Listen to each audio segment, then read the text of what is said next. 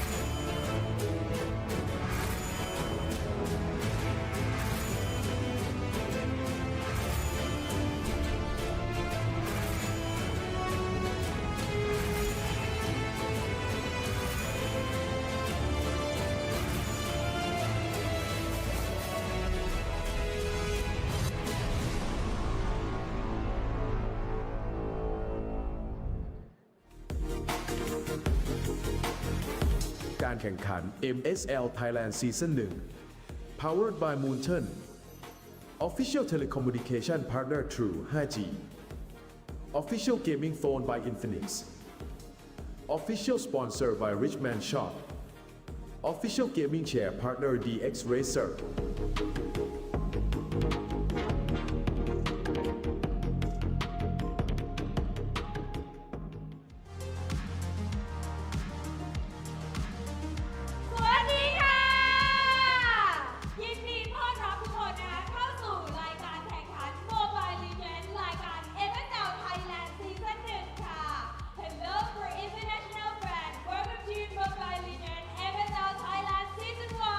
Assalamualaikum tuan-tuan dan puan-puan. Selamat datang ke MSL Thailand Season 1. และวันนี้นะคะทุกคนก็อยู่กับมินคนดีคนเดิมนะคะเพิ่มเติมคือวันนี้นะคะเรามีพิธีกรสาวสวยเพิ่มอีกหนึ่งท่านนั่นก็คือมะปรางนะคะไอเบบี้นั่นเองค่ะซึ่งวันนี้นะคะพวกเราสองคนก็จะรับหน้าที่เป็นพิธีกรในการดำเนินรายการในวันนี้นั่นเองค่ะพี่วางรู้ไหมว่าวันนี้เราอยู่กันที่ไหนคะเราอยู่กันที่ BCC Hall ชั้น 5 เซ็นทรัลลาดพร้าวใช่ไหมเอ่ย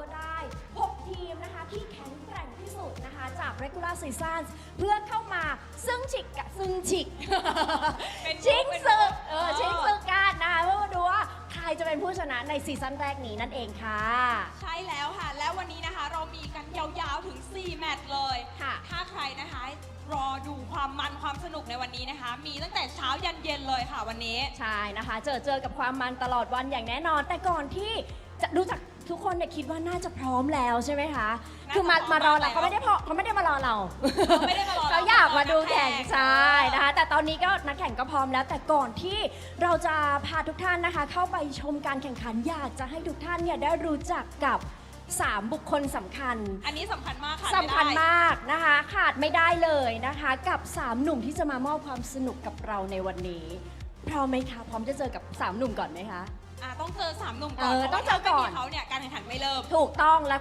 การแข่งขันก็จะกร่อยไปเลยเพราะพวกเราไม่สามารถพากได้อาจจะยังถ้าทุกคนพร้อมแล้วนะคะไปพบกับพวกเขาได้เลยค่ะกับแคสเตอร์คนแรกของเราพี่วาวานักพากย์มากประสบการณ์นะคะคนนี้เนี่ยอยู่คู่กับ MLBB มาอย่างยาวนานเลยค่ะสำหรับคนไหนนะคะที่เคยเห็นหน้าเห็นตาพี่วาวาเนี่ยคืออยู่มาเกิน10 ปีแล้วเนาะพี่ปังใช่ยาวนานมากๆดังนั้นท่านไหนที่มาแล้วนะคะอย่าลืมนะคะดอกไม้ทูบเทียน ไม่ใช่ดอกไม้ทูบเทียนแต่ว่าอย่าลืมฝากรอยยิ้มสนุกนะคะใช่แล้วค่ะแล้วคนต่อไปล่ะคะพี่มะปางเป็นใครคนต่อไปนะคะดร.มาร์คค่ะเป็นนักพากย์หนุ่มอารมณ์ดีนะคะที่คอยช่วยนำหมานหาวาร์ปให้กับสาวๆนั่นเองหาวาร์ปสาวๆหาวาร์ปสาวหาวาร์ปพวกเราด้วยได้ไหมฝากพี่มาร์คด้วยนะคะวาร์ป MC ทั้ง2 คนนะคะวันนี้ถ้าน้ำหมานจับภาพไปที่ใครแล้วอยากได้วาร์ปทักหาได้เลยด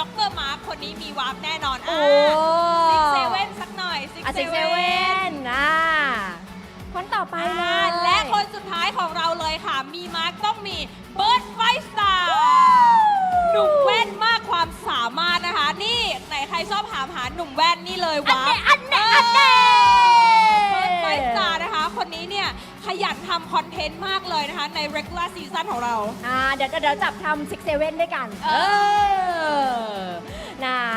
นะคะและนี่ก็คือเหล่านักพากย์นะคะที่จะอยู่กับเราตลอดการแข่งขันนะคะทั้ง3 วันเลยทักทายคนดูหน่อยค่ะพี่บ๊ายบายหน่อยค่ะโหหล่อออกกราบขอบพระคุณแคสเตอร์ทุกคนนะคะประจำที่พร้อมแล้วเราไปรับชมวิดีโอพร้อมๆกันได้เลยค่ะ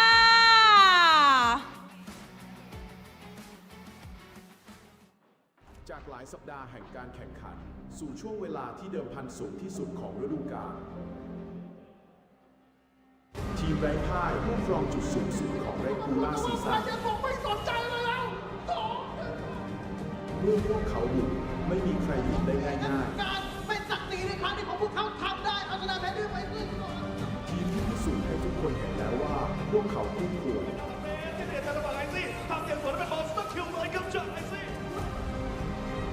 ประสบการณ์ที่จะพาพวกเขาไปให้ถึงแชมป์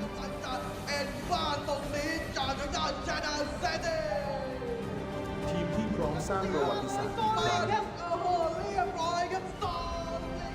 ทีมที่พร้อมท้าชนทุกเส้นทางสู่การเป็นแชมป์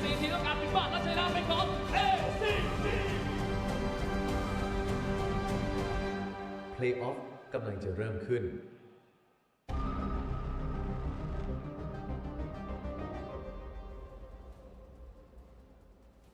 และนี่คือการเจอกันอีกครั้งนะคะของทั้ง2 ทีมค่ะสำหรับทีมแรกนักรบสายฟ้าบุรีรัมย์ยูไนเต็ดอีสปอร์ต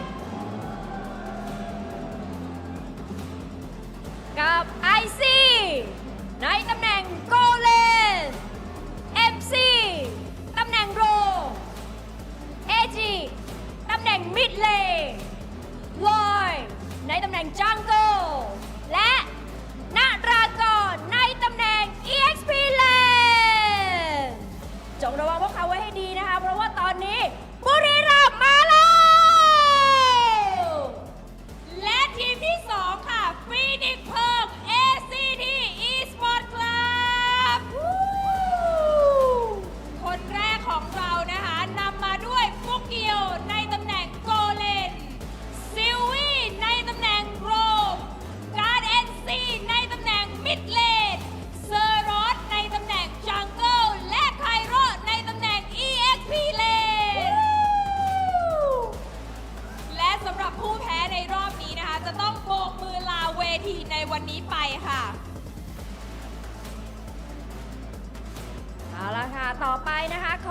โค้ชของทั้งสองทีมด้วยนะคะท่านแรกโค้ชเทรควาติสตาและโค้ชชอโด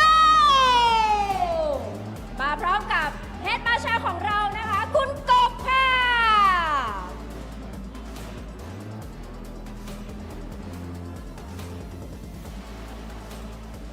เดี๋ยวให้ทั้งสองทีมชนหมัดกันหน่อยนะคะดูสายตาของทั้งสองทีมแล้วเอาจริงแน่นอนน้องเมน ใช่เพราะว่ารอบที่แล้วเนี่ยเขาเคยเจอกันมาก่อนค่ะ รอบนี้นะคะ ACT งัดมาทุกแผนเพื่อสู้กับบุรีรัมย์แน่นอนทั้งสองทีมชนหมัดกันเรียบร้อยแล้วค่ะถ้าทุกคนพร้อมแล้วนะคะ ขอส่งต่อเวทีนี้นะคะ ให้กับพี่ๆแคสเตอร์ทั้ง 3 คนค่ะ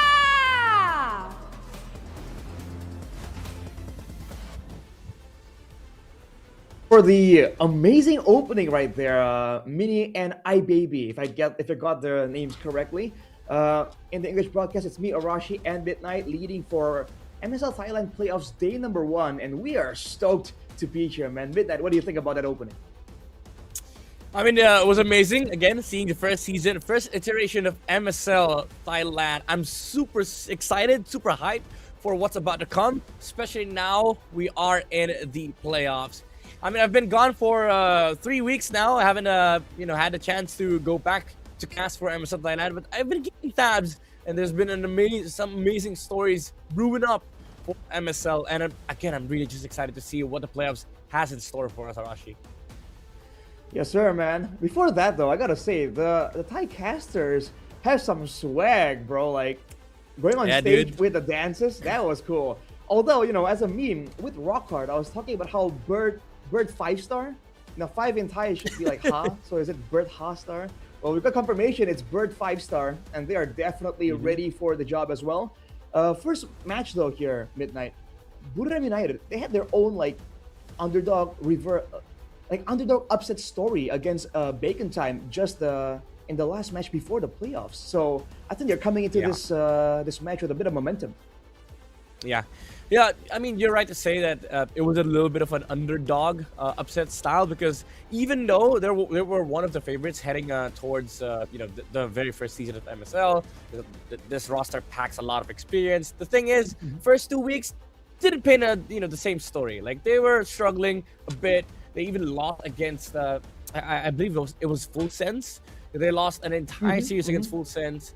And, a lot of the expectations went down the drain. So being able to come up with a victory against Bacon Time was a very big momentum shift for Buriram United. Even though, again, this franchise is still, very favored heading into the playoffs. I would say they're in sort of a pedestal right now. Like, either they make it or break it. And against ACT Esports, there's a lot of challenge in store for them. Even though the first time they met in the regular season, they were able to take the victory 2-0 against ACT. I think in this playoffs, it might be a different story. Man, who can tell, man? For ACT themselves, they've been able to play this a very aggressive play style, but we haven't seen really a lot of crazy flexibility coming from the team, right? Yeah. Some other teams have been able to pivot really massively from playstyle to playstyle, but for ACT, it's pretty straightforward, man. Especially the Harley. I think that is one hero that all teams have their eye on for ACT, because Sarah's on the Harley, man. That is just insane. Like, that guy is an absolute nightmare on that hero. Yeah, when he gets the momentum, he takes over the map. He likes looking for a pick-off. And I think that's the beauty of, ACT Esports Club. They stick to their identity. They know what they want to do in the map, and they just feel comfortable playing these comps. But the problem is, especially, with the meta evolving, a lot of the teams from different regions, even MPLID, MPLPH, you see teams try to pick up more stuff, they sort of reinvent how the meta is. And I think that's one of the downfall, I would say, of ACT. Like, heading into the playoffs, I would say they've been read by a lot of the teams they faced, even though they still play good. But the thing is, in the draft, they sort of find it hard to insert these flexible picks. Like, for one, the only flex that I've seen ACT pulled up is the Valerian mid. That's it. Every comp that they draft, it's all the same thing.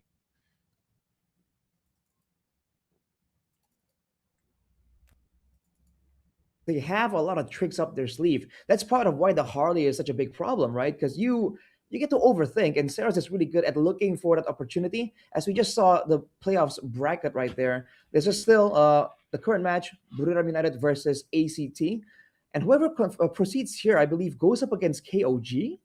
So you can look forward to that one. Yeah, it's definitely a big match. But for ACT and Buriram United, this is a familiar matchup for them. Again, last time they met, it was a 2-0. And I cannot forget, there was a Uranus freaking Rome in that game by Buriram United. I believe it was MZ that played the Uranus Rome. So for ACT, again, it's an uphill battle against, I would say, like flexibility of Buriram United. Like experience aside, ACT has shown themselves to be worthy of being, able to compete at the highest level, but they have to also consider the fact that Buriram could just dance around them when it comes to the drafting. That's true. Again, we're seeing some flexibility when it comes down to it. ACT though, even when they have a setback, they just double down on the aggression and usually come out on top. Whereas for the Buriram, you see a bit of the adjustments right here and how they actually goes for the plays, how they actually go for movements around the map as well, and some surprise picks like the go out of nowhere. Although here against Bacon Time, they're up against a Faramis, all right, a surprise pick of their own. For the most part, though, I think both teams have a great degree of comfort already in the current meta. They know what kind of picks they want. So because of that, I guess Buriram, with the more diverse, the more confusing drafting phase, might have a bit of an edge here, at least initially. Yeah, and that's a big thing. The reason why we emphasize on this flex and versatility, it's because it's playoffs. You never know what your enemy has been cooking up in scrims, practicing in ranked games. So there might be a lot of like new heroes that Buriram introduces that sort of like fizzles out the system or the overall gameplay idea for ACT. So again, it's just something to look forward to in this playoffs. บุรีรัมย์ยูไนเต็ดอีสปอร์ตการรวมตัวของผู้เล่นมากประสบการณ์ที่เลือกจะกลับมาสู้ไปด้วยกันอีกครั้งนำโดยผู้เล่นมากประสบการณ์ที่อยู่กับ MLBB มายาวนานผมเชื่อว่าอะไรที่มันเป็นครั้งแรกมันน่าจดจำเสมอครับผมเลยจะถึงกลับมาแข่งซีซั่นแรกของ ML และผู้เล่นที่ผ่านเวทีระดับโลกพวกเขาจบฤดูกาลด้วยชัยชนะเหนือหลายทีมและกลายเป็นอีกหนึ่งทีมที่อันตรายที่สุดในลีกและ ACT อีสปอร์ตคลับทีมไทยล้วนเพียงหนึ่งเดียวที่พร้อมพิสูจน์ตัวเองบนเวทีแห่งนี้ทีมของเหล่าผู้เล่นดาวรุ่งพวกเขาพร้อมชนกับทุกทีมตอนนี้ก็ซ้อมแล้วก็พัฒนาตัวเองมากขึ้นไปเรื่อยๆครับแล้วก็วางแผนเกี่ยวกับการเล่นให้ดีขึ้นครับแล้วก็คาดหวังว่าจะได้แชมป์ในอนาคตและวันนี้พวกเขากลับมาเพื่อชนะบุรีรัมย์ยูไนเต็ดอีสปอร์ตประสบการณ์ปะทะพลังของคนรุ่นใหม่มีเพียงทีมเดียวที่จะผ่านเข้าสู่รอบต่อไปโดยรวมคือเรามั่นใจมากครับว่าจะสามารถทำผลงานได้ดีในซีซั่นนี้ครับแต่อีกเดือนข้างหน้าก็100%ครับเจอแน่ครับพวกเขาจะต้องเจอกันอีกครั้งศึกแรกของเพลย์ออฟกำลังจะเริ่มต้น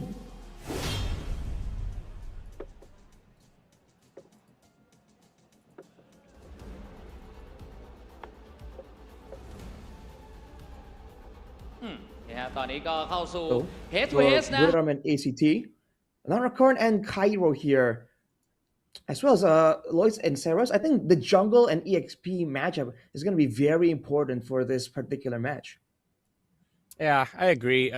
It is going to come down to the battle of junglers, I'd say. Like the selection between Leomord, Harleys, Lois, and Seros has to be very, very precise with their choices, as well as the ability to take over the map. Because I honestly think these two teams rely heavily on momentum. Pacing is going to be very important in this head-to-head. And that is supplemented usually by the EXP laners. The first team who takes the first turtle usually gets to take over the map because they have an amazing tempo. But yeah, overall, the junglers, they have a big responsibility, big task in their shoulders to be able to carry their team towards victory. Oh boy, man. When the jungle has a lot of things, a lot of job descriptions to actually accomplish, that's where the EXP lane, that's where the roamer, the mid lane, they have so much to do right here in like finding space for the jungle to go for invades, to go for ganks. So I think the creativity will definitely be challenged here for both teams, right? Just being aggressive alone is not enough, especially if your opponents have got a read on how you want to play. we've seen so many teams right here in MPL Thailand, in MSL Thailand actually, to be able to actually read the movements and play passive when necessary, and just deny some of those easy ganks from their opponents. Yeah, especially when you get river, right? Like you deny a lot of the movements from your enemy while also being able to create your own tempo. So again, all these things, all the early game factors have to be very precise for these two sides. So jungle XP, those are the things that we're looking forward to, but also the duo mid. You know, very important that we give emphasis as well to the duo mid, the strengths of your duo hero. So ideally, we get to see heroes like Khalid, Zushin. You call it expanding rivers, it's flying clouds, bro. Since the last time we casted together, you're 0-9, brother. Bro, I got like 3 correct guesses with rock hard. All right, maybe it's you, Okay. Midnight. Maybe you're the problem. Yeah, maybe I'm the issue. Honestly, maybe it's me. I don't know. All right. My bad, bro. Playoffs, day 1, drafting phase for game number 1, match number 1. Ladies and gentlemen, here we go. As we look at the bans here, I mean, the Guinevere in particular, that immediately stands out. We know that Buriram really likes having that versatile pick on their side. Yeah. So here that you can flex both on jungle and roam, and Buriram has shown that they're capable of doing so. They've used it both on jungle and roam. But the thing is, Buriram United, we talk about being able to flex drafts, be versatile. I think that the weakness is still showing up even in this playoffs draft. They still remove the Freya. I think this team does not play Freya at all. I don't know if they have played Freya at least once, because they've been consistently banning it out. Maybe they played it once, but it was a game that they lost. It was the game that they lost against Full Sense, brother. So I do think Buriram United is telling ACT, hey, it's playoffs, but we're still not ready to pick up the Freya. Which is a bit of a concern for sure. But not for ACT though. If you look at their bans, 2 EXP laners, 2 very strong EXP laners, which raises the question, what exactly do they have in mind? Is it the Arlet that usually comes up when the Phoveus gets banned out? Or do they just want to have a composition that wants to dive? Right? They're a very dive-heavy team, and against a Glue and Phoveus, I guess that could be a bit of a nuisance. Yeah, very annoying, honestly. And I mean, to be fair, there's a lot of like first phase heroes here for ACT. You have the Suyo, the Leomord, the Harley, most particularly. Most teams have been very addicted to first pick Harleys. And Buriram United just removes Zushin. They open up the table. They might be able to get their hands on the Harriet, Claude, Marcel, but ACT denies that. They get the Harriet for themselves. And this, again, opens up the Leomord for Buriram United if they want to pick it up alongside the Claude, maybe.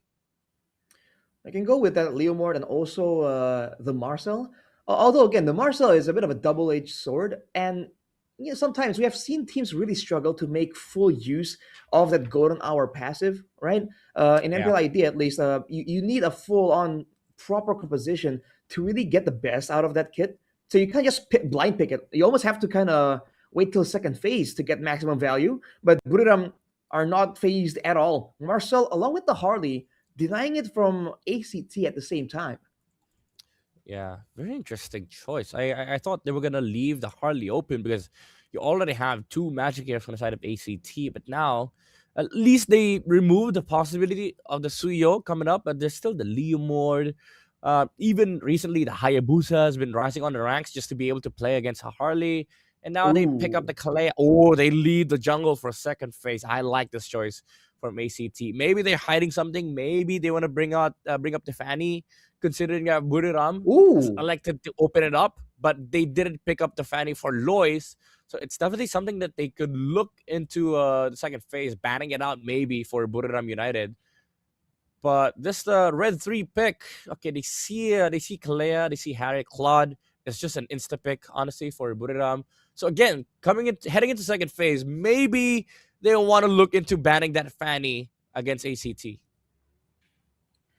All right. Well, we'll see, though, because, again, the Harley is the signature pick that everyone has on their mind when you speak about ACT. I like the fact that they got the Kalea, though. You can kind of mix and match it with a lot of things. Generally, that also means that you have to ban out the Gatot Kacha to deny the counter immediately. For Buriram, though, banning the Leomord, it's a great course of action. But I guess now their hands are a bit tied because of the Valentina, right? So it picks like the Sora, picks with the big ultimates are definitely something that have to be thought about twice for Buriram. Yeah, it essentially held down here. Ooh, I like this Valir ban from ACT. Just removing those flex options. This is something that Buriram has already shown in the regular season. So now, again, you look into the jungler. Suyo, Leomord has already been taken out. Suyo Fanny still left open. Maybe even the Hayabusa for ACT. But I just like this first phase from ACT. You mentioned it earlier, the Kalea. Very good at like holding people down. Very natural, a natural response against the Marcel too, because you can sort of immune the Platinum Snap, and then just go for the quick Tsunami Slam to be able to look for pickoffs. But they need damage, right? So that's one thing that ACT needs to look for second phase. Damage is very, very important here for their composition. Interesting bando, Fredrin. Yeah. I mean, you have a Marcel, but sure, yeah, like it's a it's a stable jungler, so maybe just remove that option. But again, a lot of viable options are still open here for ACT. You have the Hayabusa, the Suyo, the Fanny. God forbid we see a new jungler here. Maybe the likes of like the Hanzo. Oh, what? Hanzo? Hey, I've been wishing for a Hanzo for a long time now, man. Oh, really? Why? Well, I mean, it can be a bit of a nuisance. And the current meta with a lot of steals as well, the Hanzo can definitely have a lot of value. Depending with the Farsa, though, despite having a Valentina to steal away the Feather Airstrike, jungle options for ACT is definitely on your mind. I don't know why Buriram are so convinced that it's going to be a fighter, right? With all the assassins still open. Especially with Marcel, right? Like having a Marcel, you'd want to be able to fight against fighters. But I guess Fredin acts like a Hilda on Roam. Sorry, on jungle. So it kind of defeats the purpose of like just staying in front line. So they go Zed, yeah, and they're gonna give Valentina a few of the Phoenix, by the way, but it's fine. Like they have mobile heroes.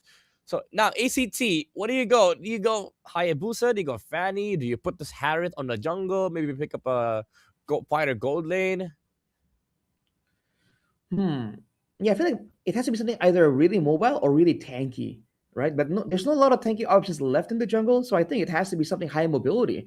Because already to try and get to the city, and the passive is going to be such a big problem to begin with. But the extra value of the Valentina is that if the Harley goes for a solo pick, the Valentina is really good at just juking away from the damage. There's always a hidden benefit of going for this Valentina.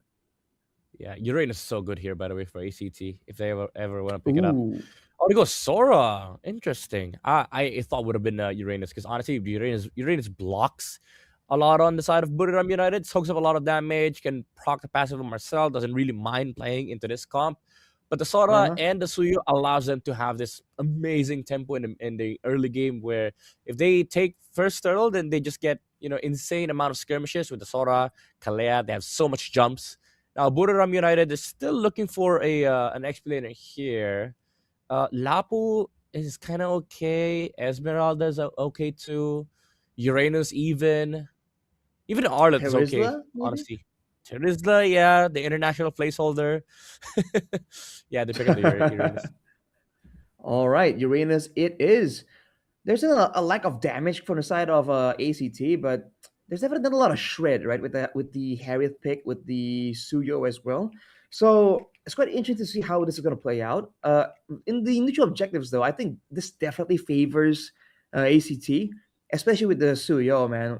Watch out for that, because Cairo on that on the Sora has been an absolute menace. Yeah.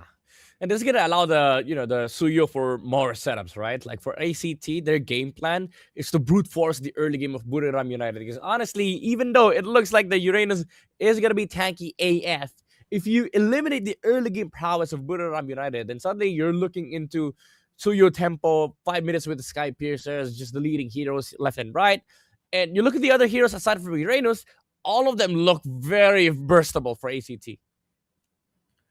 That's for sure. Ladies and gentlemen, here we go, man. The first game to kick off the playoffs. First game of the first match. Let's see who sets the tone for this match as we take a look at the first game between Buriram United Esports versus ACT.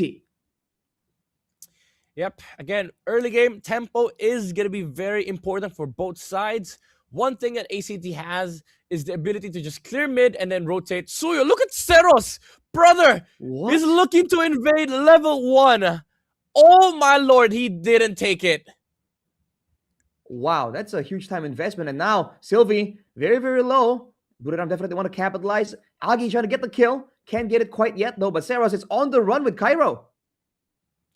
Oh, it's a disaster, Arashi. Seros goes down level 1 on the Suyo. I don't know what that was. It looked good in the mid, but the problem was they didn't have any farm on the Suyo. Now he's getting invaded. Look at Lois. He's like, oh, you want to invade me? Let me invade you. Yeah, you take from me, I take from you. Like, no problem. Dude, already on the back foot, but all things considered, he doesn't lose too much. I think he was trying to abuse the Soul Saver and try and get a really cheeky steal. Now with the level advantage, though, Lois doesn't seem to be helping out MZ. He gets pushed back away. So, not the best of starts for ACT. Gold-wise, is that correct? Almost 1K? That's interesting. Yeah, it's actually a horrible start for ACT, not gonna lie. Now, the Zetian can push mid by herself. This Marcel is gonna be able to roam around, annoy the Kalea and the Suyo. And now ACT, they have to play the farm game. I think first turtle is a sure give from ACT. And the tempo that we were talking about earlier for ACT just got, is now completely dead. I mean, at least for now, right? Unless Kyra can make something happen. But already he has a level disadvantage on the other side. Narakorn rotates earlier, walks straight into ACT. Yep, and now the jump. Look at Uranus tanking so much damage. The Phoenix laid out here by Agi. And Cairo, he finds the Marcel on the backside. Not enough damage to take down the Uranus, though. At least they force a trade. They get 1 kill, but the objective still goes on the side of Buriram United. Also worth it for Buriram. ACT, however, at least they find a recovery for the Suyo. Turtle for the roam. I think I'll be happy to go for trades like that. ACT, again, Cairo was able to get a kill, but it's only onto MZ, so he needs to be a bit careful. Sylvie, 1v3, jumps into the bush. Lois tries to secure the kill. Will get it under turret with a deadly magic. Yeah, I gotta be careful with checking bush right now because Buriram United, they're not playing around. Again, we said it earlier. When you get tempo, you get to be able to play like this on the map. River control is very important, especially crossing bushes against a Marcel, Harley. If you're ACT, you don't want to be doing that as of the moment. You need to wait for the level 4 of the Kalea before you actually check bushes. All right. Immediately, Buriram tries to push the tempo right here. Deadly magic already used, though. So ACT will be able to go for the purple still. But again, they're on the back foot. They can't really dictate the pace. And you can see that in the mid lane, right? Karn's always late to the party. And now MZ, because of the advantage, because of lack of danger from these lanes, he's just having a field day moving back and forth. Sylvie is not finding ways to really duel him. Yeah. It's a lot more awkward now for ACT, honestly, because all the bushes, they're going to be checked here from Buriram United, and they're just going to be walking from mid to side lane, pressuring heroes. They don't actually need to force any skirmishes. They can just look for pickoffs with the Harley. If they see the Kalea, they can go and punish Sylvie, and then just get out, let the Claude farm, play the scaling game. And there you go. They just chase Sylvie. They force him outside of the river. Even though it's kind of off timing because Turtle is going to be up, but at least they bring the Claude to this fight. All right, this time, though, Cairo will be ready to try and find something. Well, look for the Shifting Skies Tsunami Slam combo, as both teams already are going to be dancing around here. If the Sora goes in and he can get Lois, if he can get Agi on the Zetian too, that'll be massive for ACT. Yeah, it's a big gift, though, like catching Harley with a Sora. Like, Lois has to be very, very deep from Buriram United's territory. But now ACT, finding it really hard to even find position because of this Uranus. Whoa. That's already the ulti Golden Hour popped with the Phoenix now. ACT have some momentum. Cairo forced to flicker out as Narakorn chases him down. Will secure the kill almost under the turret. And now Buriram jump on the opportunity. They will lose their Uranus. And now it's still anyone's turtle as Tokyo goes in. The Monforce deletes Lois, forces away the whole team of Buriram United, and gets the turtle. A turnaround here for ACT. That team fight is as awkward as it can get. A little bit overzealous from Buriram United to go and look for the kill on Cairo, even committing the golden hour. That gave enough space for ACT to be able to work with on the team fight. They didn't have all the big guns from Buriram United. No Fury of the Phoenix, no golden hour, and the turtle was reset. And after the Harith game, it didn't even matter who was hitting turtle or not, because the Harith was just hitting heroes, and Lois still tried to do turtle, and he was caught under the Zaman force. And this is big. Honestly, this is very huge for ACT, because the disastrous early game start that they had is now down the drain. You can forget that memory. As now record is getting pressured on the top lane with the Zaman force again from Flukio, and ACT putting the first advantage on the board for their side. For Keo on the Harith, you're seeing why this pick was first picked by ACT. The timing to go with the Zaman Force early in the turtle fight was great, but now that he has a real advantage, he has a gold lead over Izzy, man, ACT are definitely playing around him a lot more. And Buriram can't really get any trades because, again, on the other side, it's hard to dive a Sora with a shifting skies, right? He can trade and make it a 1-for-1. So even with 3 members here, Cairo isn't too threatened. Yeah, can definitely turn it around. Now ACT, they have full control of the river. Oh, whoa. That's too much, MZ. Again, trying to go into a bush against a Kalea. He did use the Purify, however. So at least he's going to be able to walk out. But the thing is, Sylvie didn't even commit the Tsunami Slam. That was just a title strike, by the way. Right. So no Purify is going to be a huge information call out. It's going to be the secure for Flukeo's Harith. Still, he's kind of overextending, though, as the turtle is up. He doesn't seem to be planning to rotate. ACT, with the Fury of the Phoenix stolen in the hands of Karns, they can go for yet another team fight. And you're seeing the weakness for Buriram's composition here. They're really momentum-based, as in they have 2 big ultimates, and then they can't follow up afterwards. But MZ getting caught here, golden hour pop to get him away, but it won't be available for the next turtle fight. Yeah, no Fury of the Phoenix too. So Buriram United, honestly, they should just give this to ACT, as the Valentina is still holding the Zetian ulti. There's still the Zaman force from the Harith. They're looking to fight here. ACT even controlling the mid lane. So Seros is gonna be able to take this turtle for free without any contention. The Harith goes bot, and they take over the map. Just complete overall good rotations from ACT. Buriram United, they have to find something. Problem is, their combos are kind of weird right now. It's hard to catch a Harith with a Flicker with just only a Marcel and a Harley. Which is why I always mention on the broadcast team, I mean, the Marcel is very, very good, but you can't really initiate. You can't really set up properly. You can follow up and deny, but for the most part, it's hard to be the only playmaker. And the fact that Buriram United has the Uranus, right, as the EXP lane, they don't really have a lot of tools to go for big moments. As Seros cuts off Izzy. Oh, Sylvie! Forced to Purify out, use the Tsunami Slam, but the Fury of the Phoenix has been used by Agi. Blazing Duet, Golden Hour, actually saving the enemy, and Easy goes down to the damage of the Chrono Dash as Kaido is able to flicker out on the Sora. And man, what an aggressive play from ACT, forcing out the bottom lane tower, too many battle spells, and they even come back to mid to defend. Dude, it's just so clean from ACT, man. They want to play this aggressive style, and they know how to go back and forth while burning some of the battle spells from Buriram. And again, they can't really dictate anything, which is why they have a lack of crowd control, which is why they've been expending the Fury of the Phoenix so early on. As MZ walks into the whole team, gets terrified, not taken out just yet, but Agi pays the price, gets on a sliver HP as Seros tries to get him with the Queller. Can't get it fast enough though, but Cairo goes for Lois. Goes back to the top hat, but he gets taken out as a result. And once again, ACT, they get all the value for nothing.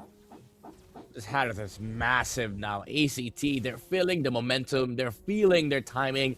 This is the strength of the Suyo Harith. Once you're able to establish a good enough momentum in the mid game and you're able to time it with your power spike, they become insane. These are just huge monsters in team fights. Look at the amount of damage that Flukio outputs in a team fight. Buriram United, they have no way of controlling and holding this Harith down in a team fight. And this is why Buriram United cannot stand toe-to-toe against the heroes of ACT right now. They need to look for a good combo. Sylvie ready with the Tsunami Slam. However, Lois is able to get out with the Space Escape. but that was a huge damage to his HP. Now they're going to be able to walk up to the Lord. They don't have the Kalea ulti, however, but they don't seem to need it. Definitely don't need it at all. It's not a corn. Tries to get some vision, but the Fury of the Phoenix zones them all away. MZ falls, and there's nothing that Buriram can do with that information. Free Lord for ACT, and Buriram don't even want the smoke. Yep. And all they can do is stare at the waves as they push in to their base. Mid lane is going to be up next for ACT. 4,000 gold lead after a disastrous start, by the way, from the Suyo. Zeros is fully back in this game, has caught up in terms of gold against Lois. But the bigger problem for Buriram United is this freaking Harith that deals so much damage, has completed the Stolium side with a Feather of Heaven, so much magic damage in a team fight. Sylvie finds a Tsunami Slam in the mid lane, looks for Agi, and the amount of damage from Flukio with a Chrono Dash Synchrovision combo deletes the Zedya, and even almost taking down the Harley on the backside. Buriram United, how can they defend this? The shields are going to be down here for top lane. Lord is going to push in to the tower. Zaman Force from Flukio, able to find the targets on the backside. And the amount of damage they can withstand here for Buriram United. The Lord is inside the base. The amount of pokes from ACT, the Queller, the Chrono Dash, Kaido with the Shifting Skies. Not able to find anything, however. And Buriram tries to push back with the Fury of the Phoenix. Flukio once again, round 2 on the Dominant Force, taking down Agi. Easy on the backside, gets taken down by Zeros. And the Claude is down for Buriram United. They still have enough minion waves on bot side here for ACD. They can go for round 3, but they don't want to go for round 3. They want to go for the end, but Buriram United, they defend. Flukio out-sustaining, out-damaging the heroes of Buriram United as they take game number 1 of this best of 3 in our first match in playoffs. Dude, the amount of mobility, the amount of setup and damage they have. 2 members at the same time, and afterwards, with how ahead they were just bursting down the members of Buriram as they come in. They were funneling one by one, and as Buriram stacks them up, ACT just keeps knocking them down. It was a disastrous start with that invade for Buriram, but for ACT, but they came back from it, right? The aggressive playstyle that they have right here, and the draft. You know, we were talking about how Buriram have the more flexible drafts, and they certainly are looking more creative. But sometimes simple just works, man. ACT, they get some stuns, they get some crowd control, they get burst damage, and it's GG. Yep. As they say, you know, the beauty in simplicity, it's very much exemplified in this lineup here from ACT. It's all about the aggression. It's all about the timings. Even though they screwed up the early invade, I mean, this game could have gone a lot worse for Buriram United, but they were able to stop the invade, get some tempo in the early game.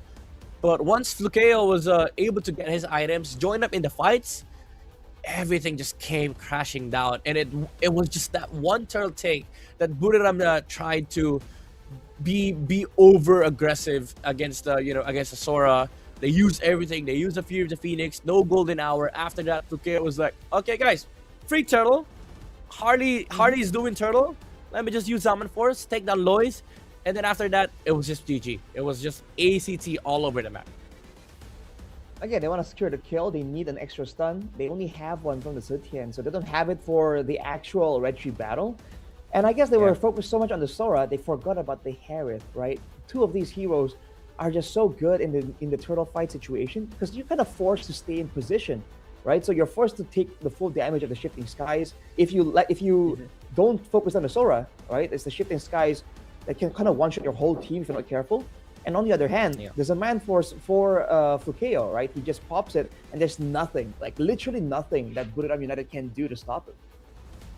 Dude. Yeah, again, they had no lockdown, they had no hold against this Harriet. That's why our MVP was just able to go wild in this game. Like, what is Buriram gonna do? Walk in with a Marcel, stun him for like 0.4 seconds, and then dance around again for round 2? He dies with one combo with a Chrono Dash and Synchrovision. And again, because of this Stolium Sight, Feather of Heaven, Holy Crystal, and Divine Glaive, nobody is able to survive a full combo from the Harris, let alone under the Zaman Force.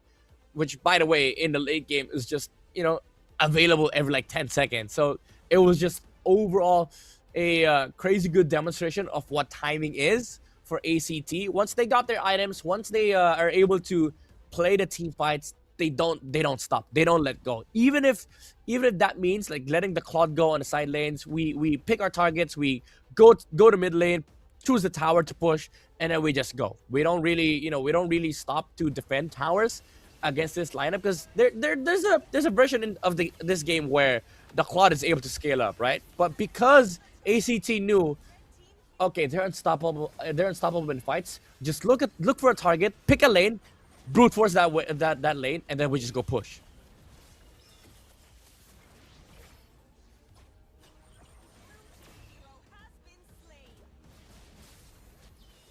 A huge attempt coming in from the side of Buriram United to really try and get something. But overall, right, the moment their skills are down, ACT are the ones happy with the trade. Even the Blazing Duet was expended by Izzy there to go for the clear instead, because they have no way of guaranteeing that the members of ACT are going to stick around for all the AoE from the Zetian, from the Claude as well, right? Whereas on the other hand, aside from the stolen Fury of the Phoenix, the Terrify from Karns, the Tsunami Slam, the Shifting Skies, look at how much more tools are available to ACT to really overwhelm the players of the side of Buriram United. And we already talked about how oh man, look at that burst damage, dude. Yeah. We already talked about how there's no real like setup or front line coming in from the side of Buriram. So Narakorn can maybe survive just a little bit, but especially once the snowball starts, man, he just looks so mortal against Flukeo. Yeah, I mean, it's also, you can also find the key to ACT's playstyle. Again, they're so aggressive. They just punish these mobile heroes so heavily. When they force one dash, that's about it. The Harley cannot really escape with a big movement speed. All he can do after the people have caught up to the space escape is go back to the original hat. And then some members from ACT will welcome him with open arms. Okay, you're back. You're gonna be meeting the Harriet with a Chrono Dash, Synchroficial. You're gonna die with one shot. Same thing goes for Claude and the other members here inside of Buriram United. Again, the Uranus, the Marcel, the Zetyan.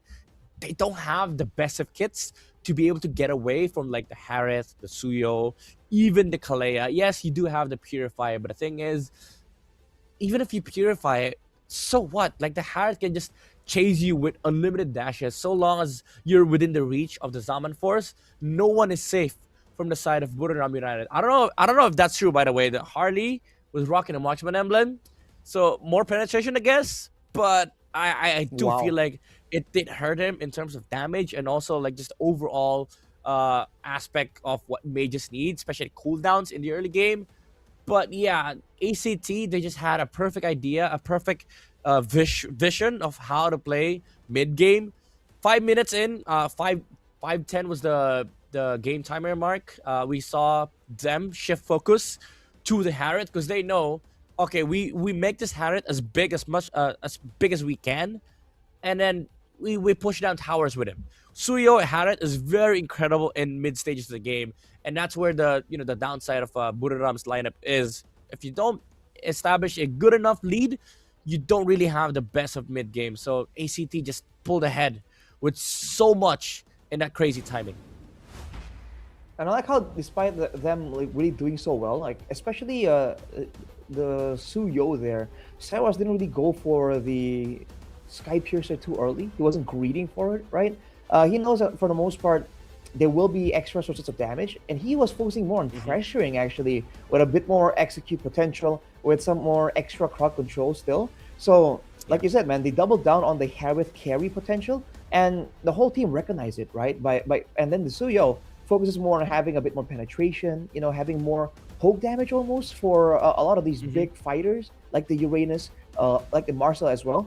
So overall, man, the vision on how they want to actually win the game is very clear for them, but it's also very adaptive, right? They're entitled on the fact that the Suyo should have stolen that buff, should have snowballed out of control. Yep. They're not tunneling on the fact that that Cairo on the Sora should be carrying a lot of these early game team fights. They saw that, hey, the hero that they're struggling to deal with here is the Harith, and to be fair, even Flukeo on the Harith, man, he did not go to Purify because he understands that there's no way for Buriram United to kind of stop him from going all in. Yeah. So they recognize that aspect in the mid game and really adjusted immediately. Yeah, and I like that you mentioned, the Sora trying to or no, the false sense of like I must carry early game. He didn't fall to that trap, like he knows, okay, let me just control heroes, let me just force dashes. Most of the time he was just dealing with the Uranus.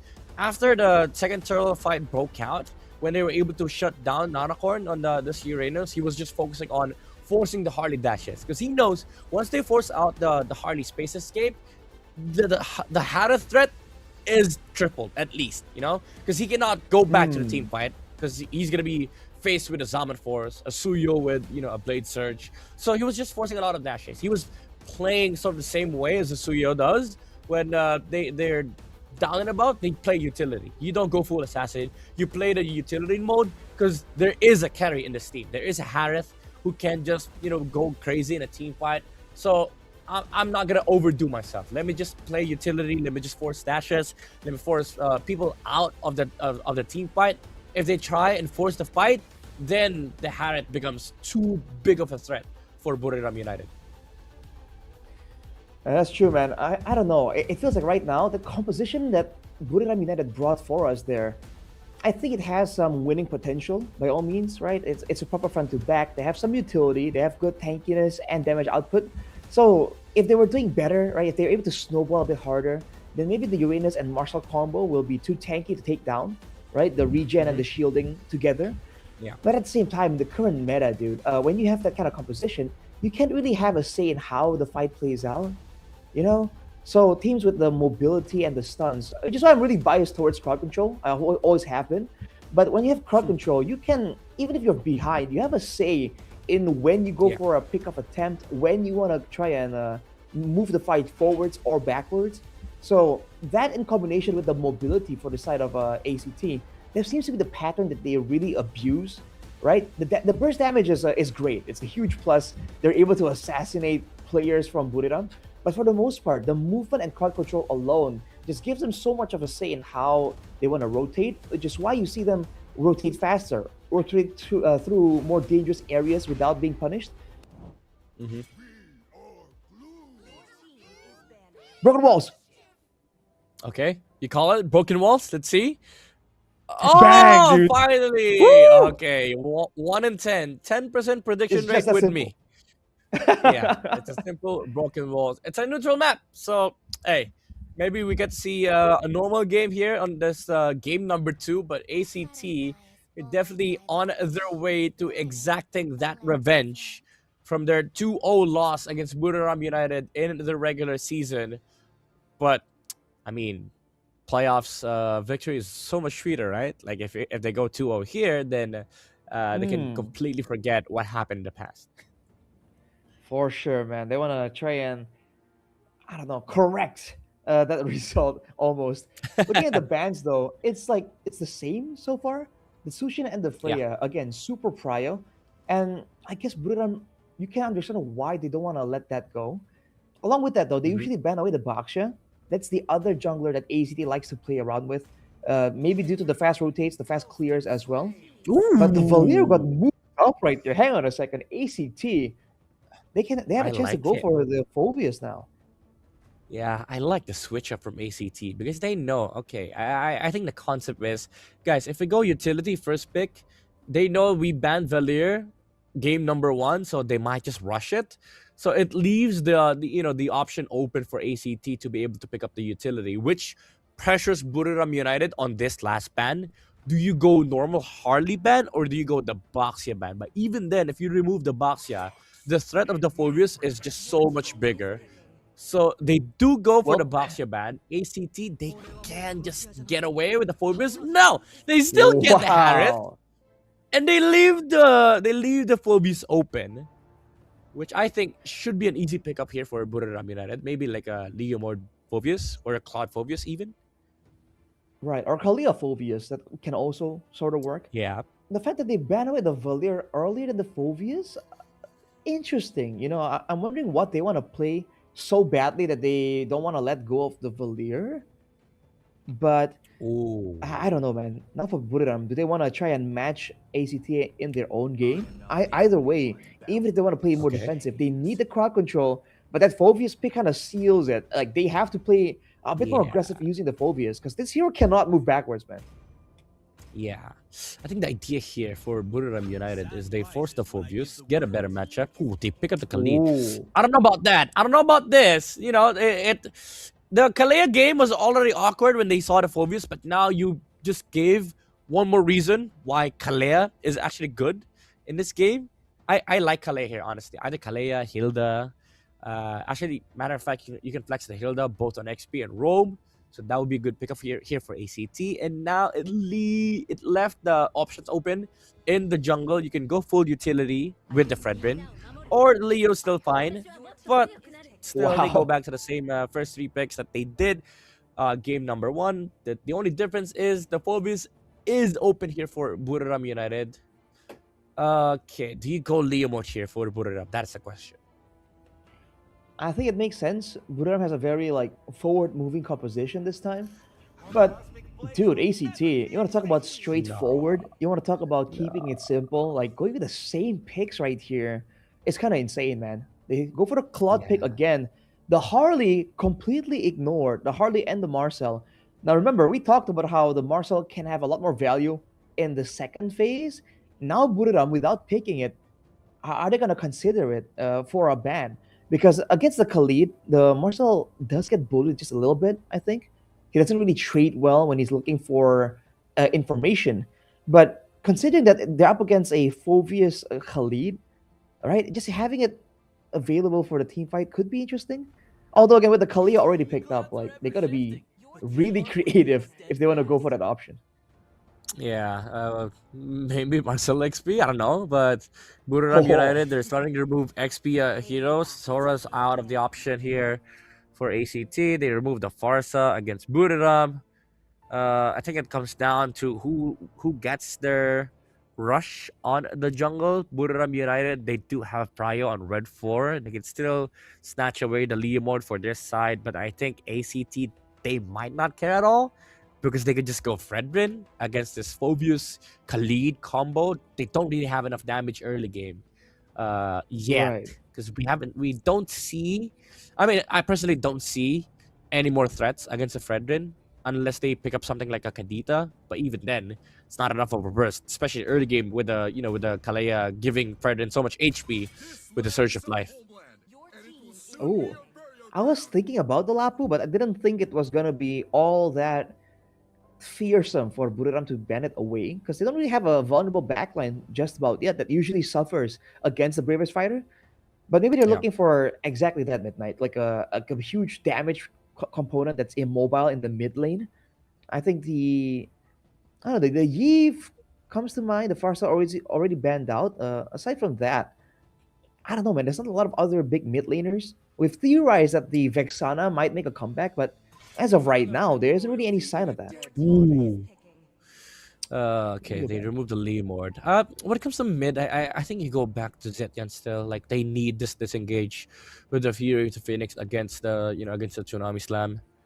But ACT, they have a lot of options here for XP. There's still the Yuzong.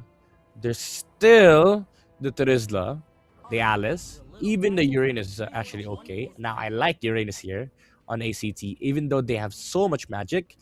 You don't really care because there's only 2 people that build radiant armor on their side, and you don't really care about them. It's a Phobius and Khalid. But if they go on a safe, it is just a much better option overall. They have a lot of physical damage with the Trizla unknown, and then they can go Fredrin as a utility. How about Badang, bro? Oh, Badang's XP is okay. I would prefer Hilda if you're going for that route, because at least you get to have this massive front line against the Harley. Like, you can just walk up to the Harley, spam second skill, and then ult, maybe potentially kill the Harley. It's also good against Khalid. My question is the jungle, actually. They still go Suyo, and they pick up the Yuzong. This is an aggressive lineup from ACT. Again, very aggressive, as expected, though, from ACT. Now for Buriram, seeing that, like what mid lane comes to mind here, because any kind of like long range mage is definitely gonna fall victim.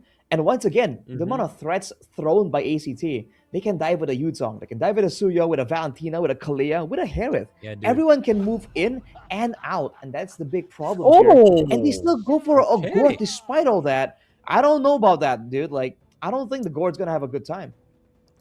Yeah, in team fights, he's not, but you also have to consider ACT's targeting, right? So ideally, ACT, whenever they're forcing a team fight, all they're looking for is 3 heroes: Khalid, Gord, and Phoebus. That's it. Those 3 are the primary options. We don't care about Claude, we don't care about Harley. We don't really give much care about neutral objectives, honestly, as long as we shut these heroes down. But if they fall short on targeting on the side of ACT, I think this Gord makes perfect sense. Imagine if they, if they go full commit on Khalid, on the Phoebus, and Gord's open on the backside with the amount of damage that he can output, he can shred through the HPs of the Kalea, the Suyo, even the Yuzong, if left unchecked. So I think Buriram United, even though the checklist seems gloomy, it is something that they can definitely work with, because there was no other options left. Even Zetian looked horrible in this game. All right, well, let's see how this plays out, man. Potentially the last game here, if ACT can get, again, a dominant performance, or it's going to be a full-on series if Buriram can go for a comeback sweep story. Ladies and gentlemen, game number 2. As we take a look at the early game right here, the Khalid Gord will be able to clear very, very fast. I think that Zetian provides a margin of safety, but the Gord provides burst damage, but also scouting, man. Mystic projectiles into the bush is going to allow them to play a lot safer, by all means. But again, it forces them to be a bit more proactive. And if the Mystic projectile is down for a bit too long, it can get punished. So Buriram better be careful about that. Yeah, you're right. Gord's very annoying in mid. But one good thing that is going for ACT right now is at least Seros had a better start compared to game number 1. I mean, to be honest, any game will look better compared to game number 1, because dying level 1 on purple buff is just a big no-no. Now they're even leashing Seros on this Suyo. So, not just a better, this is the best outcome for ACT as of the moment. Compared to game number 1, now they actually have a jungler for first turtle. Well, I mean, best outcome would be stealing a buff, bro. I think that would be more preferable. Oh, yeah, you're right. Look at the attention to the ASP lane, though. They're trying to put Cairo behind, because the Yuzong level 4, for the first neutral objective, is going to be too difficult to deal with. They won't be able to get it, though. But both EXP laners are not level 4. So it's going to be a bit more time here. He stole the XP card from the Phoebus. Phoebus would have been level 4 right now. If Narakorn was here to disrupt the Kalea, this would have been much better. Now they get level 4 at the same time, both Yuzong and Phoebus. So it's going to be a little bit of a stalemate here for both sides. Seros is going to be able to farm out the purple buff, however, so that's a small win for ACT. They can just delay this turtle take. And Buriram United, they're going to have to wait it out. They poke the Kalea, but now the Suyu is finished taking the purple buff. 1 level advantage for Seros, and they still have the Black Dragon. So I don't know about this for Buriram. This turtle take just became a lot awkward just off because of 1 XP crab. Oh! Wait, Mystic Gush already expanded by Agi. That's a huge resource. Black Dragon form immediately as they saw that. Straight for the turtle. Man, the decisiveness of ACT is definitely a huge issue right now. Both teams, they can play discipline, but ACT, when they see the right attributes, they go for the trigger play. Oh, they get the Gord in the mid lane, even forcing the ultimate from the Khalid. Oh, he wants to go for more! Zeros finds another one! But MZ is able to outplay the Kalea. The Surge of Life didn't really land in time to save himself. The good thing, though, he saved the flick, as he knew he jumped just for the sake of like taking down the Khalid, not worth it to flicker out. But ACT finding once again another good tempo in this game. On cue, man, as I was mentioning, how they notice what attributes, what factors need to be there to go for a play, and they just go for it, right? They know that Agi has no Purify, has used the Mystic Projectile, and is overextended. Go for the dive straight up, and they are forcing Buriram United to play defensively, like reactively instead of proactively. And just like that, this gourd pick immediately becomes just that much less threatening because now the gourd can't move around, right? He's forced to play it very safe even in the lane here, unless MZ is in the picture. So just like that, they also predict and control where the Khalid is going to go. So funny because like Buriram, they're doing it right now. They're playing a minigame. Look for Sylvie. The Gord and Khalid cannot do anything unless they see Sylvie on the map. So they see the Kalea in mid, so they make rotations towards top lane. But Cairo already in the know, dodging that gank from Lois and Agi. Now they block the mid lane, and they see Seros already setting up on Agi. No flicker on the Gord, even committing the Tsunami Time. Raging Sandstorm used by MZ. Doesn't land on anybody. The Khalid is now taken down by the Suyo. This jungler from ACT is massive. 2-0-2 on this Suyo. 5 minutes in. And look at Flukio once again hunting for the Harley. I'm a much bigger threat than you, bro. And ACT finds everything. My boy, Flukio. Oh my god, the amount of pressure from ACT is crazy. It's insane, dude. It's a replay right here by the official gaming phone Infinix. He stays in the bush, goes for the jump, and again, a lack of instant crowd control, spammable crowd control, makes sure that they can't really punish. Oh, right now, in real time though, Phobius going for a play, but gets treated 1-for-1. Seros will be losing some stacks on this guy, Piercer. And that's also Flukio taken out. Wait a minute. Buriram United. Swinging back. They're cooking. They're definitely cooking here. Claude equalizing the goal against the Harith. But again, the Suyo. So much bigger problem. At least they've dealt with him for now, and they've gotten themselves a tower on the bottom lane. Now, ACT need to be very careful about these skirmishes because, again, it can be a little awkward to just play a scaling game against Buriram United. They have a Claude. They can definitely repel a lot of the fights with the Phobius, so they shouldn't get overzealous in this window that they have. For Buriram United, they still need to do more. This Kalea is still a big problem for their side. Again, as I said earlier, the Khalid and the Gord cannot do anything on the map if they don't see the Kalea. Now, Sylvie, they pressure actually the Kalea, but their re-engage is there from ACT. Claude is able to take out the Kalea at least. Now, ACT just finds 2 more important kills, including the Claude. And look at Zeros already invading the purple buff. Even the early retro expanded right there. And Karn's fearless in the front, knowing that he has the tools. Flickers out though, respecting it. Zeros going for the assassination. Agi has no idea. Blade Surge, not a kill. Very, very close though. Lack of stacks on the Sky Piercer saved Agi's life. But he cannot keep walking around like this. The checking of the bushes needs to be done by Buriram, because ACT are looking for plays like that all the time, dude. Yeah, they need to be holding hands with the Khalid. Oh, Sylvie gets jumped on. Again, the pressure is on the Kalea. They need to solve this Kalea problem. Arns overextends, gets taken down by the Guard. The amount of damage from the ultimate is so much. Now Cairo has to solve this for ACT. They need to find a re-engage. Where is the Black Dragon form? There is the Dragon. Buriram United just push ACT out away from this little pit. ACT are getting overconfident right here. Losing the mid lane that's been doing so well. A huge amount of their gold difference is in that mid lane. I think Karns was ahead by 1,000-something gold difference. So losing that was a huge blow to their fighting potential. And now, by all means, ACT isn't like out of the advantage just yet. But it's definitely a great sign for Buriram to be a bit more confident, to move, knowing that their composition can pose a problem for ACT. Yeah, this is really, really good for Buriram. Knowing that ACT, their window is right now, like this composition thrives around these times. But Buriram is able to equalize their footing on the map. The Claude's getting a lot of free farm, and the Suyo's not getting a lot of Sky Piercer stacks. So Buriram United is smiling at the moment. But again, job's not done. ACT could just regroup, look for the next big objective, wait for timings on each other's ultimates, Black Dragon form, Zaman Force. They can still look to find more aggressive plays on the map. But again, Buriram United, they're playing it carefully. Look at MZ. He's just playing cat and mouse against the Kalea. They just need vision on Sylvie. And because of this, the Claude is able to freely farm on the map. No pressure whatsoever. So at this point, ACT is the one who needs to make a move on the map. They're the ones getting pressured as of the moment because of these blocks from MZ. Right, they're happy to scale up with the Gore Claude, right? So now ACT are going to be forced to try and force some more plays there. So Karns immediately forced to flicker out there. Nanakorn is doing a great job on his Fulvius, man. Letting it go might have been a huge mistake, as now he goes for Sylvie.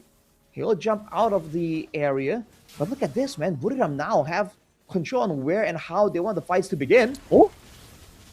Raging Sandstorm from the Khalid. Sylvie might go down. He does. He did force out the Purify from the Khalid, but I don't think if that's worth it because he used the Flicker as well. And now Buriram United can just pressure top lane. They know they have no protection here for ACT. And it might be a free lord for Buriram United. Although the Yuzong is here on the bot side. They can look to punish Cairo right now, but he moves back. He knows that Buriram is coming to the side of the map. Zeros is pressured by the Khalid. Oh, maybe overextension from the Khalid, but the deadly magic from Lois. Is the damage enough? The dodge with the blade surge. Perfect timing from Zeros. Lois doesn't find the kill. Not even close, man. Oh, MZ, Raging Sandstorms backwards. A lot of resources already down for Buriram. Now they gotta respect it. They gotta back away. ACT don't have the burst damage to really go and one-shot the Tsunami Slam target. But still, he's taking a ton of damage here from Izzy. Yeah, Buriram gets mid-bush play again, but Cairo taking down the Harley with a Petrify combo. Here comes the Black Dragon form. No jungler for Buriram United. There's a golden opportunity here for ACT to actually take this Lord, but Easy and Nanakorn doesn't want to let go of this neutral objective as they want to fight for more. Sylvie finds the Tsunami Slam on MZ. No follow-up, however, but Karns with a Raging Sandstorm of his own sets up on the mid-bush, takes down the forwards, and MZ gets zoned out by Zeros, and he gets added to the Sky Piercer stack of the Suyo. Easy with the Blazing Duet. Oh, look at the damage from the Harith. As Flukia was ready for the re-engage, and now they are able to freely take the Lord. Lois is nowhere to be found. They don't want to look to engage. Buriram United loses the Lord. Well, first of all, what the heck was that Lord take, dude? It got bursted down so fast by ACT. But even before that, the Black Dragon out of nowhere finally gets huge value. This is a tank build Yuzong, by the way, that went for the Radiant Armor Rush, knowing that he's up against the Harley and the Gord. And he was still able to go for a solo play there. And afterwards, ACT, great move to really force some more kills. And now MZ forced to use all the tools backwards here before a decisive fight. ACT, this is the kind of pressure that they want to exert over onto Buriram. Yeah, and suddenly we're back to game number 1. Look at Flakeo. He's going to be able to delete these towers in just a second. But the beauty is, at least for Buriram, now they have farm. They can fight back against ACT.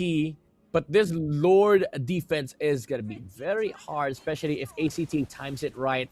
They take 2 towers top side, may be able to take more bot side, and as well as on mid. And they still have the Black Dragon form at their hands. Cairo can just use that, wait for the towers to go down bit by bit.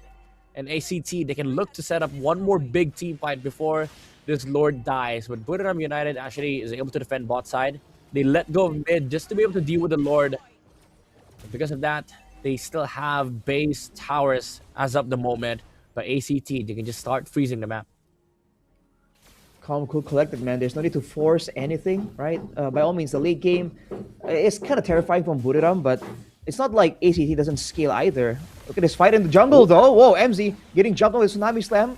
Mythic Gush already used up. And Sylvie jumps onto Lois, zones him out of the fight. Seros trying to get an assassination, but Izzy will finally get taken out by Cairo. And Nanakorn falls soon after. ACT again turns it around, dude. This is what I'm saying. Like in game number 1, just the overall aggression is paying off for ACT because he forced out a lot of mobility skills from Buriram United, and suddenly you find Cairo looking to engage on the Claude, forced to use the Blazing Duet without Purify. Karns with a flicker, doesn't land it on Lois. It's a good set, however, because it allows ACT to break open the base of Buriram United. There's a sand guard, however, for MZ, so he gets to stay alive, but the towers are now going down for Buriram United.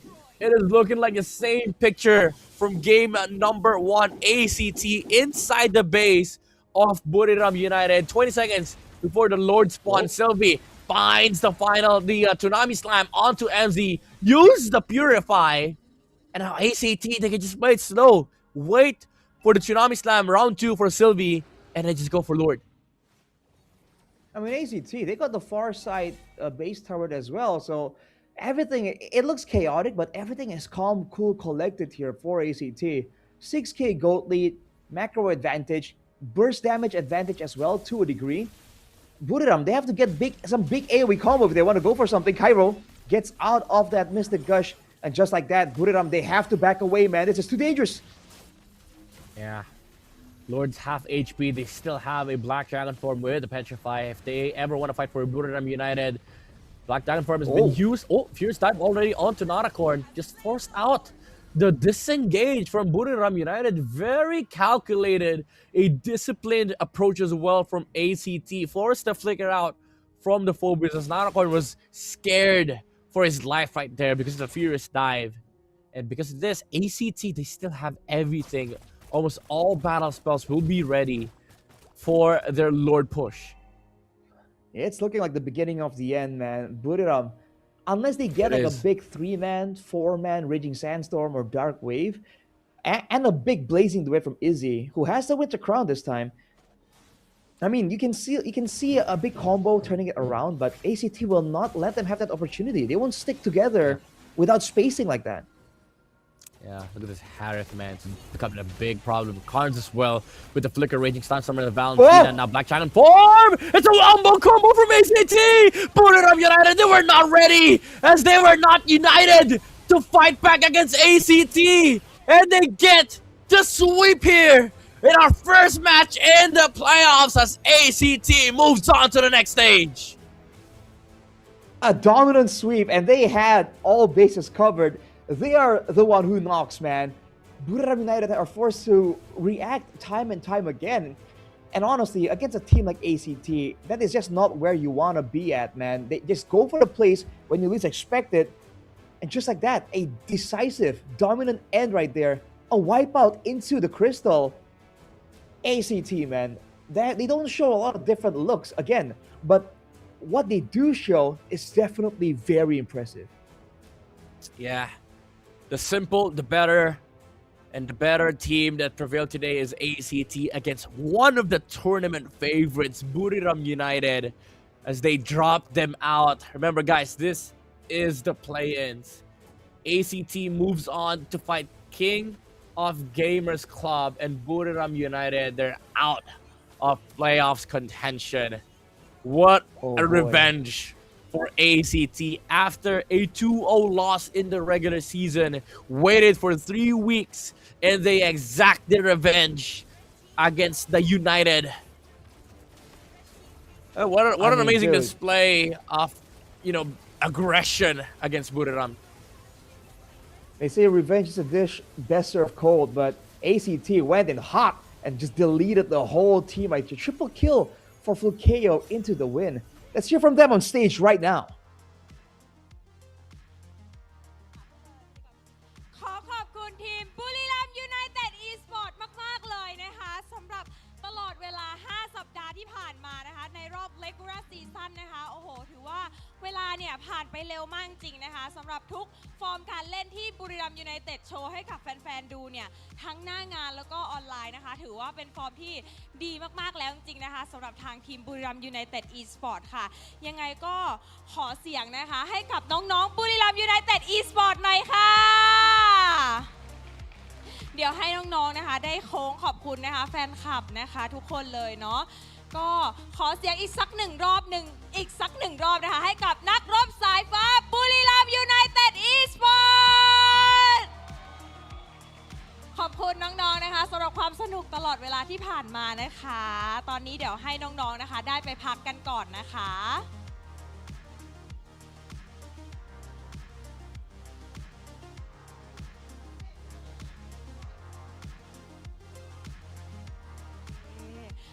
โอเค เราก็อยู่กับผู้ชนะของเรานะคะจาก ACT Esport Club วันนี้ก็คือ ACT เปิดโหมดเอาจริงแล้วหลังจากรอบที่แล้วเนาะเราก็แพ้มาแต่ว่าไม่เป็นไรวันนี้เราก็เอาชนะแล้วก็เข้าสู่ในรอบ Playoff ได้เดี๋ยววันนี้เราจะไปเจอกับ KOG มีอะไรอยากจะบอก KOG ไหมเราพูดก่อนเลยก็อยากกลับไปแก้แค้นครับเพราะว่ารอบที่แล้วผมพลาดนะแต่รอบนี้เราเตรียมแผนมาดีแล้วใช่ครับการ NC ล่ะก็ตอนนี้พวกผมตื่นรู้กันแล้วนะครับ ตื่นรู้แล้วไปเตรียมแผนมาแล้วสำหรับรอบ Playoff เอาจริงแล้วดับไม่เหมือนที่ผ่านมาแน่นอนครับแน่นอนแล้ววันนี้เนี่ยเราชนะบุรีรัมย์ยูไนเต็ดอีสปอร์ตได้เพราะว่าบุรีรัมย์เขาใช้ดับเดิมแผนเดิมหรือเปล่าเราก็เลยรู้ทางแล้วจับทางได้แล้วก็เลยเอาชนะมาได้ในวันนี้คิดว่าไม่เกี่ยวครับไม่ได้เกี่ยวกับแผนเดิมแต่เป็นการที่พวกผมทำการบ้านกันคิดว่าวันนี้ทำได้ดีกว่าครับเลยชนะบุรีรัมย์ครับสำหรับฟุกิโยล่ะคะคิดยังไงก็ผมว่าไม่น่าเกี่ยวนะครับเพราะว่าพวกเราเชื่อใจกันครับเพราะว่าทำอะไรก็ไปด้วยกันครับคือมันเป็นแฮปปี้เบิร์ดเดย์บัฟหรือเปล่าเพราะว่าเราก็เพิ่งเกิดไปเมื่อ2 วันก่อนใช่ไหมแล้ววันนี้ก็เป็นไคโรเป็นการ NC ขออภัยค่ะเป็นการ NC ที่เพิ่งเกิดไปเมื่อ2 วันก่อนแล้ววันนี้ก็เป็นไคโรมันเลยมีพลังแบบเฮ้ยวันเกิดเอาหน่อยหรือเปล่าแบบแฮปปี้เบิร์ดเดย์บัฟเป็นไปได้แล้วก็วันนี้เนี่ยคือเราเตรียมแผนดราฟมากับโค้ชเป็นยังไงเตรียมแผนหนักไหมคะสำหรับที่จะมาเจอบุรีรัมย์ในรอบ Playoff ในวันนี้ส่วนตัวพวกผมที่เป็นผู้เล่นไม่ค่อยหนักครับแต่ต้องขอบคุณโค้ชครับวันนี้เขาคัดดราฟได้ดีมากครับเขาแบบเมื่อคืนเขาแบบนอนตี 1 ตี 2แล้วตื่นเช้าครับแล้วเราล่ะนอนก่อนเลยนอนก่อนเลยไม่ซ้อมแล้วใช่ครับแล้ววันนี้เนี่ยได้เรียนรู้อะไรจากเกมที่แล้วที่สามารถเอามาปรับเพื่อที่จะเอาชนะบุรีรัมย์ได้ในวันนี้เป็นเรื่องความใจเย็นกับการเชื่อใจทีมครับอันนี้พวกผมเชื่อใจกันมากครับว่าจะต้องไปถึงรอบต่อไปจนถึงแชมป์ให้ได้ครับเราคอเกมกันมากขึ้นไหมหลังจากรอบที่แล้วคิดหนักเราคอเกมกันผมว่าเราคอเกมกันดีอยู่แล้วครับแค่แบบมีแค่เรื่องรายละเอียดกับความใจเย็นครับสำหรับฟุกิโยอะคะก็เกี่ยวกับเรื่องเชื่อใจทีมนะครับแล้วก็พวกเราก็ทำกันได้ดีด้วยก็คือวันนี้เนี่ยมันมีความเชื่อใจมากขึ้นแล้วก็ด้วยความรู้สึกที่เราอยากจะไปเล่นในรอบ Playoff มากๆก็เลยทำให้เราเอาชนะมาได้ในวันนี้นะก็ขอแสดงความยินดีด้วยนะคะเดี๋ยวยังไงก็ไปรอเจอกับ KOG ในรอบโบ5ในเย็นวันนี้เนาะก็ขอบคุณน้องๆทั้ง2 คนมากเลยนะคะขอเสียงแฟนคลับ ACT Esport Club หน่อยได้ไหมคะโอเคค่ะเดี๋ยวให้น้องๆไปพักนะคะแล้วก็ส่งต่อให้กับพี่แคสเตอร์ทั้ง3 คนได้เลยค่ะ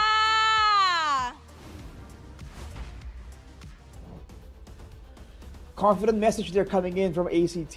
You know, that's definitely the air that the vibe they're trying to go for. Man, they looked impressive though.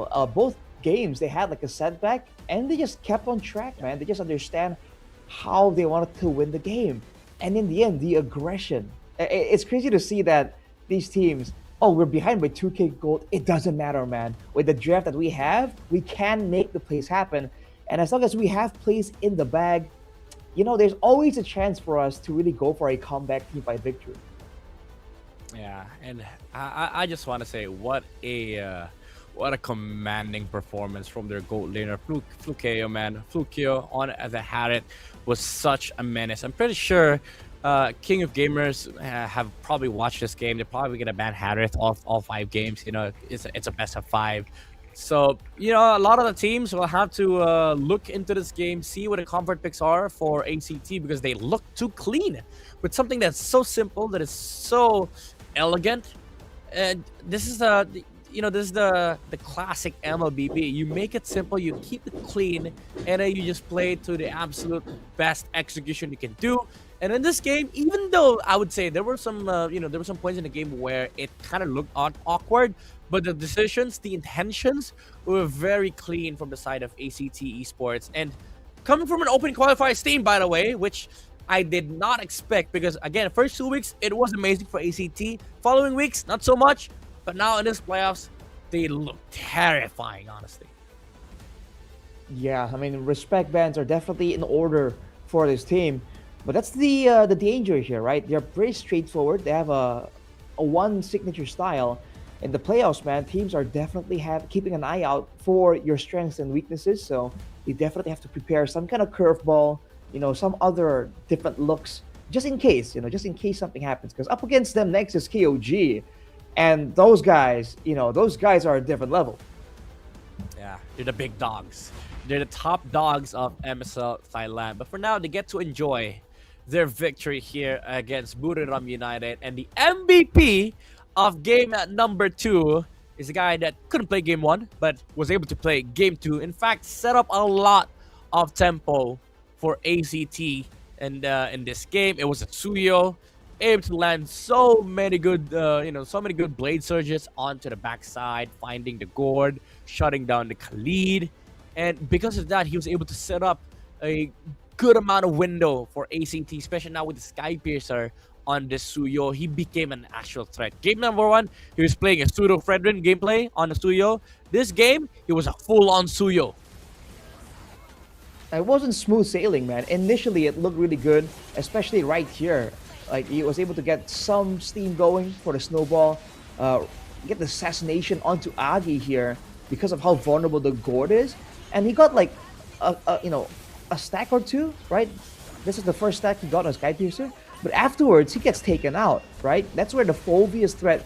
Look at this, man. It's a valiant effort from Narakorn to really go for trades here 1v3. He was able to actually pressure the mid game quite a little bit. But then afterwards, right, the team stabilized. They know that they have the tools readily available. And then they just slowly but surely claw their way back with that extra damage, with their control of space, especially with the Black Dragon form. And even though they were on the back foot for the longest time, the moment they need to step up and actually win the fights, they do. I want to give my commendations to Sylvia as well. Like, this Kalea performed so well in this game. Not afraid to use the Tsunami Slam on the Khalid with the Purify. Most people would just be annoyed that there's a Purify on the Khalid, but even so, he just forces out so many good skills in a team fight, which allows Zero, Skyro to find their targets because the enemy doesn't have mobility skills anymore. And at the end of the day, when they allow each other, they make these heroes on their side much stronger, especially the Harith, right? Like in game number 1, it's the same story. You force one dash, it becomes almost impossible to escape from the clutches of the Harith. It was the same story in this game number 2. Add to the fact that they gave so much initiations as well for ACT. Even the Valentina was setting up amazing Raging Sandstorms with the Flicker, which doesn't really help Buriram United because now you're facing 5 heroes that can jump you. And that's why the last base defense that they tried mounting, there was zero response, absolutely no answers from Buriram United because all 5 members of ACT just jumped in. And if I recall correctly, that wasn't the gourd was last pick. They saw the Yuzong, they saw the Tsuyo, and they go for the gourd. And I think more importantly, they have the Harith, the Harley, but they had nothing to really set up the Harley for success. So unfortunately, Lois just was unable to get a lot of big moments. If you look at the damage charts, the Harley did less damage than the Phobias, right? That's just less than ideal. But more than anything, the lowest damage in the game was easy on the Claude. You see again how far he was zoned out, doing less damage than the Khalid, man. That is definitely less than ideal. Yeah, it was basically sitting duck the whole game.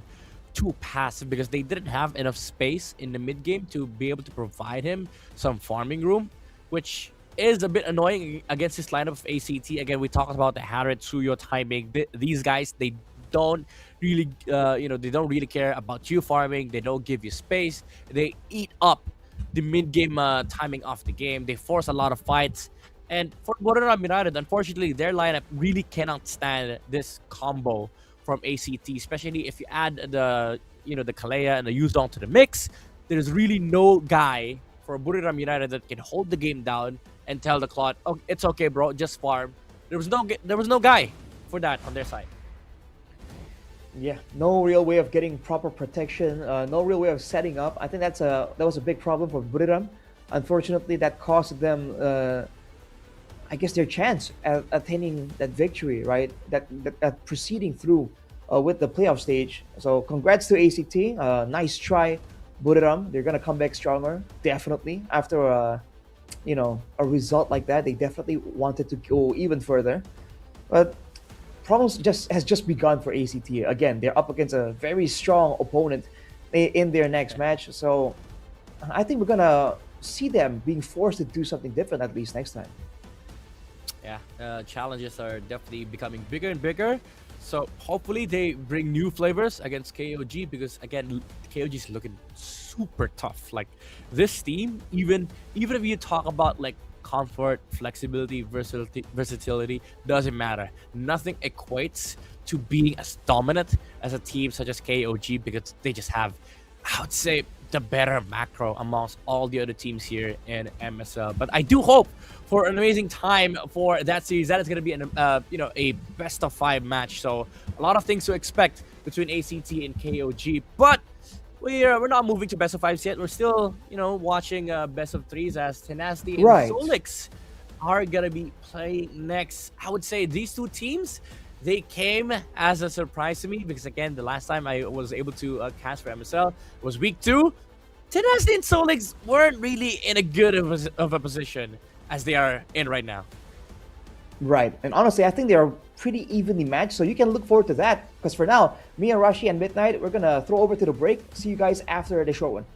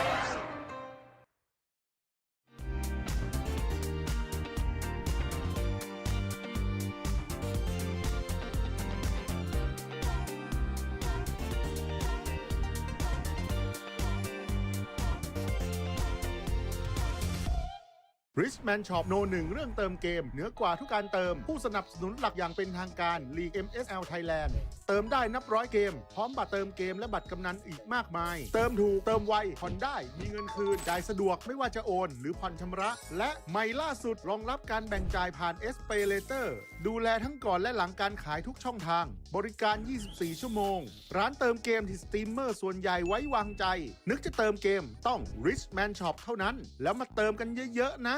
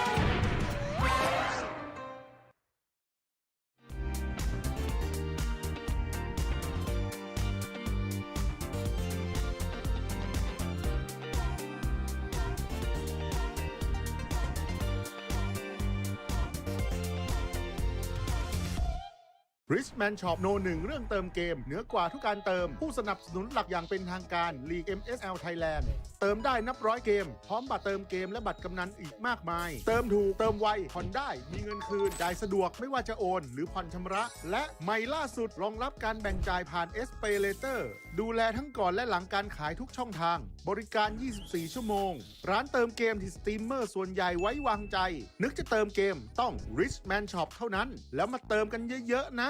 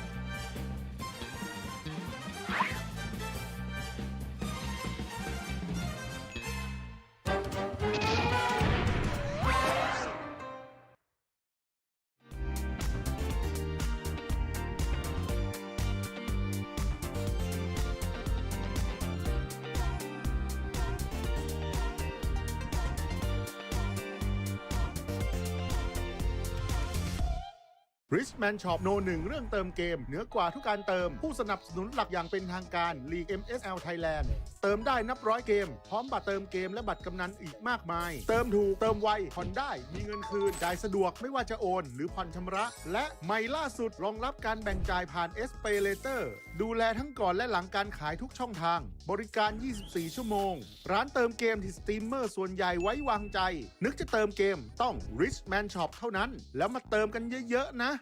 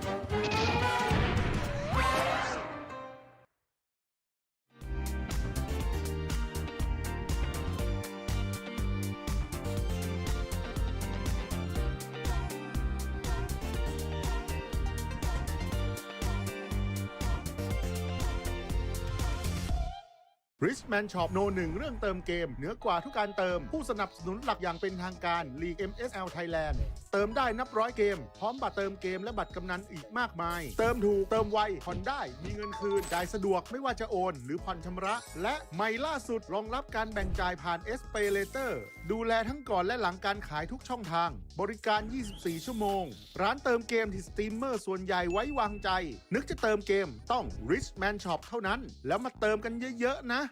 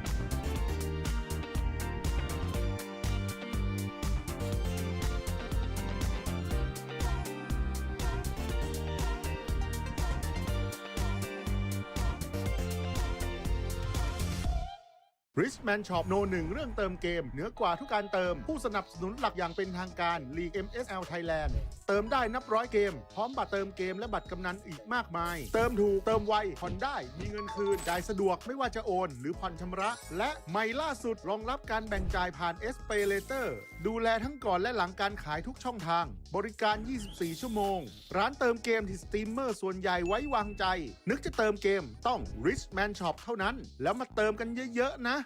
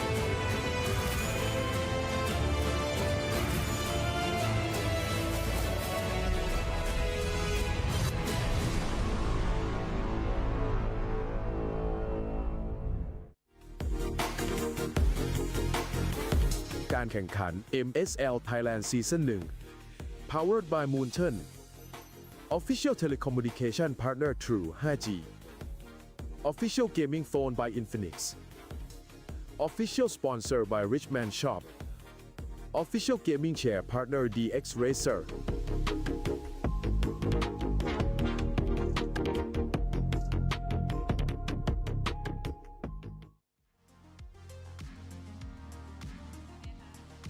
สวัสดีค่ะ มาเจอกับพวกเราสองคนแบบนี้อีกแล้วค่ะพี่ปาล์มห ค่ะ มายความว่ายังไงคะ คู่ที่ 2กำลังจะเริ่มขึ้นนั่นเอง เย้ โอ้โห น่าตื่นเต้นเพราะว่าคู่นี้บอกเลยว่าเดือดแน่นอน เพราะ ค่ะ เขาเคยเจอกันมาก่อนค่ะ มีโอกาสได้กลับมาสู้กันอีกครั้งหนึ่งหลังจากที่มีการปรับเปลี่ยนไลน์อัพผู้เล่นใหม่ อ๋อ เหมือนอารมณ์เป็นล้างตา ใช่ อันนี้คือเตรียมน้ำล้างหน้ามาเรียบร้อย แต่ ย ไม่รู้จะเป็นของทีมไหน นะคะ เพราะว่าทีมแรกนะคะก็คือเจ้าแพทดื้อค่ะ Tenacity นะคะ วันนี้ต้องเจอกับทีมวัยรุ่นยุค 90 อย่าง Solix Esport นั่นเองค่ะ ใช่ บอกเลยว่าวันนี้ Solix Esport นะคะ เตรียมแผนมาล้างแค้นเทนาแน่นอน ยังไง เพราะ เล่า ว่า เลย ตอนเจอกันในรอบเลกูล่านะคะ ก็คือเทนาเนี่ยเขาเอาชนะโซลิกไปได้ แต่วันนี้โซลิกเขามีการเสริมทัพแล้วด้วยจอยสั่งมา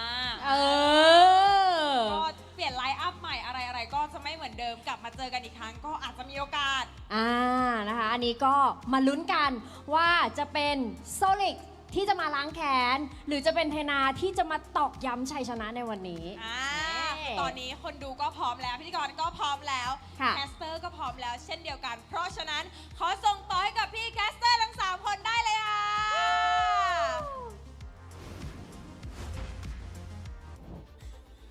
Well, thank you for that introduction, Minnie and I, baby. Right now, it's still me, Arashi, but I'm accompanied by the young man from the Philippines, Mr. Leo. How you feeling? As a 22-year-old young man in the heart of Manila, I am great. I watched the match that you and Midnight called. Again, who'd have thunk that a qualifier team in ACT would drop one of the biggest names in Thai, not just esports, but Thai sports in general. Buriram is out of the picture for season 1. Now we're down to 5 teams. And the 5 teams, and now we're gonna, after this match, we're gonna say goodbye to one more. So hey, this is a tough situation to be in for sure.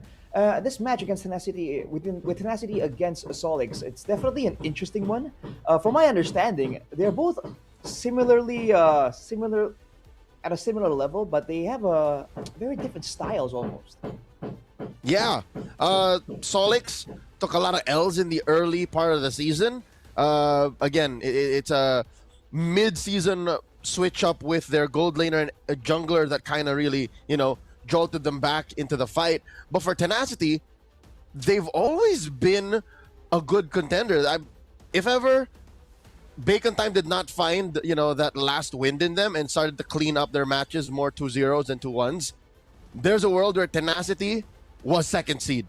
So, I believe that Tenacity have all of the incentive now to show up because they're third seed. They're a much higher performing team than Solix. So, there's a world where I see this being a sweep also. That's true, man. It's almost like there's a bit of similarity between the first match and the second one here, because Tenacity are a lot more flexible, right? Whereas for Solix, they've been able to pull off some really good things in the Land of Dawn. But at the same time, you see them having a reliance on the Alice, for instance. There's some factors here that Tenacity are definitely taking note of. So in the drafting phase, you definitely feel like Tenacity has a bit more of a say in the matter. Yep, Tenacity has wider hero pool. Mechanical skill and just carrying potential is spread out between them. For Solix, it's clear that they want to put power picks on certain roles early on in the draft. Well, this is a playoffs bracket right here. As you can see, once we find the results for this match, we're going to see who is going to participate in the lower brackets, right? Which is going to be interesting because as of right now, I think people have very clear favorites for match 3 and match 4. But who's to say that an upset can happen? Yep, it's a fight for 2 lives. Whoever wins here basically gets that ticket to say, hey, I can lose 2 times, but this match, there's no losing. It's the rookies versus the veterans. Tenacity, they're not rookies in the sense that they're all new. It's just compared to Solix. Compared to Solix, they are young bloods. Solix are unks. Have you ever heard of that? Are they? Have you heard us just blast that? Just put it out there that Solix are old men. Is that the prevailing opinion? I have not heard that so far. I mean, again, they do play a bit more conservatively. Why is that, Leo? Like, why are they known as the unks? Okay, so before the injection of Danny Carter, aka Sek Loso, because he looks like a Thai rock star from the 90s. He's a Burmese jungler, pulled in by Coach Kazin. Solix was mainly made up of older talents. Again, dudes that go as far back as other MOBA titles in the space that played under teams such as Old Bacon Time. So that's how OG this squad is. So they're called Unk. So, you can compare them to like he's like a few. You know what I mean? Like a few, like a Haze, like a, you know what I mean? They've been playing for a while. And then again, compared to Tenacity, who are just younger dudes in general. Gotcha. So we have a bit of like a Shaolin soccer type of matchup where on one side, you got experience, you got wisdom, but on the other side, you got the youth and the explosiveness. So hey, that's going to be interesting. As we take a look at some of the clips here from Tenacity, I think Sung Jin-woo definitely stands out just a little bit. The name might be a part of the reason why, right? The guy is known to quote-unquote aura farm. But honestly, I think overall as a team, like you mentioned, Leo, they have a lot of methods to really get ahead, to really have to use as a tool to attain that victory on multiple roles. That's right. And it's not like they've played with the same roster the whole season. They also have an injection of new talent. They got in Lord Guys and BS mid-season. BS. At least they have that as a mirror. With the very few things these two teams have in similarity, they at least have 2 new talents that come in to shake up the game. So, with that said, Solix ended the season with a loss. Tenacity ended the season with a loss as well. So they both have that chip on their shoulder. So there's more similar with these teams than we'd care to admit the first time around. That's true. But for me, though, I think for Solix in particular, I recall very vividly there was like a last-minute like switch up. But we're gonna take a look at the player entrance right here. Tenacity, definitely looking tenacious, as the name suggests. But they seem ready for some action. That's why they're the GOATs. I mean, literally. Their mascot is a goat, and the fans call them GOATs. So that's what you got to do when you're young in the game, is just, don't show any sign of fear. On the other hand, though, for Solix, this is the, as you mentioned, Leo, the UG squad. But they've had moments of brilliance themselves. They've had some very creative roster switch-ups as well. So that is something that they can use as a curveball here in this match. Yep. But the one piece that refuses to move is, of course, Sherry, Sherry.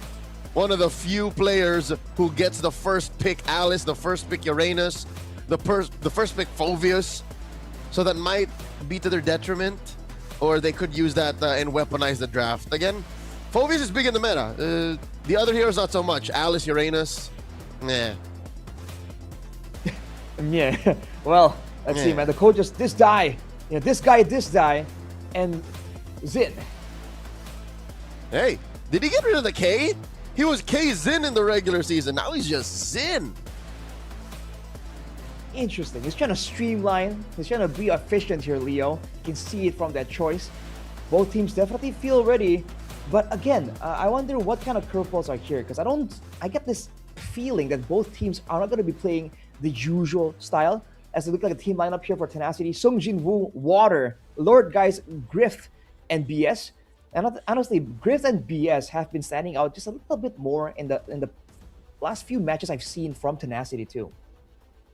Yep, Griff was an MVP in both of their previous games. The only games they won in those last two. Well, they beat Full Sense eventually. But for Solix, I think the switch up you were looking for were those in Danny Carter and Xiao Tu. So they're the ones that came in mid-season. The former is a Burmese import. But who really has my eye here is Mimark. Mimark has such a weird hero pool. Mimark plays a Valier, and sometimes teams ban it. Sometimes teams ban the Valier, so they don't want to play with it. I mean, dude, even in match number 1 earlier, we saw that Valier ban as well.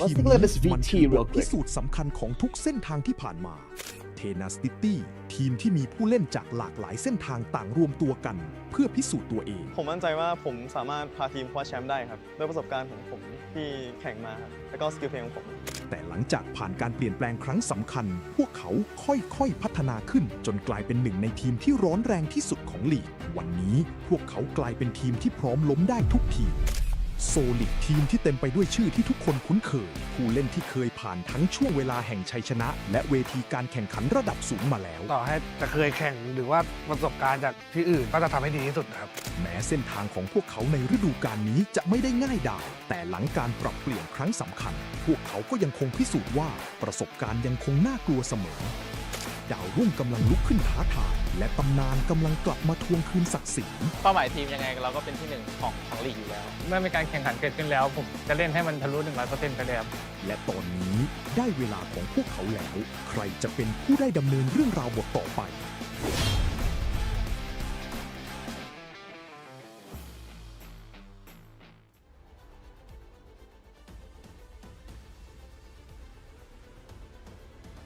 There, definitely showing that they want to excel over the other.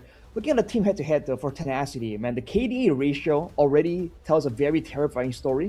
This team likes to play aggressive, and Solix is it's no different. But they usually are a bit more comfortable playing it slow and playing it patient. But that might actually play to their detriment in this match. That's right. Against a team like Tenacity, you can't afford to lose the early or the mid. But Solix has proven that they can claw their way through tough situations, which is weird, given that their jungler is an assassin specialist. Danny Carter really likes those mechanically demanding heroes like Hayabusa, Joy. Who knows what we'll see in this best of 3. What even more if they make it through to a best of 5. We might have to see him flex towards the likes of a Nolan or a Hayabusa, rather a Lancelot. Ooh, that would be spicy. Spicy indeed, Leo. And honestly, this guy has been showing up on the Assassins, that's for sure. And he's not really afraid to take risks, which is very impressive.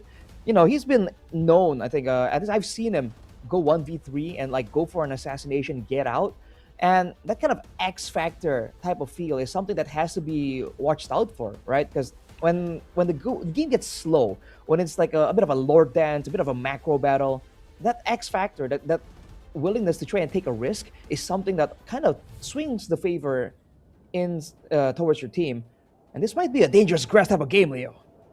Oh, if we go to dangerous grass, that would be great for the assassin matchup. But regardless, in Flying Clouds, I think assassins are still good because that means deaths happen faster, fights happen sooner, and then you can come back when you make a mistake, which is good in this jungle matchup because Danny Carter, no matter how good he is as an assassin, he's still going up against one of the best junglers this side of the Mekong with one hell of an afro. It's Water, the Laotian import for Tenacity.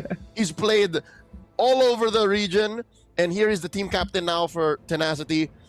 You know, Danny Carter has his work cut out for him. For sure. And already you can see the respect coming through here, the aforementioned Valier for Tenacity. And for the side of Solix, the Fanny along with the Freya. So compared to match number 1 at least, a bit of a difference. We'll have to, if you have to see like something like a Kalia maybe, a Phoveus, right? That will really be telling to see what these teams have in mind, especially for that early neutral objective game. That and the Harith. Oh, it looks like they're gonna play with fire. If you remember match 1, Harith was such a power pick. Harith was such a... It dictated who won, right? So it's still out there. Harith and Phoveus are still out there. One more band's available for Solix, but are they going to expend or are they going to try and trade it back? They go for the Marcel band early. I think it has to be a Harith, no? Griff on the Harith is an absolute menace. Or you can take the Phoveus and then disincentivize the Harith. There it is! They're doing it! Ooh, man. I don't know, because we've seen the Phoveus earlier, match number 1, up against the Harith. You have a lot more passives, but at the same time, the survivability alone of the Harith makes it such a desirable pick. Not to mention the laning phase, how you can actually contest for the gold buff as well. For Solix, though, again, with Sherry in the picture, is this going to be a inevitable Alice type of angle, a Uranus? See, that's the thing. If in the past week something changed, we're about to find out in the first half. Rarely does Sherry get his pick in the second half. Unk always gets his pick early on. But it looks like they're investing in the damage first. So 2 cores for Solix, the Leomord and the Harith. Okay, so maybe if Unk doesn't get his pick on 3rd, red 3 here, then he'll see what's left. And we talked about how Danny Carter is a bit of an assassin-oriented type of player. Now on the Leomord, we'll have to see. Like, the killing instinct will still be there by all means, but it's a different type of style. Less mobility, as Tenacity understands the importance of getting a gold laner. Go for the Claude. This is the trait we've seen time and time again. With the Valentina in the mid lane, though, that's pretty good, considering that they want to have some aggression, they want to have some kite ability. Mobility and burst damage have always been a big factor, but in the playoffs so far, it's been almost like the deciding factor. Yep. At this point, with Kalia at large, Khalid as well, you have to think of what happens in mid. Speaking of mid, there's the Gord. Again, you already have the combo. Harley is not here. They chose to go Leomord, so that's got to be a decision made by the team. But they're going to do the shred via Harley and Harith. So it's Harith and Gord. So there's still a combo there. Attack the roam, dude. Just take out roamers. You can go for roamers. You can go for junglers as well, technically. But I think roamers are going to be more important because with the Gord, you can really excel when you can use the Mystic Projectile to be oppressive, to scout out, to start like long-distance engagements. Without the right roam for the job, it gets difficult to move around and find the right angles to try and set up an attack. but it's a jungle approach from Solix. It's the Suyo taken away from Tenacity. So do you ban Suyo and Harley? And then you let Water kind of just figure out what to do? Because Water's played Nolan. He played Nolan just, what, last week, was it? 2 weeks ago? And he's also played Joy. So he can do it. Yeah, options are definitely available there. But the Alice, as always, teams have done their homework, man. Tenacity, don't let it go. The Harley, as predicted, comes through as well. Now for Tenacity, do they want to crack down on Sherry even more? Or do they want to try and cover their bases a bit more? That's the last big pick. They're asking, shall we attack him? Yeah, ban the Uranus. Okay, coach. Is that the approach, man? That definitely could be the angle. Badang, actually. Okay. I think they might want to go really aggressive, so having a Badang that can push him back could be a problem. Okay. To be fair, Moss is the boss. Played a mean Badang against the Fanny the other week, and it stopped it in its tracks. This glue, though, I don't know where this glue is going. EXP, it's a flex at Red 4. It's a flex at Red 4. That's amazing. Can go both ways. It's definitely a winning matchup against the Phoveus, though. So that is something that Tenacity definitely have to consider. It's a little bit more, but their jungle pick is something we've been waiting on. And so far, there isn't really an easy answer, right? Like a super efficient answer right here. If they want to just focus on denying the Gourd, like proper participation, then the Assassins will do, right? And let's forget about the fighters. It's Joy. All right. So we mentioned this. The one game they won against Bacon Time last week, they played the Joy and the Khalid. That's a really strong trio mid. Very lethal. A lot of damage. Khalid, Valentina, Joy. Now we find out where the glue is going with this Red 5 pick. The final reveal right here.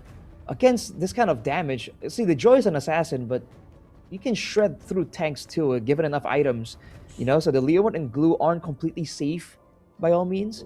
Do they want to get more crowd control? Because right now, they can only initiate with a Mystic Projectile, a Slam Pass, and maybe the Phantom Steed. By all means, not really enough to really dictate the pace of the game. So what, like a Gatot or a Hylos? Yeah, some more engaged or counter-engaged would be cool. The Kalea, man. The very critical Kalea that was so important in match number 1. Falls into the hands of Solix. That's a really good pick. Okay. They don't want to slow the game down. If it was a Hylos or Gatot, that could have done it, but it looks like what you were looking for, Arashi, is here. Solix will not slow it down, instead will embrace violence. They will, even on the losing end, again, you said counter-engage with a Kalea. I'm just worried about that Gord. I'm just worried about me, Marks, man. Like, there's no one to hold it down to protect him. He has to play this the hard way.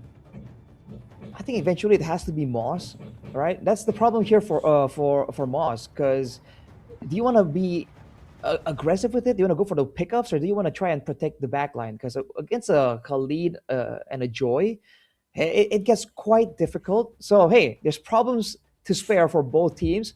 But ladies and gentlemen, into the Land of Dawn we go for game number 1 between Tenacity and Solix.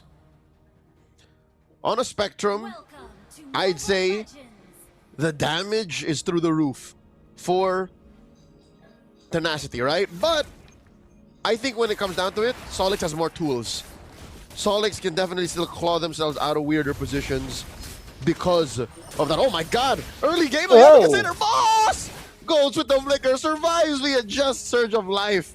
Has to recover. Get the hell out of there. Way too close for comfort, man. Moss, you wanna be a bit careful there, especially against this matchup. Again, Valentina Khalid has so much brawling power in the early game, but I do agree, Leo. Later on, they're gonna have to rely on big ultimates, or maybe only on Sung Jin Woo if they want to threaten some kind of pickoff. So, looking at this now, Moss tries to turn it around, goes for BS, but they get out of there. Lethal falls into the hands of Tenacity, though, so small victories there. Yep, this retreat, oh my god! One more! Whoa! Moss almost takes down Lord Guys, forces the Purify. As I was saying, with the retreat of BS, Solix should find more room to kind of, again, invade. There it is. Look, Danny Carter going for the small camp steal. All that BS could do is kind of disincentivize him with a scimitar. Might be enough. Oh my god, Danny Carter calls in the Phantom Steed! First blood drawn by Solix. Man, the quicksand guard will not save him. Oh boy, Tenacity already on the back foot just a little bit as Solix gets some momentum here. With the Leomord, they can control this neutral objective so good. And Sherry on the glue. It's not the Alice, it's not the Uranus, but it works the same way. You dive in, you sustain her, you are really annoying. Whoa. Oh my lord. Without Danny Carter's Phantom Steed, I'm not so sure this turtle is such a smart take. Tenacity now circling the objective. Sherry here gets jumped on, looking for that mount.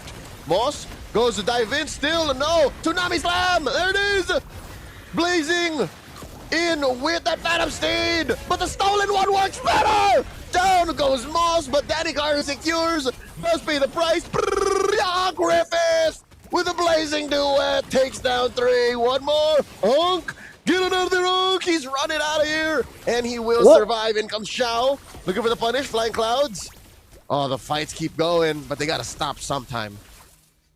Man, good moves right there. But the water tries to go for a trade. Oh, electrifying beats under turret. A bit too much that he can handle. Gets out of there, though. Both teams going toe-to-toe with the aggression. He made like water, my friend. He got on out of there.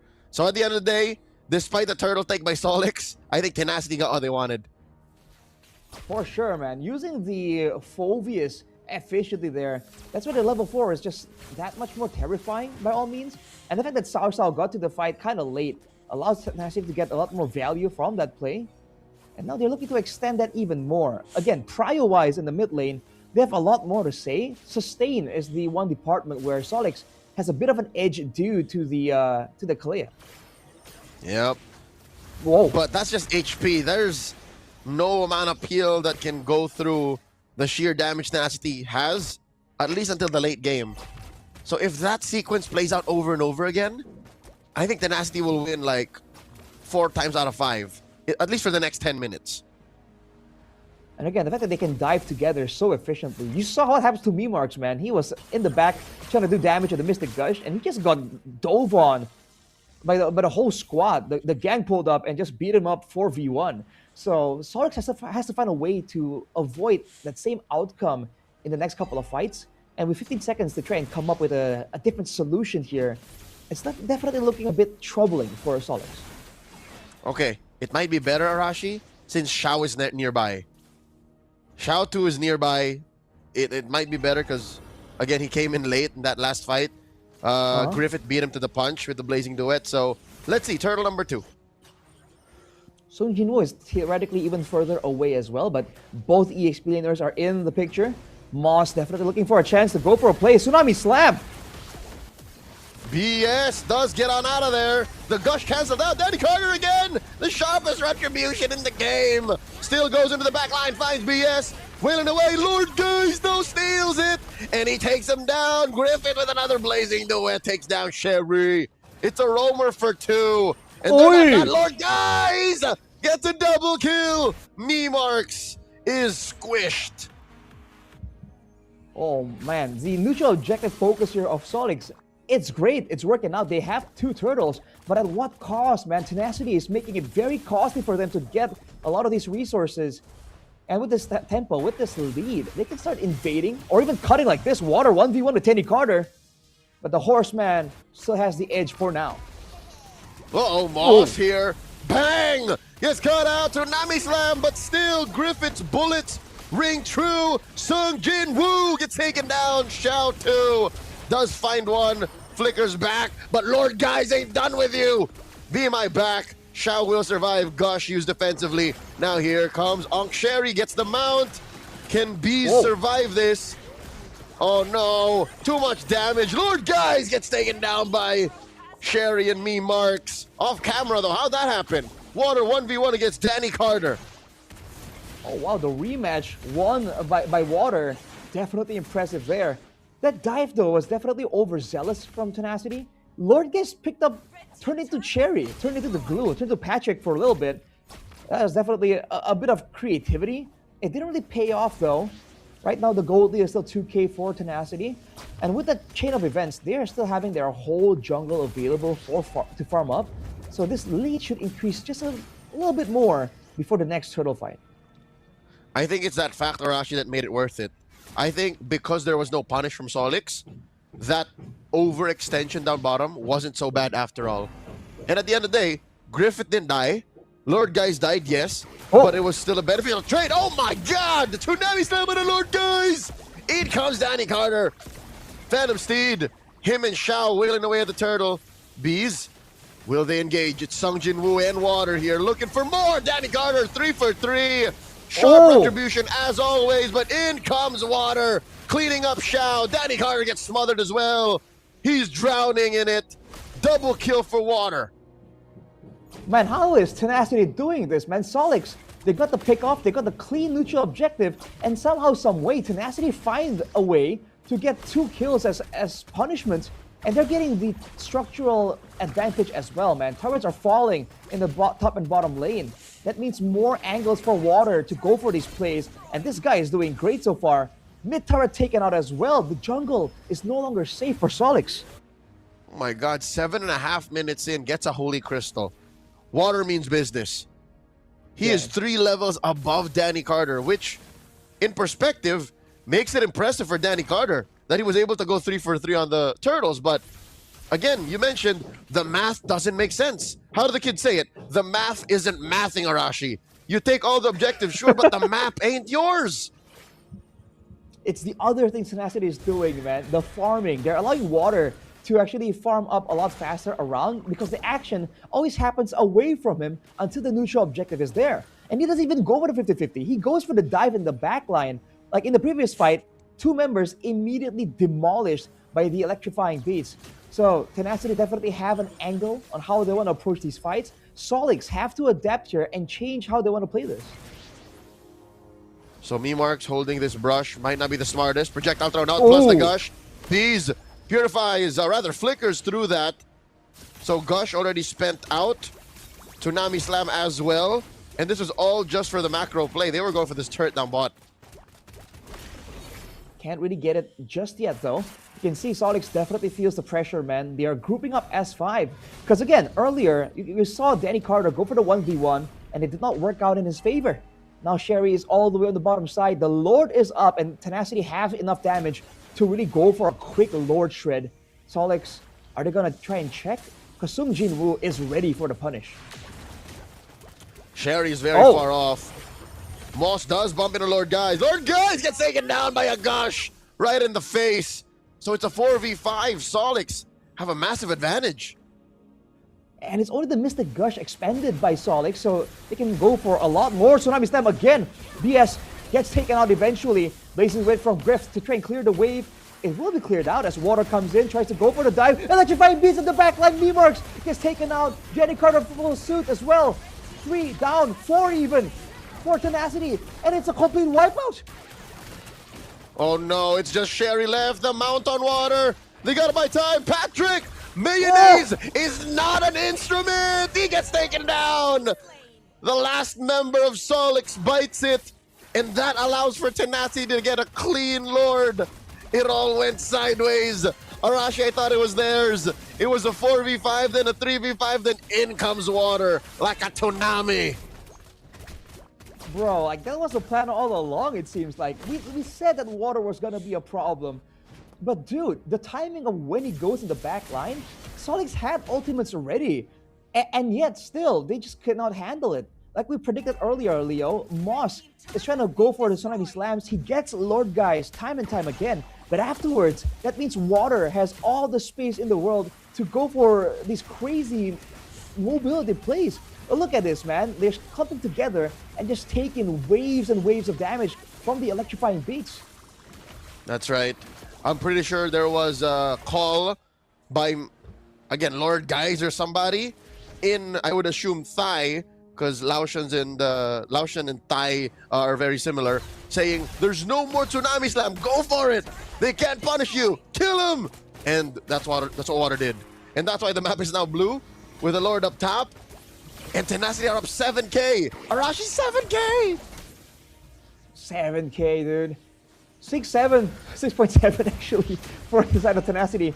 And they're going for the turrets for now. They don't have the best of sieges, especially against a Gord, right? But if they have the right play, the right stun, they can go for a dive here onto Solix as the Lord collides. Oh. Why is BS so deep in there? And how did he not get punished? What was that? I mean, he's up to his usual BS, dude, every single time. This guy is just so oppressive when he's allowed to be. And right now, without any adequate damage to really go for the punish, I mean, BS can do, his usual BS. Tsunami Slam again, though. Okay, Sung Jin Woo does come in. Flicker, Infernal Pursuit. Look at the back line. Cherry coming in. BS does take out me marks. Water finds another, and Danny Carter finds a double in Shao 2. And now Sherry finds the mount, but it's not enough as he goes down. Lord, guys, puts him in his place. It's just Moss left. The boss can't defend this. They're on the base. Tenacity are going to match point. Dang, that is a brutal beatdown, man. Despite all the early wins for Solix, Tenacity got the trades, they got the exchanges, and the moment they realized that they have the power spike, they timed it, right? Once they saw that they have the right tools for the job, just keep going for those dives, and the backline of Solix, man, completely non-existent. The Joy is such a unique pick we haven't seen too often, but in MSL Thailand, it's an absolute menace, dude. How is that fair? It's difficult to expect your Gord to get its licks in when your lineup doesn't allow for a front line to exist. I think it's just logically impossible for Mimarks to have performed well here. Wow. Especially with that Valentina and Khalid combo. There's no way. So after that mid-game ramp up, the late game, we didn't even get to the late game. The game ended under 13. Yeah, it was a mid-game beatdown through and through, man. There was no late game to speak of here. This again, I'm so impressed with how Tenacity, despite losing what they're looking for. Usually, you see teams that are phobias. The whole idea is level 4 turtle, get some dominance right there. But then they start losing the retry battles because Leomord, right? And it doesn't matter. They just figured, okay, how do we turn this around? How do we still get value from this play? And they keep getting it. Again, especially in the third turtle, I believe, Solix started off with a pickoff onto Lord Guys already, and somehow they got a 2-player punish. How? I think the logic is something similar to how some Fannies can perform without purple buff. So, Tenacity are just a team that can snowball without turtles. So they just go for something else. And you mentioned it. I think that's the beauty of this formula, of this mystery, is the answer is right in our faces. They don't go for turtle. If they miss it, they just go for the next thing that's there. Kills, and then the map. So every turtle, they traded out for a turret, which makes sense. First turtle, bottom. Second turtle, top. Third turtle, mid. And I think what made that all possible was Water's hyperactivity throughout the game. That's true, man. 0 deaths as well. Considering how he was playing, that is definitely impressive. He was on 1 HP multiple times throughout the whole game, and he just has that calculation on point. And it's insane, man. The whole style, abandon mutual objective, find things elsewhere. We've seen it before, but being able to consistently try and find punishes after, either Solix really don't respect Tenacity enough there, or Tenacity just has a way of maneuvering around. And the Joy pick, you just get reminded of when this hero was so meta back then. Going for the 1v1s, getting one against Danny Carter as well. You start to remember why the Joy is so overloaded. You can clear waves, you can farm fast, you can burst, but also DPS through tanks. And towards the end there, we thought Griff was maybe going to take the front seat when it comes to carrying, but Water did not need any assistance whatsoever. And maybe that's why I wanted more of a front line for the roamer. More now it's been happening, Arashi, that people play Hilda in the EXP lane. So maybe this was one of those games. Imagine if there was a Hilda that can threaten the kill on Water when even after Moss is done with the Tsunami Slam. Maybe that's what they were short on. They needed something a little more sure than a glue. That's true, man. Especially with how the glue operates. You're great when your team is having an advantage. You can zone really well. It's almost like you're a different version of a Yu-Song, technically. But crowd control and mobility, we've highlighted how important these things are. And this game, you can see it, like the mobility from Tenacity to chase and also to pull back away from the big engagements, the Mystic Gushers coming in from the side of Solix. It allows them to just pick and choose, and the crowd control, man. Again, just sets up for all these moments for Water, for Sung Jin Woo even to just dive in the back line. So having the Kalia was great, but the glue, I think I agree, Leo, just doesn't supplement the playmaking threat enough from Solix. Well, we'll find out soon enough if Solix adjusts that and changes their priorities, because there's literally one chance left. Game 2. And then we'll see if they get a next chance. But for now, again, 12 minutes, 30 seconds, we'll call it. Water, dude. Water didn't die. They got to put more pressure on Water. Well, again, how, though? They need more damage and more crowd control to do so. And again, you cannot allow Moss to just have to do everything. You gotta feel for him, dude. He was defensive, aggressive. He was trying to do everything. And in the end, with all the tools available to Tenacity, they just keep turning it back around onto him. Of those two things, damage and crowd control, I think CC is the thing that Solix needs to invest in more to force us to Game 3. If they somehow can play a lineup that has like 3 or 4 bits of crowd control, then they're off to a better start. Because here I'm looking at their lineup, it's like too reliable, and then, skill shot the rest of them.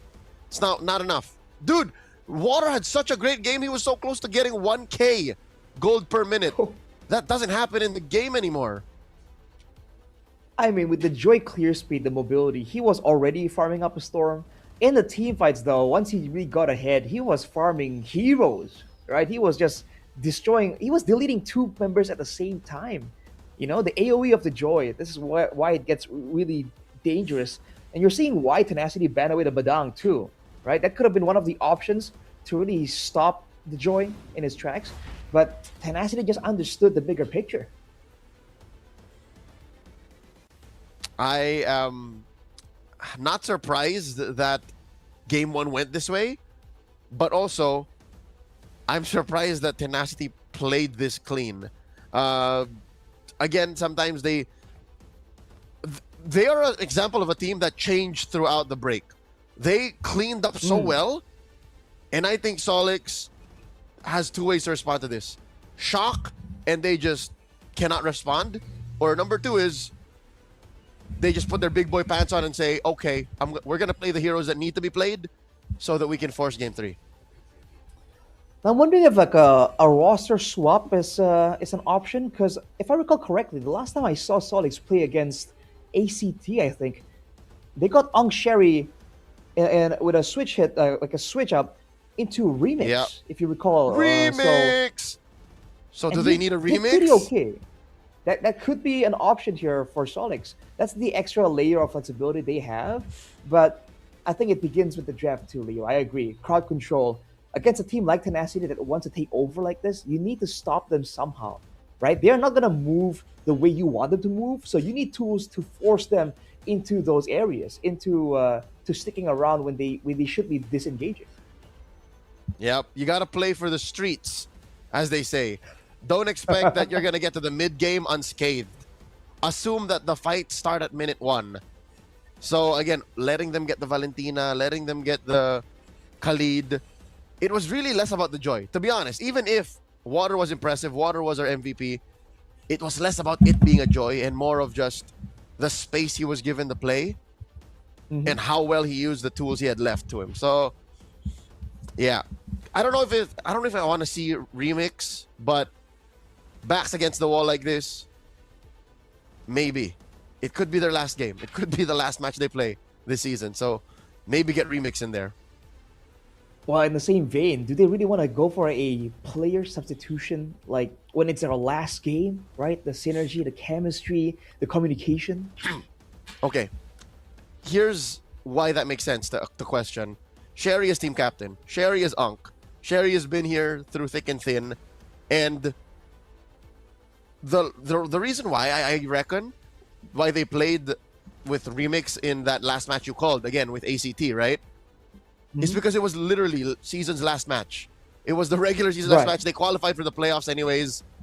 Maybe it was more of a for the road kind of thing. So yeah, it's less likely that we'll see Remix. I think Sherry's gonna stick to it. He's gonna have to. He sinks with the ship, if you will, as a captain. Right. On top of the on that factor, we talked about differences, right? Danny Carter on the fighter, man. There were some moments for sure. The red Chi was solid, but you want to see him on an assassin, no? Right? Go for the duels against water. That solo off cam has to be demoralizing, dude.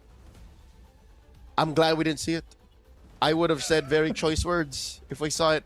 So I agree. If it comes down to it, no matter how strong a Leomord is, if you're better on a Joy, a Hayabusa, a Nolan, they banned the Harley. They let it go to the second phase, banned the Suyo, banned the Harley. They could have picked it. I think that's also a point that they need to revisit. Give Danny Carter a better hero. Yeah, Danny Carter on a better hero. And again, by the way, speaking of unusual things, Lord Guys, this guy was able to have so much presence. I'm guessing expanding rivers, potentially. But yeah, the guy was active around the map, but at the same time, he was also caught a lot of times. And you start to wonder if that's intentional, right? Because with everything used on the Valentina, that's part of the reason why Water was really able to get a lot of advantages, mobility-wise, So there's a layer of mind games that is being played by Tenacity for sure. But now, Solix are going for that first pick. Here we go.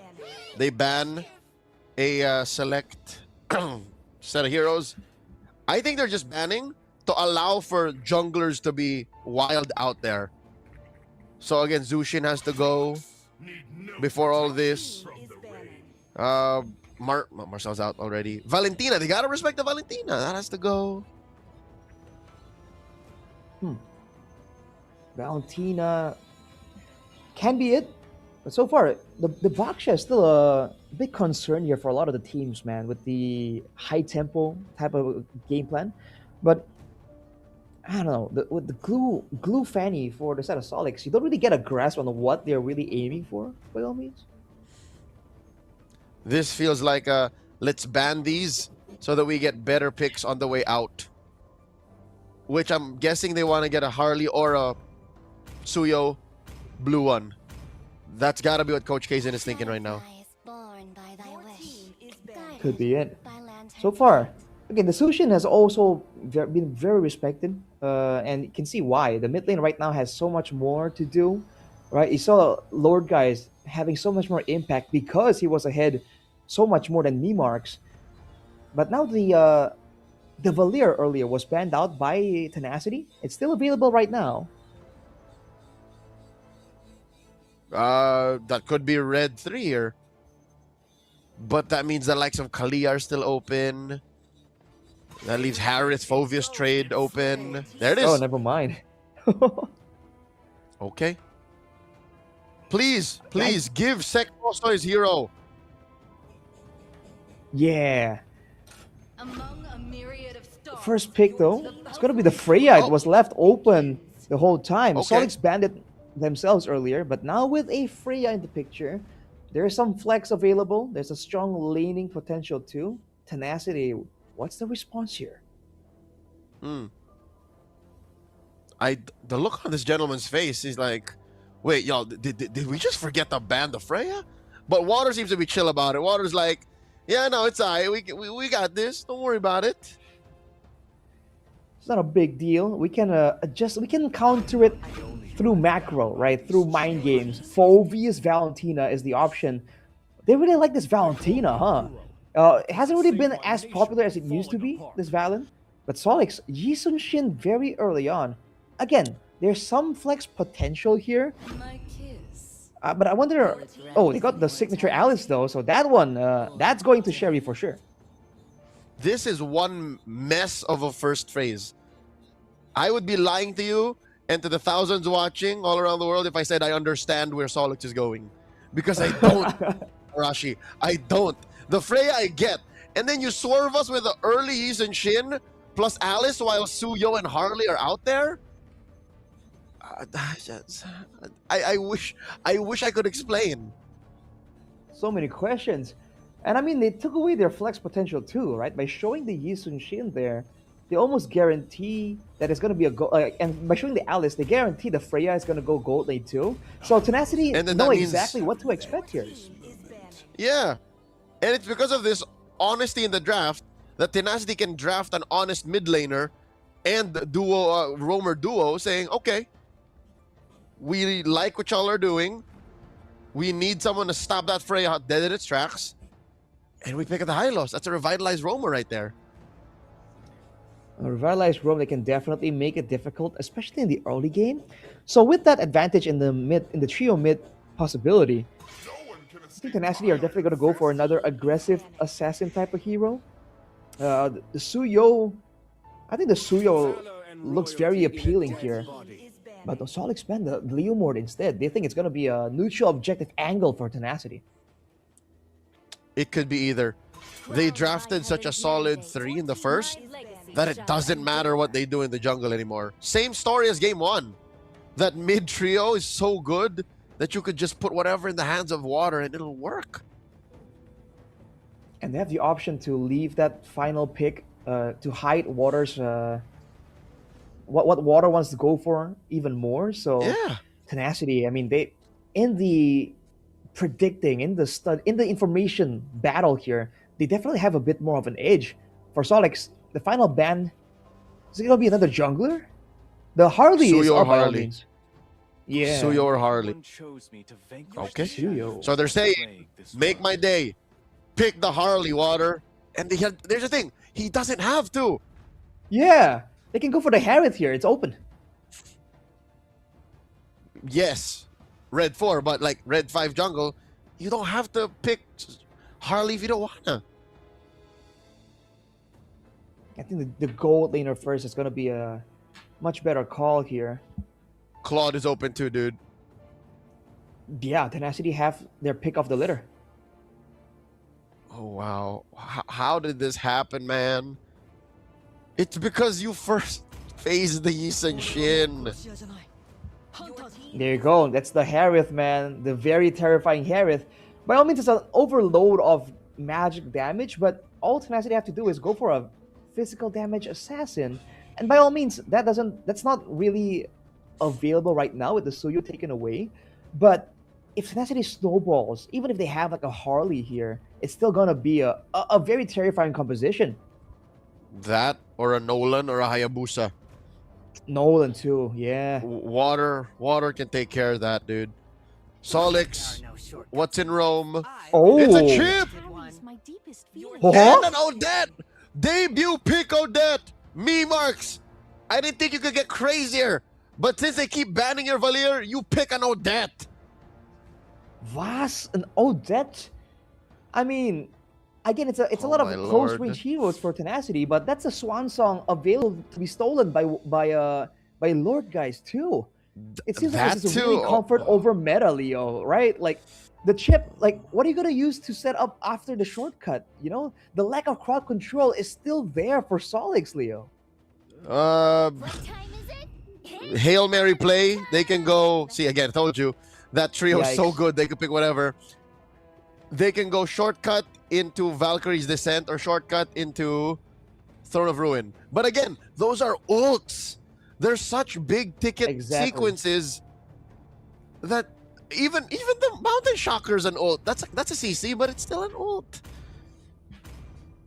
Nah, I think this is rough, man. It looks like a bit more of the same type of deal. Now instead of just the Joy, you have to deal with the Harith as well. They really have to rely on me marks doing well. And with this composition, like, I don't know, man. Like, the chip Odette doesn't really seem to be that fearsome if you compare it to a Hylos Valentina. It's looking rough for Solix. One thing I can tell you is the ranked game server in Thailand is going to be hell tonight. People can start playing Odette. And then, I saw it on MSL Thailand.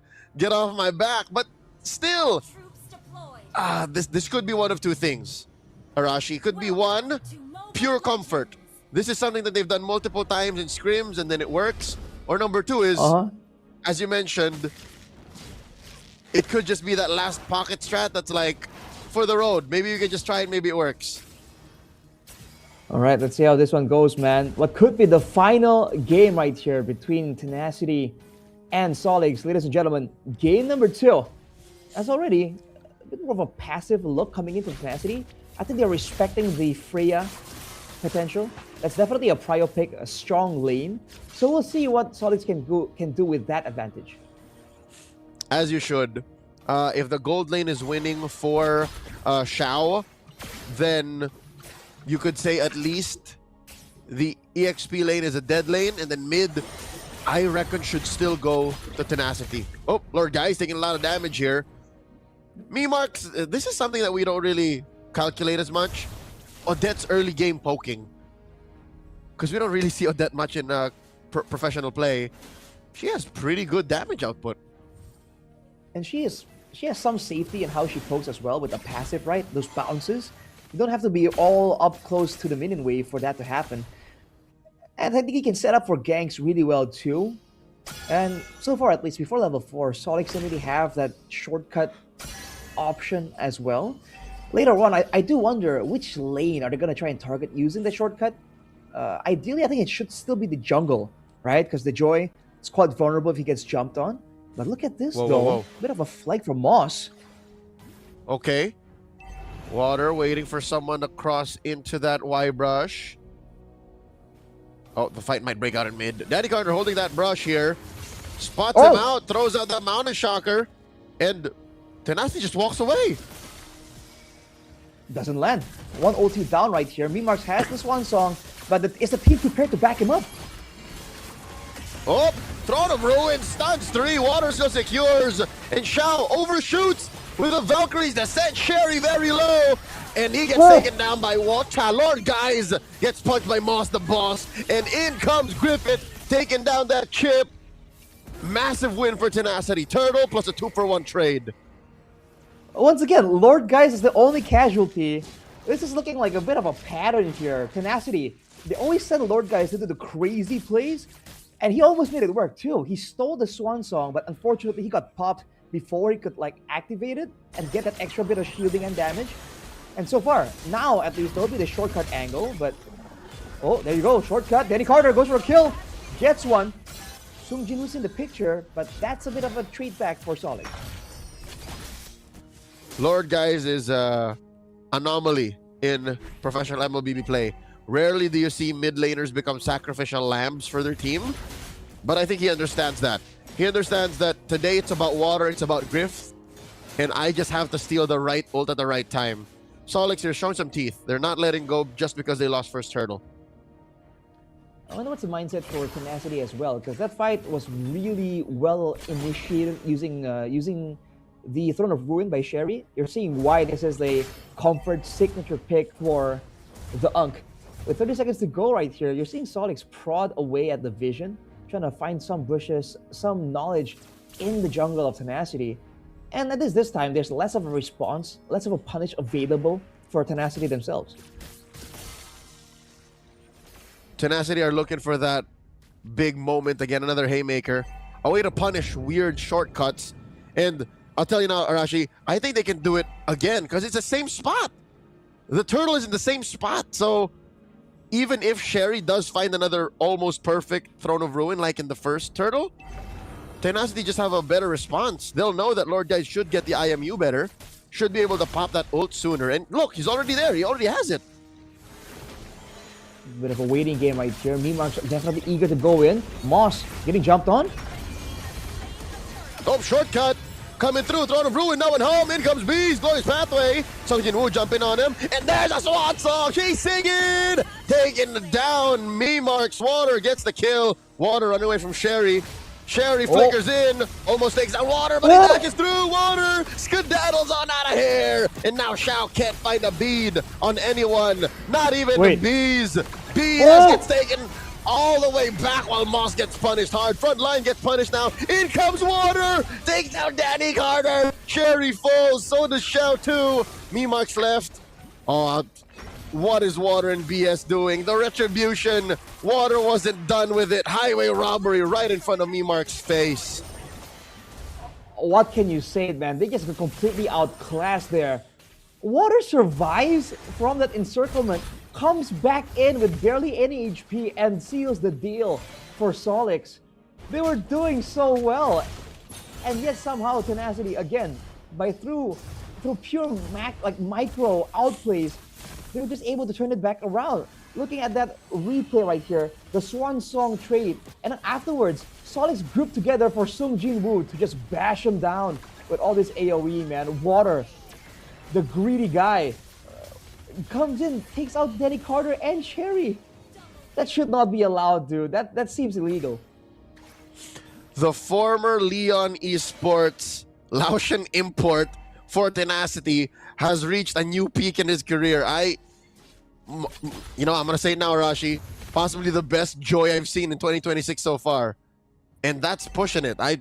It's just impressive how this guy plays it. He's on his way to another Holy Crystal. Shao 2's in trouble. Oh man, Shao 2 hasn't been able to play. This is such a heavy-hitting hero that isn't finding its ideal play state. I feel for Shao 2, man. Well, hang on a second though. The macro angle here with the shortcut. They're sending 2 members down. Solix, shortcut popping soon. Oh, Sherry looking for it.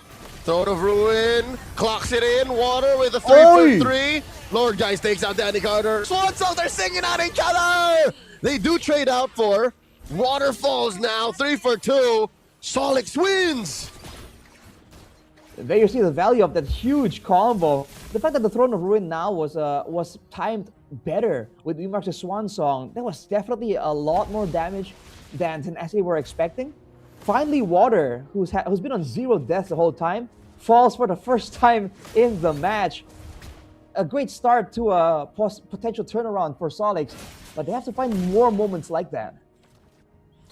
So they did shrink the lead, cut it in half effectively, but they're not out of the woods just yet. There's a Lord in about a minute, and Water is back to farming up. There's still about 3 levels, Arashi, 3 levels between Danny Carter and Water. Where do they look for a comeback? Oh, BAS though. Oh my God, Danny Carter! Gets burst down, Sherry can't save him. Why walk? Plus the shortcut coming through to save the situation down bottom, but they've already lost a member. Moss is gonna get punished here. Moss has no business surviving. A Salmon Force answered by a Swan Song! And a Swan Song by Lord Guys too, they're singing! And the chorus goes for Tenacity. I mean, that was a big ulti, a big Swan Song that almost turned it around, but Tenacity were ready for it. They will lose a turret though for their troubles. So Solix still has a bit of an advantage by all means, but Cherry getting still chunked down in the mid lane. Danny Carter though, you gotta feel for the guy. He got demolished even without the electrifying beats. Water has his number, man. He continues to get demolished. Man barely has an item. He only has the Hunter Strike. That's oh man, even with Lord Guys playing more, utility Valentina, I hate to say it, but right now, even if he's down like 500 gold, the cover is better than the original. His Swan Songs hurt more in effect than Mimark's. Oh. Glorious Pathway. They chunk him down. Mimark's falls. And the Swan Song once again able to deal a lot of damage in conjunction with the Salmon Force, even with tier 1 in mid. Sherry gets taken down by Grift. And just like that, it's a 2-man pick-off. Dude, the planning from Water is insane, dude. How does he keep finding routes to escape to kite back? It's definitely not an impulsive thing. He definitely has it planned out before he even starts the sequence. And his team does well adjusting to it, making sure that the avenue of escape is always open. And look at how fast they're bursting down this Lord, dude. They've given up 0 turtles and now going for the Lord as well. It's looking rough for Solix. They have not been able to use the shortcut as predicted, Leo. There's no setup for Moss. If ever it does so happen that Tenacity faces off against Bacon Time later tonight, they better ban out the Joy. This man is a threat with the Joy. I'm going to say it now. He reminds me of a Laotian King Kong with an afro. That's what this Joy looks like. It doesn't cross the river as much. If I remember from M6, King Kong would clean up the jungle. But again, if you're talking about impactful Joys, this is it. Shao jumps water, and now here comes Moss and Danny Carter. Run away from this, William Water. He doesn't. Gets taken down. BS can't save him. Man, very impressive macro trap there from Solix. They finally take on water again, slows down the snowball just a little bit. And with that, I think they really saved their 2 outer turrets outside of the base. Sao Sao trying to extend the lead even more and trying to get a turret for his team too. But Tenacity, they back away. They respect the threats. They're a man down after all, and that's their main damage dealer that got taken out. Water definitely has to be a bit more respectful. This is the problem when you have a player like Water. When he's in the tough situations, he can go for an escape, but sometimes, that gives him some overconfidence that can be taken advantage of. And the escapes that he does are when his teammates are around. In that pickoff, he was all alone. BS was on the way, sure, but he was mainly all alone. So this is still a team game. Remember that, Water. Don't let your ridiculous streak with this Joy get the best of you. Lord in a minute. I wonder if there's going to be a pickoff right before. Song Jinwoo engages on the Moss. They have to keep their eyes on Shao. Shao 2 down bot is pushing. Oh, Glorious Pathway coming through, forcing a Swan Song plus a freeze out of E-Marks. Moss goes up to the top. Griffith coming in, late entry. Swan Song coming through for Lord Days. But then here comes Griffith, the Zaman Force. In comes Song Jinwoo, Flicker, Infernal Pursuit. And now the damage comes raining in. Moss goes down. Sherry follows through. Griff finds him. And Shao does shut down Song Jinwoo, but it ends up being a 2-for-2 trade. 2-for-2 in favor of Solix. Like there's a roam EXP for EXP jungle. Water a bit overconfident there again. He dashes out, but Danny Carter was there waiting for that opportunity, hits him with the Mountain Shocker, and deletes him. In this game, right here at the 12-minute mark, the items are starting to pop up for Solix. So Tenacity, after losing the 2K gold lead twice in a row right now, they want to be a bit careful, man. They're still leading, but by all means, there is still the macro angle for Solix, right? The shortcut and the Mountain Shocker. So whatever we said for Water earlier has to ring true for everyone now. Maybe Lord Guys can't play as utility as he wants to. Maybe he has to learn to respect himself a little more and allow for himself to stay. Oh, Lord here in rescue range. Danny Carter with a steal. Zaman Force plus the Swan Song. I am you. Down goes Sherry. And the rest of them will crash through. Moss falls. Shao gets away. You get the Lord. But we win the trade 2-for-none. Tenacity have to repair the map. Again, it's the roaming EXP, and Solix are very happy to go for a trade like that. They're on the back foot for the longest time, and now at least, even though they had a losing team fight, they have the Lord that will buy a bit more time, that will allow them to kind of scale back a bit further. By all means, Tenacity will clear the Lord, and they won't have a macro advantage from it, unless I've spoken too soon.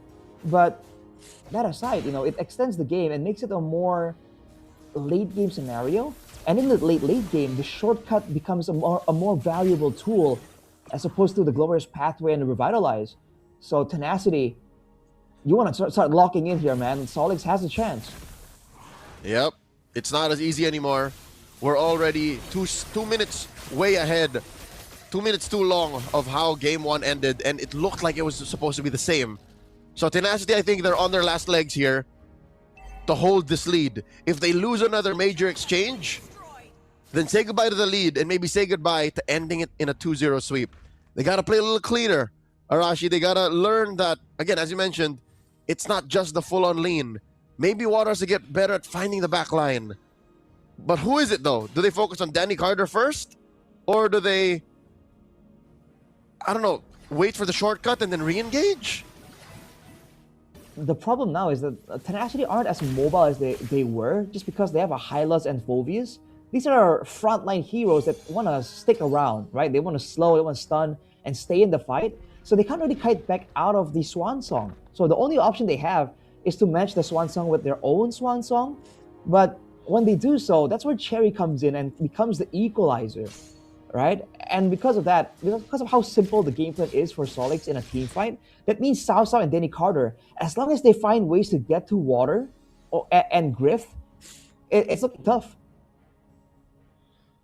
And of the two, it's Grift who hasn't died yet. So at least someone is locked in enough to not overcommit. Water, though, right? Something clicked, man. Something just made him a little more willing to dive in. So protect yourself at all times, Sir Water, because Solix is punishing you hard. Game has slowed down. Lord in 20. Oh, Mountain Shocker to confirm where everyone is from Tenacity. Might be the setup for a shortcut angle as well. You're seeing Tenacity respected. The wave on the top side is set up for a slow push for Solix, and they're sending a two-man party to clear it out. Sending Song Jin-woo to check out the portal here. And this is a problem. Tenacity can't walk up there without being threatened. And now that's why they're forcing, that's why they keep forcing for the Lord 50-50s. And Water is forced to get in there in the danger zone. He cannot take his time the same way he did in the previous game. The same reason why Solix can keep pressuring the map is because of that chip. This is a stroke of genius. Again, it's what keeps Tenacity honest. And it looks like they are going to commit. Glorious Pathway by BS. Water coming through, looking to punish Danny Carter. Moss here very low. Zaman Force. Sherry comes in. Water takes out Danny Carter. He marches the Swan Song. Xiaotu loses the 1v1 against Song Jin-woo. Aura farming off camera. And Marks gets taken down. 3 for none. Same thoughts. What? No way, dude. How did they keep doing this? Again, they were not supposed to win, right? The wave was pushed up. The shortcut was there. Solix were biding their moment. And then Tenacity go with the I don't know what we want to call it, the bum rush towards Danny Carter. They use the Glorious Pathway. They send Water all in close to under turret as well. And somehow, some way, it separated Solix just enough for Tenacity to just get all the value there. All the things that made Solix win those earlier fights, the Swan Song, the Mountain Shockers, the Throne of Ruin, when they're not positioned together, it just doesn't work. And Tenacity somehow, I don't know if that was intentional, but they put Solix in a position that they can't go for AoE damage.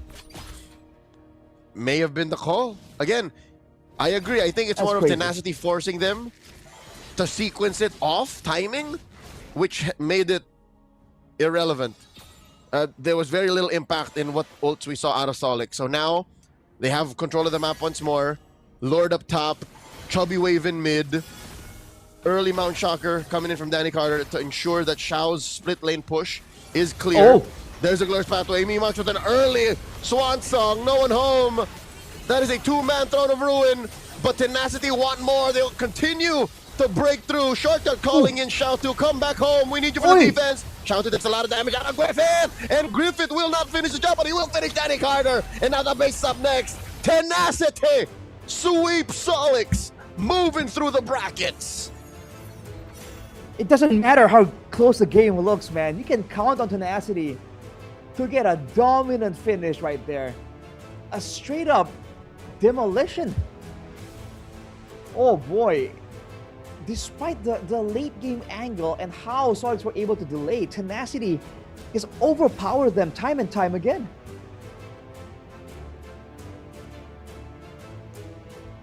It was written on the... It was written all over, man.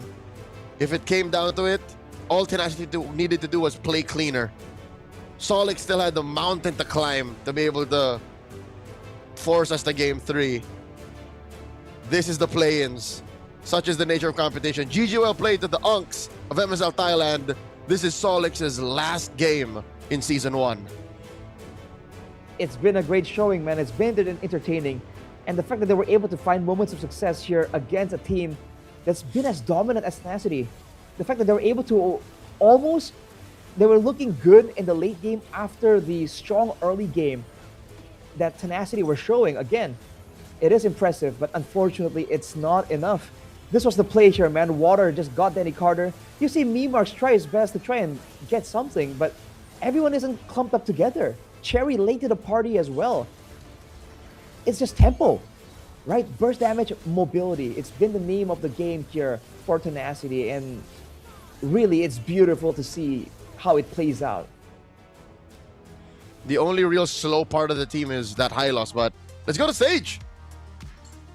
ขอบคุณพี่ๆทุกคนนะคะจากทีม Solix Esport ขอบคุณมากๆเลยนะคะจากทีมนี้ที่มามอบความสนุกนะคะคอนเทนต์แล้วก็การเล่นต่างๆเนาะตั้งแต่ regular season นะคะจนมาถึงในรอบ playoff วันนี้ค่ะทุกเรื่องราวเลยทั้งแพ้ทั้งชนะนะคะตลอดการเข้าร่วมการแข่งขัน MSL Thailand Season 1 ที่ผ่านมา และนี่คือทีม Solix Esport ให้พี่ๆนะคะได้โค้งเนาะขอบคุณแฟนคลับแล้วก็ขอเสียงตบมือดังๆนะคะให้กับฉายาวัยรุ่นยุค 90 นะคะกับ Solix Esport ทั้งออนไลน์แล้วก็ในฮอลนะคะสำหรับความสนุกตลอดมานะคะที่ Solix ได้มอบให้กับ MSL Thailand นะคะก็เดี๋ยวให้พี่ๆไปพักกันก่อนนะคะขอบคุณมากเลยค่ะ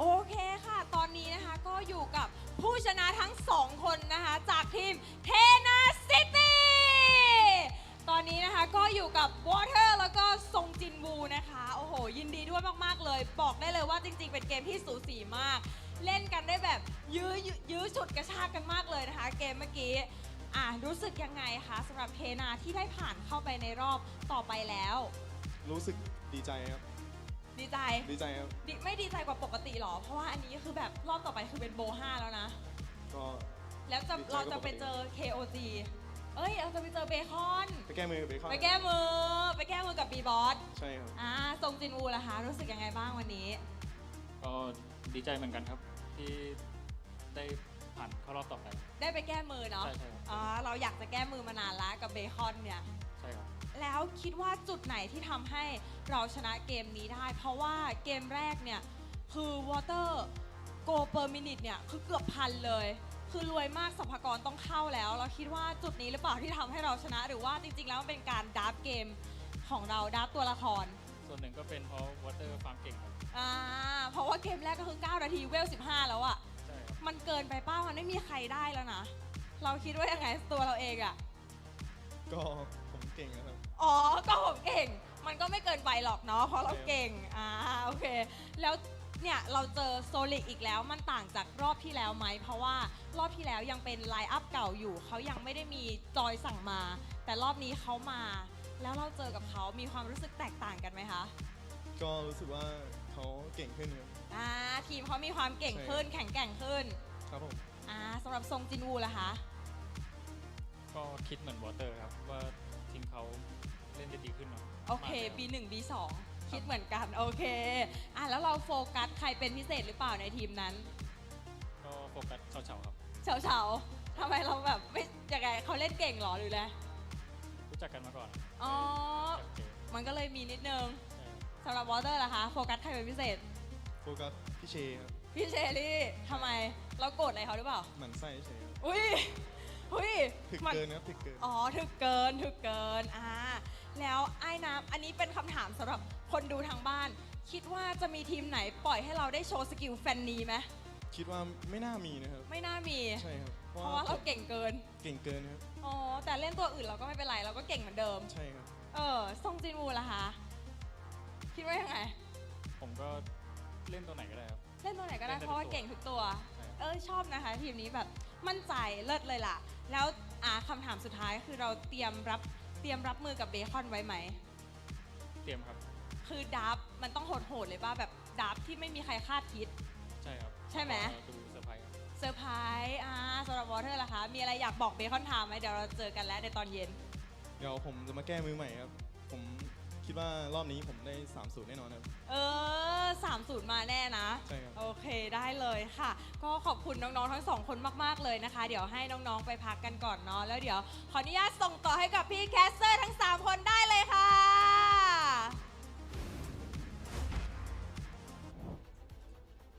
Very interesting interviews. Man, the stage is on point, man. It's definitely something you want to pay attention to. Unfortunately, we don't have subtitles.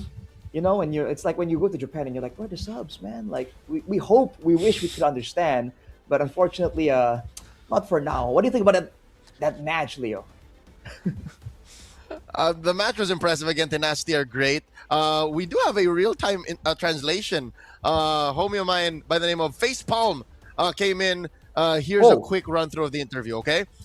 How is this Sol different to the one you faced in the regular season? Water says they are getting better and stronger. Sung Jin-woo says they have more depth in the hero pool, which we kind of saw how crazy that Game 2 draft was. And then they were also asked, anyone in Solix you focused on particularly? Water said, Sherry. That guy is tanky. And then Sung Jin-woo said, Xiao. We know each other from before. So there you go. So there's a lot of history between these two teams, and I'm pretty sure it was bittersweet to have eliminated them in the play-ins. Wow, you got your own like real-time translation, Leo. That's impressive. Finally, we can actually Facepalm understand. is awesome, dude. Dude, I believe there's been so much context like we missed on the English broadcast because of that. You know, because of the lack of we don't speak our comprehension. Yeah, unfortunately. I'm surprised no one mentioned Danny Carter though, because I was telling you during the interview earlier, like, man, they did not allow Danny Carter to play the game at all, dude. That guy was held down. They knew how much of a threat he was. They knew how important Danny Carter popping off was. And you would have sworn the MVP was going to be Water again, or maybe even Griff, who didn't die. But the final moments were all because of Sung Jin-woo. Whenever he went Flicker, Infernal Pursuit, like that's what made Solix go, yo, maybe we should back off, and then they'll die. There were a couple of really high-value Flicker Darkwave plays from Sung Jin-woo. And again, all things considered, with how the fights were going, right? Him only having one death is still very, very impressive. If you look at it here, the only reason why the forward momentum favors Tenacity is because Sung Jin-woo is there to kind of hold things down, right? That's where Water can go around and move around. And initially, we didn't mention it, there was a weakness. You know, the fact that Sung Jin-woo and BS can't really kite back and forth as much as they wanted. But towards the end there, disruption becomes more important than the actual maneuverability. So you can see here, when the fights go in favor of Solix, it's because they play together as five, right? Aside from that, when Tenacity goes in, when they have like a number advantage, of if they're able to separate the fight in two fronts, that's where they do their best work. And honestly, again, credit to Solix for being able to pull off some macro plays, macro traps like that. But eventually, being forced to fight in these tight corners against all the AoE, with all the spammable crowd control coming in from Tenacity, it was just too much. It was so overwhelming for them. Now you mention it, that might have been the only pitfall for Tenacity. If Solix were able to out-macro them some way, somehow, and make this game last a little longer, that may have what forced us to Game 3. But fortunately, Tenacity saw that coming. Tenacity said, yo, we have to play tighter. Our macro has to be better, at least for 5 or 10 seconds at a time, for us to get it across and to finish in the sweep. So that's what happened in those last two sequences, going from the purple all the way to the finish here. Whew. Man, yeah, I think Solix themselves understood that, and that's why Tenacity did what they did. We weren't expecting it, but dang, dude, even before anyone set up, the moment they saw Danny Carter, again, glorious pathway, like Water just starts jumping around, trying to get to him. They didn't even succeed initially when they tried to go for him like that, but that was enough to really get Solix confused. Despite the fact that they had their head in the late stage macro game, I think they really weren't expecting that kind of, I don't know, YOLO maneuver coming in from Tenacity, and that was their downfall. If you look at the emblems here, weapon mastery for Mimarks too. So the longer the game went, those swan songs were going to be so good. And you can see the damage numbers, man, like 82,000 damage. Definitely a respectable amount. I think the only reason why the fights really started turning around is because the Winter Crown was built by Water, right? Once that happens, Water can do the exact same thing and just Winter Crown away from the Swan Song, or even Winter Crown while channeling the electrifying beats. Yep. And again, that made Solix stay a little longer than they were comfortable with to be able to finish the job. So yeah, you're right. I think that was another weird power spike for Water after the winner crown. And then that was another benchmark for Solix to have to go over, that me Marks' damage output wasn't enough, which is impressive. Again, fair where fair is. 82k, more than anyone from Tenacity was dealing. That just shows that maybe Odette is a legit threat. Maybe we should start respecting Odette more as a mid laner instead of just a meme, because that's what Gord was about a month ago, and now he's real. Yeah, mid lane AoE is something that's really rising in popularity, because it used to be just utility and burst, right? But now actual AoE damage output is slowly but surely creeping back into the meta. So that's definitely an interesting factor. Aside from that, man, yeah, I don't know. I don't know how you can macro against Tenacity, but they seem to understand when they can use micro to counter your macro. You know what I mean? And that's dangerous, dude. If anything, macro is on their side. Whoever they face off in the future in the playoffs have to play a tight game. So this warning goes out to Bacon Time. Bacon Time, watch out for that Joy. Bacon Time, watch out for, you know, Griffith's entry. Even Song Jin-woo's late game entries. Watch out for that. And if anything, play a better macro. Split up the map. I don't know what kind of Bacon Time we're going to see today. If it's a cleaner Bacon Time or a Bacon Time that gets swept by Buriram United, who fortunately isn't here anymore.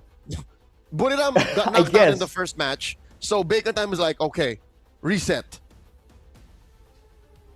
So you're thinking it's a rock, paper, scissors type of deal between Bacon Time and Buriram? Well, we'll never know, man, but they certainly came up with some really interesting picks the last time they showed up. So a lot of people have been saying that might have been some kind of limit test, some kind of experimentation, because they brought up the Kadira, bro. They brought in the Faramis as well. And in final thoughts, Leo, because we're going to throw to the break before the next match. I'm excited. Let's go it. Round 2, best of 5s, 2 lives, baby. Let's go. Check it out after this break.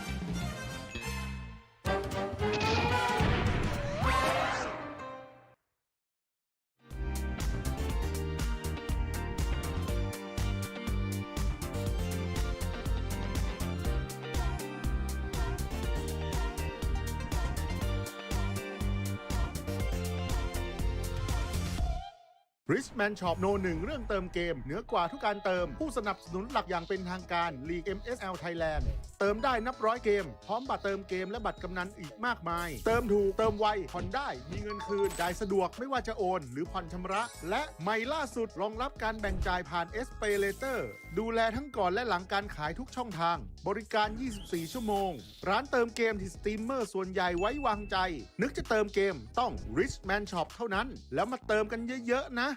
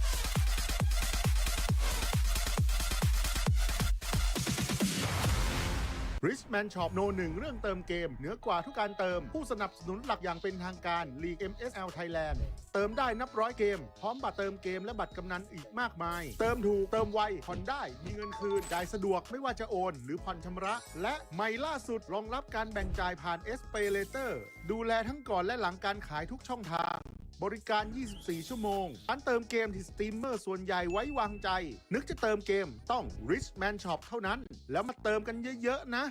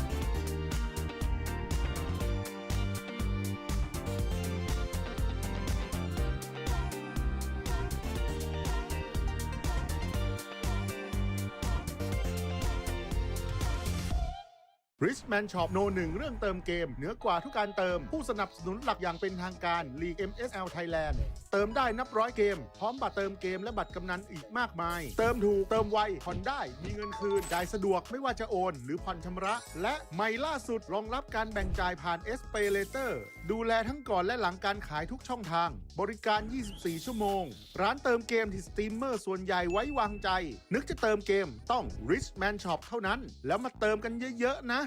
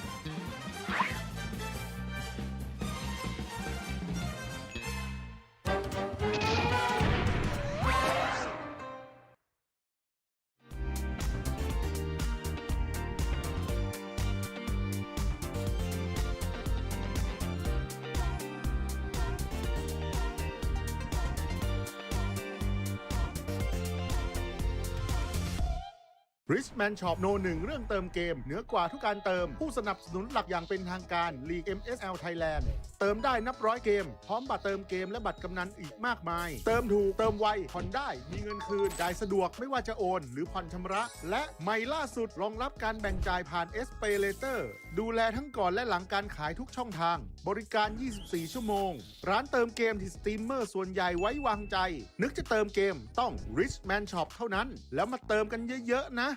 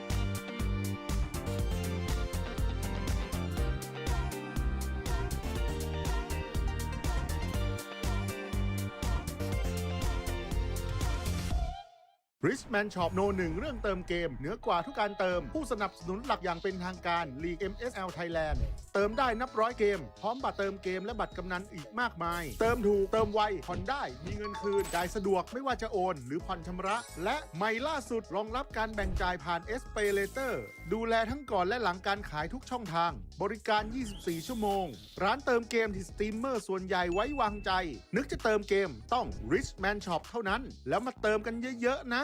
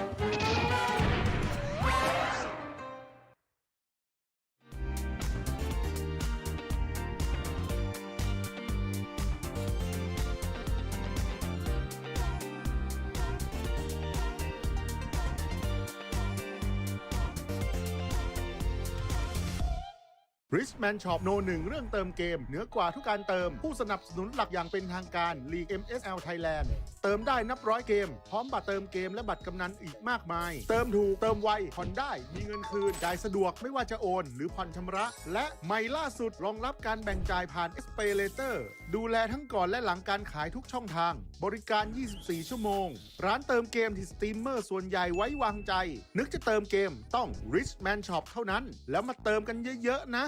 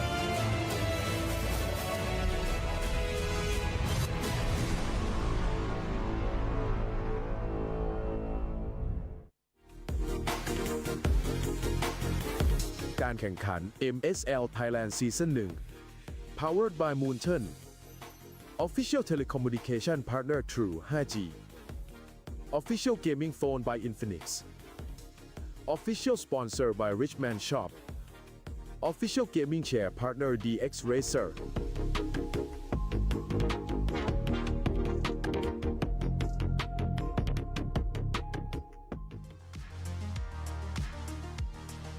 สวัสดีค่ะ กลับมาอีกครั้งนะคะกับการแข่งขัน MSL Thailand Season 1 ค่ะ แล้วเจอพวกเรา2 คนแบบนี้แปลว่า ความสนุกกำลังจะเริ่มต้นขึ้นค่ะ ใช่แล้วค่ะ เพราะว่าตอนนี้นะคะเราก็ผ่านกันมาครึ่งทางแล้วเนาะ ใช่แล้ว คู่นี้ก็ ค่ะ จะเป็นคู่ที่3ใช่เป็นการเจอกันของทีมอะไรบ้างคะ ตอนนี้นะคะก็จะเป็นการเจอกันของทีมอินซีดำไร้พ่ายอย่าง KOG King of Gamer Club นั่นเองค่ะ พี่ฟางรู้ไหมว่า ค่ะ ทีมนี้ไม่แพ้ใครเลยใน 9 แมตช์ที่ผ่านมา Regular Season ใช่ ไม่แพ้ Regular ใครเลย Season อันนี้เป็น Miracle Winner เลยใช่ไหมคะ อาจจะเป็นเพราะฝีมือ ทีนี้ก็ต้องมาดูกันแล้วแหละว่า แมตช์นี้เขาจะยังคง ยังคงความชนะได้อยู่ไหม เพราะว่าเขาจะเจอกับนี่เลยค่ะทีม ACT Esport Club นี่ ที่เพิ่งชนะมาเมื่อกี้เลย ใช่ชนะแบบ 2-0 อันนี้ถ้าถามก่อนฝั่งนี้มาเชียร์ทีมไหนคะ KOG ฝั่งนี้นะคะ KOG อันนี้มี ACT อันนี้เขาเรียกว่าเป็น เหมือนอยู่ตั้งแต่เช้าแล้วไหมคะ อันนี้เป็นการ์ดกำลังใจค่ะน้องมิ้น ซึ่งเราสามารถทุกท่านสามารถเขียนการ์ดกำลังใจได้นะคะ อยู่ที่บริเวณด้านนอก แล้วก็เอาเข้ามาชูได้ อันนี้ จะได้มีกำลังใจ ใช่ ส่วนอันนี้นะคะเป็นขวัญใจ KOG ไม่ได้เลยไม่ได้เลย ใครอันนี้ เราแอบเห็นอยู่วันซ้อมอ่ะนั่นแหละจ้ะ คอนเทนต์ โอเค เดี๋ยววันนี้จะมาดูกันนะคะว่าอินซีดำยังคงไร้พ่ายได้หรือเปล่า หรือว่าจะเป็นโดน ชวด ACT โดนชวด เพราะว่าวันนี้ ACT เขาตื่นรู้แล้ว ตื่นรู้แล้วใช่ รู้แล้ว เมื่อกี้เห็นเลยตอนที่ให้สัมภาษณ์นี่เขาเรียกอะไรนะแสงออกหัว Happy Birthday ปั๊บ นี่ใช่โอเค แล้วตอนนี้คิดว่าทุกคนพร้อมแล้วทุกคนพร้อมไหมคะ ขอเสียงหน่อยได้ไหมคะ ขอเสียงแบบดังๆเลย พร้อมไหมคะโอเค พร้อม รู้กันว่าพร้อมแล้ว นี่ไง น้องอุดหูรอแล้วบอกว่าอยากจะดูแข่งแล้ว โอเค ถ้าพร้อมแล้วนะคะ เดี๋ยวขอส่งต่อเวทีนี้นะคะ ให้กับ3แคสเตอร์ค่ะ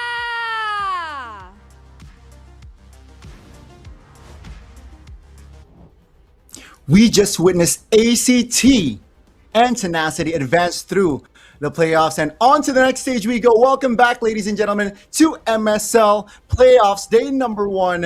It's going to be me now, Gani, and alongside Midnight to my left. Midnight, how are you feeling now we are in the best of 5s? I am feeling excited. I want to see amazing MLBB action. I want to see more heroes, and I want to see some flavor, because the past 4 games, even though it felt nice, it felt amazing to witness amazing MLBB, you know, it kind of felt one-sided. It's a bunch of sweeps, 2-0. Maybe, you know, this time around we get to see Game 4, maybe even Game 5, honestly. Yeah, I mean, the 2 teams that advanced,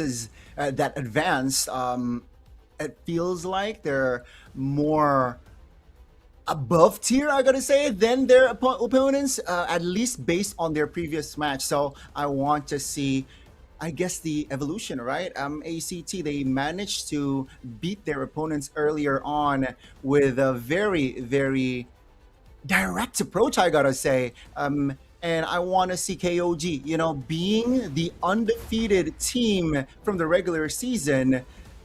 Will they hold to that record, right, against a team, the Twins, ACT? Yeah, you know, being the top dog, being the #1 team in the regular season, of course, a lot of teams are looking to take you down. They've only managed to drop 2 games, and they haven't lost a series. So all this time, KOG sitting at the, you know, the highest table, but ACT, they just did exact their revenge against Buriram United, and hey, they lost against KOG as well, so maybe their revenge journey isn't done yet, because they are still yet to beat KOG. As far as I'm concerned, they didn't even won a single game against King of Gamers last time they met in the regular season, so it's kind of personal, you know, for ACT. There's a lot of motivation at stake here for the team that came from the open qualifiers. Definitely, and we got to take a look right at the team that holds the record of undefeated match-wise here. Again, King of Gamers, just like their name, is able to sit on the throne, and so far so good, at least for them. After seeing ACT's match, I'm sure they will pick up a thing or two to maybe give us a surprise, you know, picks wise, maybe gameplay wise. But again, based on the highlight here, Midnight, their coordination and precision is definitely something teams to look out for. Yeah, the thing about KOG is that we talk about a lot of dynamics between the teams. Like some teams are very versatile, some teams are aggressive, some teams are creative in draft. KOG, they're a combination of all of them, you know, like this is a team that knows its identity, knows its play style, can play outside its limits, but most importantly, very decisive on these macro calls. A lot of the games that we've seen from KOG in the regular season, it's just so dominant, and it doesn't come from domination through mechanics, but it comes from overall map gameplay, like the precision between you know, the layering of skills, where to play, how fast do we play. It's just on point for KOG. That's why they're the kings of the regular season, and they're almost untouchable. Again, they did drop 2 games, but those 2 games were at least a game where you could say that KOG made some mistakes, and it's also like a good point for ACT that they're not against a team that is invulnerable, you know? Like there is a lot of pain points that they can attack definitely against KOG, but they really have to hone in on those pain points, because so far, KOG has been really solid, especially when they get a good footing in the early to mid stages of the game. Well, ladies and gentlemen, let's welcome you, the kings of the regular season. Without further ado, this is Kings of Gamers! Man, what an aura. What an aura walked to the stage. The #1 team in the regular season, ladies and gentlemen. Still able to find wins after 9 matches in total. That's crazy. And on the other side is a team that, again, chemistry-wise, they're on point. And after winning earlier, that momentum will definitely be a part of this match. This is ACT Esports. Hey, you know what? You gotta love an underdog story. Again, this is the team that came from the open qualifiers. Did have some shortcomings in the regular season, but overall performed solid. And at this stage, you're up against number 1. No backing down here for ACT. Definitely not. And in case you missed it, ladies and gentlemen, it will be a best of 5 match. So I'm sure that that will be a part of the gameplay of the coaches, right? Justine is so far the coach to beat, at least from the regular season, still untouchable. Now, Midnight, you're a coach yourself. That pride definitely kicks in when your team is untouchable or undefeated. Yeah, for sure. For sure. You know, for King of Gamers, they're going to be so confident with all their picks, all their strategy. I don't think they're going to feel any pressure in their drafting stage, but they just have to be on point and critical about ACT's drafting as well, because this team has been keeping it simple. It's all about execution. It's all about the aggression. It's all about timings. And we've seen that from their previous series with the Suyo and Harith. So for sure, the coach here of KOG might have taken note of those 2 heroes. Suyo and Harith, maybe there's a lot of respect heading into this matchup between the 2 junglers and the 2 gold laners. Definitely, and I think another layer that Justine needs to add is the Kalea, right?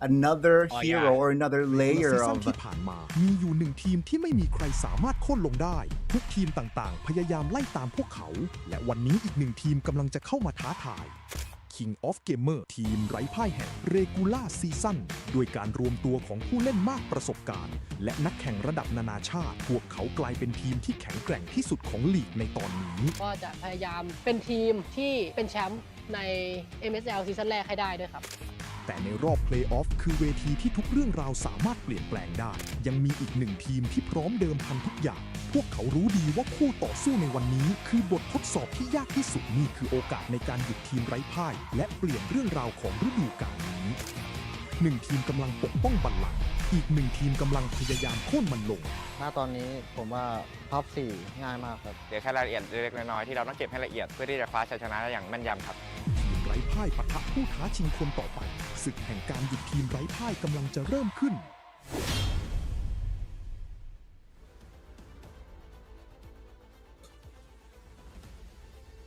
Both teams are ready, and I was about to add about the Kalea, but let's take a look first here at the head-to-head between the roles here, and again, the jungler, right? One of the twins, Zero's also just a versatile player, can definitely roll in or fill in the jungler and also the assassins here that, again, might threat the mighty KOG.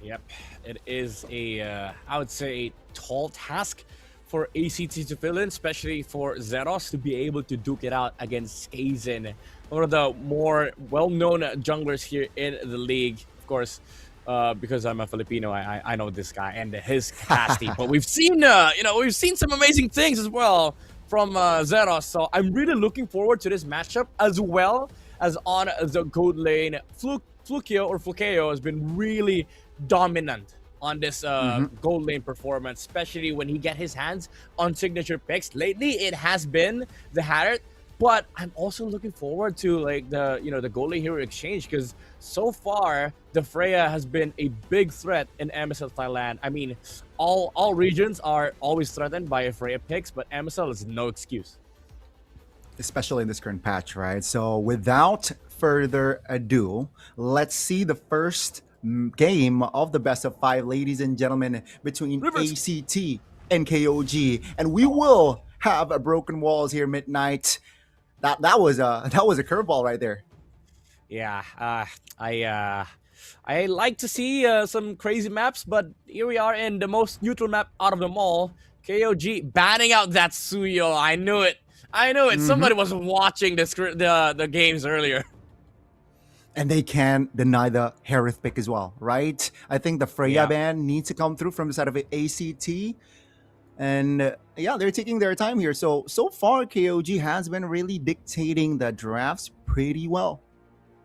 Yep. Ooh, limited options here for ACT. Yeah, that's a curveball indeed. Even though they could get their hands on the Kalea, they just respect the Marcel of KOG, especially with that combo as well. There's a lot of like potent combos that could come out from KOG with the Marcel. We've seen that in the regular season. But yeah, we go back to the first pick, Harith. Very tempting, honestly, for KOG to take, because what is the answer from ACT? Like a Claude Leomord? Doesn't matter. If you pick up the Harith, you're eliminating comfort here against ACT. That's the thing, right? And I think KOG is discussing though, because the Freya is still available. It's gonna be the Freya. So the Harith here, I think the play from ACT is you can take the Freya as long as I get the Harith. Now, we mentioned as well about the Kalea. Maybe that's the pair that we can expect coming from ACT. You know, their first picks, I think that's a very solid picks. And you mentioned ACT, you know, they like to play a direct approach, an honest and simple. I think that should be the play. But no, that's going to be the Khalid. So they want mobility here. They want a strong mid trio instead. Wait, they gave KOG the Kalea. And this Freya could be flexed still on EXP, so they can get their hands on either Claude or Harith just to deny some mid-game timings from ACT. Although, taking the Leomord is also tempting here, or even a Valentina. So many good options here for KOG. Just depends on what composition they want to build around this Freya. Kimmy, interesting. I did not expect the Kimmy as well, right? Knowing that a lot of mages are still on the board. But I guess what KOG is saying is, you know what? The mid laner here is not going to be the star. It's just going to be a sporting role. And, you know, quite independent, hard to catch, you know, with the Purify expected to come.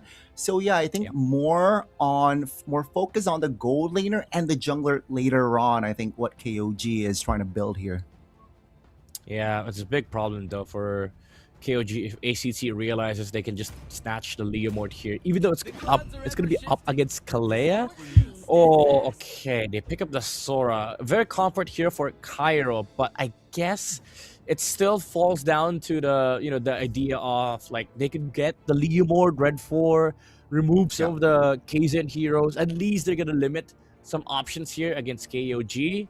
Because the whole comp of KOG relies heavily on getting away with like early game snowball. Like if they get some form of tempo in the early game, then they just scale better with the Kimmy, with a scaling assassin as well.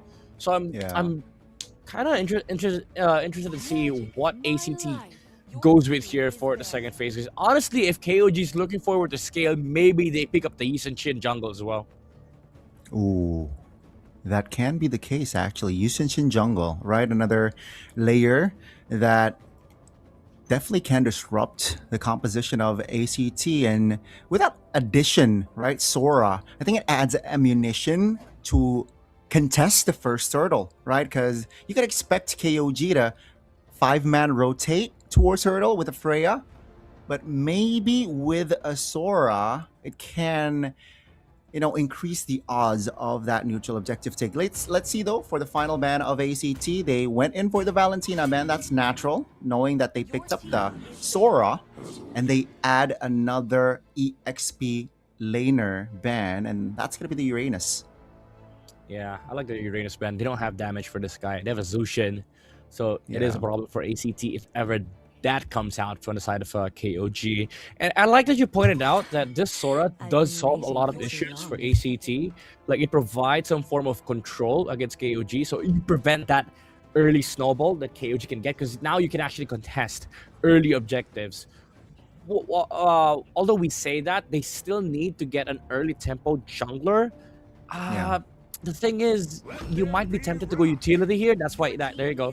You go Fredrin just to be able to like put a lid or stop KOG from doing so many good things in the early game. But KOG can just run away with a scaling comp. Now that you see Sora, Frederick, if we just dodge fights with with this composition, we're scaling so much better compared to ACT. And this is why I think Coach Justin, he anticipated that Fredrin pick with the Kimmy, right? A hero that can keep range, definitely can poke, a fighter jungle. And we saw ACT played a Fredrin earlier on, and I think that's why Coach Justin take this Kimmy in the first phase. Now, you're right. I think they can go for that scaling jungler and just pick their battles from the early game, right? And that's going to be the 2-pair coming. It's going to be the Akai and the CC, another hero that can deny the power of Fredrin, neutral objective takes. Oh, this is so good. This is so good from KOG. Like, comp-wise, I like the idea behind this composition. Like, you have some form of scaling while also being a monster in the early game. And the problem is, you can do this on blue side because guess what for ACT? You don't know where the CC and the Freya is going. So this Sora, you might have to flex to gold or EXP depending on what matchup you prefer. But this last pick has to be really, really good for ACT. Nothing comes to mind, honestly. That is hard. Maybe Terizla, or they need damage though. Gotta go normal Claude. So now they can put the CC on XP and then Freya on gold. Oh, this is so good from KOG. I mean, so far, so good, right? It seems like KOG, they want to contest that early with technically, there's a Kimmy, but yeah, I mean, very strong early to mid fights here. So ACT, can they hold the storm of that early game with the composition that is built for that early game, especially the mid trio? Let's see, folks, for the opening game of KOG and ACT. It will be the first round, and let's see who advances through and who has to go down to the lower brackets. It's going to be a battle of tempo, honestly, for both teams. ACT will try to prevent some tempo building up on the side of KOG, while KOG will be fighting for it. First turtle is going to be very crucial, as well as the level 4s on both roamers, especially in this Kalea, right? Because it does give you some access towards the frontliners of ACT. If they can shut this Khalid down, then they have so much early game space to work with here for KOG. We will get to see that indeed. Well, it's not going to be a Khalid Purify this time around. We saw a Khalid and a Kalea interaction earlier on. It was ACT though on the Kalea. This time, Sylvie is going to be on the Khalid. But yes, the first neutral objective is going to be very important, especially when you committed a Fredrin on your composition. But hey, against an Akai, it's going to be very tough here. Heavy spin can definitely disrupt your momentum going in. That's a steal. Hey, you voted for 5 games. I mean, I did put KOG 3 games, but I want to see more games than 3.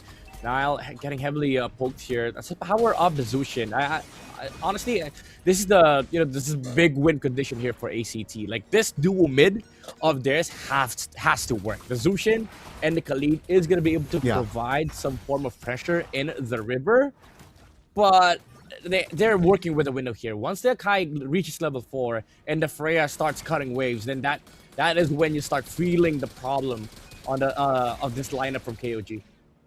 And as you mentioned, Akai is already level 4. 10 seconds on the clock for the first neutral objective of the game. They gotta I guess they gotta decide here. Do they really want to commit on contest? Because top lane is already filled and occupied with KOG members. Here comes Sylvie. It's jumping in on towards Kaizen, just trying to poke around, but seems like KOG says, you know what? We'll be patient this time around. Freya is coming. Yeah, it's a good pull as well. Good reset. Good patience from KOG, but ACT, they're not gonna let go. They want to fight for this. They have a Zushin, however. Problem is, Freya's already here. Traction Pulse already invested. That's going to be ACT jumping in on the collapse now. First one to fall. Turtle, though, will be secured by KOG. And here comes reinforcements. KOG, with the firepower that they have, is able to take 2 more. They only lose Hyan, but not only, that's a very important member taken down. So ACT, they got compensation. Yeah. Classic approach from KOG, however. Like, they bursted a turtle and then immediately went straight to the enemy jungler, able to take out Zeros. Oh, King's in. So be careful, though. Good for now.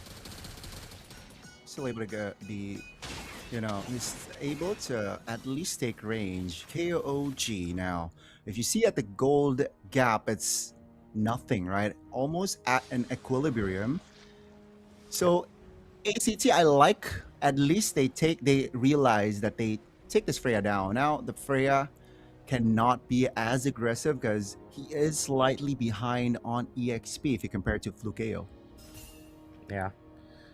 So ACT honestly could just play it slow, play it chill, just prevent fights, try to just give vision without getting jumped on by Nile on this Kalea. Sylvie has a massive responsibility on his shoulders right now. Again, river control is going to be very, very important because that's when KUG will start ramping things up. When they get mid prio, when they get river control, then you will be able to see KUG choke the map against ACT. So far, so good for ACT. Nothing's happening. Claude's farming. Everything's A-okay. Everything is good, but remember, ACT is on a window. Heavy spin here used, interestingly, but again, ACT is able to keep range. The jungler is rotating towards top, whilst the turtle will spawn in the bottom side of the map. So again, with the Kalea already having Tsunami Slam in the kit, expect an engage here, or surprise engage from ACT. From KOG, rather. Weird timing here from KOG. They don't have the heavy spin, so they have to wait a bit. I think for more than 10 seconds, or 15 even. ACT, they can make a move here. They have a Khalid that is already setting up a Raging Sandstorm here with a Flicker. Good zone from Carnes. Yeah, they got to buy time here, at least. Oh, KOG getting jumped on now. Again, first one to fall. Payan jumps in. Sylvie, health HP. Payan deals damage, but that's going to be the knockup. Purify popped. Oh, Pyro finds the kill. Take a look at Payan. Again, taking it all, but here comes ACT. Just collapsing on KZen, who is isolated, and down he goes. 3 members off the board. ACT, they lose the neutral, but they win the fight. Yeah, they're so focused on taking down this turtle from KOG. They lost attention. They lost their focus on the Claude. KZen did a good job of just controlling the turtle while also holding the Fredrin down. But ACT, they didn't even care. They just looked to fight. They wanted to take down heroes. They wanted to go for the trades because, again, they know they're scaling. They don't care about neutral objectives. As long as we're taking heroes down, we're eliminating map pressure, we're giving space to Claude, we're making him farm. It's a similar story as to how they won their game against Buriram United. Everything's about making the space for their gold laner. Making their space, indeed. And Flukeo, right? So far, so good on the farm, like you mentioned, especially getting that extra 200 gold in the inventory.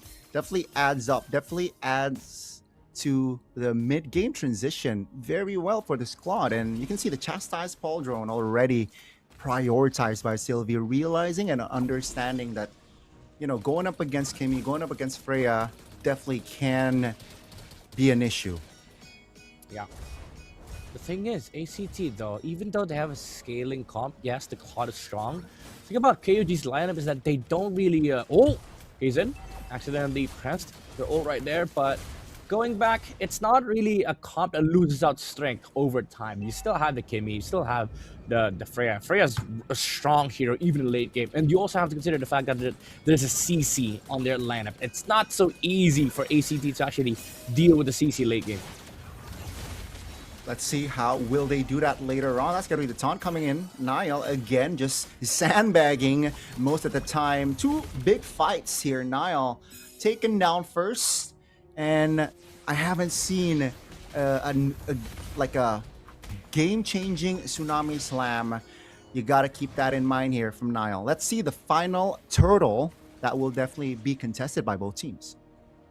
Yeah, I mean, it's kind of hard for the Kalea to actually find the target here. Even if he does go onto the Khalid, there's that re-engage from the Fredrin, re-engage from the Sora. So they really have to be picky here with the jumps on the side of KOG. Oh, they find a Claude, force to Purify. It's a big battle spell. However, they don't have their big ult for the turtle.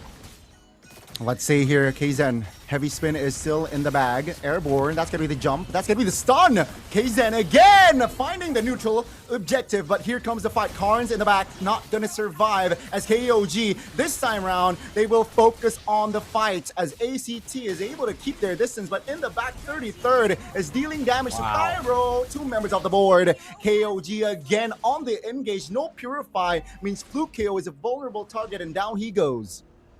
Yeah, this time around, now they find their window, they find their targets as well. Because of the fact that Flukeo had no Purify, he was so scared to dive in, to jump in with the Blazing Duet. They did isolate some targets on the side of KOG, but the Kimi was able to just dance around the Claude. The beauty of being able to attack while moving, right? Kimi able to move away from the Claude, and that allowed 4 members of KOG to just target lock this Frederick.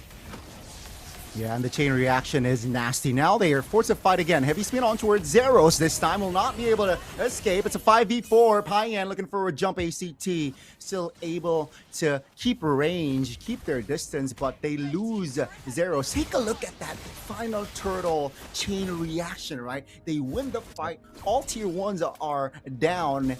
And now ACT, they're working space or breathing room is restricted. Purple buff even will not go to the hands of ACT. Yeah, this is what we were mentioning earlier, right? Like the fast-paced movements of KOG. They just know where to go. They know which part of the map do we pressure. After top, they immediately go purple, remove some farm from the Fredrin, take the map away from the Claude, and after that, they just took another tower again. KOG, they're not gonna stop. They still have ults. Khalid, Raging Sandstorm, not gonna connect though. And they will force the passive. Oh, Kzen. Purify off the board. They're keeping tabs. That's gonna be Sylvie now. Stunned up with a heavy spin, still able to get out. At least Kzen says, you know what, let's not commit just yet. You know, knowing that neutral objective, the First Lord, is gonna spawn. And there it is. 4,000 gold lead now. What, 3 minutes ago it was out of balance, maybe. But now, KOG, they're running away with it. Yeah, 3 towers and a full river and map control from the side of KOG. Now they slow the game down. They're just gonna wait for the Kzen's ulti with a heavy spin on the Akai. Maybe start the Lord a bit, hit it, make sure that ACT comes here. Because Claw's gonna be busy dealing with the wave bottom side, so they can just wait around for their ultimates to come back up. And now Kzen has his, so they immediately start going for the Lord. And it's a free neutral objective here for KOG. Yeah, ACT seems like that final turtle really cost them here this game, because now with the Lord, right, marching already for KOG, I don't think they have time to restabilize here. Top tier turret, at least the tier 2 will fall. Again, ACT, they need to hope that KOG overextends, or, you know, there's a misplay coming from KOG, but it is unlikely to happen knowing that they're 6,000 ahead. Yeah, all eyes going to be on the Kalea and the Akai for the engage. Lord is walking up towards this bot side. ACT, they need to prep up for defense. They do have battle spells. However, they have the Purify on the Zushin, Purify on the Claude, very crucial battle spells. Problem is, there's so many people that can jump from KOG. Yep, that's going to be the Kalea jumping in. The taunt comes through. Sylvie now sandbagging for his team. Heavy spin, stun him. Down he goes. Both roamers off the board. Cairo jumps in looking for an engage. Doesn't really find the connection. Here comes the Freya Payan. Looking for an engage. Still able to dash out, but here comes the knockup. Carnes finds a kill. Cairo now looking for an escape. Kzen not able to disengage. 33rd though will find a kill for compensation, but that is still KOG losing 4 members. This is what ACT hopes to get. Yep, good team fight control here from ACT. Cairo dividing that fight into 2, separating the damage dealers from the ongoing fight. And Freya was left alone to deal with the Fredrin, with the Zushin, even Nile. When he jumped in, the taunt was there from the energy eruption from Zeros, and Khalid did the same thing, divided the team fight into two. That's why we didn't see a good follow-up come from KOG. Just overall good team fighting from ACT, honestly. Like, look at this fight. Cairo removing the damage dealers on the backside and allow the Claude to just chill, hit the heroes in the front, and then just go for the targets. Definitely a well-executed defense there from ACT. Though, keep in mind, that's still the far lane that they lost. The tier in the bottom side there. KOG, even though they lose 4, knowing that the Lord will spawn top, they can play around the slow push on the far lane here. ACT definitely here needs to find a good fight again here. Still behind 3K, practically. Yep. Have to force something, honestly, because if they're just gonna wait for the waves, KOG, as you've said, they will definitely have the advantage. Because the way that the map is set up, there's no way for ACT to easily just go into the Lord pick. KOG have the time on their side, so they can just play the slow game. Now they see 4 heroes on bot side. I don't know what this is, but they see 4 members on ACT on bot side, so they immediately burst the Lord. Yeah, definitely they can and will blitz the second Lord of the game here, ladies and gentlemen. And with a 3K in hand, I don't know. After that mistake, I'm sure KOG will be more disciplined on engaging the next fight. And so ACT, let's see. That's going to be the Tsunami Slam, though. Popped early. Sylvie now caught, stunned up. That's going to be damage coming through. Still able to get out with the flicker. Now jumps Cairo, winner crown. With the blazing duet, finds one, but Fluke kill goes down regardless. Payan just deals a lot of damage and is still going for it. ACT just 3 members up, and with the Lord marching bottom lane, still 25 seconds on the clock for Sylvie and Fluke KO. That's such a good reaction from KOG. The initial jump from the Kalea prevented the Khalid from re-engaging with a heavy spin as well, locking the Khalid down. And Payan, man, used the ult out to avoid the shifting skies. Now they see the base.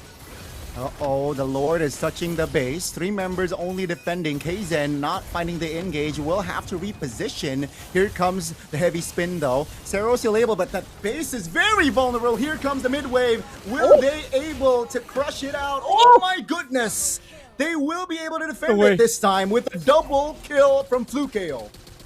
Oh my man, Kzen, he might have been feeling bad right now. He pushed the Fredrin away from the Kimmy. That's why Zeros was able to live, and because of that, they're able to defend. Now Karn's looking for a play. They see the Kimmy, and they find him and take him down. Now forced to flicker out. Oh, actually, can he do it? Can he get out? Skypiercer! Okay, still has the immortality, still able to hold on to the immortality at least, but that is another failed attempt with the Lord from KOG. The defense, the composure from ACT is what kept them alive. Oh, okay. No blazing do it from Fukeo. Good thing is, 50 seconds before Lord spawn, everything's gonna be up for this fight, maybe except the flicker from the Kalea. But again, going back to the team fight top side, Payan dodged the shifting skies with a Valkyrie's descent and then moved back, flickered in front of the Claude, took him down. Unfortunately, when they were going for the end, that heavy spin pushed some of the members of ACT away instead of into the base. And that allowed some of the members to heal back from ACT, and they were able to go for the reset and re-engage again. Yeah, the timing from Flukeo on the respawn was perfect as well. Because if he had come in a little second too late, that would be the end. But again, right, it is just KOG with the lead. 2 failed attempts though. You know, we're entering almost the 18th minute mark. So the goal here almost is irrelevant, but it's still KOG now with the control of the Lord. This time around, ACT will not go for the split farm or a split clear. Cairo though commits the recall. Bot side. Somebody has to deal with that wave. Now they see no Sora. They can just fight. They will find it. That's going to be the Crimson Beacon committed early by Carnes, trying to deal damage. The Lord will be taken by Pai, and Ceros flickers from Sylvie. That's going to be Nile now. Going down. Flukeo finds the angle to take the Blazing Duet, and down 2 members from KOG. I don't know, KOG, they've been really overcommitting on these neutral objective takes, using the heavy spin to just make sure that the Frederick is away from the Lord, is able to get it, however, will they lose 2 on the process because they've committed 2 big ultimates, the Valkyrie's Descent and as well as the heavy spin to just take the Lord. I don't think it's worth it, honestly, at this point for KOG. What you want right now is to win a fight. You want to be able to shut down this Claude. You want to be able to force some skills from ACT so you can re-engage with the Freya, with the CC. But because they're committing so many resources and so many attention towards this Lord, KO is able to just freely play in the team fights. I think that is the big that should be on their minds now, right? Not wasting big resources, big ultimates on towards just the neutral objectives. And again, ACT, they dodge another big bullet. It's still another reset here. KOG needs to at least wait for 100 seconds now to have another attempt, have another go on the Lord. They know that they are still at the advantage, knowing that the turrets from ACT are all taken down. And ACT, they got to play a little bit more, defensively still, knowing that the far lane, the bottom lane, is constantly going to push towards your base. Yeah, and they also have to worry about the angles of KOG, like they could be coming from multiple angles. It can't just be the Lord.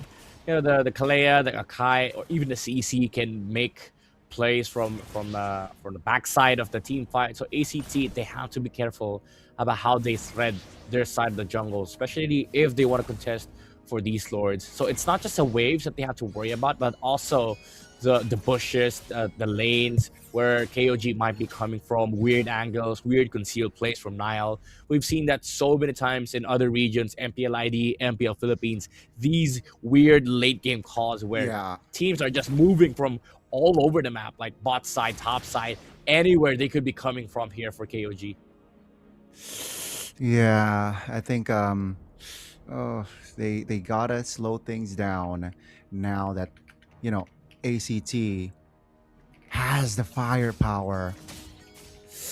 Oh man, it's tough. It's tough. KOG now. It's they gotta play their cards right.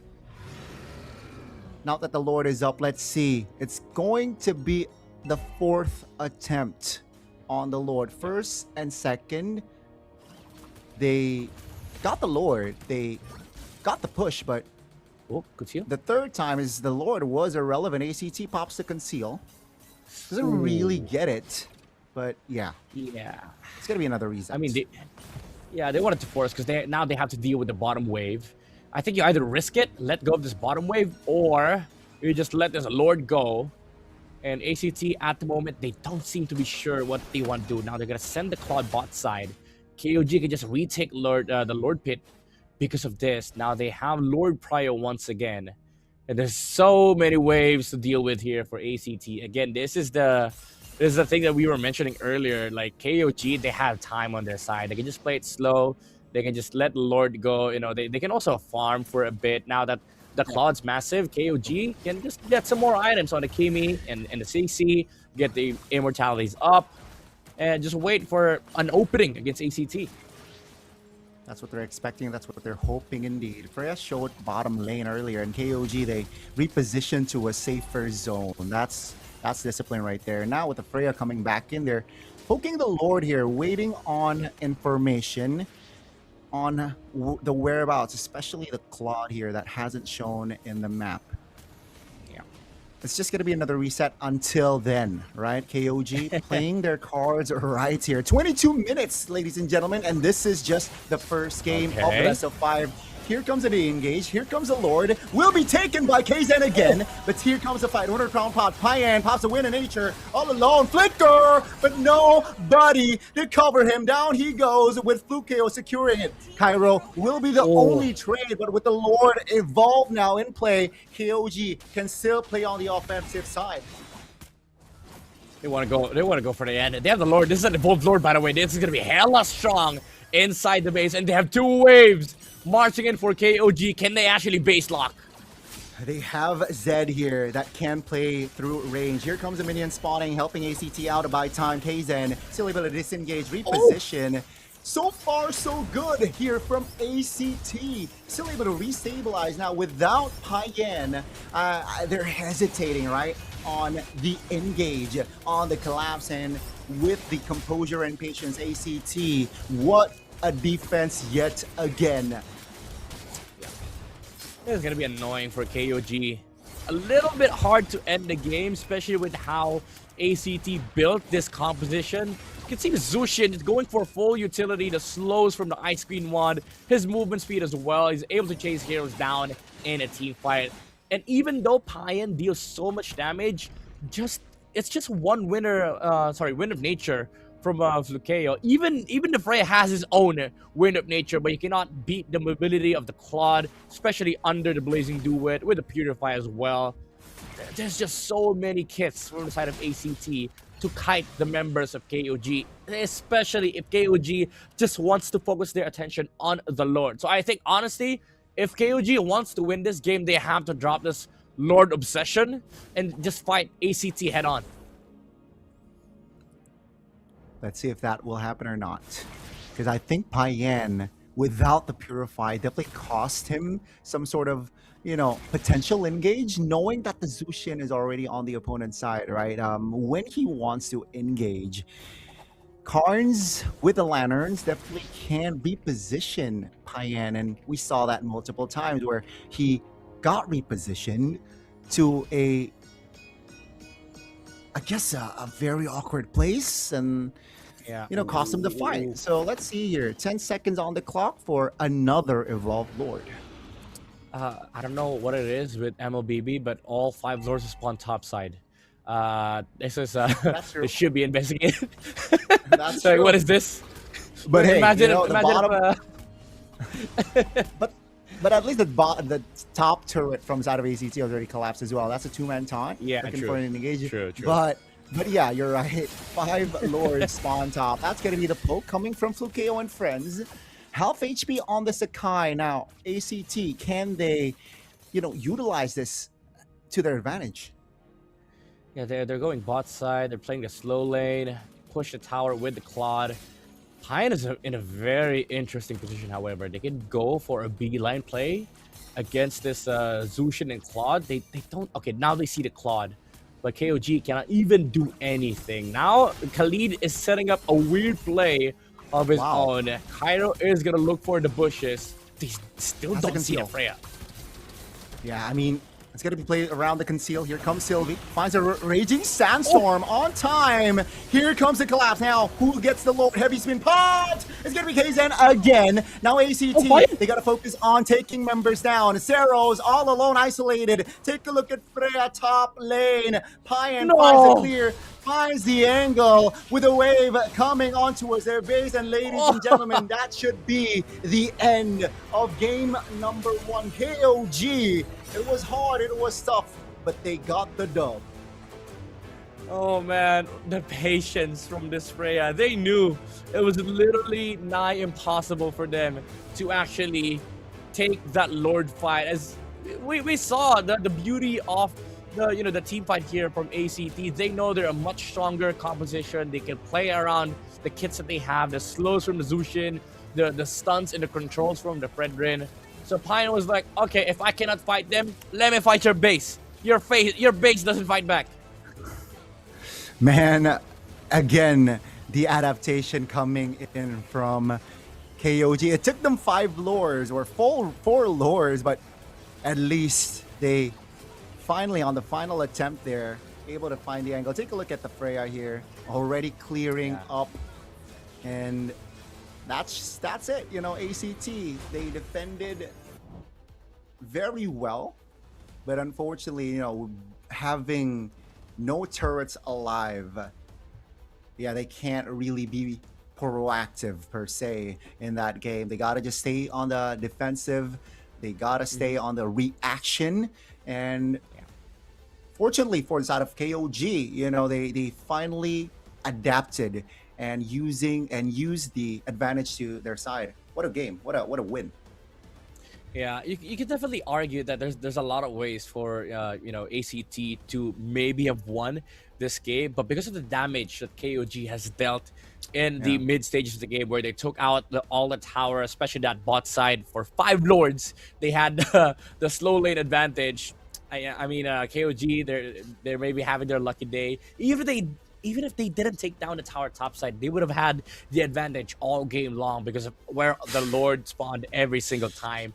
But again, it's just that damage that prevented, like you've said, ACT from being proactive in the game. They had the much better team fight in the late game. They had the superior damage, they had the superior control, but it's just that one Freya play because of the fact that the tower in the top lane was already dead and gone, and Kyro didn't check the bush. It was the weird angle that proved to be the breaking point of the game here for ACT. And our MVP of the game is the CC, 33rd, with so much damage dealt on the late game. Matter of fact, I'm pretty sure he was dealing more damage than the Freya in the late game because of the amount of survivability that he has on the CC. Yeah, especially, CC on the Vengeance, very hard to take down. And, he made, he was the Ghost MVP, I gotta say, right? He was not the standout figure in that game, but he definitely enabled his team in a lot of ways here, being the tanky member, being one of the players or one of the heroes that can engage, can also deal damage. Yeah, shout out 33rd, man. Great first game on the CC, which, in this current patch and meta, you don't really see a lot of successful CC. Yeah, I mean, I've talked to a couple of players. They feel like CC is kind of a dead hero, but there are games where you can see the value of having a CC, right? Especially when they saw this Sora, you do have that option of just flexing the CC to gold, flexing that CC to EXP, even though CC XP doesn't feel too nice. But if it's a familiar matchup like a CC Sora, then it's fine. All you need to do is just do your job, pop that Vengeance when necessary and deal damage in the team fights. And he was stable in doing that. So with the Curtain Skull, all the links, dealing damage to the proper heroes. But the problem was in this game, it didn't come down to whoever was the better team fighting team, but how much time do you have inside a team fight? I think that's why the CC was able to do much and provided so much space for the other members. It's just that they weren't able to capitalize because the Freya really couldn't lock in on anybody on the side of ACT. That's why that play in the last team fight was so amazing from Payan. He realized that, okay, this is not working out for us. I've tried Imo, buy and sell. I've tried Win of Nature on a Freya that lasts for a second. Doesn't work, guys. Let me just push. Yeah, I think, again, just adaptation, right, in game as well. But you can see the power of Akai and props to Kaizen, right? 0 neutral objectives for this Fredrin, for Zeros. Yeah. 100% neutral objective take on the Akai. So Kaizen, despite him not having a good stat, 156, at least he did his job well. A couple of times, though, that was taken by Freya, but that was purely through communication. Heavy spin to separate the members of ACT so that Freya can focus on the Lord. But hey, intelligent communication still coming through from the side of KOG, able to build that early. That third turtle, again, folks, was very crucial for KOG to have that control, right? Because after that, the chain reaction was almost unstoppable from the side of ACT, from the side of KOG. Yeah, it's a Filipino special, man. It's a Filipino passive. We don't care about micro, we care about macro. We care about lords, we care about bombs, we care about map. But yeah, Kaizen did a fantastic job of just being on top of the objective control, even though sometimes too much. Like it's borderline obsession. Like at that point, just go for the team fight, you know. But again, it's just the stability of, knowing what the team wants. Because at the end of the day, it's team communication, right? Like if the team wants Lord, then team wants Lord. If somebody steps away from that mission, then the whole thing breaks apart. So I do like that he's very consistent when assigned a specific task. Because again, as you said, it's 100% objective rate. The Fredrin didn't really get anything. And that's just one crucial part of why KOG is very successful at what they do. Even though sometimes they make weird choices, at least they're 100% committed to that weird choice, you know? Again, gotta just commit, right? Once you go in, Yeah. you commit. And at least we saw that from the side of KOG. We saw some resilience, though, from the side of ACT, being just on the back foot for most of the game, for most of the time. They're showing that they're able to squeak in wins. And let's see now. I'm all for the second game. Drafting wise here, Midnight, I don't think the Freya should be open this time around, especially if they stay on red side. I agree. Even though ACT, they do play it, but again, as you've said, if they stay on red side, there's a good chance that KOG just takes it away, because it's such a good hero in this current patch. Like, it's almost unstoppable given enough farm, given enough momentum, tempo. It just destroys heroes, it destroys towers, and it destroys their hopes and dreams of winning an MLBB game, you know? We saw that from game one. At least it was evident. I was quite surprised that the Freya, committed the flicker instead of the purify. But hey, it was a gamble. There was a risk, but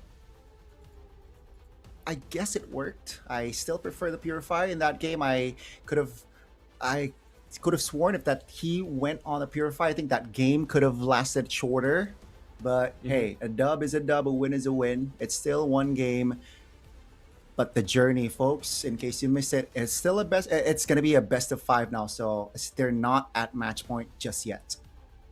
Yes, sir. We never know. There might be 4 more games in this business.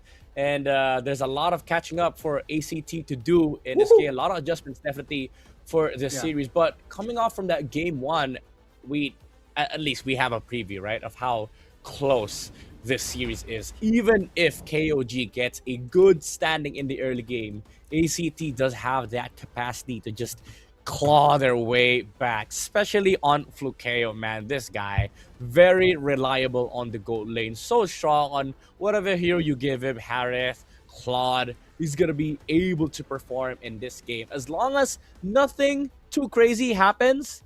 We saw that game number 1, like nothing too crazy was happening in the game. The Claw was just farming. KOG was just doing normal objective things. They were able to scale up towards that late game. So I'm excited to see what they're gonna be giving Flukeo on game number 2. Maybe we see the Harith on first phase, because this was the first time today we see Flukeo on a different hero, and that was a Claude Red 3, which, by the way, they did have an option to pick up the Harith. I think it was red 4, sir. I think. Red 4, yeah. Red 4, yeah, red 4. But yeah, I too expect the Claw to be, or the Harith to be picked up in the first phase, but instead it survived the first phase, right? That's why the Harith ban came through on the second phase from the side of KOG. They respect the Harith potential from Flukeo, and thus they ban it. Sora, though, was picked red 3. I can't really say much until we see the sides, but I still expect from the side of ACT that they take the red side here. Yeah, it gives them more option, honestly, because one good thing about blue side for them is that they get to have that prio between Claude, Harith, or the Harley Leo exchange. But now that they've shown their cards that these two teams are willing to go down the utility route, I think red side has more appeal for their draft, because it just gives more flexibility for red 3, red 4, and red 5. Like, those last 3 picks are very, very important. That's why I think red side is kind of underutilized in this patch, because a lot of the teams are not willing to go down the utility route, Interesting. You're right. You're right. So it was a clock red 5 then, right? Fredrin was picked 4th and Sora was picked 3rd. But ladies and gentlemen, we will do have a side switch. ACT will have the blue side instead, and take a look at KOG. They immediately banned the Freya out. Now, does the Harith come through first pick here from side of ACT? But that's a respect as well from ACT. No Akai here for KZen. Yeah, not gonna lie, it's just full respect, you know? Like, if you look at the macro side of things, like, it wasn't really that threatening, but because of the fact that they didn't get any objective, you know, might as well remove it. Kaizen's very annoying on these kind of heroes. And yeah, it does go down to first pick Harith, maybe a good prior for ACT, but they also have to consider Baxia. There you go. 'Cause if they pick Harith, then Baxia goes to the side of KOG first too. Maybe they go like Baxia Claude or something. So they remove the Baxia. Phobius is still open, by the way. You're right. The Phobius is still open. Now KOG, do they want to contest the Phobius? Or do they, you know, because the Marcel is still on the board as well. It's going to be the Harley. Yeah. So, yeah, KOG saying, you know what? You only get one hero, but we can get 2 power picks. Let's see what ACT decides here. Yeah, they go Harith. Maybe they leave out Marcel here for KOG. Take the Kalea, honestly. I think that should be the play, right? Remember the previous series? Oh! We forgot about the Suyo. We forgot about ACT Suyo. KOG, they deny it, and they paired it with the Phobius. Very strong for that first objective take from the side of KOG. Yeah, I like this. This is deep, honestly, for KOG, because these two, they prevent the Kalea from coming up from the side of ACT. So now they get the Leomord. Even if they go Kalea here, you can just go Gato second phase for KOG. If they take Marcel, then you go Kalea. If they don't take Marcel nor Kalea, KOG can snatch it up themselves, and that's a power of red 3, right? Like if you pick Kalea or Marcel, then you can protect the guy with the 2 bans that you have for second phase. So now they see Khalid. It's too tempting, honestly, to go for the Kalea, but they might just pick a different option. Maybe they go Claude here and then go Rome red 4. I think they it's neither. They're gonna secure a mid laner instead here. So what they're saying is they're anticipating, you know, the alts, and I think Valentina fits very well in this current patch. You know, whether the opponent has a big ult or not, Valentina is an independent hero. You know, and it's gonna be the Valier ban, knowing that, you know, KOG, I think they're gonna commit on towards a dive composition. They're gonna go in, that they're gonna go shoulder to shoulder. So they ban the Valentina out. Now that leaves the Marcel up for a ban, and ACT, they took no time to ban the hero away. Yeah, I actually like the choice that they made here for KOG. It's so deep. Now that they can, they've picked up the Valentina, they can remove some of the annoying heroes, especially the mages on the side of ACT. Now, ACT has to think about 2 roles, the roam and the gold lane. So they commit for the roam ban just to protect this Khalid. Now they can set up an amazing Kalea pick here for KOG. Or they can reserve the Kalea for last, pick up the gold lane here. This is so good. Like, this is a good setup from KOG. What a good first phase, honestly. That was a very intelligent, you know, approach. Let's see here. Red 4. What's it gonna be? You mentioned being, I think they should just pick up the roamer here, right? Just leave the gold leader last, having the last pick value, the play coming in. KOG, they need crowd control. I think a hero that can crowd control. There you go. It's gonna be the Badang. Okay, Locked in. I would like this. I like this against Harith, Khalid. And a You can Khalid. stop the Quicksand Guard. I mean, decent against Leomord. ACT, though, they can get the glue on XP, even the Yuzong. They cannot go Sora because of this Valentina. So I think Yuzong, Lapu, or Glue, those 3 are good options. And then for mid, you might want to pick up something that can disengage, something like a Lilia. Oh, like a Lilia. That is also, yeah. I think Lilia is good going up against a Phoveus, against a Badang, and a Suyo. Yeah. That wants to get close to you. You know, I think a Lilia is a good shout, and also it clears very fast, though very vulnerable pre-level 4 and on the dot midnight, as you call it, Neil de Guzman. Lilia will come into play.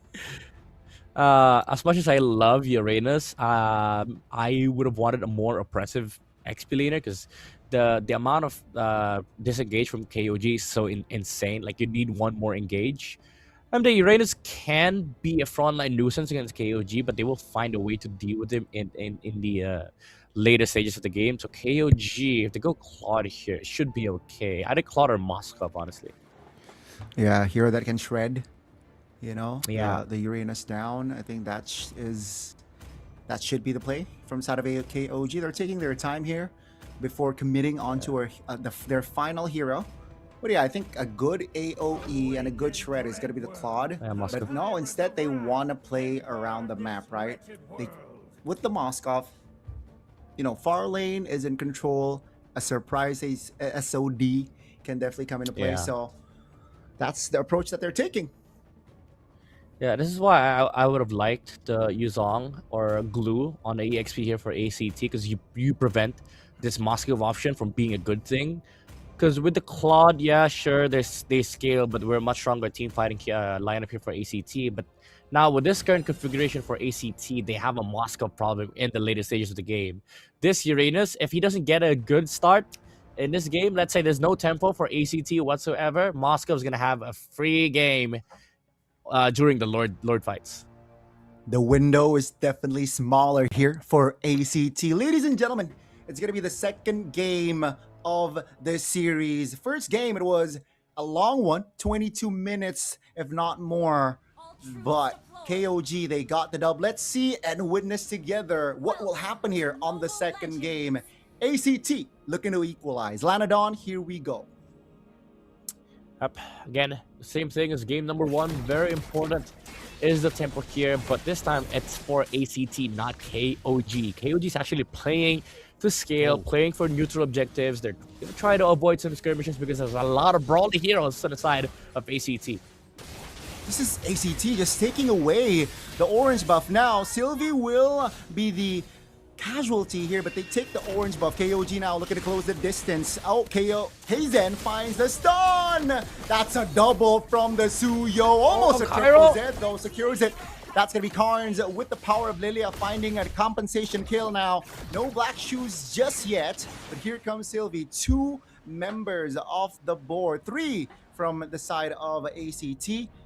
But that orange is still taken away. Still benefits KOG.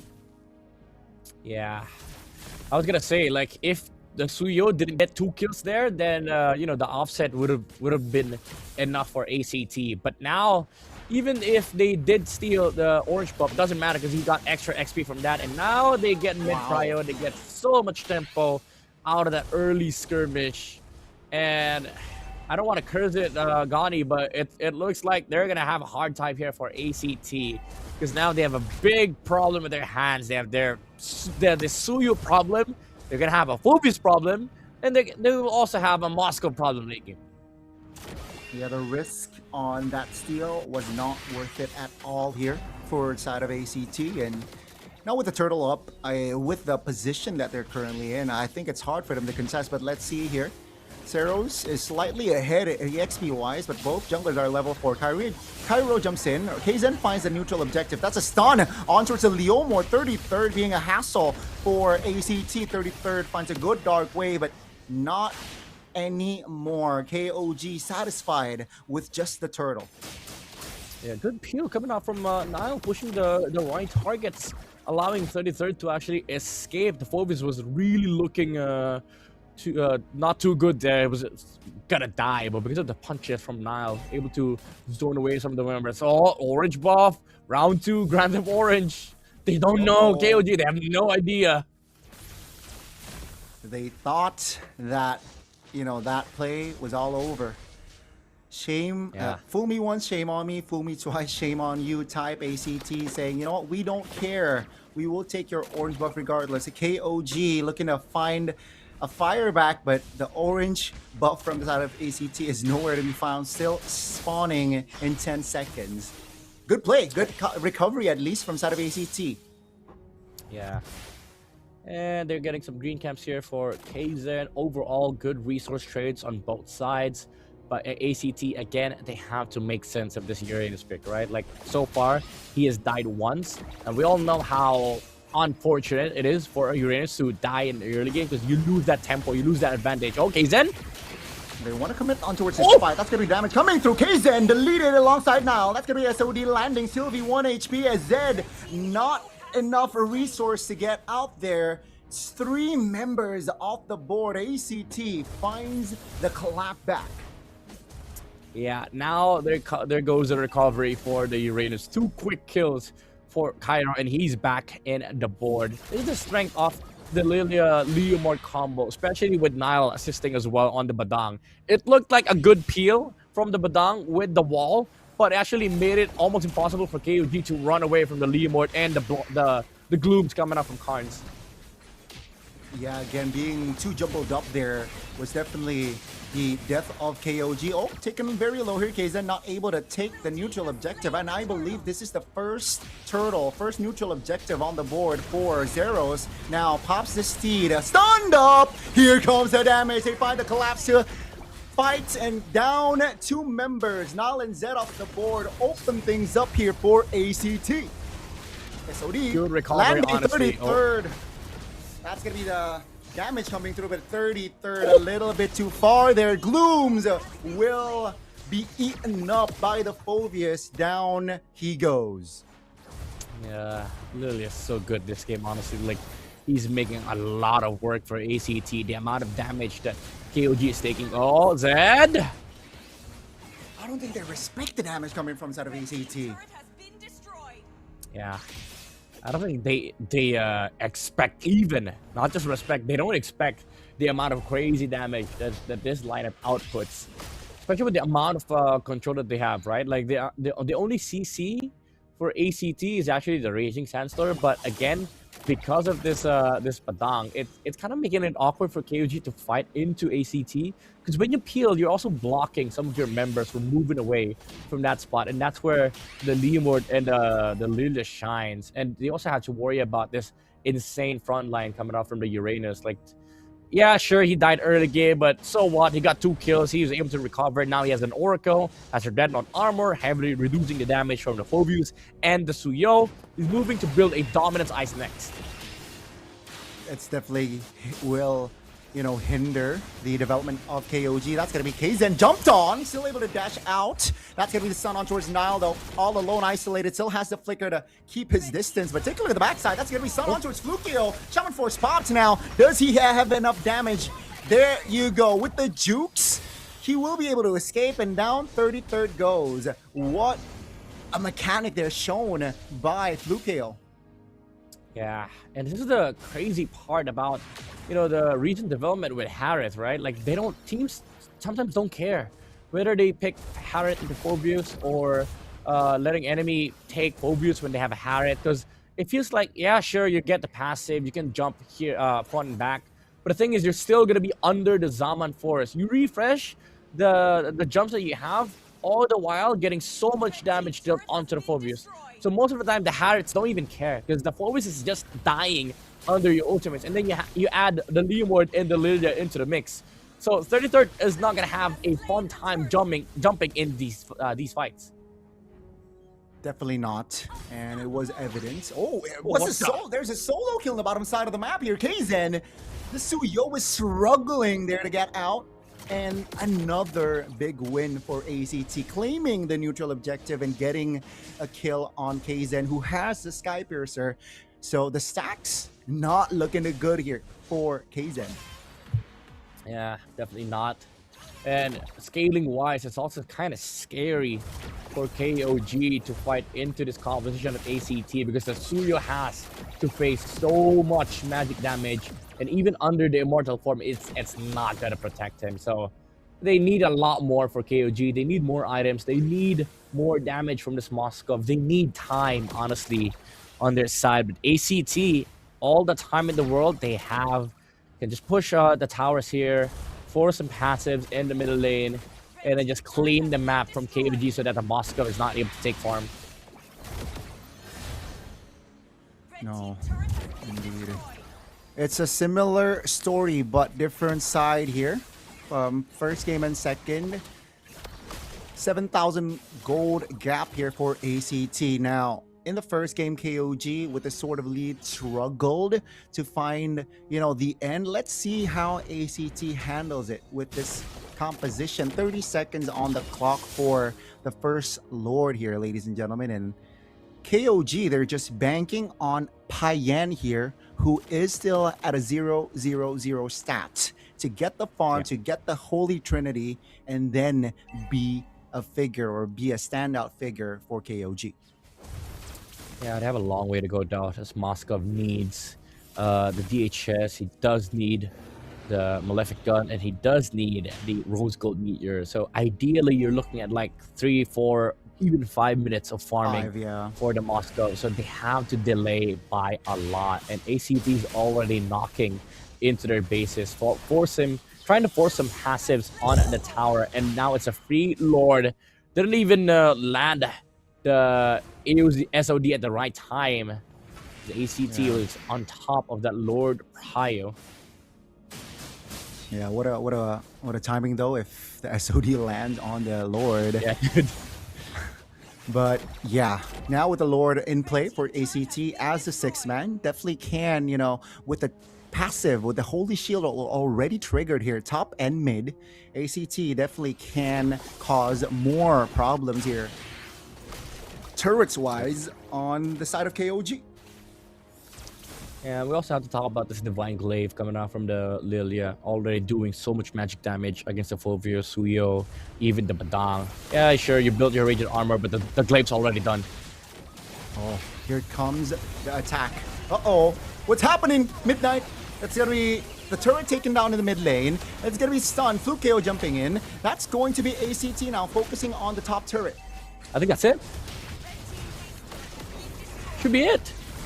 Tower, oh, Nile is not going to save this game for ACT. 33rd, making some space. Payan dealing with the Lord. Is this enough? They have the damage. They take the base. ACT equalizing the series against regular season number 1. Boys and girls, ladies and gentlemen, ACT will equalize here on the series. And what the adaptation, man, from the side of ACT shown in that game, from the Giraffes already. And execution, they did not disappoint. The early game, the window that the Uranus gives, or the early game, the Uranus power gave, they were able to utilize it. And transition towards the mid game, they were able to stay just composed, Midnight, and what a textbook win, I feel like. Yeah, it came down to like a textbook victory here for ACT, but they did a lot of like bouncing back. Again, what happened early game was a bit scary, losing that Uranus, even though, yeah, sure, you took the auras, you stole it from the Suyo, was able to get 2 kills.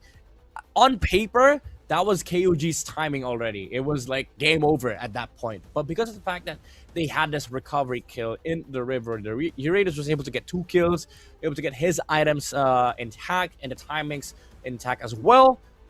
ACT was just able to pressure more and more, and with all the kills that they took, the advantage grew further and further, and it came to the point where this Lilia and Leomord became too massive of a problem for the Suyo to deal with. So it came down to can KOG actually buy enough time for this Moscow, because they do need a lot of items. They need damage for them to actually fend off this Leomord and Uranus, but it proved to be too much of a lead for ACT. That's why they're able to just clean out the base. And again, good recovery coming up from Cairo from an early shutdown on the Uranus after just getting 2 kills.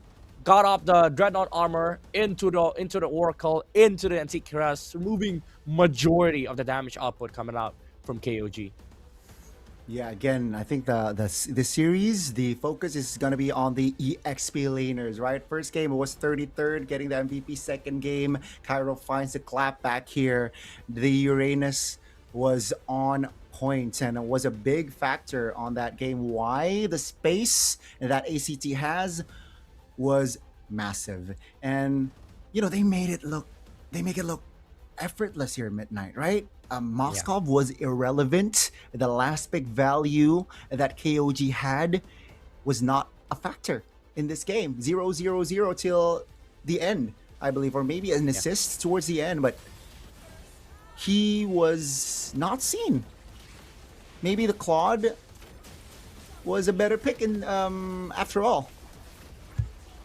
Yeah, like conceptually, if they're playing the long game, this match, maybe that would have made more sense. But I just think, you know, ACT have this perfect idea of when to actually, you know, force errors on the enemy side, because this river play, it came out of nowhere. You know, most teams would just wait for turtle, look to set up, play for their timings. But because of this one unorthodox play coming out from ACT, they took 2 kills, they found 2 important targets, and immediately after that went towards the enemy side of the jungle, took 1 purple buff, took 1 turtle, and then immediately took over the map right after that, because at that point the Uranus was almost unstoppable. If they tried to fight on the side of KOG, they don't have the numbers, they're not going to have the Moskov, and ACT were bringing 5 members on their side always. So it came down to the numbers game as well as the damage game, which unfortunately KOG loses on both fronts. They definitely did lose on both fronts, and it was a different story as well if you compare the first game and the second, right? The first game, it went above 20 minutes, but this time around, we did not even touch 11 minutes of game time. Only 1 Lord here for ACT to equalize, and again, they do not want to cross 14-minute mark, right? Because if not, maybe Payen will be a strong figure, you know, and ACT denied it. Very well executed again from side of ACT as a unit. The Lilia, you called it, and it played a big role. Take a look at the damage dealt by this Lilia. 42,000 damage. That's a lot for 10 minutes of game time. Yeah, you gotta commend the players as well. Like, most teams would be afraid to pick Lilia into a Valentina because you're giving him the, you know, the black shoes, but it just made perfect sense here for ACT against the Suyo, against the Fovius, especially when they you know, when they picked up the Badang. They needed a re-engage or disengage mage that can actually deal damage, so it just made perfect sense here for ACT. And yeah, you're right, Payen was literally, I'm not gonna say useless, but he wasn't really much of a use in terms of like timing wise and damage wise. Was literally sitting at 0-0-0 for the whole entire game, and he ended the game with 1 assist. So, you know, he wasn't able to play the game, wasn't able to like play how he wanted to. Moscow was non-existent in his last game, and you'd have to give props to ACT. They just know their lineups, they know their identity, and I think if you're gonna identify how ACT operates, they just want simple lineups, man. They just want simple lineups that they can understand and they can execute. And this Harriet is as simple as it gets. You know, first pick, we get blue side. We don't care about any other things. We just care about taking Harriet for KO. It does feel like the blue sides, at least for the series, has been the side that is more fruitful, you know, points wise. So we will get to see now KOG not able to grab success on the red side. Will they switch things up on the third game here, folks?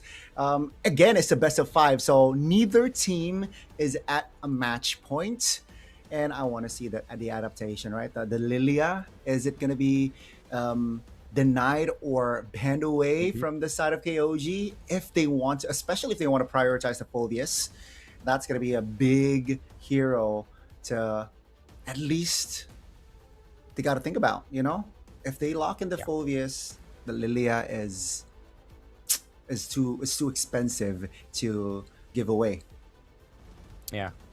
Uh, a lot of things that both sides can actually look forward to in this upcoming game. Maybe we see a different hero for KZ so far. What worked for him in the regular season were the Guinevere's, the Harleys, the Suyo has now been effectively shut down.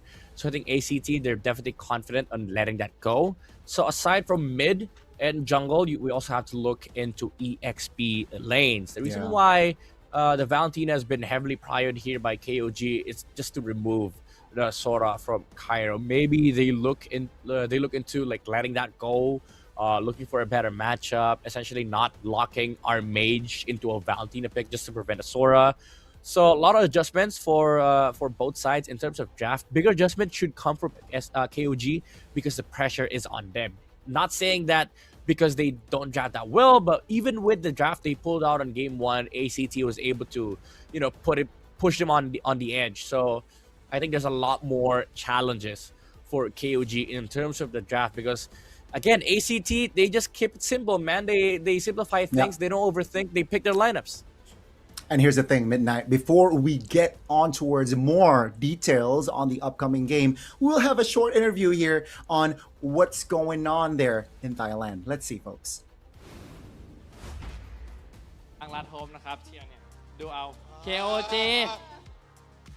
KOG นี่นักแข่งตึงแล้วแฟนคลับก็ตึงด้วยอันนี้เชียร์ใครเป็นพิเศษไหมคะในทีมต้องตอบว่าเชียร์เพื่อนครับโค้ชฮิวโก้นะดับดีๆหน่อยเพื่อนดับดีๆหน่อยนะคะด้านนี้ล่ะคะเชียร์ใครเป็นพิเศษเซอร์ลอสม้าพยศครับเซอร์ลอสไม่เชียร์ซิลวี่ด้วยเหรอเขามาด้วยกันนะเขาพลังธาตุมืดอยู่แล้วครับพี่พลังธาตุมืดอยู่แล้วโอเคก็คือเป็นไอดอลเราเลยใช่ครับผมอันนี้เพื่อนเป็นไอดอลไหมคะเป็นเพื่อนกันแต่ถ้าไอดอลในแมตช์นี้ของน้องๆก็คงเป็นน้องผ้าเย็นนะครับก็คือลั่นจัดคนนี้เมื่อกี้เพิ่งลักเปิดเขาไปเลยนะบ้านเนี่ยเพิ่งลักเปิดบ้านเขาไปเลยอันนี้เรามีโอกาสได้มาดูที่ลีโดไหมรอบ regular season ไปเกือบทุกอาทิตย์เลยครับที่ KOG แข่งแฟนคลับตัวยงเป็นแฟนคลับตัวยงเกือบจะเป็นนักแข่งละด้านนี้ล่ะคะเคยไปดูที่ลีโดไหมไม่เคยมาเลยครับผมดูแต่ไลฟ์จากบ้านครับพลาดไม่ได้ครับผมนี่เขามีป้ายมาด้วยนี่ครับเอาจริงครับACT เอาจริงรอบนี้เพราะว่าตื่นรู้แล้วใช่ครับผมโอเคแล้วมีอะไรอยากจะบอกไหมเพราะตอนนี้เกมมันก็ 1-1 แต่ว่ารอบนี้เราโบ5ก็ฝากผู้ชมทางบ้านฝากเชียร์ KOG ด้วยนะครับเพราะว่า KOG ปีนี้มาเอาแชมป์ครับ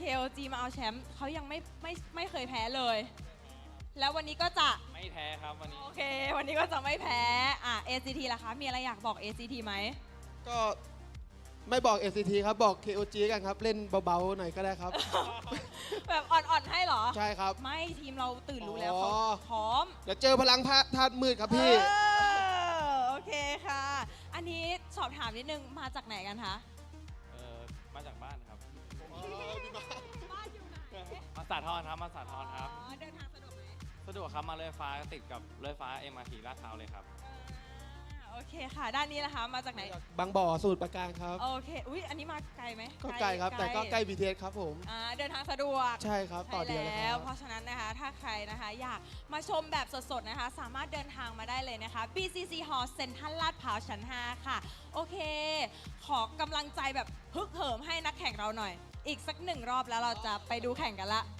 ขอขิงๆเลยเอาเว้ยเมื่อกี้แค่มาลองแผนเฉยๆน้องอย่าเพิ่งได้ใจไปด้านนี้ล่ะคะ6-7พอแค่นี้จบโอเคค่ะถ้าตอนนี้ทุกคนพร้อมแล้วนะคะนักแข่งของเราก็อยากจะมาโชว์ฝีมือกันแล้วค่ะเพราะฉะนั้นขออนุญาตส่งต่อยกับแคสเตอร์ทั้ง3 คนได้เลยค่ะ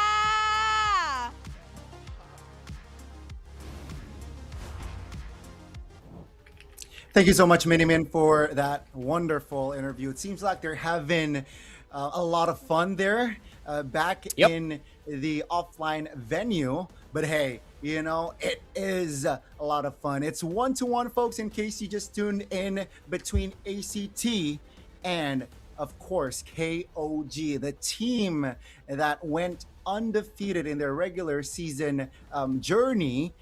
Got to suffer a loss here, at least undefeated match-wise here, folks. So yeah, they got, you know, and it was a one-sided game. All right, it's not like it was a back and forth. It was a 10-minute game for ACT. So let's see the adaptation here from Coach Justin. What approach is he taking now entering third game? Yeah, they gotta have to, we spoke about their confidence heading into this match, especially with their drafts. Now they gotta feel humble, because let me spell it out for the people that couldn't believe what they just saw. They got dumpstered game number 2. That was literally a stop from ACT, and to face a team that came from the open qualifiers, by the way, this is gonna shatter some confidence on some of these players. So it's not just the draft that they have to adjust, they also have to maintain their composure, remind themselves, right, okay, mentality wise, we're still okay, we're the #1 team in the regular season, we made a couple of mistakes, maybe we adjust the draft, maybe it's too late game centric. There's a lot of things that they need to be worrying about in game number 3. But again, that conversation does put a lot of pressure on the players, even the coaching staff. While you have ACT on the other hand, right? Okay, they lost game number 1. It was close. Game number 2, we gotta stop. They're riding on a high right now. They're riding on cloud 9 for ACT. Definitely momentum is on ACT's side. As we take a look here, we got Broken Walls first game. Second game was Flying Clouds. And ladies and gentlemen, third game, we will have Expanding Rivers. And let's see, right? Will this map affect a lot of the composition here? KOG again decides to get blue side. And folks, we would like to remind you, first game, blue side won with KOG sitting on it. Second game, ACT sat on blue side and they won it. So the trend, will it continue here, third game? Wow, what is this? Full respect from KOG. Blue side. I knew it. Yeah, I knew it. This is what happens when teams have their confidence shattered. They do some, I'm not going to say stupid, but they do some overcommitment on respecting enemy heroes. Now they remove Freya on the contention. I think what their eye... Oh, it gets shut down immediately! They knew it, ACT! They were like, oh, no, you're not going to get your hands on the Harriet. We're going to remove it. Now they pick up the Zushin here for KOG. Classic approach. But then there is that Suyo and Claude that could come out from ACT, can maybe ignore the Foyus, or maybe actually they can go for something like a Leo Claude. I think that could be the pair, right? But what a chess match here from Justin and Shadow. Shout out to both coaches here. Dude. Already starting the fight before the Lana Dawn. But man, the Zushin first pick, Priode. And let's see, right? With the Uranus off the board, ACT's like, you know what? We'll have our own big figure, and that is going to be the Baksha here in play. That's a risk, though, I believe. Rotation-wise, it's good. It's very good, but against a Zushin, it definitely can be a handful.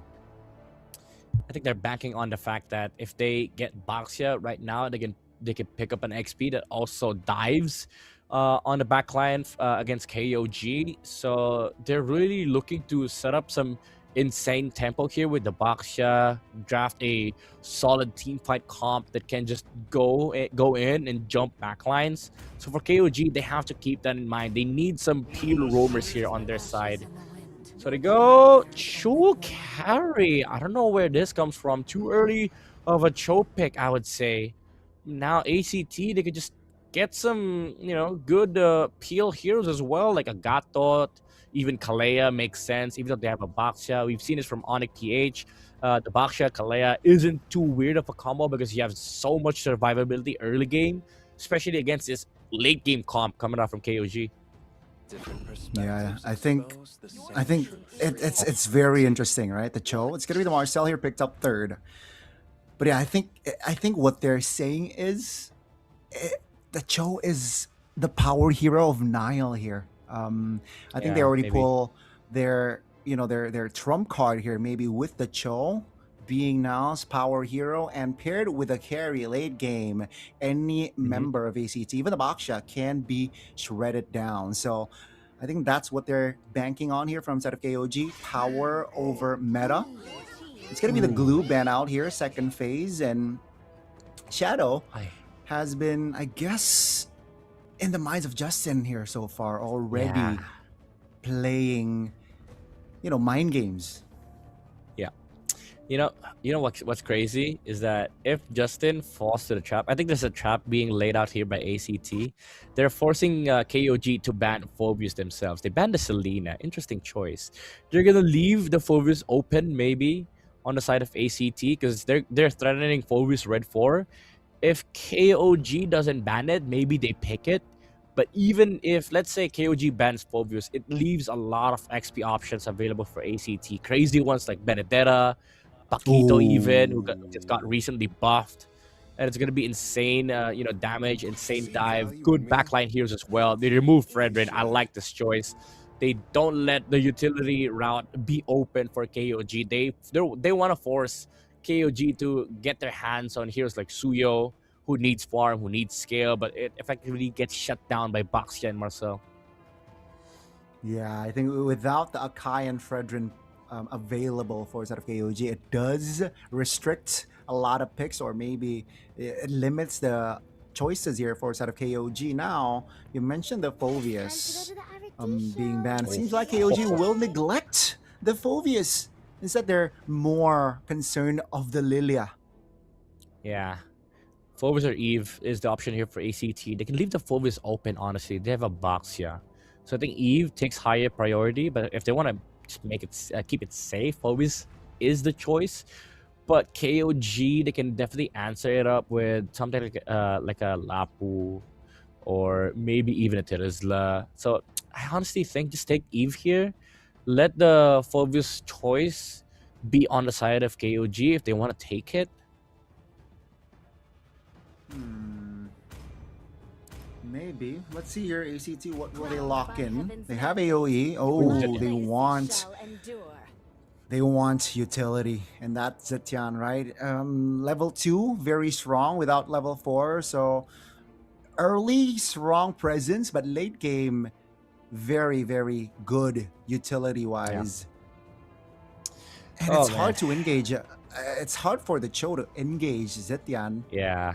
That definitely can rock the Purify as well. Exactly.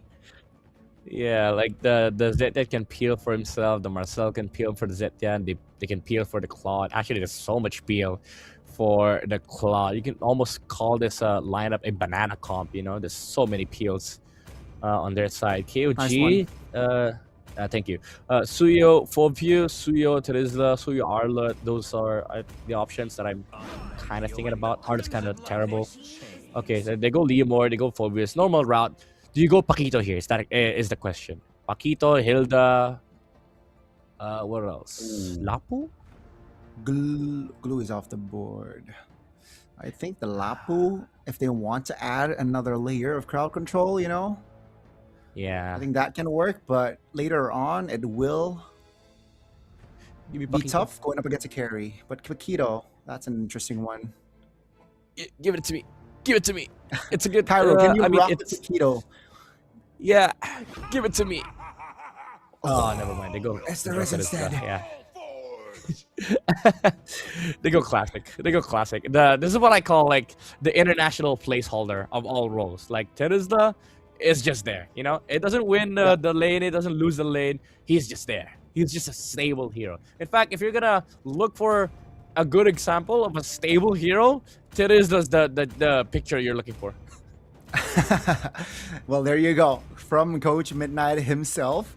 Definitely will help the neutral objective take, especially the first one, right? With, let's say if the penalty zone is in his kit, definitely enable for that first neutral objective type and objective fight and allow ACT to snowball from then and there. But let's see, right? Will some of the members from KOG hinder that farm as we enter the third game? Ladies and gentlemen, it's 1-1. The team that wins this game will be at match point. Lanadon, here we go, and a witness the third game between KOG and ACT. Yeah, who comes closer to the semi-finals? The victor here.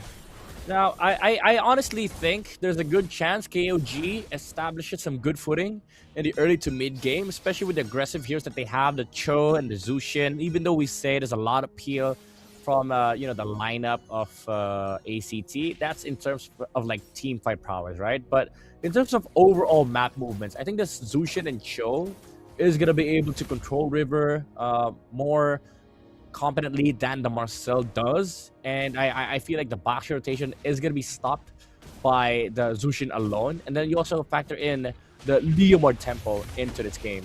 So I think it should be an easy early game here for KOG. Will it be an easy early game here? Let's see. With the power that you mentioned, oh, that's a very intelligent play from Payan, right? The positioning, and now the cart Flukio cannot really is gonna be tough for him to farm. But again, it's rather a quiet early game here from both teams. Not looking for weird pickoffs, but here it goes. KZen pops the steed. 20 seconds on the clock for that first turtle, so I think he can play it patiently later, waiting for the steed to come back up. Yep. Play it slow, just for some battle spells from ACT. Utilize the timings that they have right now, because as long as the Basha is not doing anything on the map, KOG is a-okay. And top lane, already seeing some force on the Terizla. They want to be able to put this Phobos in the turtle pit as soon as possible. Oh! That's the penalty zone used before the turtle fight. Cairo spent it, right? That's going to be a big ultimate not available for the first neutral objective. And KOG, they definitely can utilize this. Let's see the rotations with the shield unity. Zed pops up all. Crimson Beacon already used. Sylvie still able to reposition. KZen here below 50% HP. Proactive on the turtle though. Yeah, I don't know about that trigger from ACT. The layering was off too. The penalty zone and a few of the Phoenix didn't really connect with each other. Oh, Zeros?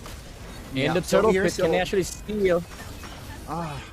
Not really. It's going to be KOG fighting it. 33rd, very low. Still able to get out with the flicker. Nile now looking for an engage. Has a Way of Dragon. Will not use it just yet. ACT, because of the resources that they spent earlier on, they cannot really have a strong contest for that first neutral objective take like we expected.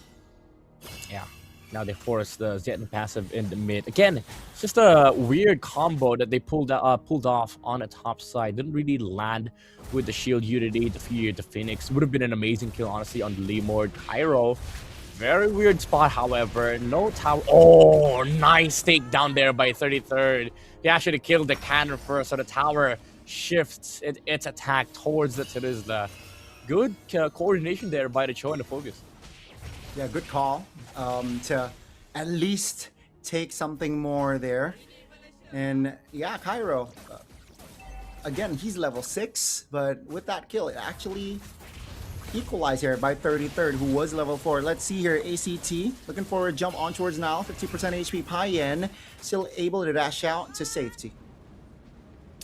Yeah, making a lot of space here for KOG as well as ACT. The gold lane dynamic hasn't really been touched that much. Both the Claude and the carry are still farming up, but I guess the bigger problem here is for ACT, because the carry is going to be able to scale up in the late game. Oh, KZen. Oh, in the steed form, but it seems like great disengage from ACT. You're not realizing, let's not fight, picking their battles here. It's still just 1,000 gold between them, so it's still definitely is anybody's game. Oh, now Way of Dragon. Purify will be triggered. Now on the other side of the map, it's gonna be ACT now looking for a disengage. Golden hour used up, and ACT is on the turtle with 5 members already occupying the turtle spit. Now Nile not having the Way of Dragon. Let's see, that's gonna be Steed. Seros finds the turtle. That's gonna be his stun. That's gonna be the damage as well. Falling for KZen. That's gonna be Sylvie now taken down. It's a 1-for-1, a roam for a jungle now. Still able to dash out. 33rd now taking a lot of damage. Still able to stand up, but it's still a win for ACT, I feel like. Zeros now. Oh, no shield unity. Flail, Way of Dragon, flicker, classic combination, and down Zeros goes to the hands of Payan. Yeah, good punish for KOG. Even though ACT could have walked away with a victorious turtle fight there, with the amount of kits and utilities they have, so overwhelming good in the neutral objectives, but if you prolong it long enough, then this Zushin is gonna become a problem overall. Payan though, low HP on the bottom side. So even though ACT, they're doing fantastic in the objective fights, KOG, they just understand that, okay, we can punish really well with the the Volvius, the Cho, the Zushin. They can actually take long fights because they have so much DPS on their heroes like the Zushin, even the Volvius. Actually, like the longer the fight goes, the more jumps he can land against ACT. Yeah. This is going to be very tough here, especially if you look at ACT now. Already holding their ground. Flickers are up. Now, Midnight, in this situation, if both teams play patiently, who does it favor to? I think the carry, right? I think Payan, right? Yeah. And in terms of like straightforward team fights, KOG wins out definitely. But it does depend on execution, and ACT has more kits on their arsenal. So I'd say it's more like 55-45, 55 going to KOG and 45 going to ACT. Oh, Zeros. So it's not that far of a gap here. Let's see, it's going to be the last turtle fight here. The past two series, the last turtle has been very crucial for teams to gain more momentum. Let's see, will it be the same? See, pop, Zeros finds the turtle. Now the fight breaks out. Nile looking for an angle to find a good way of dragging in the back. It's going to be one member, Zed. Crimson Beacon out to safety. That's going to be Cairo zoning out one member. Sylvie still able to get out, low HP though, and that's the Terizla doing Terizla things. Finding a kill on towards KZen. Now he's isolated. It does not matter. It's still a win. They get the turtle and they take KZen down. Yeah, this is what I mean. Like, it does come down to like team fight execution. The thing is, they do have a lot of damage for KOG, but their team fight is not upfront. Like, they have to be very careful with how they pick their angles. Nile has to proc the passive of the Marcel before he's able to land the kick, because the Platinum Staff is going to be able to cancel this combo from the Cho, while ACT, all they need to do is throw their spells. Yeah, I think again, like you said, ACT likes some simple approach, simple direct approach, and same story for ACT here in our third game. Now, they trade turrets, tier 1 top for tier 1 bot. And it seems like, again, both teams just playing it slow here, waiting for their gold laners to farm. It's going to be the Glaive. Wow, interesting for Karns. That's going to be a 2-man knockup from Nile. ACT now looking to close the distance, but not able to find the gap. Zed here, below 50% HP. Past the region. Yeah, again, KOG, they have to be very careful with the angles that they pick. All these engages. Especially now that the Claude's active on the map, active on the team fight. Even though, again, you have the Scary that can shred anybody that walks up from ACT. Problem is, you have to be aware of where the Golden Hour is gonna land, where the Fury, when the Fury of the Phoenix is casted. How do you engage for KOG? There's so many problems and questions for KOG to solve before they can actually start a team fight first. Definitely a lot of things to keep tabs on. That's a Steed pops. Now the Lord is very low. KZen looks for an angle to contest. Here comes the Lord fight. It's going to be KZen securing it. They got one member though. It's a 1-for-1 for now. Cairo flickers out of danger. Here comes ACT looking to close this distance, but seems like Cairo is kind of isolated, but Payan is hesitating to deal damage. And 33rd is very low. Sylvie looking for an engage here. Doesn't really find a connection. KZen still able to find the purple buff with the Lord marching bot here. ACT needs to restabilize. Now in mid lane, here comes the engage. Pops the flicker. Karns now, no flicker for the next 2 minutes. Man, KOG still on top of these objective controls, even though it looks like ACT are dancing around them in team fights. Again, what's important is who got the Lord take, and now KOG, they feel the tempo, they feel the map pressure that they have right now. ACT, they have to defend waves first. So this is going to be KOG can actually look to fight, but instead it's the other way around. ACT sets for the team fight first. Yeah, I don't like this engage here. Blazing Duet by Flukeo finds Nile. And down he goes. That will give breathing space for ACT to clear some waves. And KOG, they looked good earlier. I thought they can re-engage, but at least they got a turret bot and top here. So it is still a favorable trade just for their roamer. Yeah, they're playing the map. They're essentially taking it back against a lineup that is supposed to be able to do that. So KOG, it's working wonders for them right now that ACT is not doing aggressive things. Yeah, sure, they did an amazing force in the mid lane, but they only lost the show for it. So KOG, they're happy to just get the farm, go scale to late game, create a wide enough gap so that these utility skills from the side of ACT won't matter at all in the late game. Yeah, it seems like KOG, they're playing the patient game very well. They understand that the waves are still pushing for them, and that's why the bait in the mid lane was made. Only traded for Nile. And that's a worth trade. Flukeo though still killless. Still can deal damage, but not extra ones with the kills just yet. 35 seconds on the clock here for our second Lord to spawn. Both teams definitely will contest here, knowing that the gap is non-existent, right? It's basically even. They have enough firepower, but I want to know even more.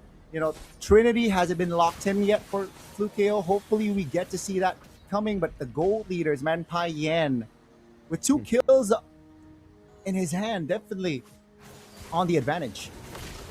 Yeah, my goodness. There's a lot of gold on the Zip. Yeah, it's gonna be scary in late game as well. The amount of damage that she deceptively outputs is crazy. Sylvie doesn't use the golden hour, however. Oh, Zeros looking for a jump.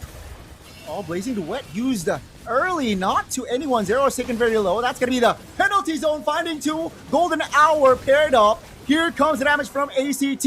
KOG, great disengage. Looking for an angle to re-engage, but ACT now is able to reposition themselves to safety. That's going to be the Wave of Dragon used up on towards the Terizla. Here comes the Shred from Payan. Looking to shred Cairo down, and down he goes. It's a 5v4 on the Lord. ACT calls retreat. Let's abort for now. And KOG, 0 time. Now they're on the Lord, looking to fight, looking to commit on towards the Lord, knowing that they're a man up, and seems like they will get the Lord comfortably now. The call, is it to back off? Is it to fight? It seems like it is to advance. That is a disastrous fight for ACT. I don't think they're done yet, KOG.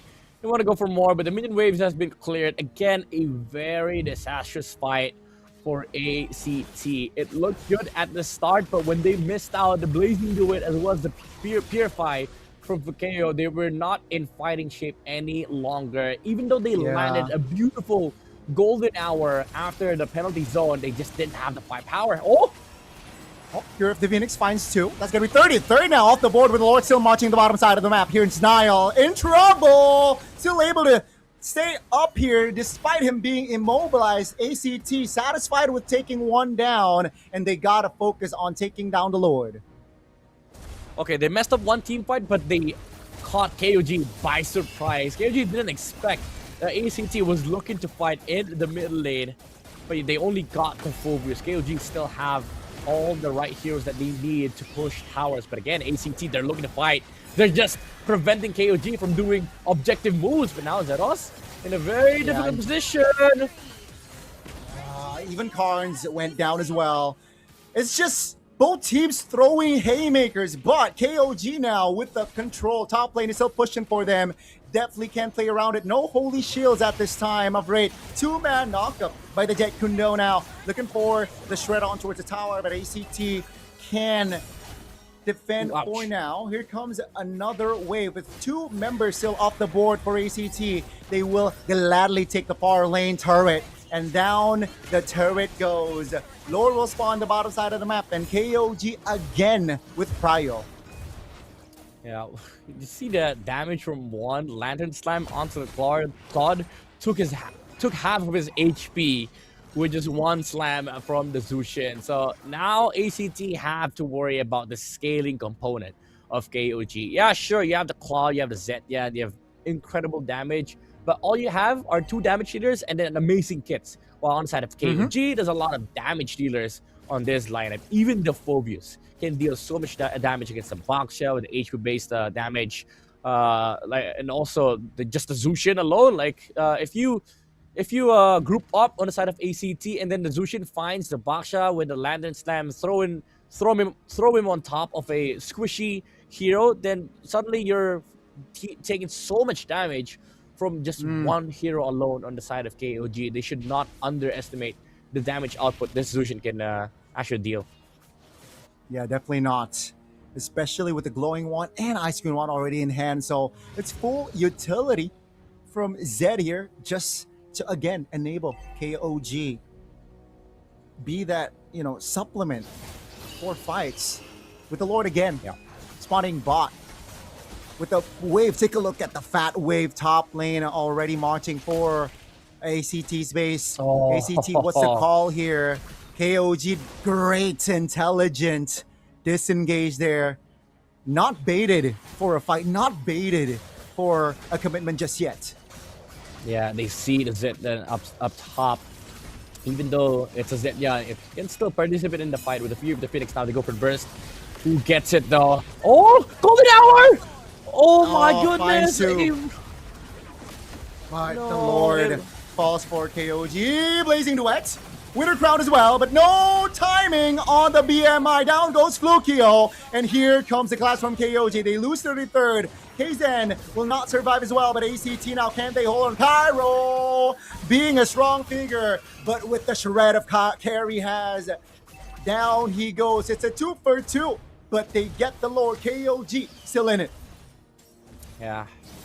ACT, however, able to take down 2 important heroes. So now the Lord can still be defended even without the Cloud carry. It is going to be able to push bottom side, however. Man, that Golden Hour stopped ACT from actually contesting that Lord. It was a free Lord in front of Kzen. No other Retribution holder in front of him. It was just him and the Lord. The man was on a mission to still stay on top of these objectives. But again, fortunately for ACT, able to find 2 important kills.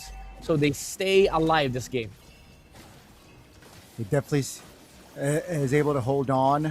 They definitely are still in the back foot though here at Midnight. And I personally doubted this show pick, but boy was I wrong. Ladies and gentlemen, it seems like it's gonna be similar here. The third game and the first one, we will reach and we will see an evolved Lord in the stands here. As my God, both teams do not want to lose. Again, to remind you folks, one team will have match point, and both teams not backing down. 3K gold lead between them. Take a look at the items here. It's full already. Not having boots for Payan. Gun, Malefic Gun, and Rose Gold Meteor is the choice for Payan. Same goes for Flukeo. No boots. Yep. So this is where we start talking about equilibrium, right? Like we said earlier, so many damage dealers on the side of KOG. Zushin went for almost full utility on her build. Now ACT, even though they don't have as much damage, the thing is we're reaching a point in the game where even the utility heroes maxing out their items are very, very important. Like these items are big, especially on the box shot, because they provide more time for the Cloud to be able to freely hit in the front line. And look at the amount of damage that the Zetyan deals. Half of the HP of the Cloud with just one combo.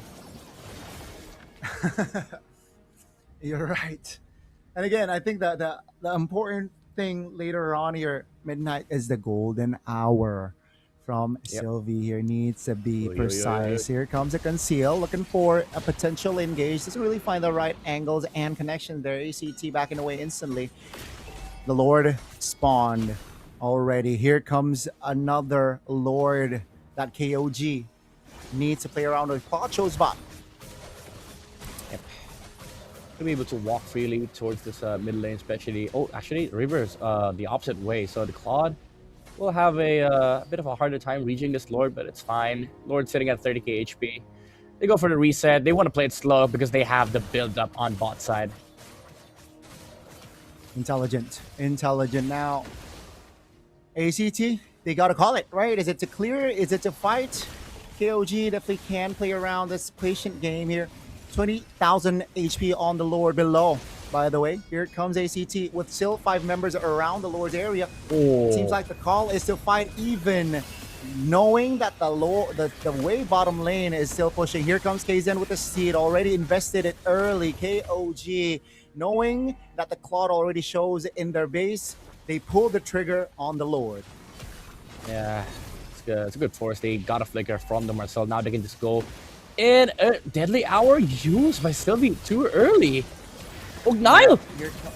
Oh, Niall still looking for an engage here. Able to hold on towards the damage. Here comes Zed with the winner crown. Is this the right play or ACT finds a blunder? Here comes ACT blazing the way by blue kill. But here comes KZen looking for a play. But Zero secures the Lord. KZen bought the immortality a little bit too hasty there on the split. Now Zero is isolated with 3 members around him. ACT finds KZen. Both junglers in trouble. Down goes KZen. And Zero is still able to get out with the shield unity.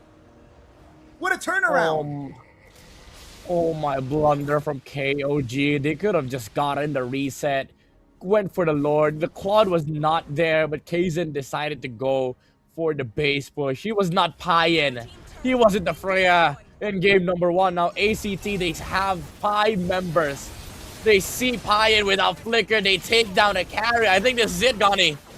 Oh my god, they neglect the lower bottom side and they went in for the push with 5 members on the board. ACT looking to find the clear, and ladies and gentlemen, the trend of blue side winning in this series will not continue, as ACT will find the 3rd game and they will sit on match point. The kings of the regular season sitting at the top last week now face one game that is going to decide their fate, whether they move to the semifinals or the lower bracket against a team from the open qualifiers. One game before they proceed to the semifinals, Ghani. What a performance from ACT. The patience, the discipline. Oh man, ACT, they're looking too clean. They're so tenacious. They're so resilient, right? Like in the first game, they were on the back foot and the game went on to above 20 minutes. And similar story in the 3rd game where they're on the back foot. Midnight, they're able to hold on. And this time, they're able to close it out. I think Zed's overextension there on that Lord fight was a mistake. And now we are, again, they're sitting at match points. ACT, I'm speechless, right? The KOG, they gotta treat the match with respect. I don't know. They got all their boxes ticked, but is it the calls? It's a lot of things. Like it's confidence, it's communication.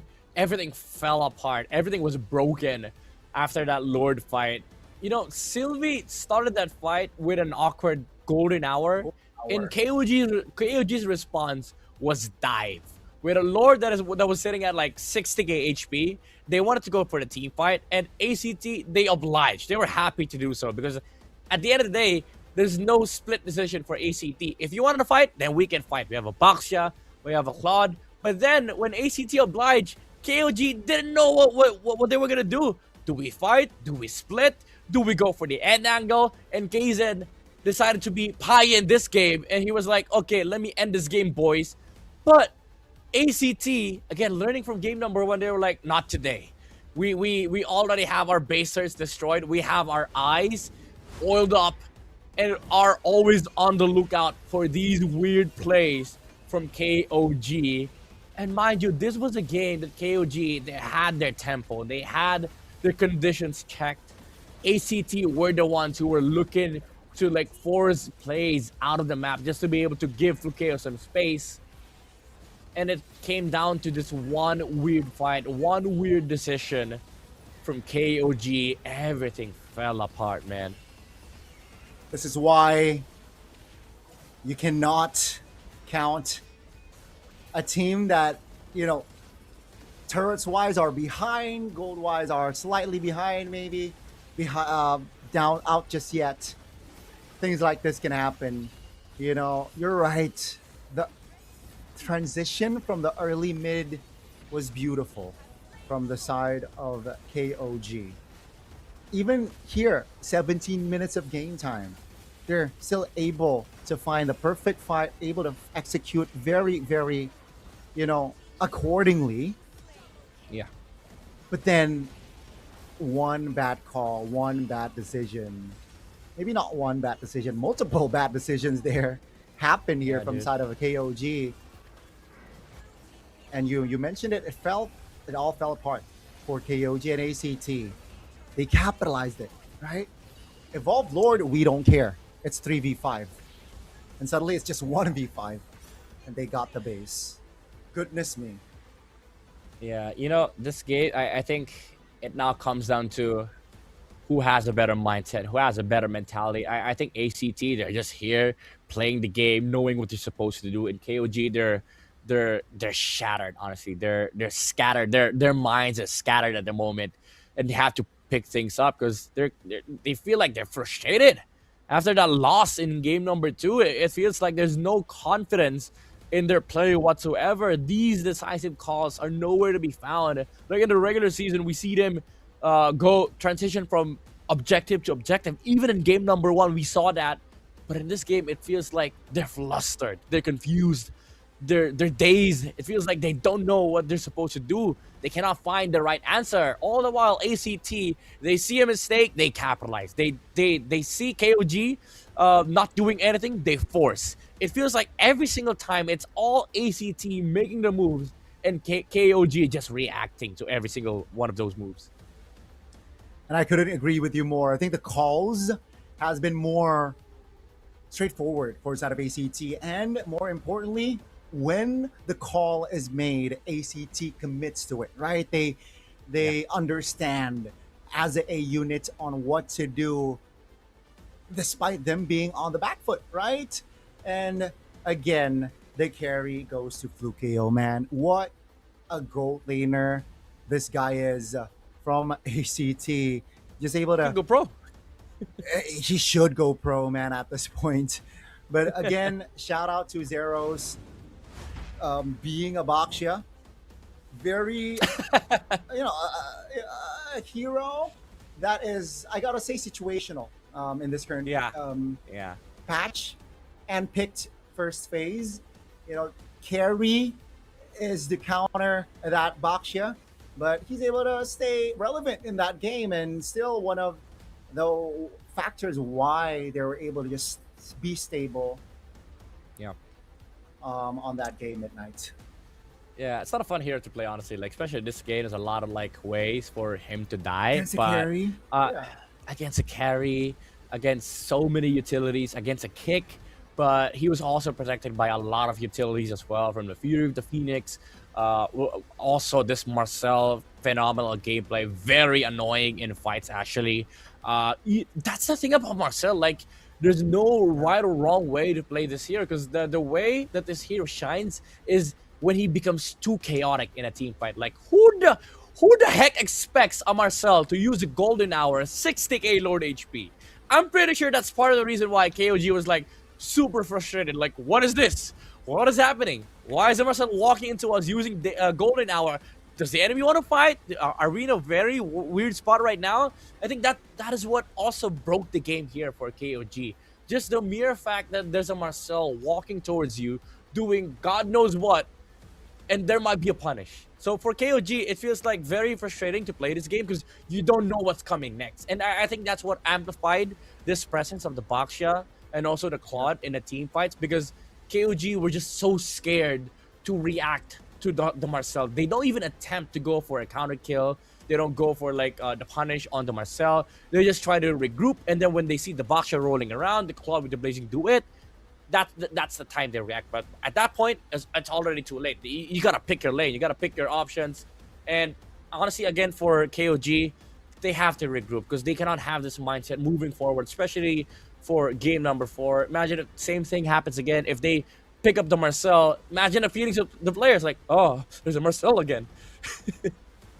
Again, especially if we want to talk about the drafts, both teams has been very reactive, right? Oh, you pick up the Lilia, I will ban it next. And now, can we expect the changes from the draft here later on? Because first game, the Akai went up for the side of KOG, banned instantly from the side of ACT. The Lilia will cause problems in the second game, banned a third game as well. So now with the Marcel being a nuisance for the side of KOG, what are they going to do? Are they going to pick it up themselves? Are they going to ban it away? You know, the Cho, I doubted the pick. I changed my mind mid-game, but then unfortunately could not deliver. You know, I said so. I doubted this pick. But hey, Midnight, I think the Cho again was more of a power comfort here for Niall. Yeah, I we agree. saw glimpses, right, that he was able to enable his team, provide the peel that when needed, provide the engage when needed. But you know, that just last call, right? That last the Zed jumping in alone with the Crimson Beacon was, I don't know, was quite questionable. And then Kzen went for the split push in the mid lane, was also quite questionable. But let's see, you know, I expect them to use this time to reset and restabilize, because series not over, folks. Yeah, we're not done.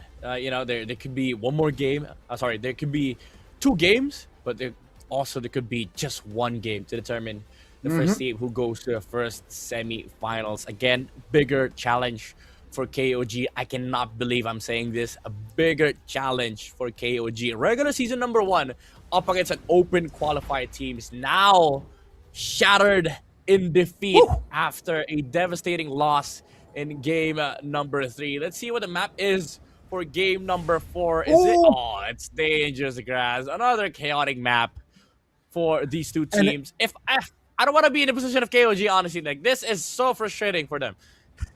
Yeah, now they're on red side again, and it's official. 4 games, 4 different maps, folks. We got Broken Walls, we got Expanding Rivers, we got Flying Clouds, and now we got Dangerous Grass. ACT, take a look at their positioning. Still haunted by the Akai pick on the first game. And they will deny it still. And it's going to be Freya and Zushin ban. The Baksha this time round. That's the adjustment from ACT. Yeah, I think they're looking into just getting the Harith first pick. Again, keep things simple for ACT. Matter of fact, you mentioned about the respect bans earlier. Even the respect side happened last game. Like, KOG took first side, and then ACT was like, you're not getting Harith first pick. Now they're in blue side. KOG gives them the Harith, so ACT, they have the chance to just get it for themselves, and they take it. No hesitation whatsoever. Keep things simple. KOG, you get yourselves the Claude, you get yourselves the Suyo. We don't care. You even get, okay, sure, take Marcel, take Kalea.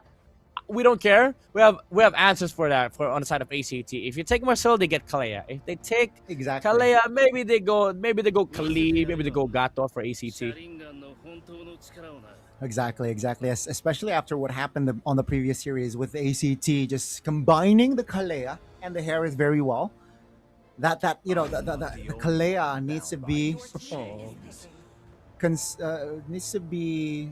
They got to think about that, but they went instead the Phobius and the Suyo. Now, I think they should just commit the Lilia, no?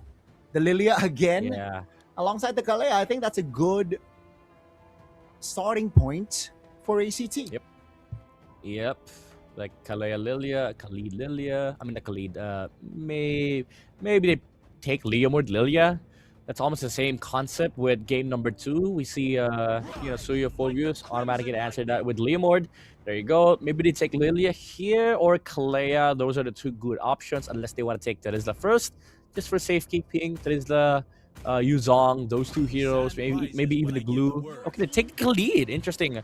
So almost same draft, game number 2, but I think this time around, KOG will have the chance to ban out the Lilia. Yeah, I think Lilia will be quote unquote sacrificed here. ACT saying, you know what, we're on dangerous grass. With Khalid, we will have the option to cover more grounds. You know, mobility is in its name, and KOG responds with the same. You know, it's dangerous grass. Let's utilize Hilda's passive and commit on towards a Hilda pick. Very interesting choice here for KOG. They did lose out on the gold lane picks though.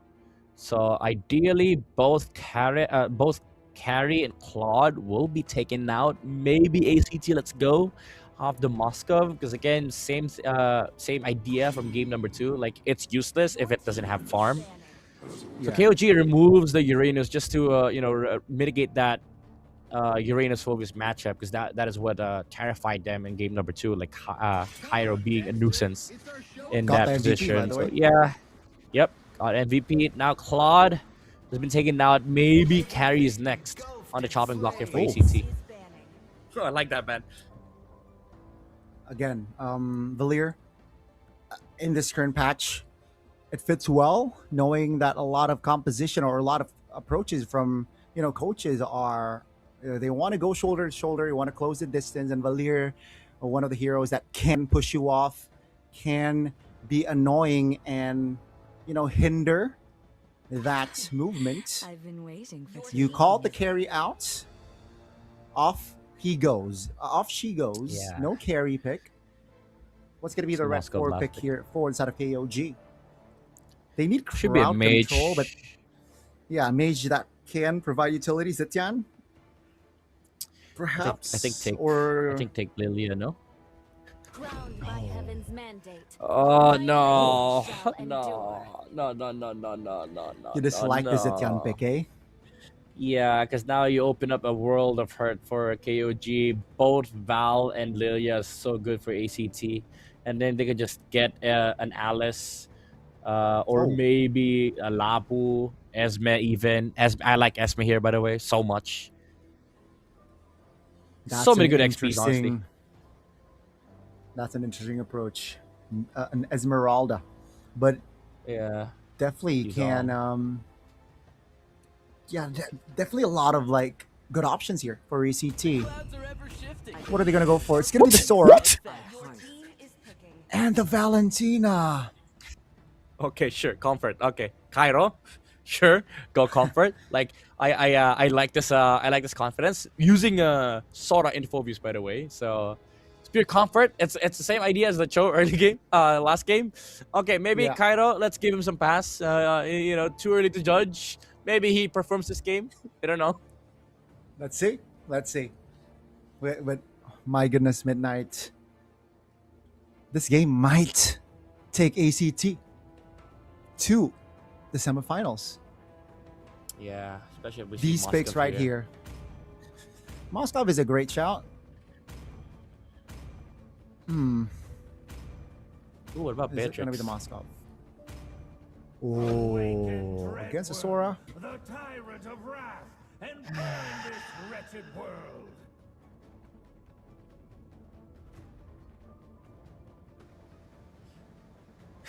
Are we both space bombing right now? I mean, it is gonna be the Moskov, but hey, maybe what Payan is saying is, you know what, guys? I'm gonna pay for game number 2. All right, I'm gonna be relevant in the 4th game. Well, ladies and gentlemen, sorry, go ahead. it is gonna be no worries. It is gonna be the potential final game here of the series with ACT. Match point at match point. Will KOG find an equalizer here and take us to the final game of the series, or will their journey on the upper brackets end right here in this game. Let's see, folks. One team can advance through and stay on the upper. One team can go to lower brackets. Let's see and find out. Yeah, I mean, it's a very interesting choice here for KOG to go with this composition, knowing that it failed game number 2. Even though there's a change, they picked up the Hilda this time around, but I don't think they stopped this overwhelming aggression come mid-game for ACT. Like, imagine the timings on their side, right? Like, you have the Khalid, you have the Harriet, you have the Sora. These heroes, they don't really heavily rely on items. Just the Harriet, maybe with the Starlium side, but that's about it. Once they get their initial timings right, then they can just constantly look for team fights. So what KOG needs to do right now is sort of establish an early footing. That's why you see KZ already invading the jungle camps of ACT. Yeah, already an early skirmish here. Sylvie taken very low, but still able to distance himself out and also keeping the flicker in hand. KOG here with the Hilda definitely can play more aggressively and act as a recon for their team, right? Again, guys, it's dangerous grass. Take a look at the damage that Hilda is providing. Sylvie taken again very low. Still, that's a steal. That's a steal from KZ. No purple buff for Ceros. Oh, it's a passive that took it, actually. KZ didn't even use the retreat. He used the retreat just to get away from the Valentina and the Khalid. KOG, good start against ACT. Now, this definitely gives them a win condition in this game. Like, they stop the snowball from ACT, and the timing just got bigger. The window just got bigger for KOG to work with, get their items up in the early game, maybe possibly delay this game to the point where Moskov becomes active. Definitely that is what they're looking for here. That is definitely their aim here. And again, the Hilda is utilized very well. I like what Nile is doing here on this Hilda, right? Just not overextending, but applying pressure at the same time. Here comes the turtle fight. Here comes Sora. Uh-oh, not able to deal damage, but here comes the turtle, now able to flicker out. Pyro finds first blood, but Zeros in a no man's land there is gonna be taken down. So it's 1-for-1, but KOG, they got the turtle and the jungler. Okay, Payan losing out a trade against Harris. And KOG, even though they took down the Leomord, if you look at the gold lead, it's not that big. They're leading a big margin on the EXP department, but that's about it. I think ACT, they're fine with this. Even though Zeros got overzealous with that chase on the Phantom Steed, at least they're making some moves on the map that doesn't really, Sylvie? Almost taken down by the Hilda. Still able to stay alive as well here, at least for now, but the flicker definitely not in play here for the next 2 minutes. That, you know, cannot apply pressure, this Khalid. I expected an even fight, maybe, you know, Sylvie applying pressure, Nile as well, but seems like Nile is better if you compare both roamers here so far. Yeah, I mean, Hilda does a lot of damage in the early game, especially with a lead like this from KOG. Once you get to level 4, Hilda becomes a different roamer altogether. Like, you just don't get vision. You also actually pressure a lot on the heroes on the side of ACT, which amplifies this presence from the Suyo, because, you know, come the mid game, this Sky Piercer timing is going to be very important for KZ because they have a lot of pokes from their composition. Yeah, folks, it's gonna be the second turtle here for this game, and KOG, they have occupied the choke points, and ACT, they are struggling here, especially with Sylvie now taken very low. No quicksand guard. I don't see any angles here for ACT to contest. Let's see, the steep pops, even just Nile being there. That's going to be Cairo focusing on towards the hill. And Nile again distracting while the rest of the members takes the turtle. It's a trade. That's a stun with the Fury of the Phoenix committed, but that's about it. Yeah.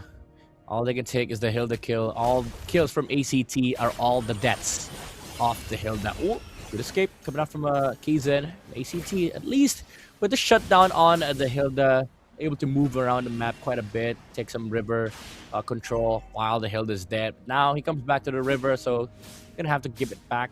But at least they're making space, right? They're making some breathing room for the Liam and the hand. Oh, Spear of Misery. Oh, almost there. Force the Purify on Flukeo there, Midnight. SOD! Oh, SOD! Here comes Hyen! That's gonna be a sidestep, but Zeros, he's ready to provide cover. Both gold laners now off the board, but Zeros claims the quick 1-2. And back the Leomord is in this game. I don't know about that attempt from KOG. It looked like good enough for me. But with that SOD, they did take down the Harriet with a Fury to Phoenix as he got caught while recalling. But they actually made the game worse for KOG because now the Leomord is actually back into this game with 2 kills. Similar story as to what brought Cairo back under Uranus on game number 2. Now he's back, baby. 2 kills on the Leomord. Is on par in terms of gold with the Suyo. Momentum-wise, definitely has shifted here, ladies and gentlemen. 6 minutes of the game. Very, very close, especially if you take a look at the gold gap here, folks. And let's see the last and final turtle take again, right? At least for this series, the third turtle has been very, very crucial, especially if they win the fight. Let's see what's gonna happen here. The spells are actually for the side of ACT. Knowing all spells are up here, Harriet is going to be active now, so ACT definitely has a slight advantage on that regard if you compare it to KOG. Okay, this is where ACT's heroes become very annoying. Oh, Cairo! Taken very low. Cairo still able to reposition to safety. SOD landing! Looking for the bench. Purify off the board. KZ looks for an angle to kill Cairo, but still able to get out. Zero's in trouble. Under his own turret. Will be taken down. It's a 5v4 now. KOG again finds the clapback. Yeah, I was gonna say, like, ACT definitely overchased that Hilda and now was able to get out. Cairo overcommitted with the shifting skies and the flicker, definitely putting ACT's heroes in a very weird position. Even Flukeo got hit by the SOD, forced to use the Purify to dodge the Spirit of Misery, but didn't matter at all because the gap was already there for KOG. They didn't even need to close the gap against the Harriet because could have just taken down the turtle right after that. So ACT, again, they need to be very patient and calm about these engages because there's a lot of punishes from KOG. Definitely here, both teams not... You cannot make a mistake like that. Overcommitting, overextension. Let's take a look at the item check here. Moskov is actually having more gold, almost by 1,000. So he is almost at his, power spike with the DHS incoming. Yeah, definitely. Like the late game is now more reachable for KOG, while ACT is still working on finding their timing in this mid stages of the game. They still have a stronger team fight presence, I would say. It's just that they have to be concerned about who they go on with for ACT, especially Cairo, right? Like, he needs to find good sets, not just about dealing damage onto heroes. He needs to be able to reposition himself for team fights, re-engage with the shifting skies. Because if they burn through everything, like what they did earlier, use the Raging Sandstorm and the shifting skies just for the Hilda, then now suddenly you find yourselves in a position where you can get outplayed by the Foveus, by the Suyo. You also have to worry about the Fury to Phoenix. So again, ACT, they have to be very calculated with their approach. Again, this is a position where, like the first game, like the third game, is a position where ACT is quite familiar with, right? Being behind after that third turtle. Let's see if this time around they can take back momentum. Payendo, again, still at 0 kills, but more relevant. Oh, that's a stunt by Sylvie. Kaizen still able to sidestep, but that's going to be the damage coming through. Kaizen finds the kill. Zeros now jumps in with the steed, looks for an angle. Payen is looking like a juicy target, but able to reposition the pinch on Cairo. And down 2-member goes from ACT. Flukeo pops the Shaman Force there. On towards the Zetian. Finds the damage there. If you take a look at the minimap now, it's all alone! Flukeo finds a double. No way. Looks for the triple with the Salmon Force not in play. Finds the sidestep and the Cyclone Eye here. Looks no way. Reinforcement with Zeros coming into play. ACT, the recovery, the outplay. Finds it again. Even with the Lord loss, they're able to take 4 members off the board in the process. Oh man, I was about to say good team fighting for KOG, but after the initial Lord take, they wanted to go for more. They wanted to take down Flukeo, but again, it's this Harith hitting his timing, hitting the power spike. And with no lockdown on the side of KOG, he's free to just dance around the Zaman Force, deal so much damage, even into the Suyo, because of no magic resistance whatsoever. Okay, then he finds a clean, but the re-engage is there with a Raging Sandstorm. Are they gonna go for the fight? No, they just want to go for the disengage on ACT. What a turn of events, Gani, for ACT. Now, the Harith is back into the game as well. Not just the Leomord, Flukeo is back. Oh man, definitely in this position, right? Take a look at Flukeo. 1v4 practically. Dodge. And the reinforcements from Ceros. The timing, oh my god, they take a double again. Lord. While we talk about the replay, ladies and gentlemen, almost 12 minutes of game time. Momentum has shifted again. Oh, Gani. Holy KOG. Crystal. Yeah, Holy Crystal is now complete on the Harith. She's gonna hurt even more. And KOG, I know they're still feeling good right now. They still are in control of this game, but the game is slipping away from their hands every second of this game. High-end goes in with a Spear of Destruction, but they take the tower down. Zaman Force again dancing around 33rd on the Spobius. Look at the backside though. Cairo deletes. Kaizen takes out the Suyo. And look at this. 33rd is just being guided by ACT. My goodness, Midnight. This is, again, just KOG losing control and they want more. Zed looking for an escape, but Khans denies it. It's going to be 2 members just standing left for KOG now, not able to keep his distance. Down he goes. Another 4 members off the board taken out. ACT. What a crazy mid-game for them. 2.8k gold lead flush down the drain. A 4.3k gold swing. Make that a 5.3k gold swing in favor of ACT in the span of 4 minutes. With 1 Zaman Force, 1 team fight to turn it around. Payan caught in a very weird spot. They take down the Moscow. He was left isolated. All alone there. Now Shaman Force popped by Flukeo with the Holy Crystal already in hand. He is that confident. KOG, they got to deal with the Lord that is pushing in the bottom side of the map. And ladies and gentlemen, that Flukeo play 1v4 might take them to the semifinals earlier on. Yeah, it's gonna go down in history of MSL. I know we're in season 1 right now, but we're already collecting archives, Gani. Like, this is for sure gonna be on the books here for the Thailand fans. For the Thai fans out there, amazing performance from ACT, especially on this gold laner. Flukeo, man, this is definitely not a fluke anymore. This is a performance where he shows that this is him. He is him. Let's see the defense here with the Lord still healthy, marching in the bottom side of the map. KOG, they want to poke at this Lord and they are giving it a go. ACT says, like, you know what? We got the far lane. We're satisfied. We'll turn down the tempo. Gotti, what the heck is this? Look at where Lord is. It's top once again.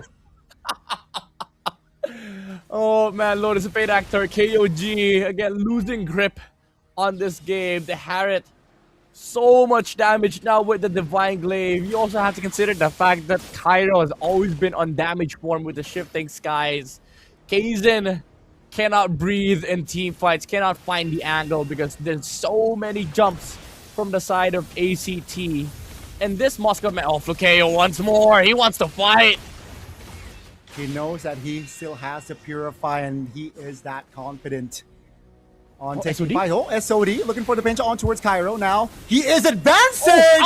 And looking to create a highlight play himself and finds a two-man kill! KOG, out of nowhere, is able to take two members off the board, and KOG, they're back, baby. Yeah, oh, they see the Leomord. They want to go for more. They want to chase. They want to punish.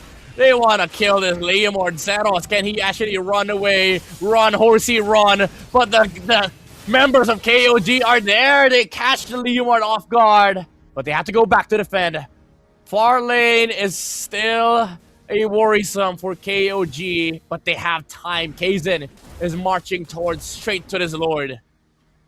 Yeah, 25 seconds on the clock for Zeros. For the Retribution holder to spawn. Now the Lord, not yet evolved though, is already on in the Lanadon. Let's see KOG.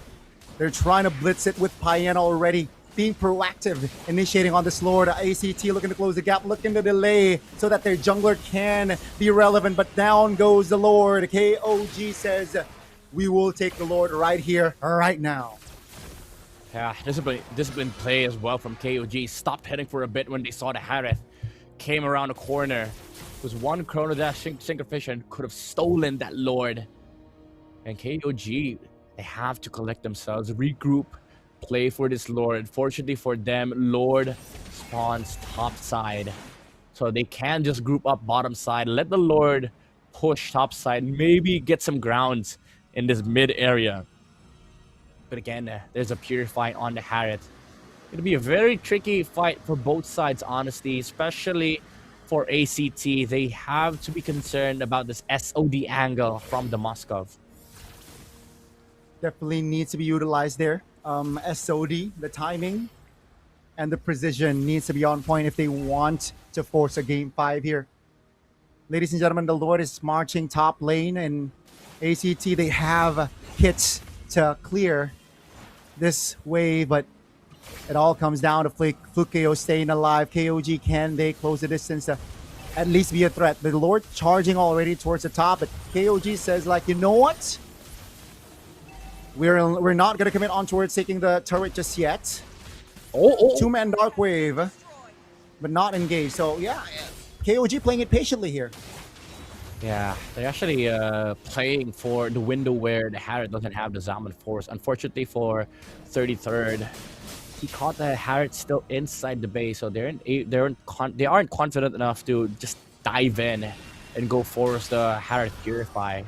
So they're probably gonna wait for the next Lord, knowing that they have the map right now.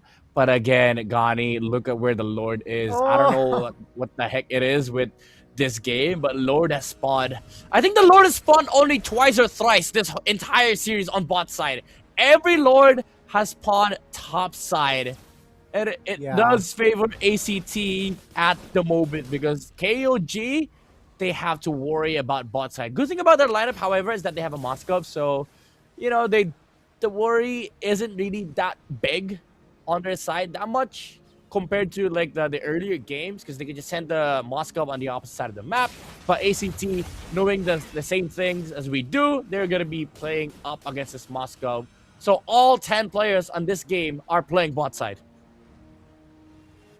Indeed, they are. And it's just so unfortunate, right, Midnight, that KOG has to, you know, the momentum has shifted towards them, but now it's neutral, you know. It might even favor ACT slightly with the Lord just spawning top again. Yeah. It's an evolved Lord this time round, ladies and gentlemen.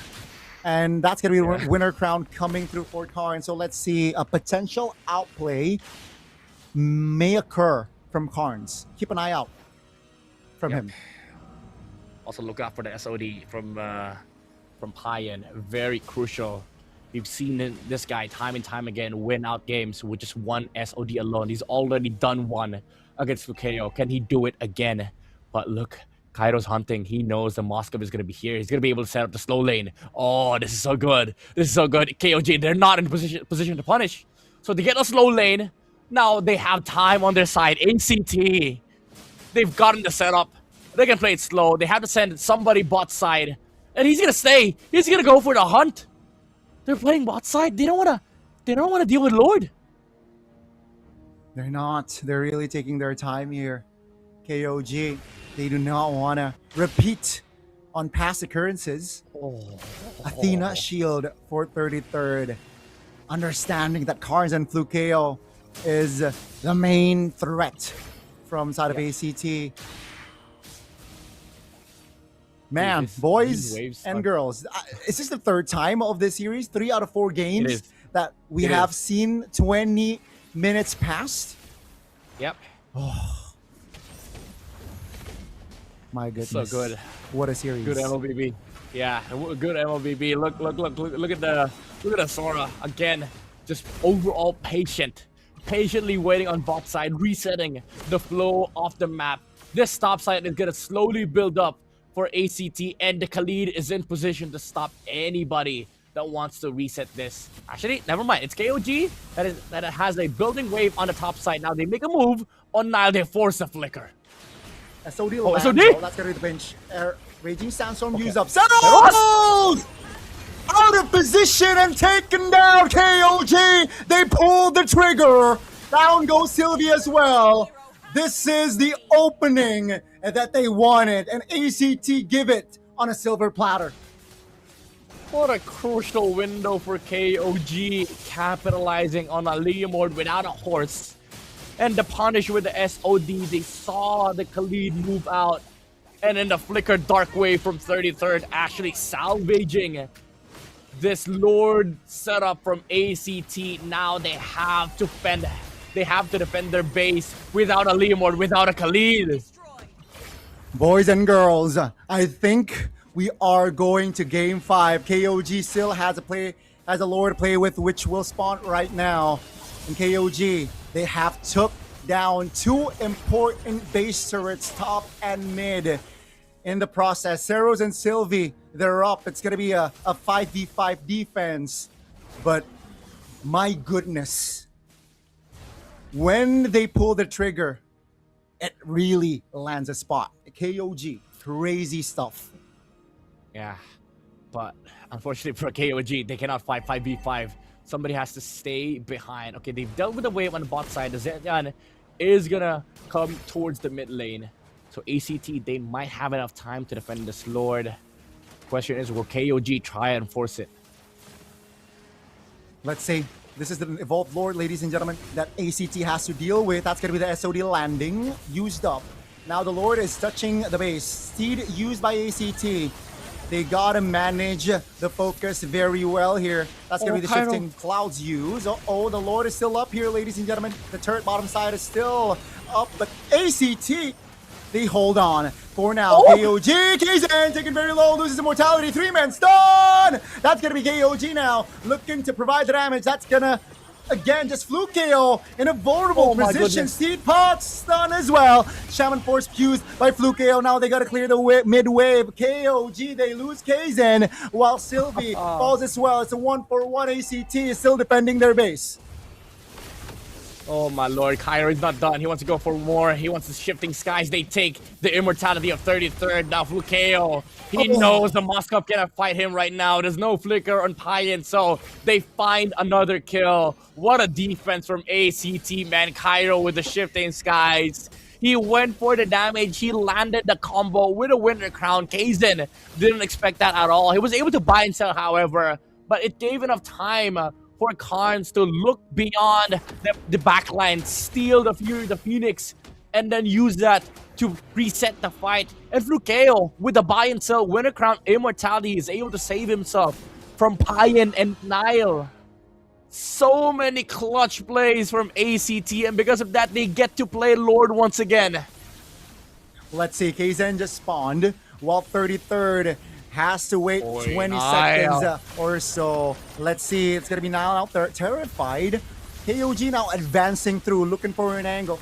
Kaizen looks desperately towards providing damage. That's a stun from the Fury of the Phoenix. Lord will be taken by Zeros this time around. That's a stun. They found the collapse. Down goes Cairo. Zeros taken very low. Kaizen jumps to his own demise. It's a 1-for-1, but the Lord Evolved goes to ACT.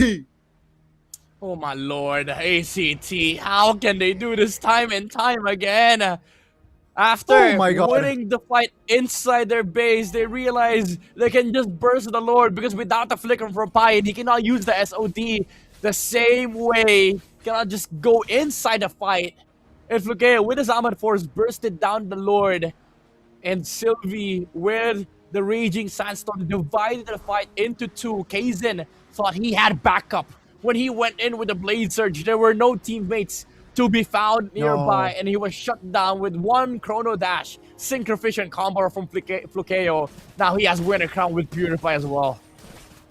This is not looking good. I thought we will go to a game 5, but seems like ACT has other ideas. They have an angle here, folks, to end this series. That's going to be Flukeo jumping in with the damage as well. And down 2 members from KOG. Another member is going to fall. And ladies and gentlemen, this series will have to end in just 4 games as ACT, the open qualifiers team, they took down the Titans in KOG and stay in the upper brackets they will. Undefeated no more as the team from the open qualifier shatters the Kings of the regular season to move on to the next stage with a 3-1 victory. Amazing MLBB, amazing resilience. The tenacity from ACT prevails against KOG. Ladies and gentlemen, what a series. The resilience, tenacious traits that ACT brings to the series, it was all paid off. It paid off for them. And 1-3 is the final scoreline between the two. And this was the final, almost I thought the final fight. But when 33rd right here caught, isolated, taken down, and they got the Lord right here. Oh my Midnight. Wow. It is a wow indeed. Honestly, like if Zed didn't show himself to the Valentina, if they didn't get the Fury of the Phoenix here for ACT for the base defense, this game would have been over. But all these clutch factors came out swinging from ACT. And that allows them to move on to the semi-finals, Gani. It's dark here. It's almost at night. I need to turn my lights on, but man, did the lights turn on here for ACT, and the lights have gone out for KOG. But man, Midnight, yeah, it was an upset. I expected a full 5 games, but I expected KOG to clinch a win still. But boy, were we wrong, right? You expected KOG. Here comes the interview. แล้วเป็นเกมที่ตึงมากทั้ง4เกมจริงๆนะคะแต่ก็ตอนนี้เราอยู่กับผู้ชนะของเราจาก ACT Esports Club โอ้ยขอแสดงความยินดีด้วยนะคะเพราะว่าถือว่าเกินความคาดหมายจริงวันนี้เราสัมภาษณ์กันเป็นรอบที่2แล้วเอ้ยสัมภาษณ์ก่อนเลยรู้สึกเป็นยังไงบ้างตื่นเต้นมากครับแล้วก็วันนี้ ACT มาแล้วจริงๆเนาะการ NC ค่ะ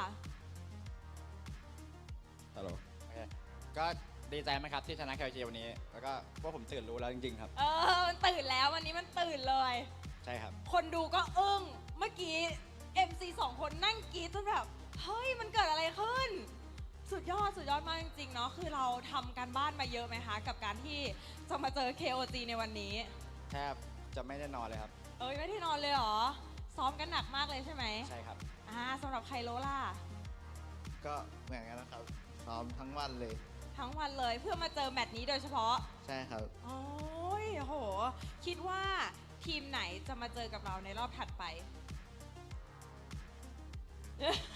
พูดได้เทนาแล้วกันครับเทนาเมื่อกี้เขาเชียร์ผมอยู่แปลว่าวันนี้เขาต้องชนะเบคอนนะใช่ครับแล้ว แล้วการ NC อ่ะทีมเดียวกันปะ ผมให้เบคอนแล้วกันครับ อยากเจอเบคอนเหรอ รอเชียร์กันNCครับ อ๋อโอเคแล้วก็พอมาเจอแบบโบ 5 มีความยากกว่าโบ 3 เยอะไหมคะสำหรับในความคิดของเรา มียากกว่าแน่นอนครับ เพราะว่าแบบเกมมันเยอะกว่าถ้าแบบมันสามารถพลิกแพลงในแผนได้เยอะครับ แต่เราก็เตรียมแผนมาดี ใช่ครับ สำหรับใครรู้ล่ะ ก็คิดว่าเพราะว่าโค้ดดาวดีด้วยครับ ก็เลยเล่นง่าย ก็ยกความดีความชอบให้โค้ชแล้วก็ทีมเราสื่อสารกันได้ดีด้วยเนาะวันนี้เพราะว่ามาโควันนี้ทีมเราทำได้ดีมากจริงแล้วก็แบบรูปเกมเนี่ยนำคู่แข่งตลอดเลย แล้วก็ถือว่าเป็นอีกหนึ่งทีมที่มาจากรอบ Qualify จริงๆเป็นทีมเดียวเลยด้วยซ้ำที่มาจากรอบ Qualify แล้วก็เป็นไทยล้วน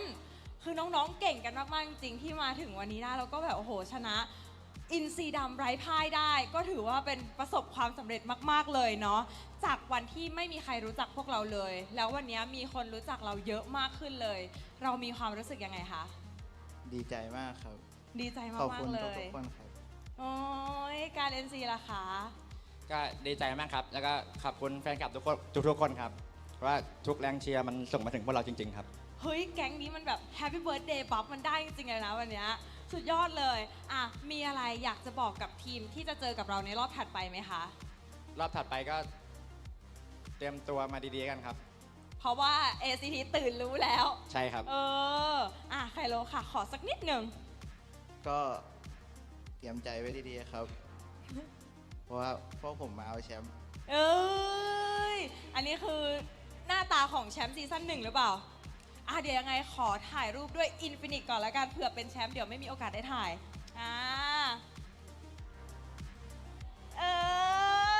โอเคค่ะ เดี๋ยวให้น้องๆทั้งสองคนนะคะไปพักก่อนแล้วเดี๋ยวขออนุญาตส่งต่อให้กับพี่แคสเตอร์ทั้ง3คนได้เลยค่ะ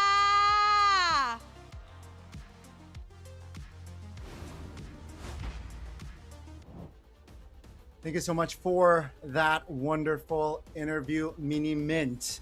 And what a wonderful series that we just witnessed, folks. 3 games out of 4 went above 20 minutes.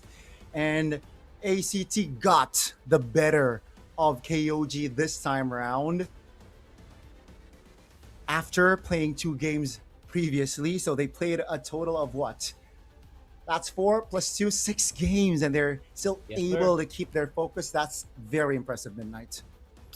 Yeah, I said it earlier. I think it's just the mentality of the players, you know, like that never surrender mindset, and you can see that in their games. Like the amount of times where they have their backs against the wall, but they still pull up plays, insane plays like this. Like you know, just the sheer confidence of these players to go for, you know, plays like that, like oppressive plays, even at moments like where moments where you're supposed to be defensive. It's kind of crazy. Like almost all teams don't do that, you know. And the top teams sometimes don't even do that. But you can see this this quality from like the highest level of players, and to see that from an open qualified team, it's just so amazing, Gani. Definitely. And we will crown the MVP of the series right here. The man on your screen. He's unstoppable this series, man. Let's give a shout out, of course, to Carnes, the mid laner. 4:07 is the final game. And on the Valentina Midnight, he was a couple of steps ahead, right? Taking the SOD, knowing when to take the SOD, knowing when also, mostly on the timing of the Fury of the Phoenix. Yeah, again, I cannot harp it enough. Like the moment when the Zetian showed himself in the mid lane, that was the moment where the Harriet was under the winner crown after the Purify. We're gonna see it later.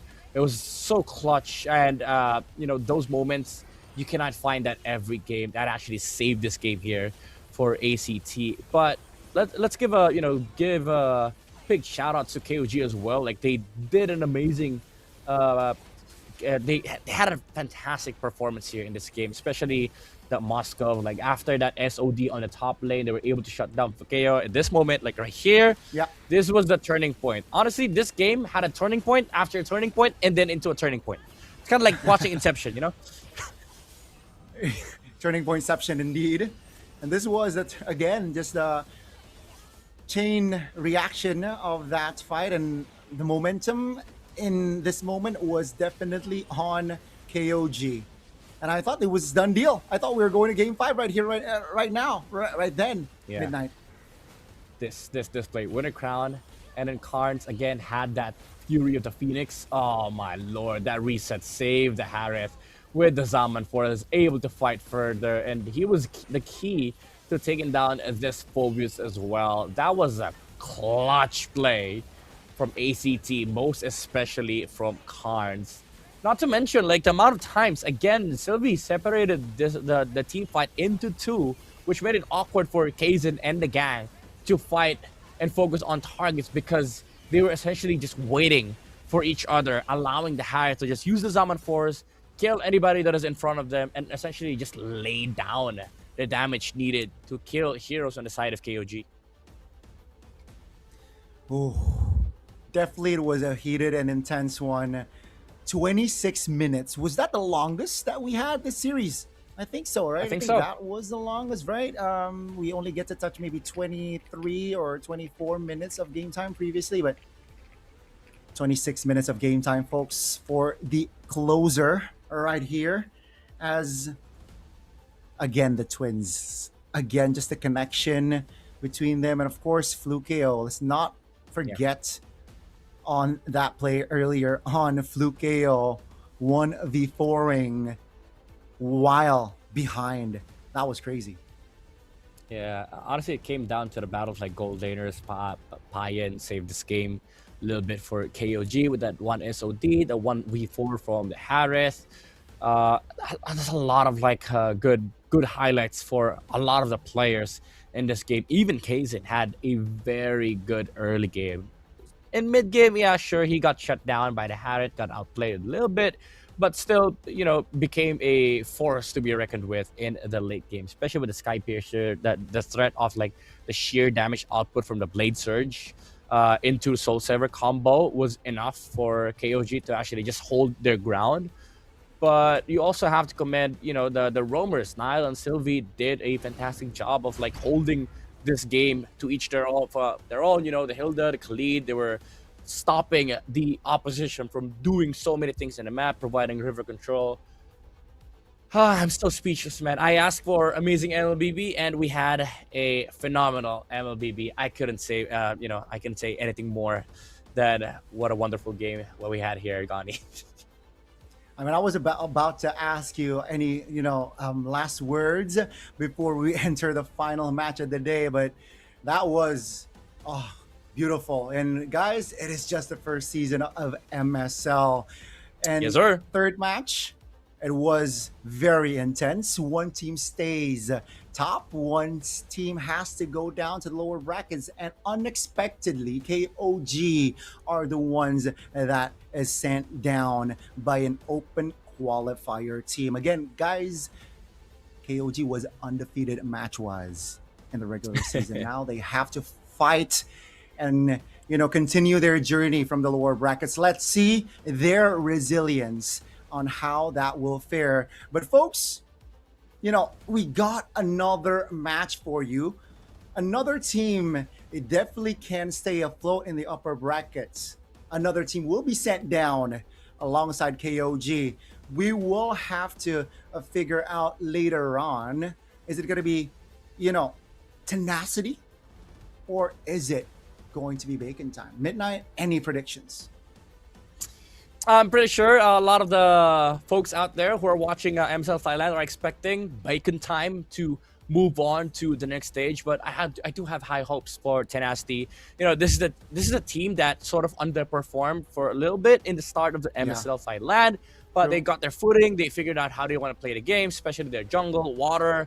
And yeah, I feel like it is going to be an interesting battle. But to me, even though as much as I want to see Tenacity like prove how tenacious they are, I still think Bacon Time is the clear favorite here in this next best of 5, by the way, matchup that is going to be happening in day 1 of playoffs.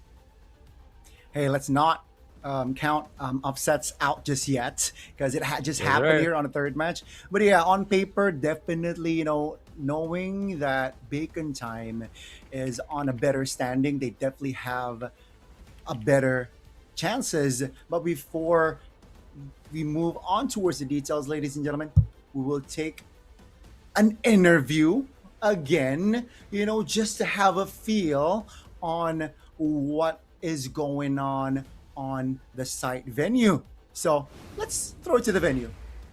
Your mistake of your first game with ACT earlier. I think the team have miscommunication. Yeah. The team don't have clear plan from what we're gonna do. So I think that's the biggest problem that I see. It's because your team doesn't expect to see ACT or what? I mean, we expect how they play. We have the same play style, but the thing is that I think it's more on communication, like the plan in game, like the decision is not aligned. So and like not the same decision. Yeah. ค่ะสำหรับโค้ชเนี่ยเขาก็คิดว่าในเกมแรกนะคะที่เขามีปัญหาเนี่ยอาจจะเป็นปัญหาในเรื่องของการสื่อสารก็คือการสื่อสารในทีมเนี่ยอาจจะยังไม่ตรงกันแล้วก็เขาเนี่ยคิดว่าเขาจะเจอกับหลายๆทีมเขาคิดว่าแบบเขาคาดหวังว่าจะเจอกับทีมนั้นทีมนี้ก็ได้ดูการดัฟแต่ละตัวละครเพื่อมาเจอกับแต่ละทีมอยู่แล้วแต่ว่าอาจจะเป็นที่การสื่อสารมากกว่าในเกมนี้นะคะที่ทำให้ KOG เนี่ยไม่ได้ชนะ ACT ในวันนี้ค่ะ And what about the first game that you almost win ACT but then they just like not win, like you not win because like the Lord is die already? I think that's the miscommunication that my team have problem. Like they want to tower lock, but some of the players hold back. They think that it's not endable, but from the others it's endable. So I think that's the problem, like the communication. ค่ะก็สำหรับเกมแรกนะคะที่ KOG เนี่ยเกือบจะตีบ้าน ACT แตกแล้วแต่สุดท้ายแล้วนะคะ ACT ก็คือแบบป้อมอีกนิดเดียวเท่านั้นเกือบแตกแล้วแต่สุดท้าย ACT ก็กันได้นะคะโค้ชเนี่ยเขาคิดว่าคือลูกทีมบางคนเนี่ยกำลังจะเข้าไปตีแล้วแต่บางคนก็แบบเฮ้ยถอยกลับดีกว่าซึ่งมันเป็นเรื่องเกี่ยวกับการสื่อสารก็เลยทำให้ในเกมนั้นเนี่ย KOG เนี่ยไม่ได้คะแนนไปนะคะ so what your plan for the next game with other team like you're gonna be better you're gonna change your plan or what? I think my plan is that to boost the morale of my players because I think one of the problems of my team is that because of the mistakes that they do, they cannot move on that immediately. I just feel. So I think we just need to go back to the identity that we have and then we start working hard training again. ค่ะสำหรับโค้ชนะคะก็จะเตรียมตัวให้มากขึ้นเนาะในการที่จะเจอกับอีกทีมหนึ่งนะคะในวันพรุ่งนี้ก็จะมีการเตรียมตัวให้มากขึ้นแล้วก็จะ move on จากการที่เขาเนี่ยไม่ได้ชัยชนะไปในวันนี้ก็เดี๋ยวก็ต้องขอบคุณโค้ชมากเลยนะคะที่มาให้สัมภาษณ์กับเราในวันนี้ so thank you so much for today thank you ค่ะขอบคุณนะคะเดี๋ยวอย่าลืมนะคะเดี๋ยวเราจะมี Tenacity และเบคอนนะคะตอน 18:30 เพราะฉะนั้นอย่าลืมมาดูกันนะคะสำหรับตอนนี้ก็ขออนุญาตพักสักครู่หนึ่งค่ะ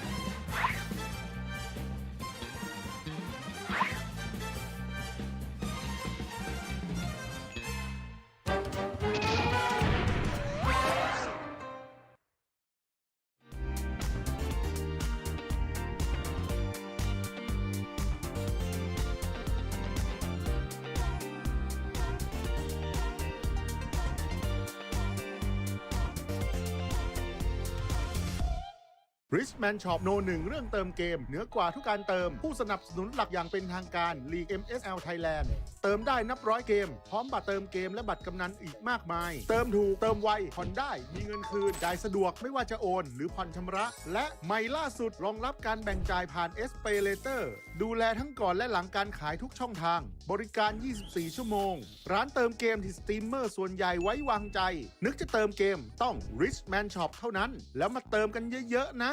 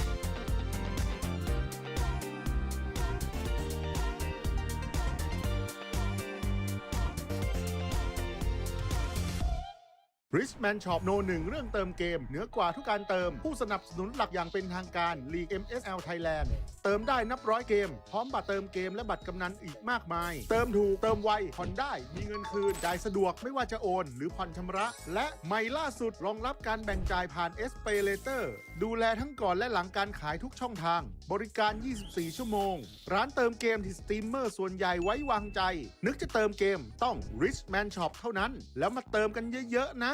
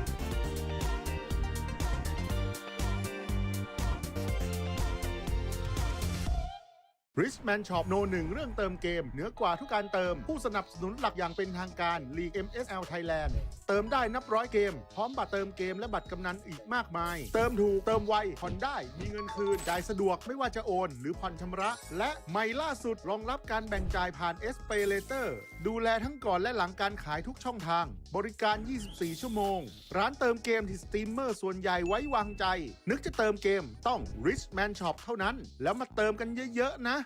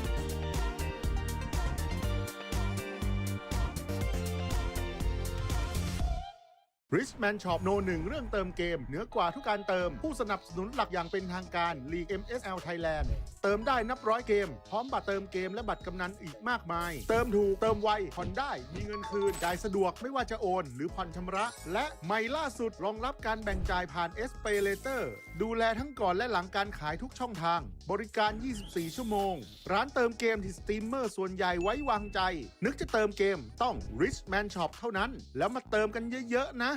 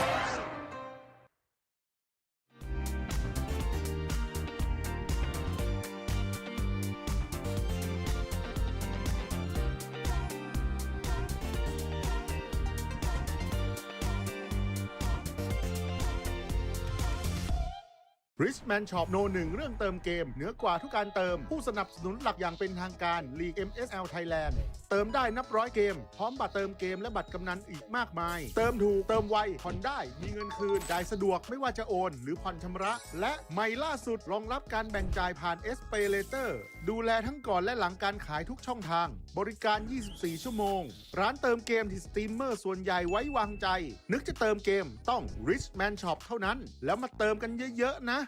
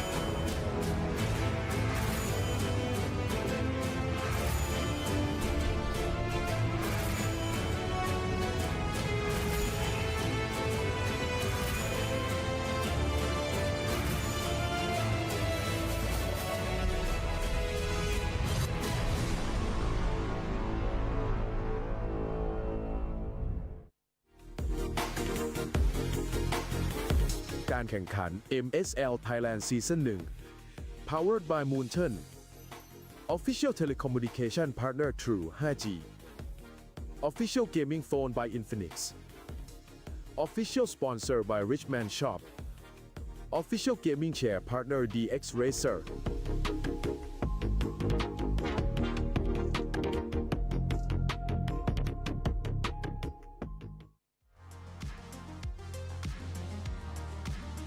สวัสดีค่ะ ตอนนี้นะคะก็เป็นเกมสุดท้ายแล้วค่ะพี่ปังของวันนี้เกมที่ 4 ใช่แล้วค่ะ สุดท้ายแล้วไวมาก ไวมากจริง แต่ว่า แต่เมื่อกี้เล่น4เกมนะ เมื่อกี้คือเท้าจิก จิกลุ้นไป ไปด้วย ตลอด ลุ้นไป ใช่ ด้วย ใช่ และสำหรับทีมสุดท้ายนะคะ ในคู่สุดท้ายของเราในวันนี้ก็ ค่ะ เป็นอีกทีมนะคะที่แฟนๆเนี่ยรอลุ้นจับตามองกันมากที่สุดเลยนะคะสำหรับการแข่งขันในวันนี้ด้วยสไตล์การเล่นนะคะที่ดุดันเร้าใจพร้อมเปิดพร้อมบวกนะคะของทั้ง2ทีมเลย ใช่แล้วนะคะ พูดมาแบบนี้เดาไม่ยากนะต้องเป็นทีมขวัญใจแฟนๆแน่นอนนะคะ ใช่เลย อย่างเจ้าหมูเบคอนไทม์เสียงดังมากอันไหนขอเสียงเบคอนไทม์แฟนคลับหน่อยค่ะ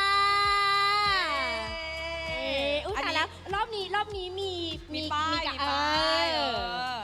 อัปเกรด อัปเกรดแล้วอ่ะอีกทีมหนึง และวันนี้นะคะต้องมาเจอผู้ท้าชิงอย่างเทนาซิตี้ไอ้น้ำมาเจอไอ้น้ำคือทีมนี้เนี่ยเขาขิงกันมานานแล้วว่าเขาแบบอยากจะแก้มือไอ้น้ำใช่แล้วก็บอกว่าอันนี้แอบบอกนิดนึงป้ายอันนี้นะคะ ทุกท่านสามารถที่จะออกไปเขียนเป็นการให้กำลังใจนะคะบริเวณด้านหน้าแล้วก็ถือเอาเข้ามาเชียร์ในฮอลล์ได้ อันนี้ไม่ผิดกฎ เพิ่มกำลังใจใช่แล้วก็เป็นเพิ่มเป็นบัฟเพิ่มบัฟใช่แล้วทีนี้ก็โอ้ยเสียงคึกมาหมดหน้าที่เราแล้วล่ะพร้อมแล้วโอเคถ้าพร้อมแล้วนะคะเดี๋ยวขอส่งต่อเวทีนี้นะคะให้กับ3 หนุ่มแคสเตอร์เลยค่ะ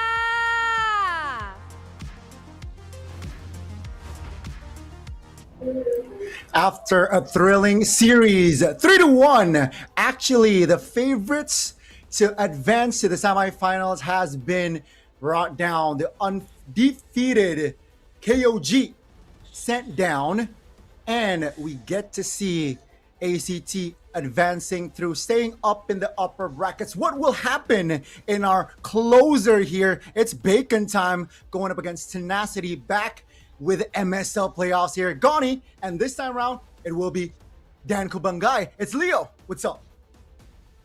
Thanks, Albert Serafin.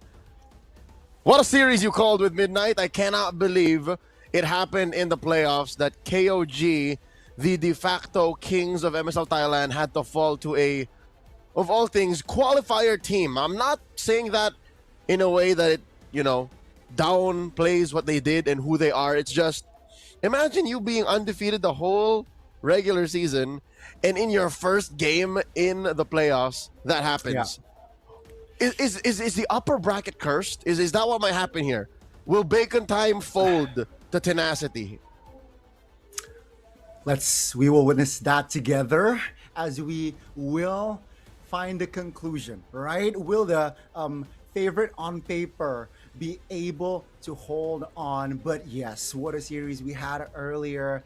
And the thing, what impresses me the most, it was ACT, again, just being on the back foot, still able to stay composed and tenacious. Now, will we get to see that from the upcoming match, right? And it is already in its name, Tenacity. I want to see some tenaciousness from their side. And of course, Bacon Time, one of your favorites, I believe, Leo, that I think it was your favorite, one of the, if not, that, yeah, this team is definitely also a team that to look out for this season.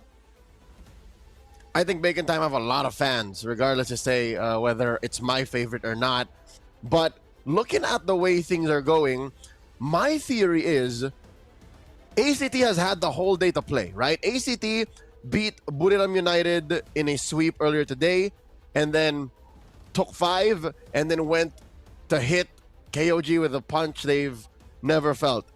Today, to close off tonight, rather, might be the same. Bacon Time has been sitting cold all day, while Tenacity swept Solix.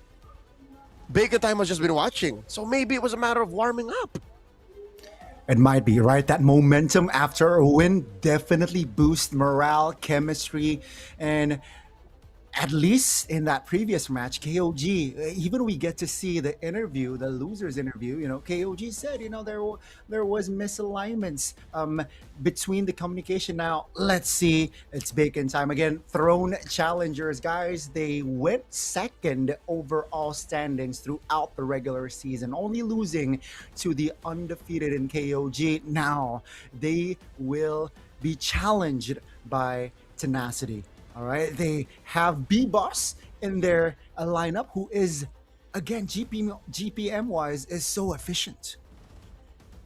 Yeah, this team across the board are definitely challengers to KOG's throne, but now we know even kings bleed, right? So how much closer is Bacon Time to being on top of the food chain? Because today, ACT turned that upside down. Tenacity, though, last week, their last opponent was Bacon Time, and they lost to Bacon Time 2-1. So that was as close as it gets. In my opinion, this benefits Tenacity all the more, because they're hungrier. They know what makes Bacon Time tick. I think they got to utilize that, right? I think they got to capitalize on that one game win and just, reassess on that series. And again, after that win earlier on, we saw 2-0 against Solix. I think that is, again, the momentum that they should be bringing here in this upcoming bout. Now, again, we would like to also remind you guys that it's going to be a best of 5, all right? It's going to be cruel. It's not a best of 3s anymore. And we will see. We saw KOG fumble the best of 5 match. Now, will there be another upset here? Bacon Time, as we all know already, has a couple of imports as well in their composition. They should now maybe, again, just utilize that, right? That sort of PH identity, Leo. That's the thing. They don't.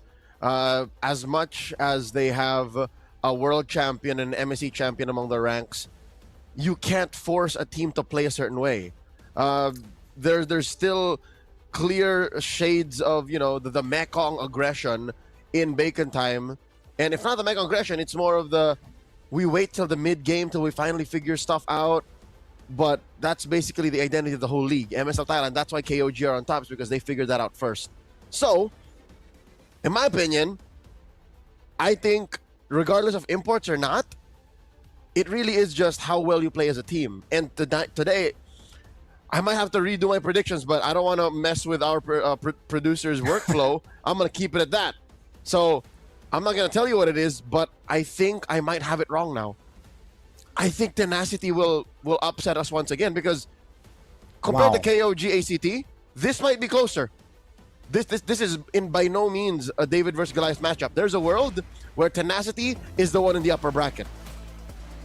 Well, I do hope to see and witness that, ladies and gentlemen, of course, as we actually welcome you, the coaches here. It's going to be Coach Noel and this die head-to-head. We saw Coach Justin and Shadow on the previous match, and this time around, it's going to be them on the spotlight. And of course, Bacon Time and Tenacity going at it again here in the best of 5. Leo, are you Gani? No, I'm not, because you did not acknowledge the Thai Chop Master. Say his name. This die. No, it's Cobb. Anyways, it's Cobb. Coach This Day is Tenacity's coach, but Coach Noel is taking care of Bacon Time. There you go, folks. And again, just to reintroduce you to the lineups earlier, we saw Bacon Time. It's going to be Tenacity, Songjin, Water, Lord Guys, Griff, and BS here. The roster that swept Solix Esports, a veteran included in Sherry. And so unfortunate for Solix, but Tenacity had a better game plan in that bout. And let's see here, what type of game plan ยิ่ง will เข้า they ใกล้ bring? แชมป์มากเท่าไหร่ เส้นทางก็ยิ่งแคบลง Payoff จึงเป็นจุดที่ทุกอย่างถูกพิสูจน์รวมถึงทีมที่ถูกเรียกว่าตัวเต็งของลีกทุกคนรู้ดีว่าเบคอนไทม์คือใคร ทีมที่สร้างแรงสั่นสะเทือนให้กับทั้งวงการรวมตัวของผู้เล่นระดับนานาชาติ แต่ละคนในทีมผมเนี่ยบอกเลยว่ามีแต่ตัวเต็งทั้งนั้น และด้วยสถิติที่เกือบสมบูรณ์แบบพวกเขาก้าวเข้าสู่ Payoff ในฐานะทีมเต็งแชมป์อีกหนึ่งทีมความพ่ายแพ้ในอดีตไม่ได้ทำให้พวกเขาหยุดเดินแต่มันทำให้แข็งแกร่งขึ้น เป้าหมายทีมยังไงเราก็เป็นที่หนึ่งของลีกอยู่แล้ พ ว วกเขากลับมาสู่จุดนี้อีกครั้งแต่มันจะยิ่งใหญ่กว่าเดิมโอกาสในการแก้มือกับความผิดหวังที่เคยเกิดขึ้นบททดสอบครั้งสำคัญมีเพียงผู้ชนะที่จะไปต่อไม่มีที่สำหรับความผิดพลาดอีกต่อไป เพราะว่าทีมผมโหดสุดแล้ว ผมมั่นใจว่าผมสามารถพาทีมคว้าแชมป์ได้ครับ ทุกสิ่งที่พวกเขาสร้างมาตลอดฤดูกาลกำลังจะถูกตัดสินในแมตช์นี้ทุกชัยชนะจะพาพวกเขาเข้าใกล้แชมป์มากขึ้น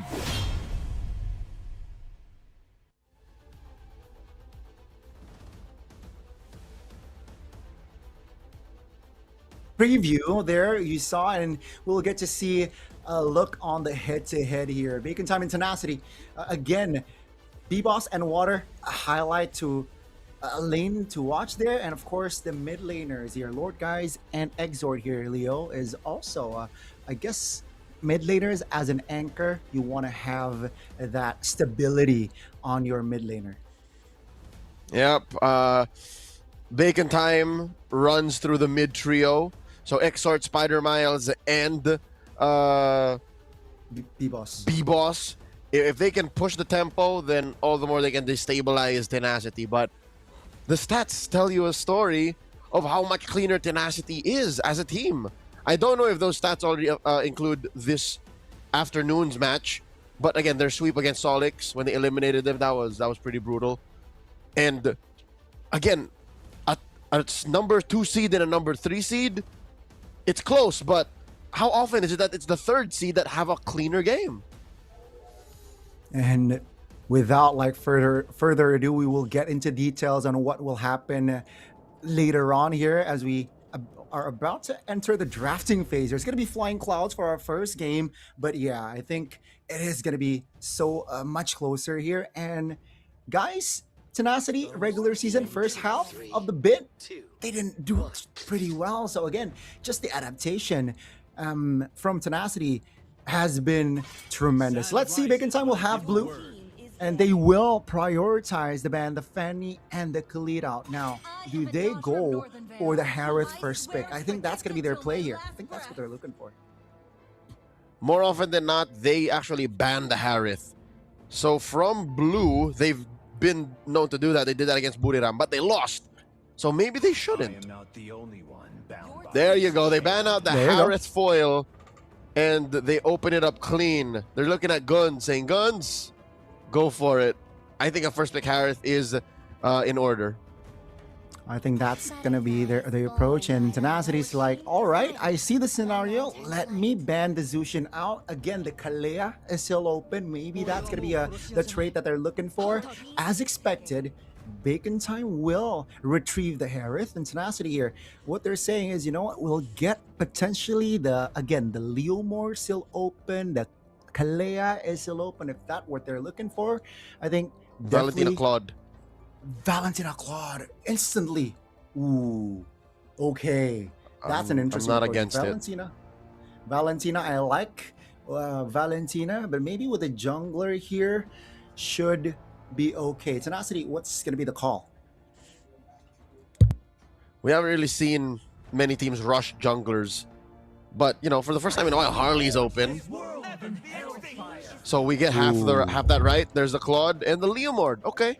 So they don't want Water to coin flip on that Joy anymore, which he did against Solix earlier today.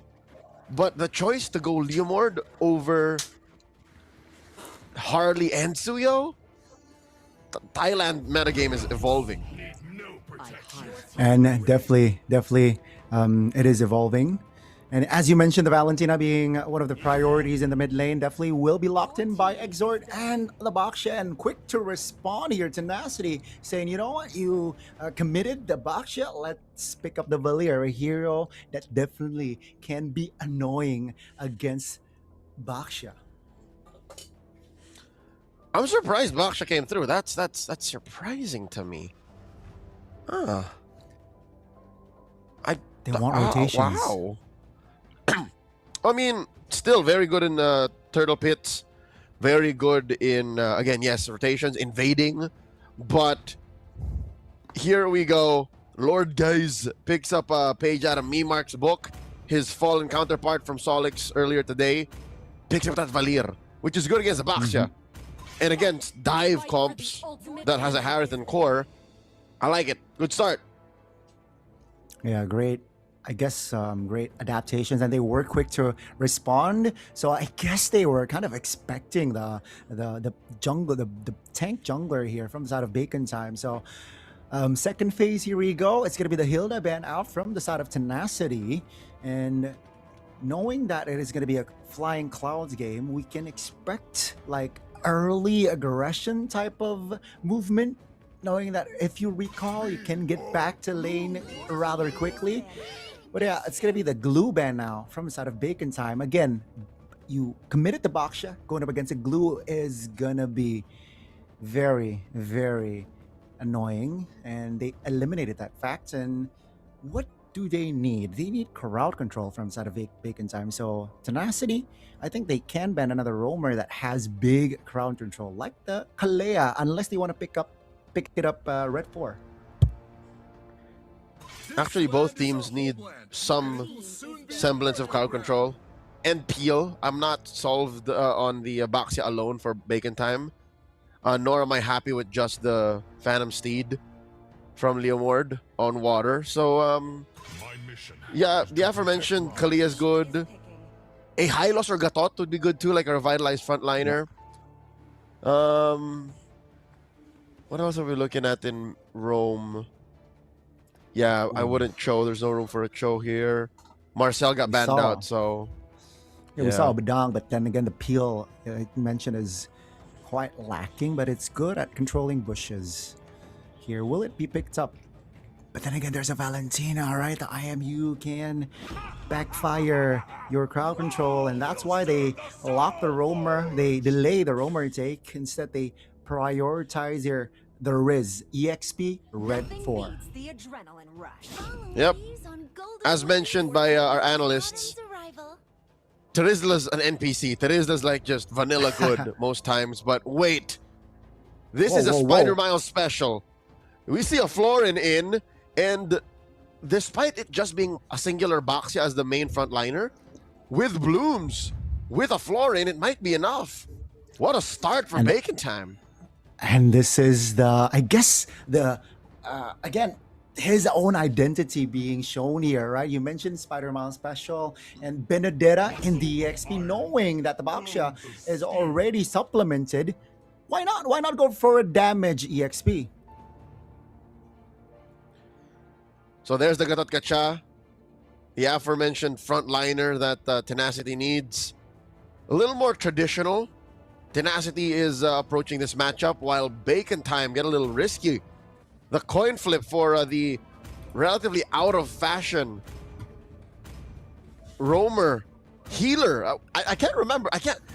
Gani, I can't tell you the last time I saw this. When was the last time you saw Estes, a Florin, a Rafaela? 1.5 years ago, I think that was the time. But yeah, it's been a while. You're right. So to bring the Florin out in their practically debut of the playoffs here, Bacon Time, that's a bold approach. Ladies and gentlemen, we will get into the Lanadon for our opening game of this series. It's Bacon Time going up against Tenacity. Let's see who will win this first round, folks. So far, I appreciate the fact that there are not many purifies. So that means when fights break out, it's all in.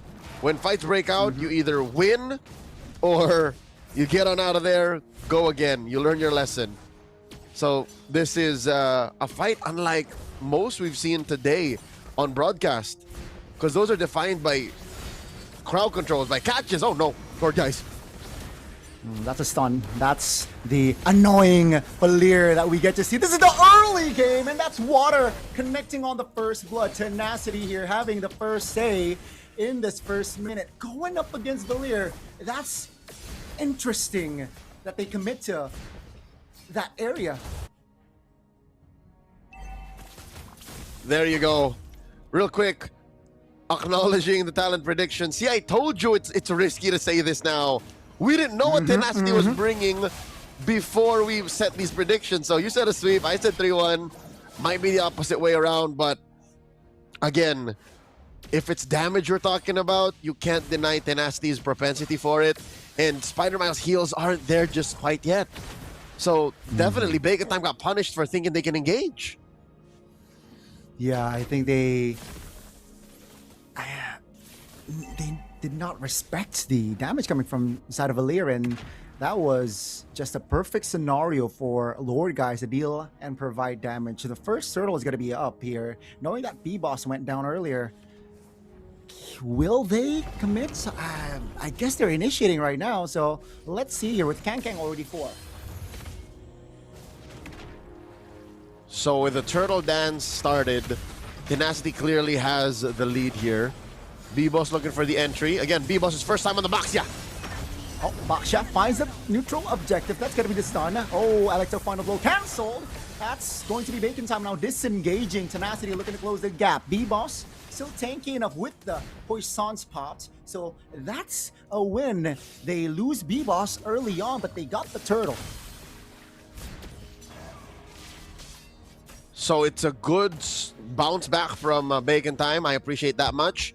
And it's one of your main strengths as a Baxia. Again, you find your footing, you stay in there, you dig in, and you retry. Yes, on record, this is B-Boss's first time to play the Baxia, but that doesn't take away from the main strengths of the hero, and of course, it's possible reps and scrims. We don't have any info on that, but who plays in Pro and doesn't know how to play Baxia? So, Baxia Jungler is just basically the closest thing to Terizla EXP, but easier to run. It's good vanilla. Everybody likes it. Everybody likes it indeed. And again, just the rotation power that the Baxia definitely can bring to your team. Gotta be utilized here. And here it is. That's gonna be Lord Guys popping the ult early. B-Boss, Shield Unity. Just again, solo killing practically. Lord Guys there, down. Tenacity now looking for the collapse. It's a 3v4. It's not looking too good for Tenacity. Down goes Song Jinwoo, and BS is next on the chopping block. AOG triggered just to escape another big win because of the Shield Unity. I like how aggressive Bacon Time is. This is the right way to play this kind of lineup. They already have all of their heals online, and the only way Tenacity is able to answer to that is with a Revitalize. That's the only way they can basically, quote-unquote, counter the heals. So with that said, Bacon Time have the leeway that they need to be able to shock Tenacity into a matchup that they're not used to. It's so weird to play against a healing lineup. For all of y'all ranked game grinders, you know how this feels whenever the opponent picks an Estus and you're not ready for it. This is what Tenacity is going through right now. Yeah, I think they got curveballed hard here. And Bacon Time there capitalizing on that surprise pick. And let's see here, second neutral objective. That's a taunt to delay. Water clears the retry, so it's a 1-for-1 turtle-wise, and the timing on that taunt was crucial. Looking at the items, you'll see that Kang Kang has already picked up the Blade of Heptases. So even Song Jinwoo, who still has to scale up his Body of Smith, cannot stand there. So expect quick rotations from Kang Kang. You see here, excuse me? Is that Miles juggling the Bloom? It was on B-Boss earlier, now he moves it over to Guns. It's game time. It's game time. Taunt, stunned, everything put on towards the Baxia. That's going to be B-Boss taken very low. That's going to be the heal coming through, but down he goes still. Shaman Force pop. Guns! Finds the angle to almost claim the double, and bits Bacon Time with the rotation, finding the final laugh. 2 members off the board, only for B-Boss. I think that's worth it. If that trade happened 5 more times in the next 10 minutes, Bacon Time would win. Song Jinwoo and Lord Guys for B-Boss. This is just utility jungler things. Oh my god. Water! Oh, Water with the steed. Oh, AOG forced the flicker from Exor. Their PS actually is mispositioned. That's going to be the damage. Terrified coming through the stun. He's trying to hold on, trying to survive. He's able to get out and pop the region. Song Jinwoo, though, in a different place. Needs to find a clear as the turret in the top lane officially got taken down. Another win for Bacon Time. Bacon Time took KOG's loss personal. They could not take down the Kings of MSL Thailand in the regular season. And since they saw, oh, look, ACT can do it, maybe we should play a tighter game. And that's what they're doing here. They no longer have their game 1 blues, or Gani. What they're doing now is just they're playing a tight micro and macro game, playing to their strengths again. A healer in the roam, just what Spider Mouse wants. And they've taken 2 of the 3 turtles. The last one, the most important one, too. And it will definitely create a chain of events later on here with this final turtle.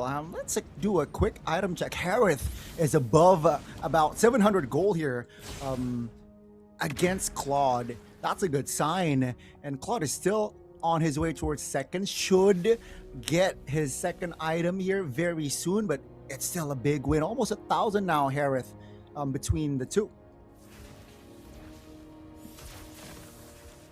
You're looking at what, a full item ahead on that Harith. So as soon as Guns gets his 3rd item clean, all the more it's going to be worse for Tenacity. Almost 2,000 gold. Griffith comes in.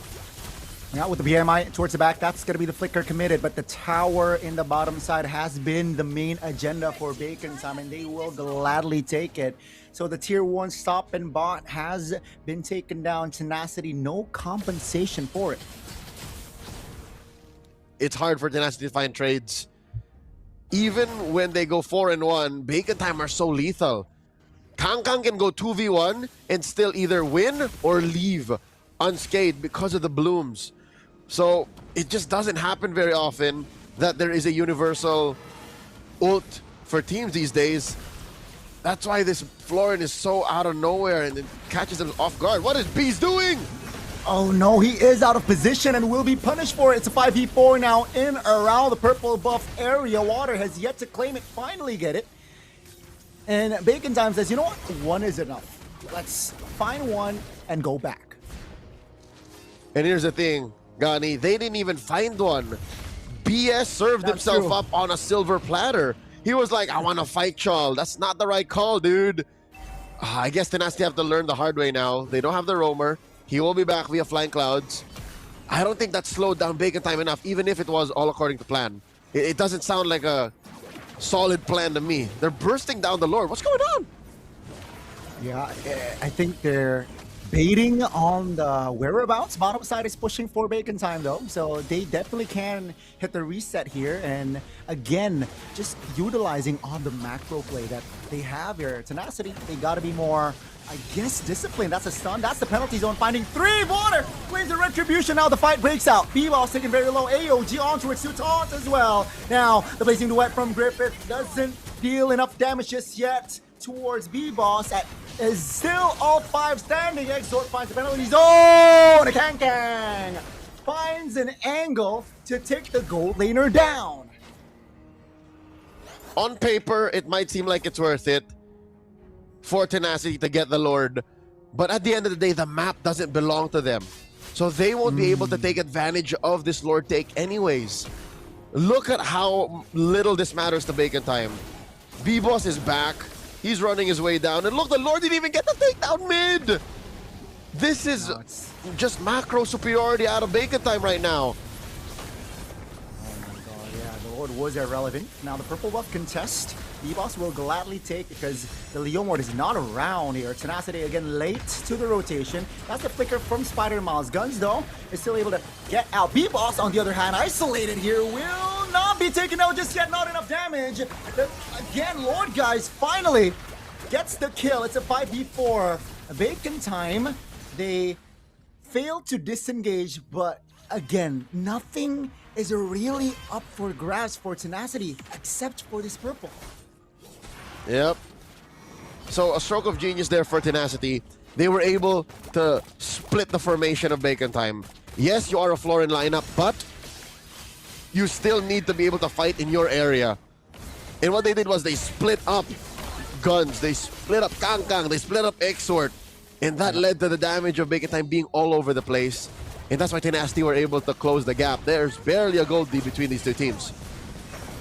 And mid turret taken down. I think that's very expensive. Sung Jin-woo, terrified, stunned up. That's going to be the damage coming through. B-Boss takes the kill. It's a 5v4, but I think it's worth it because they got the mid turret earlier, which is definitely more expensive unless they get the mid now. If they get the mid now, then it's all worth it. AOG to cancel out just to defend. Water pops his seed. Exort as well. Now with the Horsies already out of the stable, Water says, you know what, let's just take our time. We got the dub, we will disengage. Impressive with that sequence.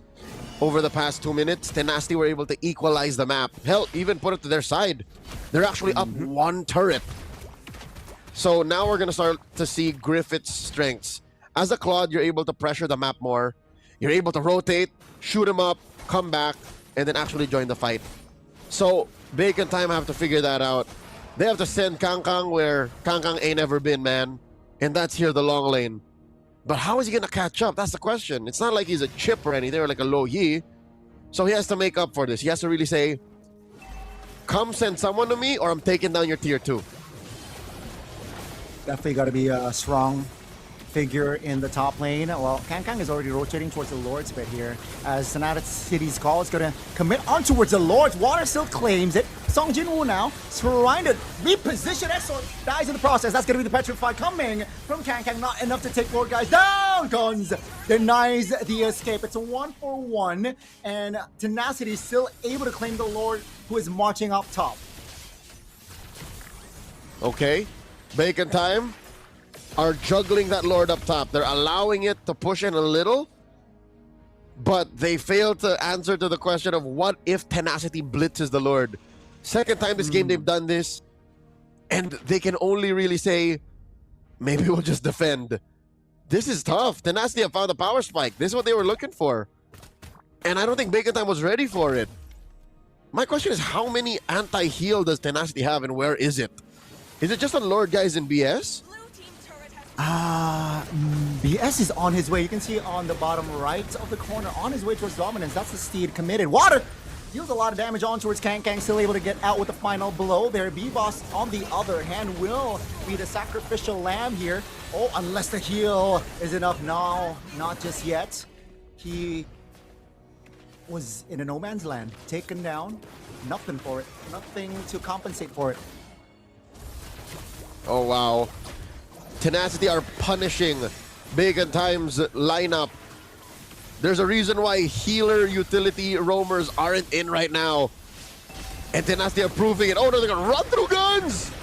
Oh my god, Water's very low. Guns finds BS. That's gonna be the Griffith with the Blazing Duet under the turret, though. Guns finds a quick double, triple rather, and that might revive the chances of Bacon Time on this game.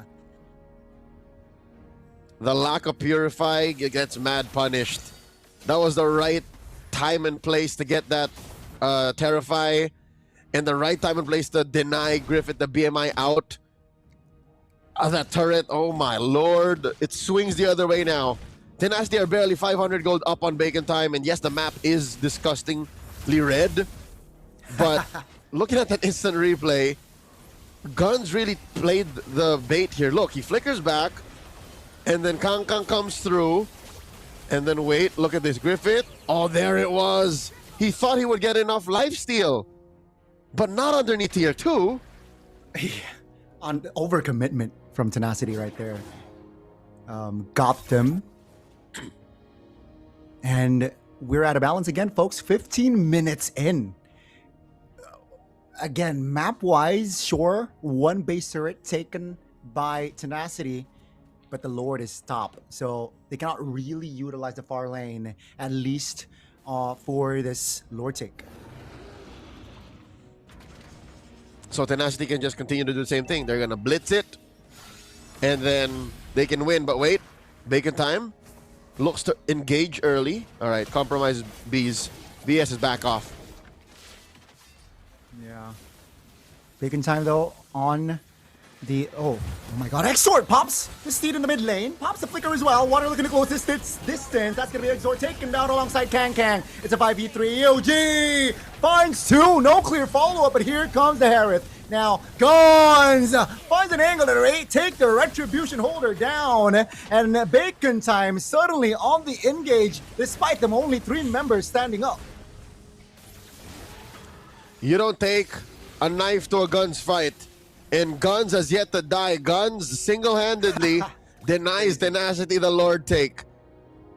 As long as Guns is alive, Bacon Time cannot be punished into submission, cannot be defeated so quickly. That could have gotten turned around so quick. B-Boss is all alone here. B-Boss, wait, hey. He's that confident, right? Knowing that his friends are actually at the back, but he's very confident on this Baxia, opening things up as a scout. Lord of 50% HP, that's a Terrify on towards BS. Repositions. Kang is in the fray. It's going to be a 5v4 Claude. Oh, 5v5 now. That's a stun. Song Jinwoo taken very low reposition. That's going to be the AOG landing on towards 1, but down goes BS. Now the Lord should be the focus of Water. He claims it. That's going to be Song Jinwoo taken very low. Kang looking for escape. Water in a 1v4 situation will only get 1 as Guns is able to gun him down. That's going to be a 1-for-2, and the Lord, though, still falls for Tenacity. Not a single Lord for Bacon Time. They plan to take these objectives the hard way. Lord will spawn up top, but they might actually get in the base. Guns drop to Zaman Force and will penetrate through mid. That is crazy. Harith alone with the Shaman Force is enough to make members of Tenacity just back off. And will get the mid turret for free there. But they gotta still deal with the Lord that is marching top lane. Is this Lord relevant towards Tenacity? I don't think they have time to restabilize. I think Bacon Time will be able to clear it out. So it's not the winning Lord just yet.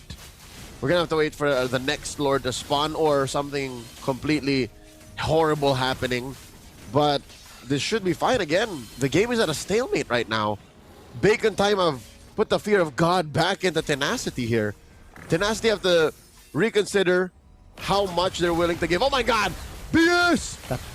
That's a blind AOG. Finds the turret, the Petrify. That's going to be BS taken down to 5v4. Now, Kang take it really low. That's going to be heal coming through. Bacon Time looking to close the gap. Sung Jinwoo pops a flicker. Griffith here trying to help the escape as it will be just a turret for BS. I think that is a worthy trade. Tenacity paid the price and they were ready for it. They didn't even look at the price tag. But wait, if the fight continues, if Bacon Time forces this, then maybe, but no. They see the big fat wave down bot. They're thinking Lord in a minute. We'd rather go for that, which I think is a smarter play. Going for the next Lord, winning that is the smarter play. But here's the thing. The far lane now is in control of Tenacity. So Bacon Time, they gotta decide here on, again, just sending Kang towards the far lane and risk a 5v4 situation on the Lord area. So let's see here. Gold-wise, we're almost reaching at that, irrelevance. But it is still 19 minutes of game time. Holy Crystal already for Exort. So that's an item that definitely can help provide damage from the side of Bacon Time. So Bacon Time are clearly not short on damage, not short on heals, not short on... Well, maybe they are short on crowd control, and that's the one thing that Tenacity trumps them over. So if they can mitigate that and kind of get one single pick... Oh my God, they find water! Oh! Clacho stop. That's why Bacon Time pulled the trigger, but quick to disengage there by Tenacity. BS in an unknown position. That's a taunt. B-Boss now all alone. Has immortality though. That's a stun. That's Song Ji-woon repositioning. BS now trying to hold all the damage for his team. Water will actually be the first one to fall here as Guns is able to find the connection. Winner Crown blazing to wet BMI to the back. Exort has the Holy Crystal that will allow to deal damage, and down Griffs goes. We are in TikTok timer territories, Gani, and Bacon Time have to make a decision. Do we go for the finish now, 30 seconds before the next dude comes out, or do we go for the Lord? It looks like they're gonna go for the end. Let's go. It's a 5v2 at this point. And that's a stun on towards BS. Loses immortality. Looking for the clear. Lord Guy's not able to on this Valir. Helpless, ladies and gentlemen. Before they got the base, it was a wipeout, and Bacon Time shows quality MLBB here in our opening game of this bout. May have taken them more than 20 minutes, but Tenacity suffering their first game loss in the opening day of the playoffs to a Florin lineup nonetheless. I'm entertained. I like it. This is a great way to start this best of 5. And what this will do, it definitely will boost morale, right? Hey, again, we just with this Florin, we're able to pull off a victory. Sure, it wasn't as clean, but at least they're able to pull it off. Let's see now. It will create and haunt the coach on the other side, right? The Florin is gonna haunt Tenacity for the upcoming drafts, definitely. So you're saying Coach this guy will go, this guy would play a Florin on me. I don't think that's what it will do. Yes, it's weird. Yes, it's impressive, but I don't think it's something that'll shake up the greater MSL Thailand metagame. I think it's specifically a Spider Miles thing. And admit it or not, there were times where it looked like the floor wasn't doing anything. There were moments where it looked like it was all just cheese. So here I think I put the blame on Guns. Guns has gotta be the MVP. Who else? I mean, he was the main factor on, the equalizer in the mid game, because I believe Tenacity got the momentum after taking the turret mid, but then Guns suddenly, was active, more involved during team fights, and yeah, I think slowly but surely, domino effect wise, they got the control, they reclaimed their composure, and unfortunately, Tenacity, it was just like that. They were on the advantage till they're not. So yeah, Guns definitely deserves to be a shout to MVP, and there you go, a double-digit kill, Leo. Yeah, did you call him the equalizer? The equalizer. Okay, so he's Denzel Washington. He is rocking that bloom. So I would assume he had one more item on him. We can only really guess what it was, but it's at the point when he could afford to go boots free. So he could have gotten 6 true items and then had the bloom on top of it. So yeah, no, this is a monster. This is a hero that has been adjusted ad nauseum. I think Harith might be on record the hero that Moonton changed the most in the history of the game. So it comes to reason why he's just so good at fights. He just bursts people down. I mean, there's a reason why teams are not shy picking up the Harris first pick, and this is the result, right? This is just one of the consequences of that Harris first pick. Your team is able to come back from I think this was a just turnaround right here where he got the triple kill, and it's just after this, Tenacity couldn't restabilize. They had almost zero time to reassess, and Bacon Time, they were always on point after that play for most of the fights, especially Guns here. Look at how he dances. I think that was the most important part. Yeah. The fact that Guns never let the craziness get to him, and he always had the perfect target acquisition. He always was aware that the team was on his back. And that's what you look for in a gold laner. That's why people are now, putting on blast gold laners who rely on the rest of their team. Here it's clear, Bacon Time rely on Guns. He really was dependable, and it showed in this game. Unfortunately for Griffith here, yeah, it was tough, I guess, playing a Claude against this sort of composition. But I personally feel like that Valier was a little bit too hasty, picking it up on red 3. Maybe that's their adjustment later on if they're on red side. But folks, it's a 21 minute of game time here in our opening game between the two. Bacon Time still able to find a win despite them picking the Florian 1019 again, just Spider Mile special.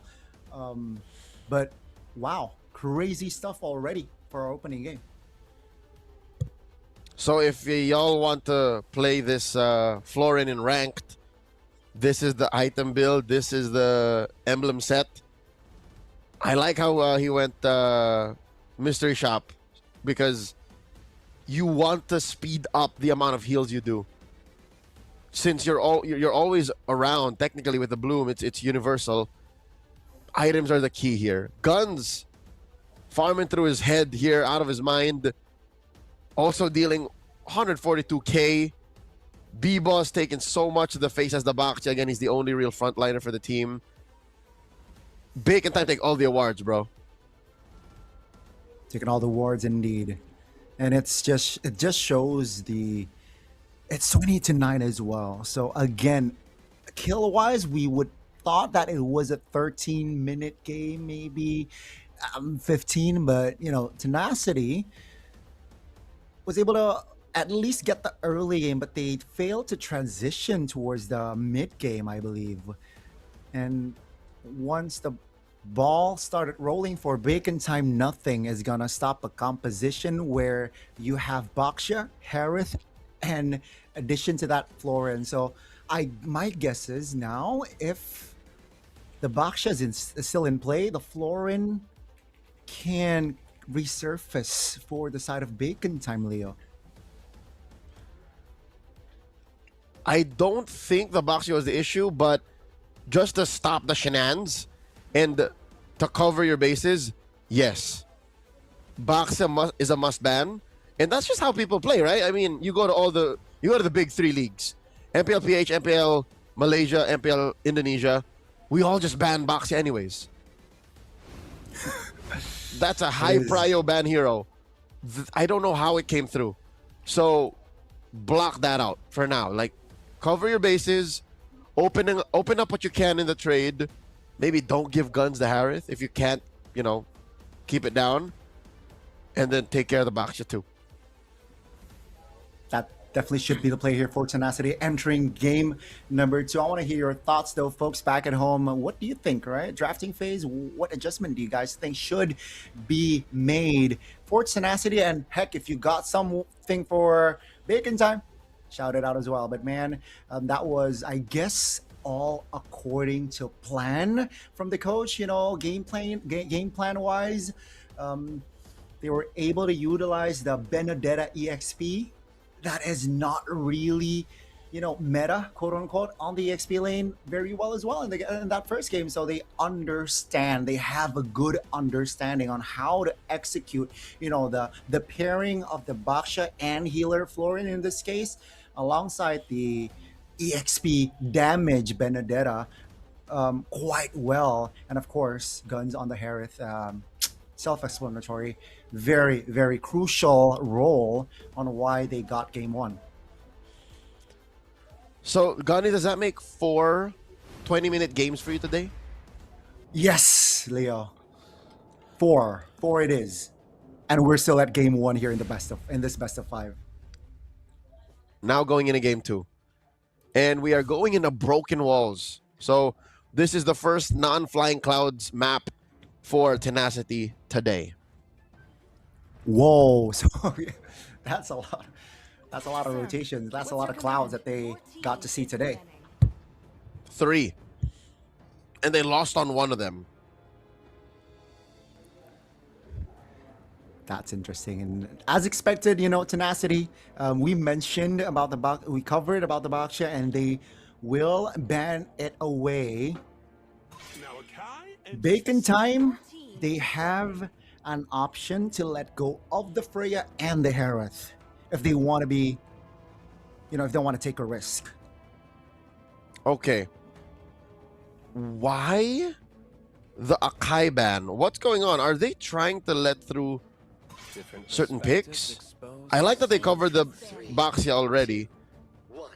But if they ban the Phoveus here, it looks like they are taking away the Harith. Like, that's the play. If they ban the Phoveus here, they plan to steal the Harith. I think that should be their approach, right? Harith was an issue in that first game. The Zushin ban, there you go. Asking Bacon Time a question. You want to ban the Harith out? Do you want to ban the Freya out? Or do you want to let go both?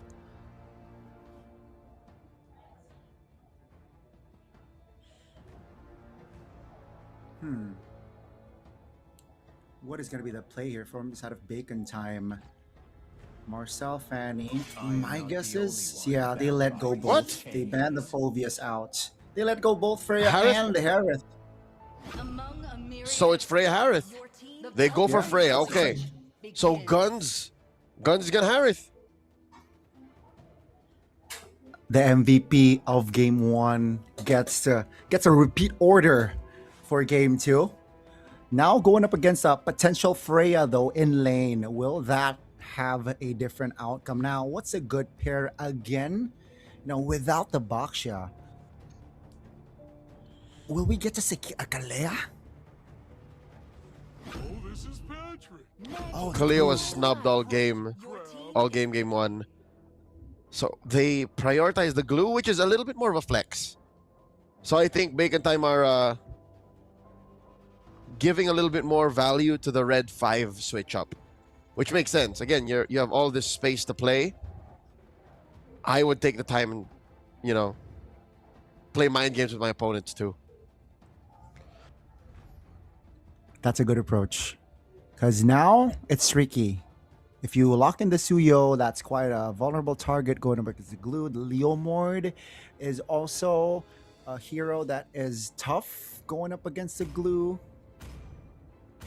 So what do they go for here? They can lock in the Khalid if they want rotation. They can also lock a mid laner here to have an anchor, and they will lock in that Valentina, denying it away as well from Exort. And they get such a killer duo in mid roam.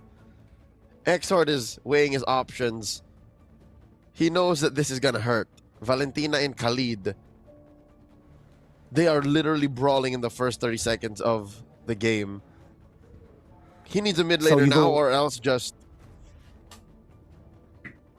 accept the fact that they're gonna lose that early game. Ooh, let's see here. Knowing Exort though, I think they definitely can lock in a mage here, mid laner. And the Zetian comes to mind, you know, a hero that can keep his distance or her distance, but no, instead they go in for the Valir, trying to hinder Freya's engage, Freya's dive potential. It's good. It's good. I like it. As soon as you hit level 2, I'm not saying you are going pound for pound, bang for buck against the Valentina, but you're close to it. And then you kind of deny the Valentina a good ult. You give her like what? A Purify at home with your Vengeance Flames. So good start. A lot of literally firepower already for Bacon Time. It just sucks that they don't have a jungler yet. Which definitely can be limited. Which definitely can be limited by Tenacity here. But then again, can backfire to their side, who has yet also to claim a jungler. It's going to be the Leomord here. So regardless on that they have yet to pick up a jungler, they still limit the potential Leomord here coming into play, which definitely can hurt the composition of Tenacity so far. Most used heroes here, folks. It's quite different for Guns, who played a lot of Claude game. So it's like, you know, killing two birds with one stone, you know, taking the Harith away, who is, again, Griffith's most comfortable hero, or used hero, rather. It's a win-win, as they say in the business. Both teams are choking down and cracking down on junglers. There's the Joy, there's the Harley. I don't know if Griffith wants to take out the Suyo. Or rather, if Tenacity wants to take out the Suyo. If they do, what'll be left for water? Exactly.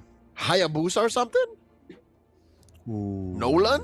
He's played both. He's played either. Nolan, yeah.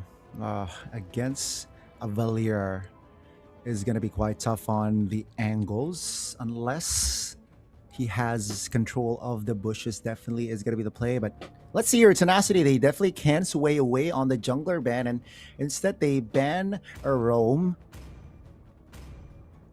And maybe but then again, if you pick up the Badang, you can steal it. It's going to be the Guinevere, so another jungler focused ban here from the side of Tenacity. Why are they both just saying Suyo? They're both just kind of guiding their opponent towards the Suyo. There it is. I And it think helps Spider Bacon Time. Miles isn't quite sure that if this is a trap or not. We're about to find out because, again, the Hayabusa is still out there. The Nolan. What else? What else do you fall on? I mean, you got 7 jungler bans here out of the 10 slots of this draft here. So Tenacity is definitely taking their time. Fanny is still on the board. That's a very... Oh, no, Fanny's banned. Fanny's banned. Yeah, 1, 2, 3, 4, 5, 6, 7. Yeah, 7 out of 10 bans. Focus on towards the junglers here. Ooh. 6-7 indeed.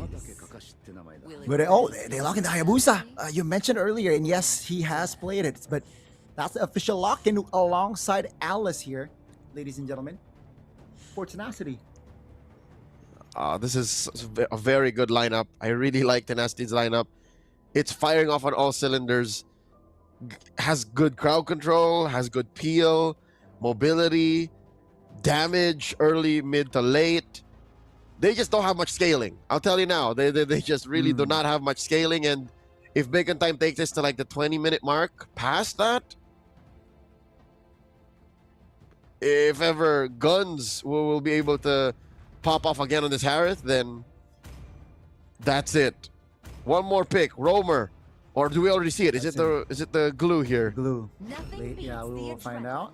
It's gonna be Benedetta, so it's gonna be the glue roam. But yeah, all 5 members of Tenacity can dive.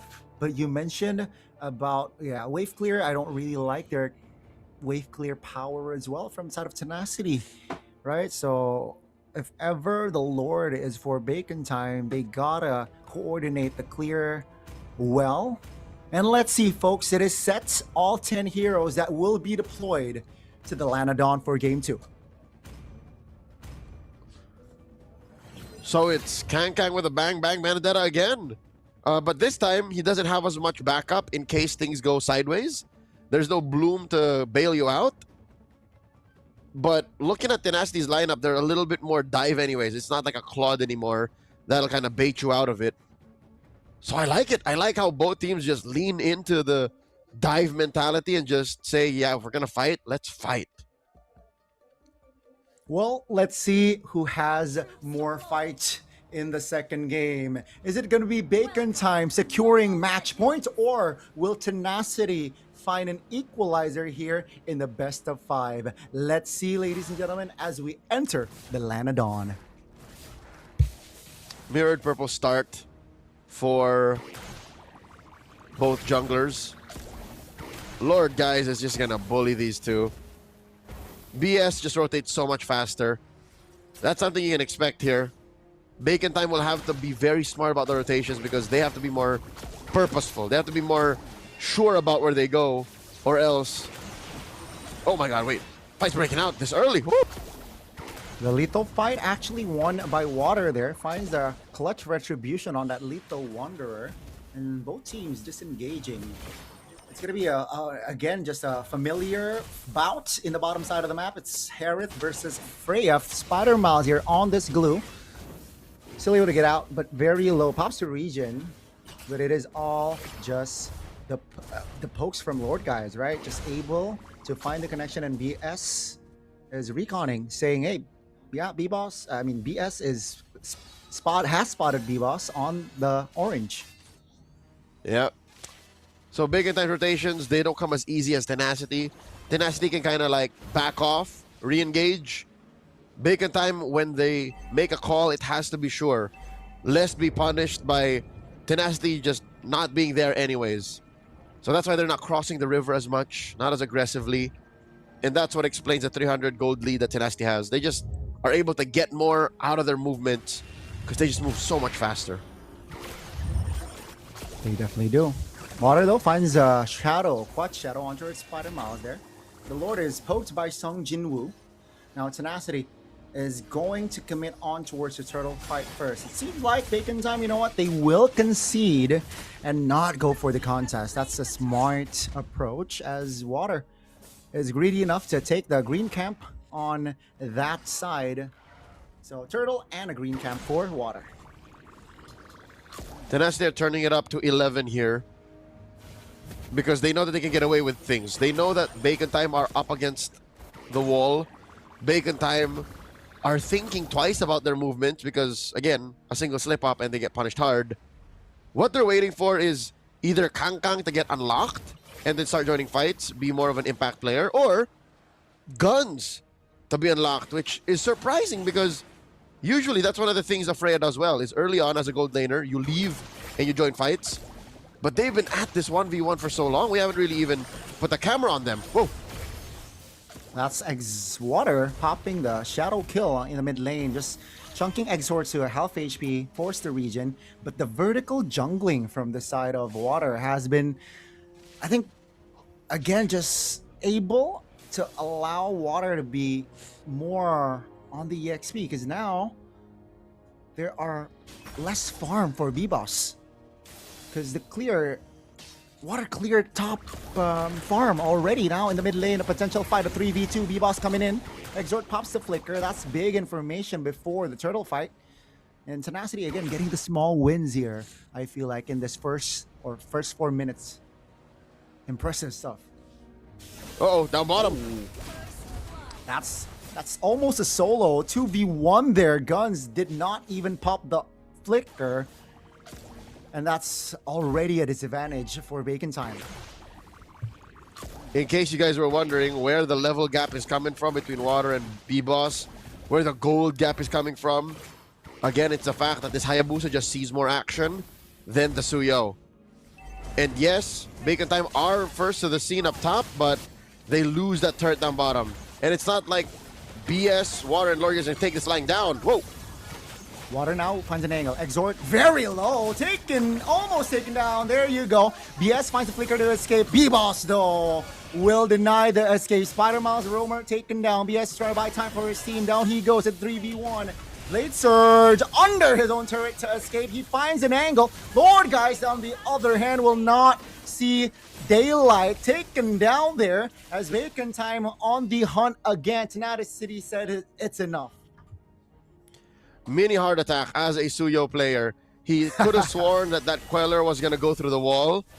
Apparently it doesn't, at least not at that angle. So at least when he surged through, no one from Tenacity made pursuit. No one chased him down, because if he died there, that would have undone the whole outplay potential and made the situation so much more worse. They lost their first tier turret down bottom. That means Guns can't farm as hard. And it's like he's already down 300 gold. This is tough because Griffith is unlocked. Griffith can just go wherever he wants now. That's scary. Definitely an issue that needs to be taken care of by Bacon Time.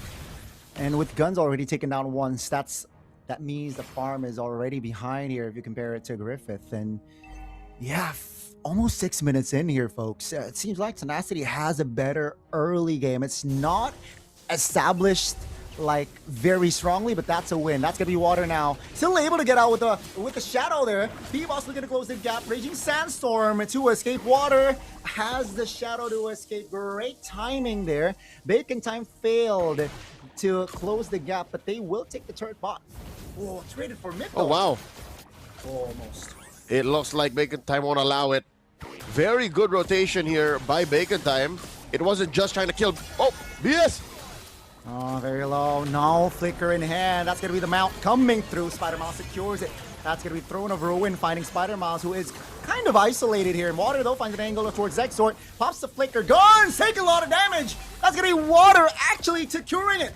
Exhort now going to be very low in the mid lane as Griffith wants blood, but failed to find it. Now Griffith is actually going down. A compensation kill there for Spider-Mouse, but take a look at Bacon Time. Already taking initiative on the final turtle.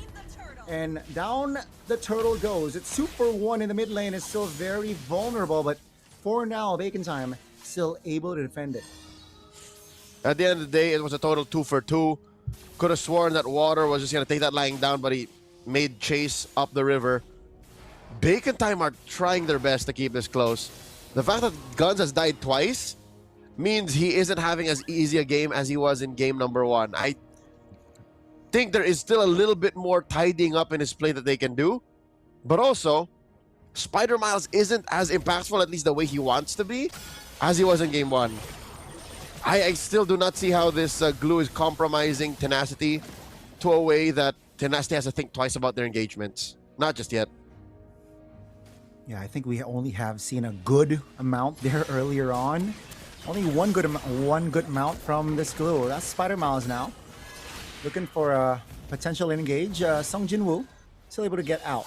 Tenacity again looking for the top turret that is quite low as well. In the mid lane though, Kang will be taken down by Water there, but take a look at the stun from Exort able to lock water in place, and that's a big bounty shutdown for Bacon Time.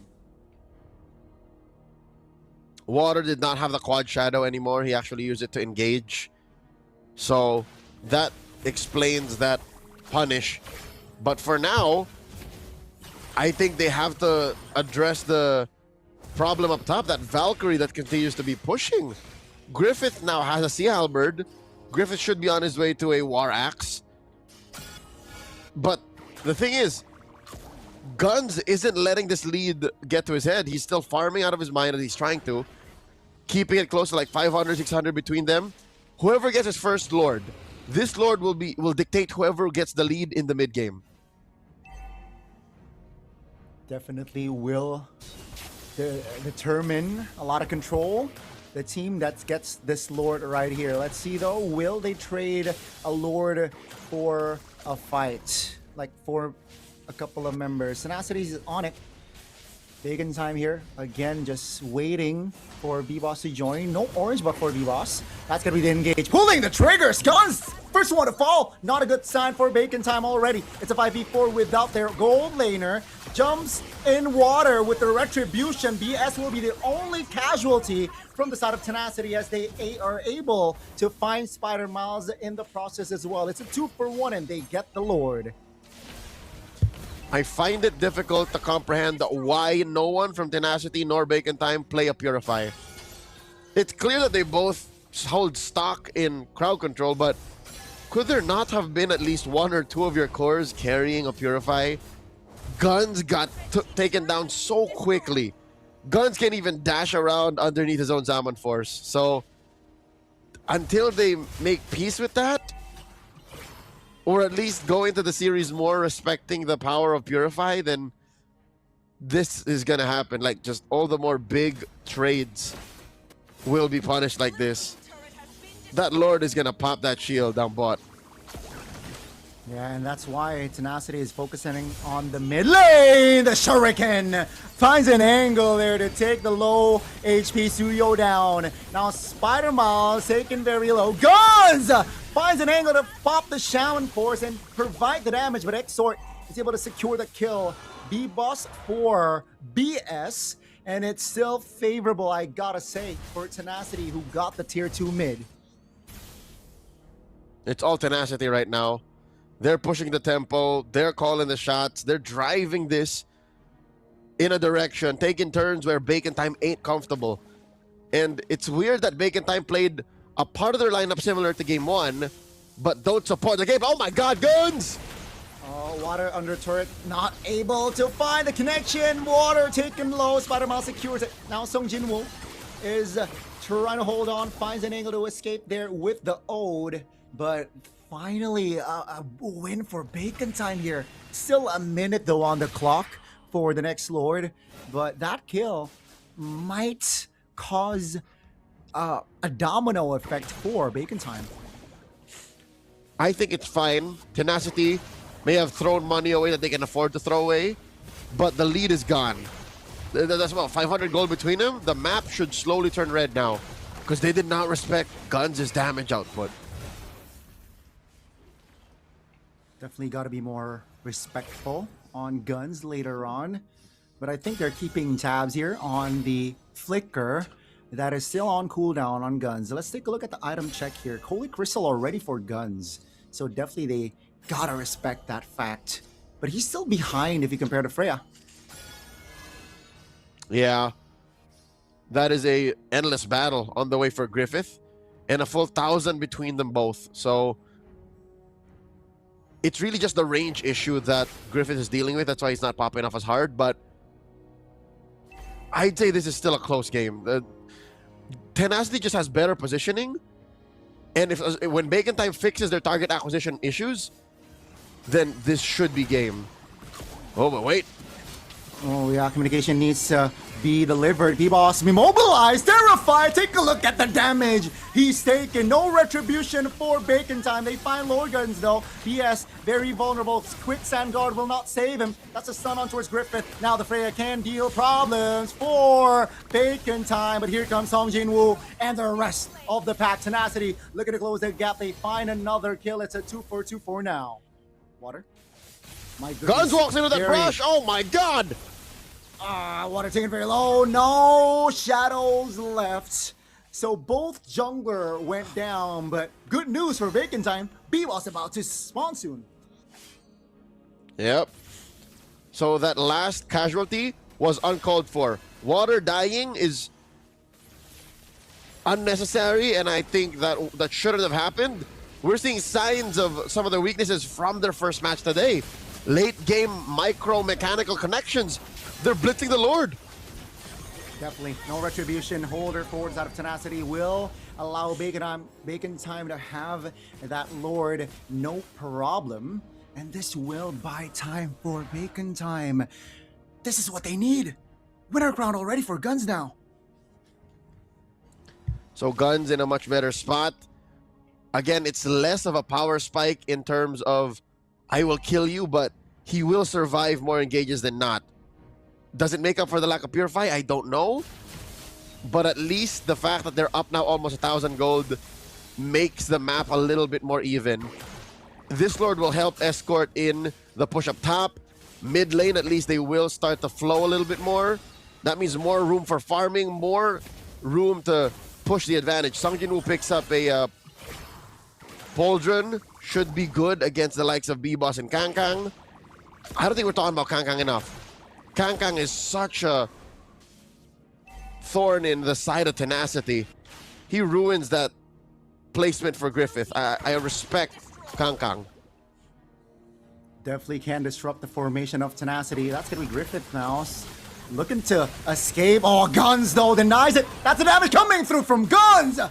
That's a kill already. Smiles now. Trying to escape. That's the tower already taken down. Ladies and gentlemen, Bacon Time, they're back. Is that a shortcut for Spider-Man? You just call him Smiles. That Are you guys was tight like that? Unintentional. That was unintentional, but it sounds like I am tight with him, which unfortunately I am not. Smiles. I'm sure you can work on that. Looking at the items, B-Boss has clawed himself into a leading position when it comes to farm. He's, what, one short item away from a Blade of Despair. And there is no Skypiercer carrier for Bacon Time. Huh. And they put it on Hayabusa for Tenacity. Oh, Conceal. Looking for the engage. That's going to be one member, Song Jin-woo now. Taken very low, especially with the mount. That's going to be Spider-Man securing it. BS taken again, just so low. Still able to get out, thankfully. And has a Sand Guard to heal himself back up. 30 seconds on the clock here for the Lord. And Bacon Time, that's their main agenda. Oh my god. Kangkang is now splitting the map, making it so difficult for Tenacity to respond. There goes that last tier 2 in mid. Bottom is going to follow up. Chubby Wave. Oh, water.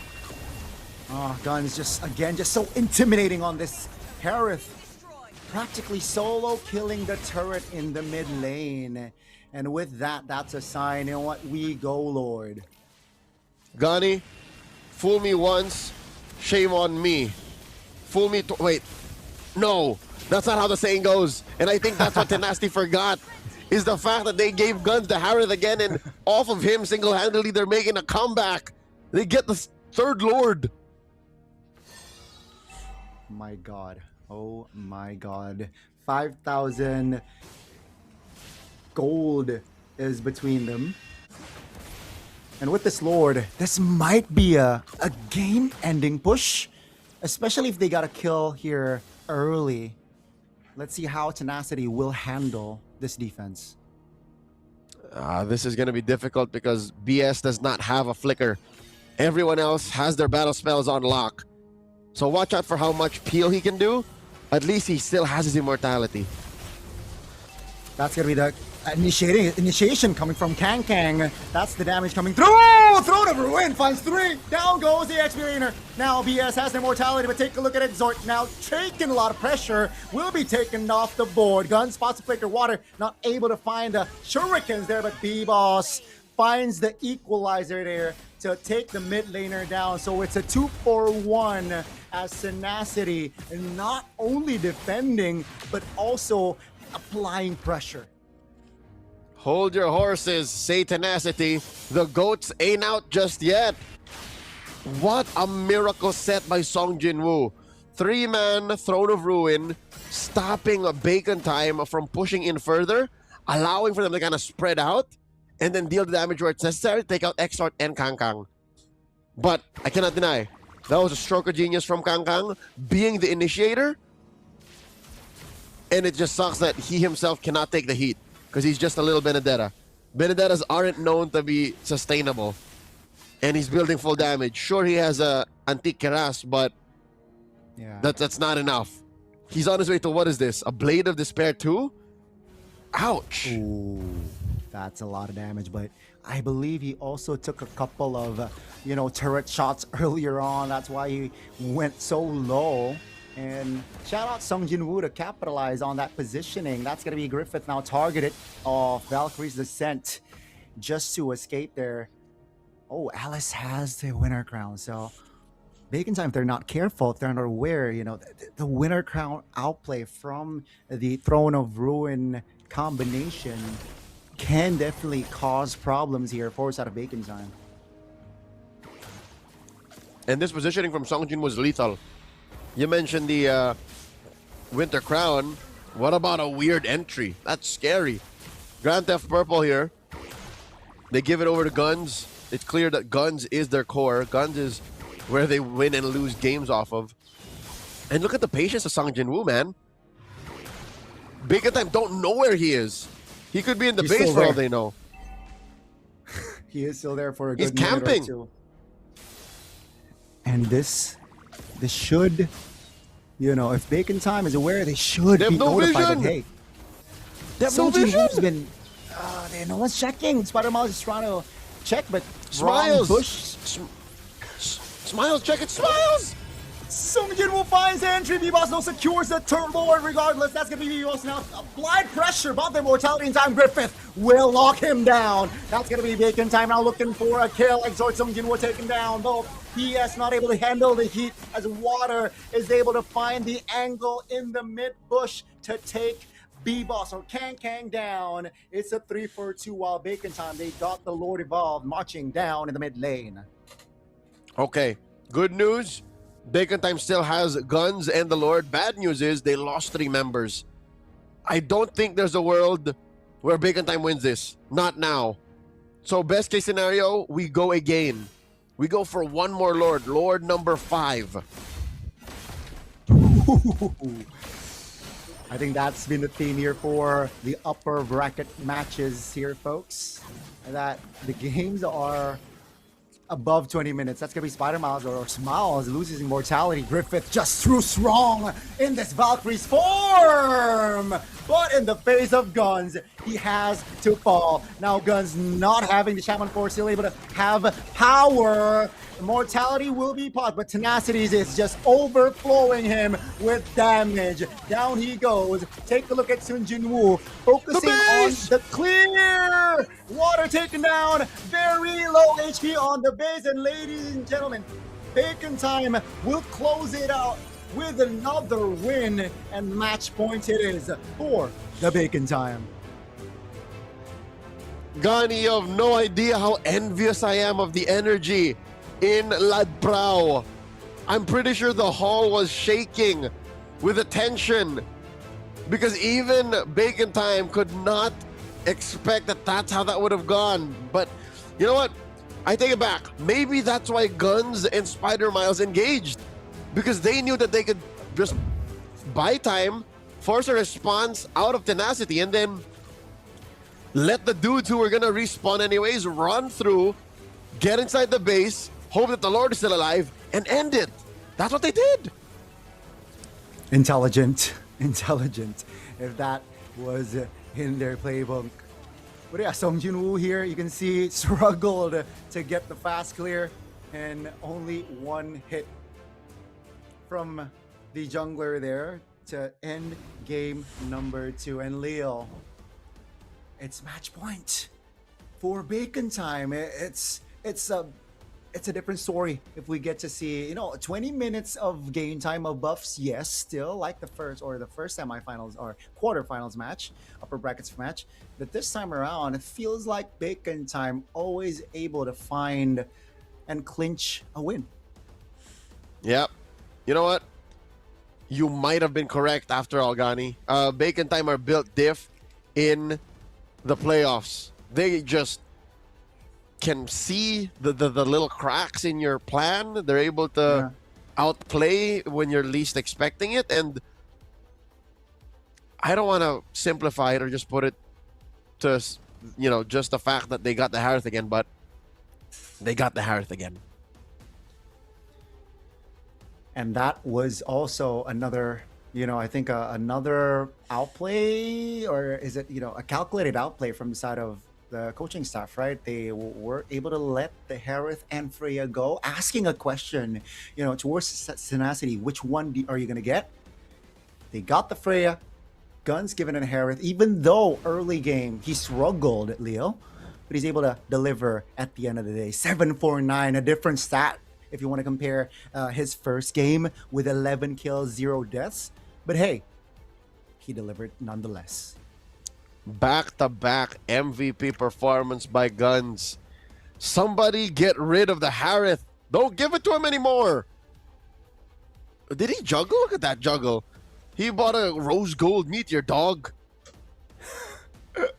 And this build right here is a nasty one, folks. Built the Oracle as well on this Harith. And yeah, the juggle is definitely disgusting. But Tenacity, I really thought that they will equalize here, especially here, 11 minutes in. But after water taken, I don't know. I thought that was already enough for Tenacity. But I guess you mentioned Kang in this game. I think he deserves to be, I guess, MVP as well, right? A silent MVP here in Kang. The timings and just to disrupt the, again, formation built from Tenacity. Kang is definitely an all-rounder here in this game. I think the hero that he has, the Benedetta, is just crazy enough that it works. And it's what allowed for them to, after winning a little exchange, like a skirmish, to just jump straight to something else on the map. He's the equalizer when it comes to just macro play, because you can't chase a Khalid, you can't chase an Alice, but with a Benedetta, you can do the same across the map. You can do the opposite elsewhere. So I agree with you. I can't deny that Kang is an impact player with significant contributions to the comeback of Bacon Time, and for them to get the match point. What else does Tenacity do? I'll tell you now. Maybe don't give Guns the Harith. Because I think if ever it does come down to it, Bacon Time can ban the Harith, and then they'll play the Claude. Might even be the same thing. Might be better. Guns likes the Claude. That's the thing with Tenacity. I think they overcomplicate their drafts here entering game 2, where they saw a prio pick within the Freya and they neglected the Harith, who got an MVP performance, by the way, on game 1. But hey, game 2, folks, another 20-minute plus game time here. So yeah, I have seen a lot of Lord evolved here today, evolved Lords today here, folks. Then I don't know. I think when I casted for MSL regular season, this has been the same amount of evolved Lords that I've seen. But boy, oh boy, Tenacity. I like the Hayabusa pick, but I don't know. Late game wasn't impactful to my liking, at least. I think it was less of the Hayabusa not dealing the damage and more of Tenacity just making mistakes that Bacon Time punished so hard. You can't deny their micro skills. You can't deny that. But sometimes decision making is one of their pitfalls. the early to mid was theirs, no doubt. But come late game, Tenacity were slipping up. And it's not for the lack of trying. You saw them try to do that sandwich play with the Alice, right, at the Lord. And Water trying to bait out a response like, oh, look at this. Oh, look, we're not on the map. We're trying to get the Lord. I think it was just more of macro sense. They lacked macro sense, which Bacon Time has in spades. So minimize that. Win off of your mechanics, win off of cleaner exchanges, and then maybe we see game 4. If not, just hand it to Bacon Time. They gotta be direct now. They gotta be more, I guess, more simple. You know, we saw ACT earlier, you know, drafting themselves a rather, I'm not gonna say as simple, but they're a straightforward approach, you know, where they have a stable amount of crowd control, have a stable amount of damage as well, and not overcomplicate during drafts, I feel like. And there you go. They got the dub over KOG. Now Tenacity, hopefully they have still the confidence to do it and not just rely on fighting for lower brackets, because I, for one, want to see a reverse sweep, Leo. You want to go all the way. You want to cast 5. You want to cast 8 20-minute games. I did not say 20 minutes. I said I want it to be 5 games. But if we get to see that, but that's where this is going. You see that they both just like to play 20-minute games. It gets to that. That is true. That is true. 2 out of 2 above 20 minutes game. We get to see the Lord evolved. But yeah, let's see here. We will have a small interview here, folks, to see the vibe, what the vibe is like there. So, Minimin, I'm gonna throw it to you. กับในช่วงระหว่างเกมที่แบบโอ้โหลุ้นมาชมอะไรสวยๆงามๆกันบ้างตอนนี้เราอยู่ที่บูธอะไรคะ Monster Energy นะคะสำหรับใครที่เข้ามาในงานแล้วนะคะสามารถแวะมาชิมเครื่องดื่มของเรากันได้ค่ะมี2สูตรเลยทั้งสูตรไม่มีน้ำตาลนะคะและสูตรออริจินัลค่ะสามารถแวะมาชิมกันได้แต่นอกเหนือนั้นค่ะพี่มะปางภายในงานนะคะสามารถมาร่วมสนุกเล่นเกมกันได้ค่ะผู้ที่ทำคะแนนได้เป็นอันดับ1และอันดับ2ของแต่ละวันนะคะจะได้รับของรางวัลค่ะและสำหรับอันดับ1ในวันนี้ได้แก่นี้ค่ะ Monster Bag แบบนี้นะคะสวยๆและอันดับ2ของวันนี้ค่ะได้แก่เกมมิ่งแพดสวยๆแบบนี้เลยผืนใหญ่ๆนะคะสร้างมากสวยไหมสวยมากแต่ผู้ที่ได้อันดับ1ในวันพรุ่งนี้และมะรืนนี้ค่ะท่าดาขออนุญาตเปิดนะคะได้เลยค่ะด้านหลังนี้จะเป็นกิฟต์เซตค่ะซึ่งของด้านในอยากจะบอกว่าเวอร์มากอยากให้ทุกคนเห็นนะคะนี่เลยล่ะจริงๆแล้วคือสติกเกอร์ไม่ใช่สติกเกอร์ก็ด้วยนะคะแล้วก็หมวกนะคะมีเสื้อด้านในมีกระเป๋านะคะต่างๆซึ่งมูลค่ามากเลยด้วยนะคะก็สามารถมาร่วมสนุกเล่นเกมกันได้นะคะระหว่างช่วงแข่งนะคะเราก็จะมีให้ทุกท่านเนี่ยมาทดลองเล่นเกมกันนะคะซึ่งผู้ที่ทำคะแนนได้เป็นอันดับ1และอันดับ2ของแต่ละวันก็จะได้รับของรางวัลไปเลยค่ะขอบคุณมากๆเลยนะคะอันนี้มีชิมฟรีด้วยใช่ไหมคะใช่ค่ะอยากชิมสักหน่อยไหมคะได้เดี๋ยวขอจบก่อนจะมาชิมแน่นอน2สูตรเลยใช่ไหมคะสีดำเป็น regular original นะคะแล้วก็เป็นสีขาวเป็น ultra ใช่ค่ะอันไหนที่คิดว่าเด็ดที่สุดคะหนูคิดว่าพี่มะปางจะชอบสีขาวเพราะสาวๆสวยๆมาส่วนใหญ่จะชอบสีขาวนะคะเป็นแบบว่าไม่มีน้ำตาลกินได้สบายใจมันเป็นอย่างนี้นี่เองได้เลยขอบคุณมากขอบคุณค่ะมาต่อกันที่บูธต่อไปเลยนะคะอันนี้ขาดไม่ได้เลยเพราะว่าเป็นผู้สนับสนุนหลักในส่วนของการเติมเงินนี่โปรโมชั่นดีๆเด็ดๆแบบนี้นะคะวันนี้มีโปรโมชั่นอะไรบ้างคะค่ะสวัสดีค่ะตอนนี้เราก็อยู่กันที่ Woodman Shop นะคะก่อนอื่นเลยอยากจะแจ้งกติกาการเล่นที่บูธของเราก่อนเลยนะคะกติกาก็คือลูกค้าทุกท่านนะคะที่แวะมาที่บูธของเราเนี่ย ก็คือต้องสแกน QR Code แอดไลน์ก่อน แล้วก็ ค่ะ กดไลค์เพจ Facebook ค่ะพี่ยา ใช่ค่ะ แล้วก็ ง่ายๆเลย ใช่แล้วก็อย่าลืมนะคะโพสต์รูปลงโซเชียลมีเดียค่ะ แล้วก็ติดแฮชแท็กให้เรียบร้อยค่ะ ใช่ค่ะ ง่ายๆ แค่นี้เลยค่ะ แค่มีสมาร์ทโฟน1 เครื่อง แล้วก็รวมไปถึงโปรโมชั่นดีๆนะคะสำหรับสายที่เติมเกมอยู่แล้วค่ะ ทุกๆ 100 บาท มีสิทธิ์ลุ้นรับ Samsung S26 Ultra อีกด้วย โอ้เดี๋ยวแฮชแท็กต้องแฮชแท็กคำว่าอะไรบ้างคะ พอดีว่ามันยาว เอามันยาว โอเค เอาเป็นว่า ใช่ ถ้า แล้ว เกิดว่า ค่ะ ใครที่อยากจะแฮชแท็กอยากจะเข้าร่วมก็คือมาสอบถามนี่ที่ ใช่แล้ว สาว ค่ะ ๆได้เล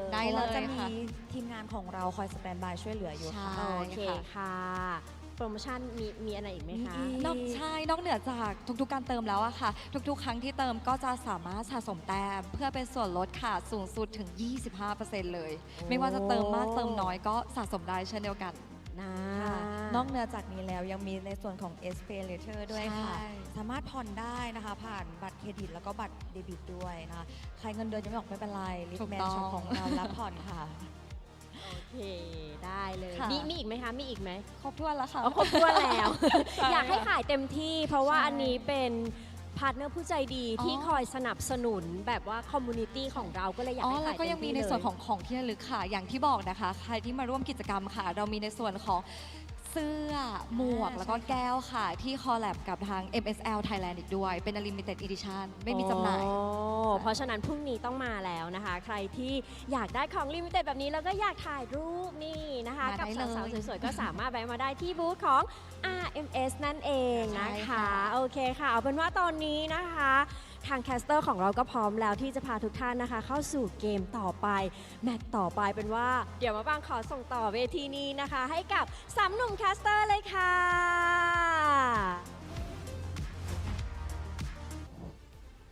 Thank you so much, baby. That was not mini main, but yeah, folks, you're back with us, Gunny and Leo, that will be at your service to guide you through the potential final game of the series, folks. In case you missed it, it's 2-1 now for Bacon Time, man. 2-0 rather, sorry, to Bacon Time and Tenacity. They got a lot of work to do. It's a tall order, but hey, again, I'm all for a reverse sweep. Here's what's scary. What if they get to banning the Harith, right? Or some way, somehow stealing the Harith. Let's say you get to play Griffith on Harith, right? What if even that's not enough? What if there's something up the sleeves of Coach Noel and Coach GMP, who, by the way, is an Indonesian import? What if that leads to just Bacon Time still beating Tenacity? Because here's what I hate, Gani. Here's what I don't get. Throughout game 1 and 2, Bacon Time makes it look like it's close. Bacon Time makes it feel like, oh no, we're losing to Tenacity. And then they claw back. Yep. And then they claw it back. So what if it gets worse? What if you take guns out of the Harith and then you put them on a Claude or something, and it's worse, it's faster. That's very much possible. Bacon Time can play fast if they wanted to. Bacon Time can do that. I mean, that scenario is definitely not a far-fetched one, right? Again, we might get to even see B-Boss shine more, let's say, if Guns is not on the Harith. But let's see here the player head-to-head between BS and Spider Miles. Just a bit, just a bit to touch base. Average KDA slightly higher for BS here, but the hero pool for Spider Miles. I don't know if they added the Florin or not, but that's a lot of unique heroes in his MO. The Florin is a MSL Thailand debut, so it's never been played. But yes, does it count towards a total 8 here? He has lower kill participation, has lower GPM, and again, stats won't tell you how good macro-wise Bacon Time is. So even to me, this form they're showing here in the playoffs is alien to me. I've been calling their matches for the better part of the last month, and this is new. The evolution of Bacon Time They are in playoffs mode indeed. And let's see what map will they bring us here for our potential final game of the series. It's going to be another expanding rivers game here. As it's going to be bacon time on blue now. Sand rises when I give the word. Okay, bacon time on blue. All the more likely they're able to get, again, their hands on the Harith. And it looks like the bans are going that way too. Interesting swing of the wrist here. They banned the Khalid. Take it away from BS. Yeah, I think they are trying to limit and apply pressure to that roamer, right? A hero that is just so in the meta as well, Khalid. And yeah, Tenacity with the Freya ban here. I am still a very strong, have a very strong opinion on just to limit the Harith, just to deny bacon time the Harith here. And I'm sure they will, right after 2 games. Whoa. Okay. Harith, baby. Do it. Or is it a trap? Or can this guy even call it a trap anymore? Magic is my life. Your I don't know. Coach, this guy could not beat the Harith 2 games straight. What are they thinking? This is very interesting approach. This is a very interesting approach from this guy. This die. This die, man. This die has been not looking like it's Tenacity's day, And with the Harith pickup, the Kalea is still on the board, the Leomord is still on the board, even the Valentina is definitely on the board here. Can be picked up by Tenacity. I think the Valentina is a good pick still. Keep it. Valentina, red one. Valentina Claude? Yeah, Valentina Claude can make an appearance. Oh, there's no need to rush the Claude. Oh, okay. There you go. I mean, on the dot there. I guess. I think they want to hide their, their other picks. Yes. I think They'd that's what rather they're be saying. reactive. They'd rather be reactive, which again, I think Ghani is a problem. Them being reactive might actually be a problem. It might be. It might be. But them not reacting to the Harith though is for me kind of wild. Let's see here. Bacon time. Would you say loco? I would say loco. First game 11 kills. Second game 6 kills. That's a lot of Back-to-back impact. MVP. Back-to-back MVP, and they Oh will my repeat. God. It's a repeat of game 1. We're running it back to game 1. This is Loco. Triple Loco, sir. Loco Duo and then Loco Triple. Oh my God. What? Loco Trio. This is crazy indeed. Bacon time's like, you know what? The playoff is still a long way to go. Let's hide other approaches. Game 1, it worked out well for us. Let's repeat run that. it back. Game 3. Let's run it back for game 3. Baksha's not banned. And with Baksha making an appearance, Florin for Spider Miles will make a reappearance as well. Wow. Okay. So with the Hilda here, does Tenacity go ban Benedetta? Kang, make my day. You're not going to get the Benedetta anymore. 2 games in a row. It's been too much. I like that approach. I think that also is a natural approach from side of Tenacity after seeing 2 games of Benedetta from Kang. I mean, if they do not ban the Harith earlier on, I'm sure they will ban the Benedetta here, right? I mean, second phase at least. They are still lacking in crowd control as well from side of Tenacity, which should be their main agenda here moving forward. But yeah, ban the Benedetta, first. Ban the Benedetta. And then see how much crowd control comes through. Well, there's that. But also consider a Purify. Somebody's got to respect the amount of crowd control that's going on in this match overall. We didn't get to see that from Bacon Time on our second game, though they still pulled through, still able to deliver. They got a away win. with it. They got away with it indeed. Oh, the Joy Band comes through. Ban Joy, ban Suyo. That's where this is going. I think so. Does that mean? I don't like the Fredrin pick here for Tenacity. The Leo Mort is still on the board. Is that? Oh yeah. Okay. You called it. Leo. Yep. Benedetta band came through. Bacon Time. Is it the Leo? Is it going to be the Suyo? Those are the options. Or the here, Harley. man. The Harley is actually a good shout. Can, insta-kill the Florin. It's crazy Or that at the top least- 3 junglers, Suyo. they'll give the Suyo because with a Bloom, you almost single-handedly counter deadly magics. So, Yeah, but with You know. Harley can force you. Oh, okay. They delay the jungler take. Instead, they go for Sora. They know that they have the Okay. Valentine already in hand. So, yeah, the Sora pick is sensible here for Tenacity. very good actually. This is a hero that we didn't see get.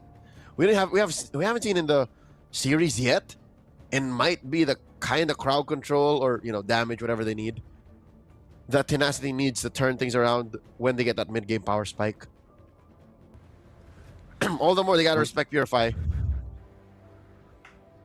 They gotta respect it, man. And it maybe increase their odds to fight neutral objectives, right? Especially the first one here, though. The Baksha is a tough pickle to break. But it's gonna be the Yuzong. Wow. It's gonna be a Yuzong versus Sora matchup paired with the Eve. It's gonna be another Hayabusa game, Leo. It's very fast here, second Yep. phase. Yep. So this is interesting because they take a totally weird angle. Kang still wants a hero that can cut through to the back line. And then you end up with an Eve that holds the box with no one clearly to stop it. So whatever happens in the box happens regardless. What is this die on? Coach, this die, he should be good at drafts. Why? I've gotten word that he was a former Hearthstone pro player. You know what Hearthstone is, Gani? I know. That's the Hearthstone birth is a- of one of the games, TCG games. Yes, it's a digital card game. And this guy is actually a silver medalist from the very first esports SEA Games back in 2019. So he should know the technicalities of these trades. Why does he keep letting through the Harith? Why does he not see the... It's a silver bullet, sir. Or in this case, it's a tier 0 hero, specifically for guns. There's gotta be... There must be some... Why? That is interesting. I'm sure, as him as a former Hearthstone player should be a strategist. But let's see here. Perhaps we might see a different type of approach with this composition from the side of Tenacity. But folks, we will have to deal with a pause here before we enter the Land of Dawn. Again, it is 2-0 for Bacon Time. Okay. We were about to jump in, but I guess we're still ironing out some kinks before the game begins. Didn't really get to see a good look. Again, it flew by. Did we see any purifies? It was very fast. It was speedy. I'm sure it was speedy. I'm sure, purifies are going to be on the board here for this game. But the crowds are ready, seems like, here, Leo.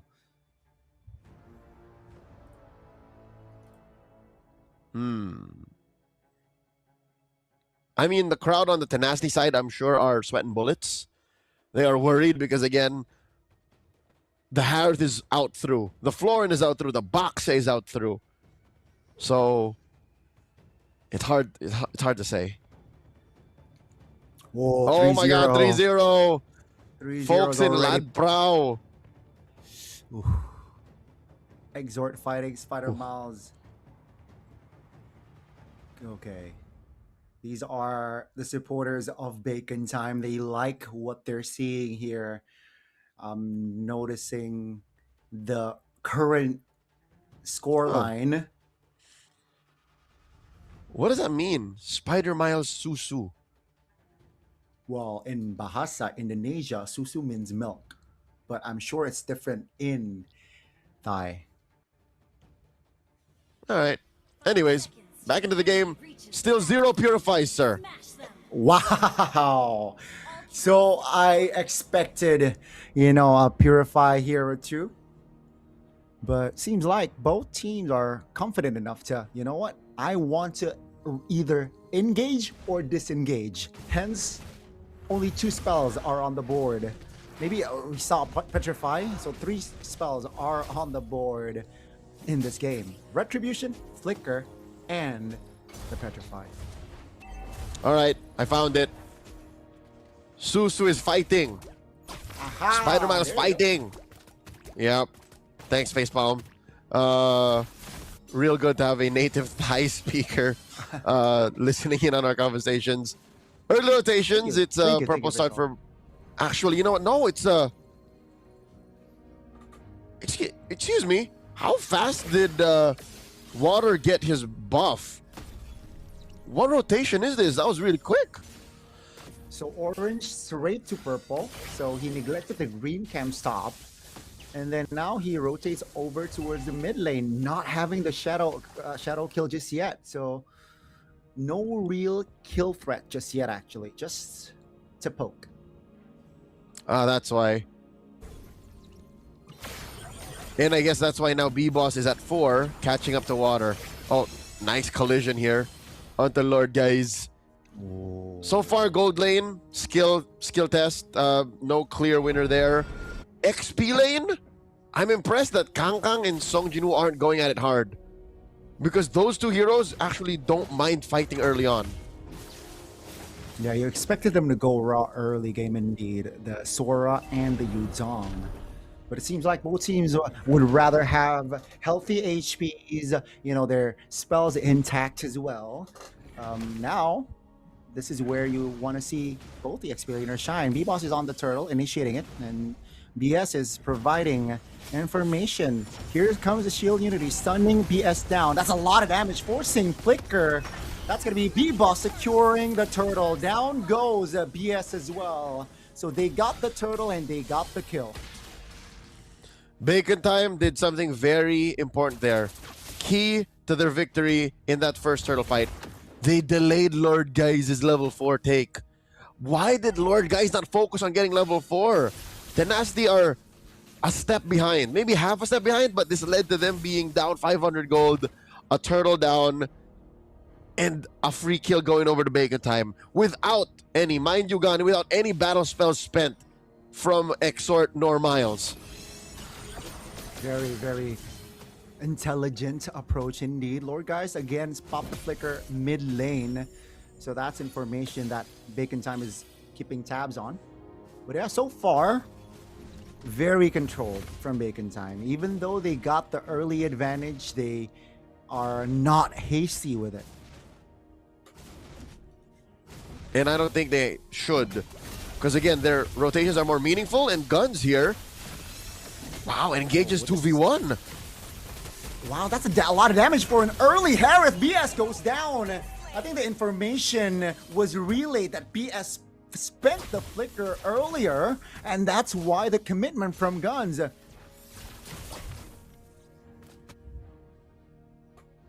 Again, it's not even a matter of can Guns get there. It's a matter of when will Guns get there. He's been playing this hero 3 games straight, all series long. Lord Guys hasn't had the best timing in the game. At least he has the RWM. will hold it until the first turtle, rather the second turtle spawning in the lower quarter. And after they clear this, Kangkang can just run down. He can ride the wave. And he is already rotating towards... Oh. You're right. He will instead cut first just to have an advantage. So Tenacity actually has committed more members already in the turtle, and that's why they are initiating it. That's going to be BS now on B-Boss. That's a stun. Signs popped. Guns with the Shaman Force popped on towards BS. That's a stun on towards the Hilda as well. A lot of damage. Again, forcing BS to pop the flicker. That's going to be B-Boss finding the turtle. Uh-oh. And that's about it again. Another clean take from Bacon Time. They zoned out water. And that was all off of the back of B-Boss just asserting himself, saying, nope. You go through me, you go through me. And there was very little flashy about that turtle take. He literally just said, no water, you're not going to get in retribution range. Try again. Kangkang didn't even need to force anything. No kills. There were no kills. I guess the timing of the rotation from Tenacity's members are a little bit off there. Not able to allow or help Water to get the angle. Song Jinwoo taken very low, almost a solo there top. But with that recall, the turret will be chunked here, will be poked. But the Hayabusa is already on it. So again, Bacon Time now with the Hayabusa showing top. They will commit on towards the bottom side of the map here. That's going to be the first turret taken down. And it's going to be Tenacity's. And Bacon Time again, another advantage. The map is shrinking. Tenacity will have less space to give Griffith the gold he needs. And let's call this half of the map just gone.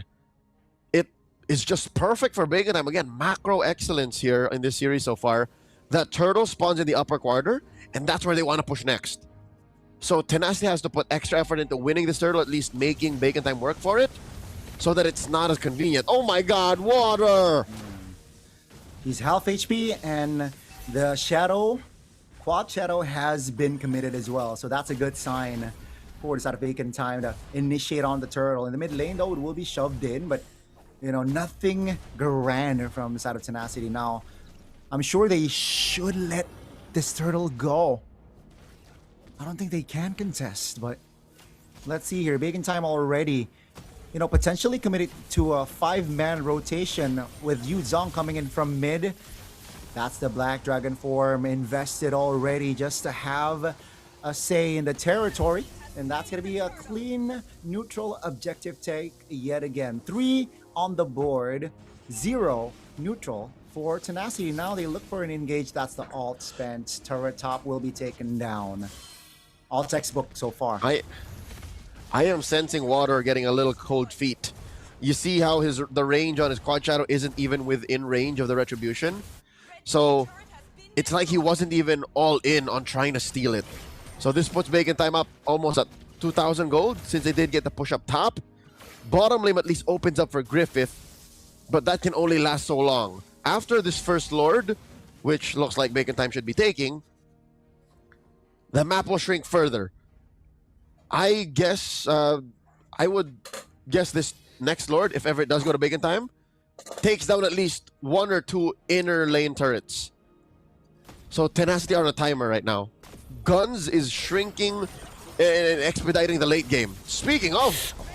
Ah, man, that's just pure damage from Guns. Alongside Exor, they take 2 down in the mid lane. And that turret in the mid will officially be taken down.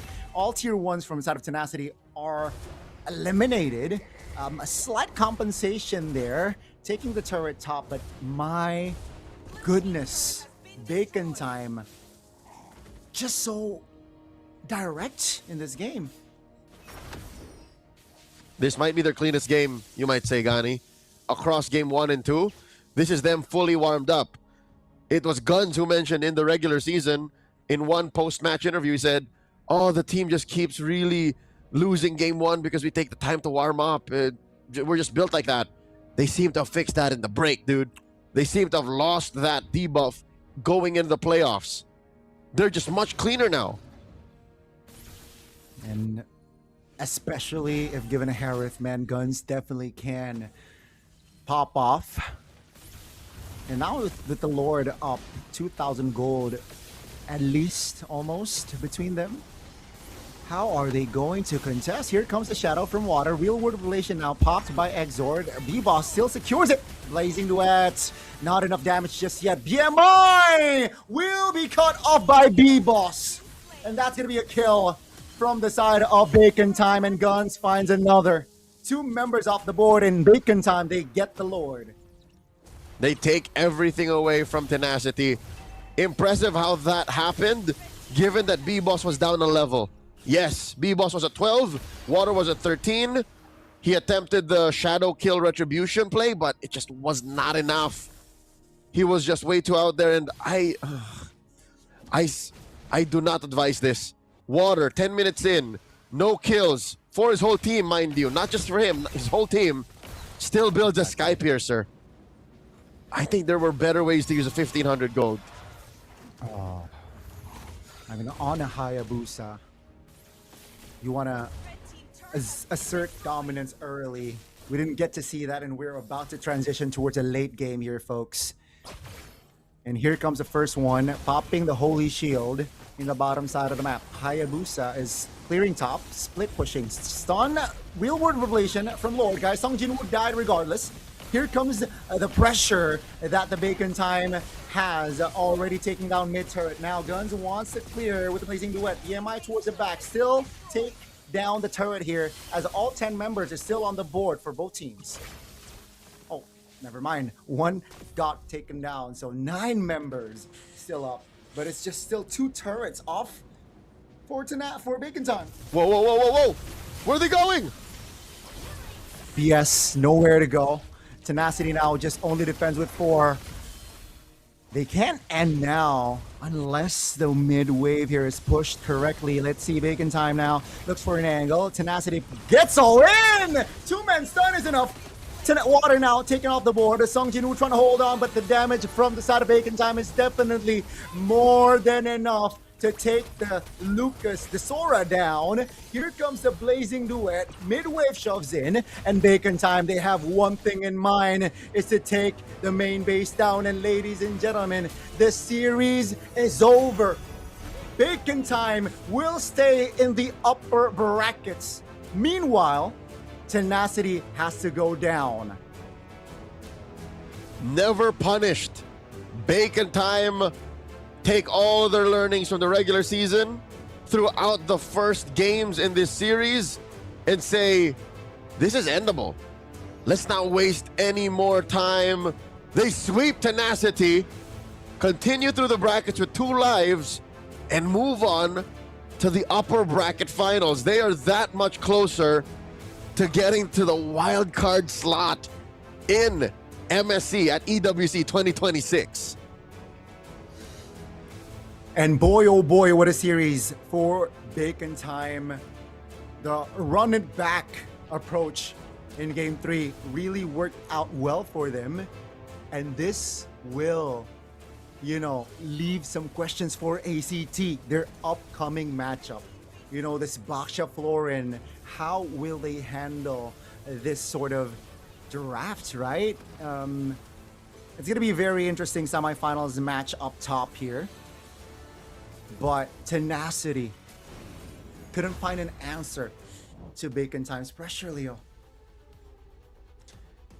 I'd say it was less than pressure. It wasn't pressure. It was an imminent threat.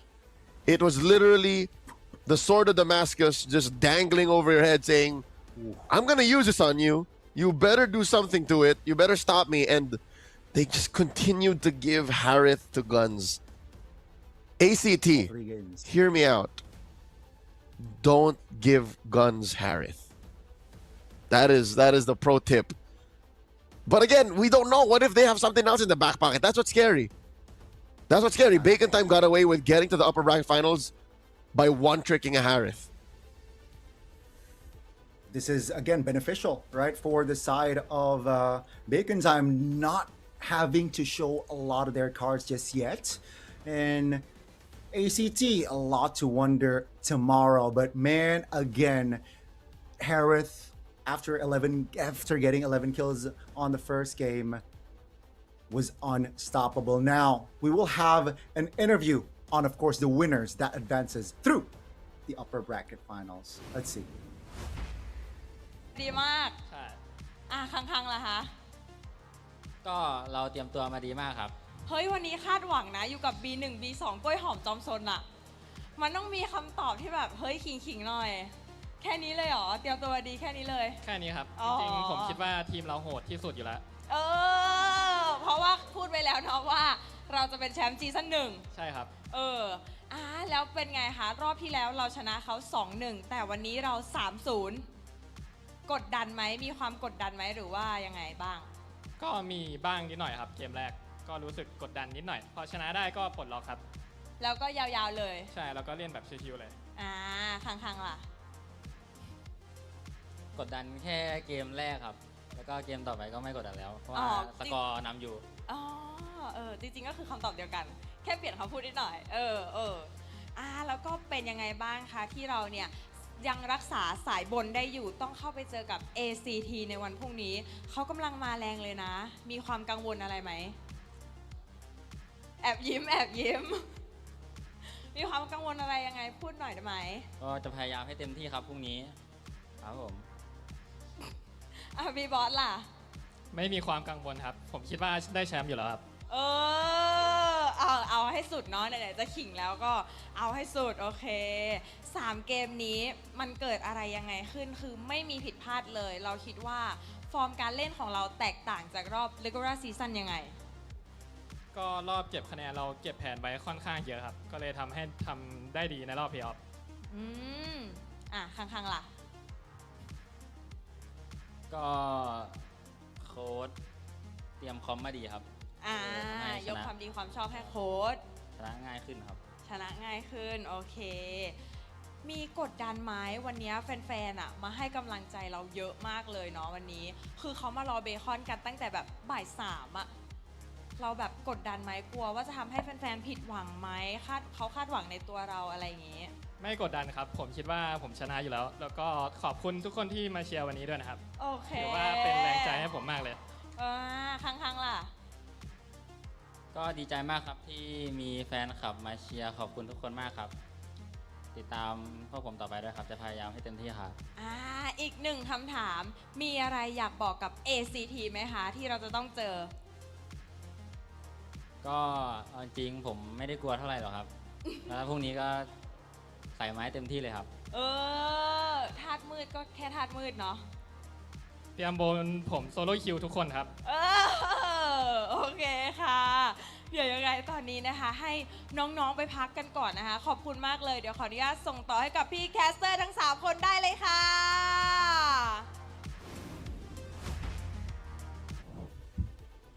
Thank you so much, Minimin. Of course, congratulations to Bacon Time. They were able to clinch a clean sweep. And now, Leo, you don't speak Thai, but you always know the translation of an interview, of that interview, or the previous interview. So, what were they saying, Leo? What were they saying?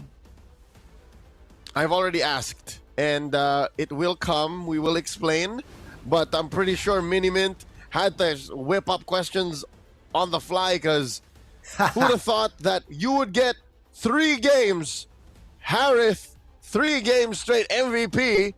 That's your man, Guns.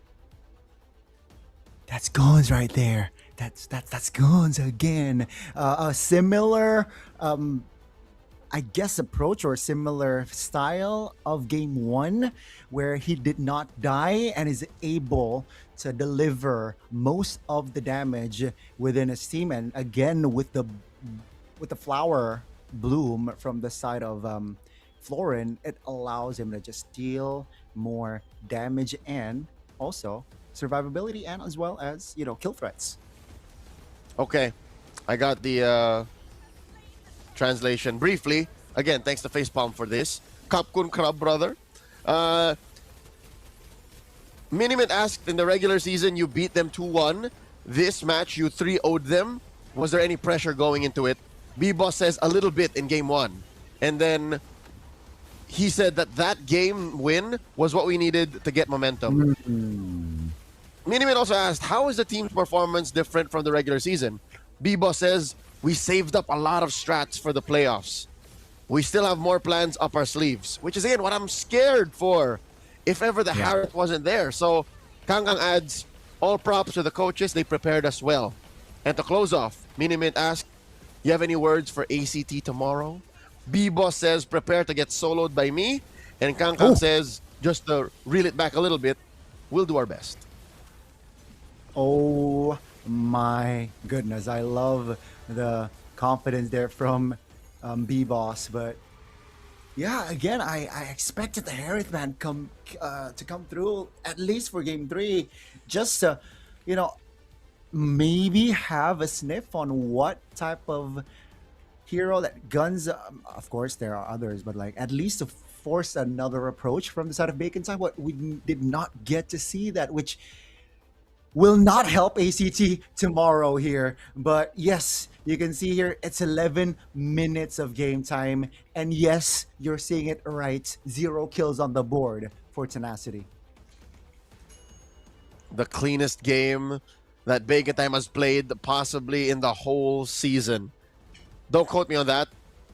You can look back at the records. But again, under 12 minutes, not a single kill, just 2 turrets, no turtles. It's close to damn perfect. I'll tell you that much, Gani. This was close to perfect. And Smiles was our best wingman, 10 assists. He sweat less in this game than in game 1. On the floor. Smiles, Spider Miles definitely showed up again. And yeah, game 1, game 3, he rocked the floor in, and again, based on their interview, they have other cards that they haven't shown. So maybe other heroes from Spider Miles here for playoffs. You can definitely expect that sort of approach, Leo. I think it's more than just Miles. Even the whole Kangkang Benedetta situation that was forced to ban on. Again, the elephant in the room, Guns. And B-Boss. That's criminal. To allow Baxia through, that's criminal. So ACT tomorrow definitely should watch out. ACT should cover their bases, cross their T's, dot their I's, and then that should, give us a better match. Definitely, it was. Hopefully, we get to see that. But boy, the 4 matches that we get to see today, Leo, it was impressive. We gotta say goodbye, though, still to Solix, right earlier on, and so unfortunate that we didn't get to see other matches as good as that as well. We get to see a 3-1, but we get to see a sweep as well today. So we got everything, a little bit of everything. There's more to it because it's just day 1 of playoff MSL first ever. And there'll be more tomorrow. There will and the be day after more that. Tomorrow. And the day after that. So this is us, Gani and Leo, signing off. Thank you so much, guys. This is just the day 1 of MSL playoffs. See you tomorrow for more MLBB action of MSL playoffs. Let's see.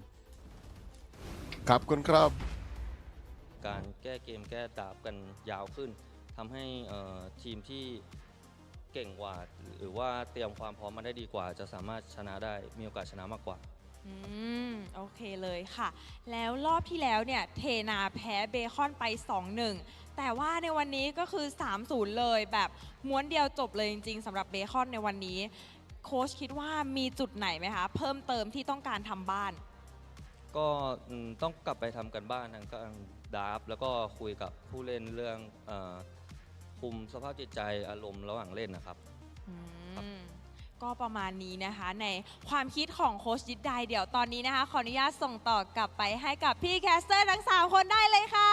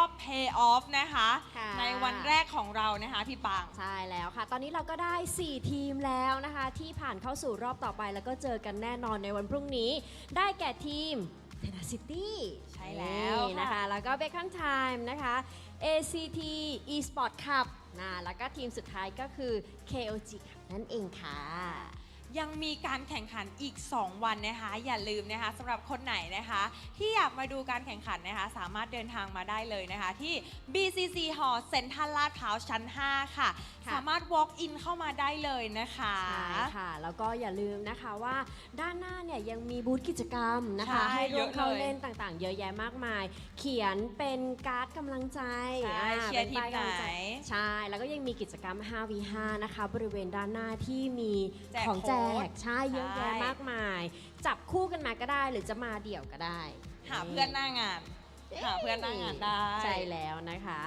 แล้วก็อีกแค่ 2 วันเท่านั้น ค่ะ เราก็จะได้รู้แล้วว่าทีมไหนนะคะ จะได้เป็นแชมป์ของรายการ MSL Thailand Season 1 ค่ะ ใช่แล้วค่ะ แต่ว่าก่อนอื่นเลยนะคะ มันจะขอบคุณแค่พวกเราแล้วก็คนดูไม่ได้ต้องขอบคุณ แล้ว พี่แคสเตอร์ทั้ง 3 ท่านด้วย มีใครบ้างนะคะ มีพี่เบิร์ดไฟสตาร์นะคะ พี่ ค่ะ ดรมาร์คและพี่วาว่านั่นเองค่ะ แน่นะคะ ต้องขอบคุณพี่ทั้ง 3 คนด้วยค่ะ และที่สำคัญ ใช่ เลย ค่ะที่สำคัญเลยค่ะไม่ได้นะคะ ขอขอบคุณผู้ชมทุกท่านเลยนะคะทั้ง ค่ะ ที่เดินทางมาที่หน้างานนะคะ แล้วก็ออนไลน์ในทุกช่องทางเลยค่ะ ที่มาดูการแข่งขันนะคะ MSL Thailand Season 1 ของเราเนี่ยตลอดทั้งวันเลย ใช่ค่ะ ก็เจอกันได้ใหม่ ในวันพรุ่งนี้ค่ะ ใช่ นะคะ แล้วค่ะ อันนี้ วันนี้นะคะมินมินิมินและ ไอเบบี้มาฝากนะคะ ต้องขอตัวลาไปก่อนแล้วเจอกันใหม่ในวันพรุ่งนี้สำหรับวันนี้ สวัสดีค่ะ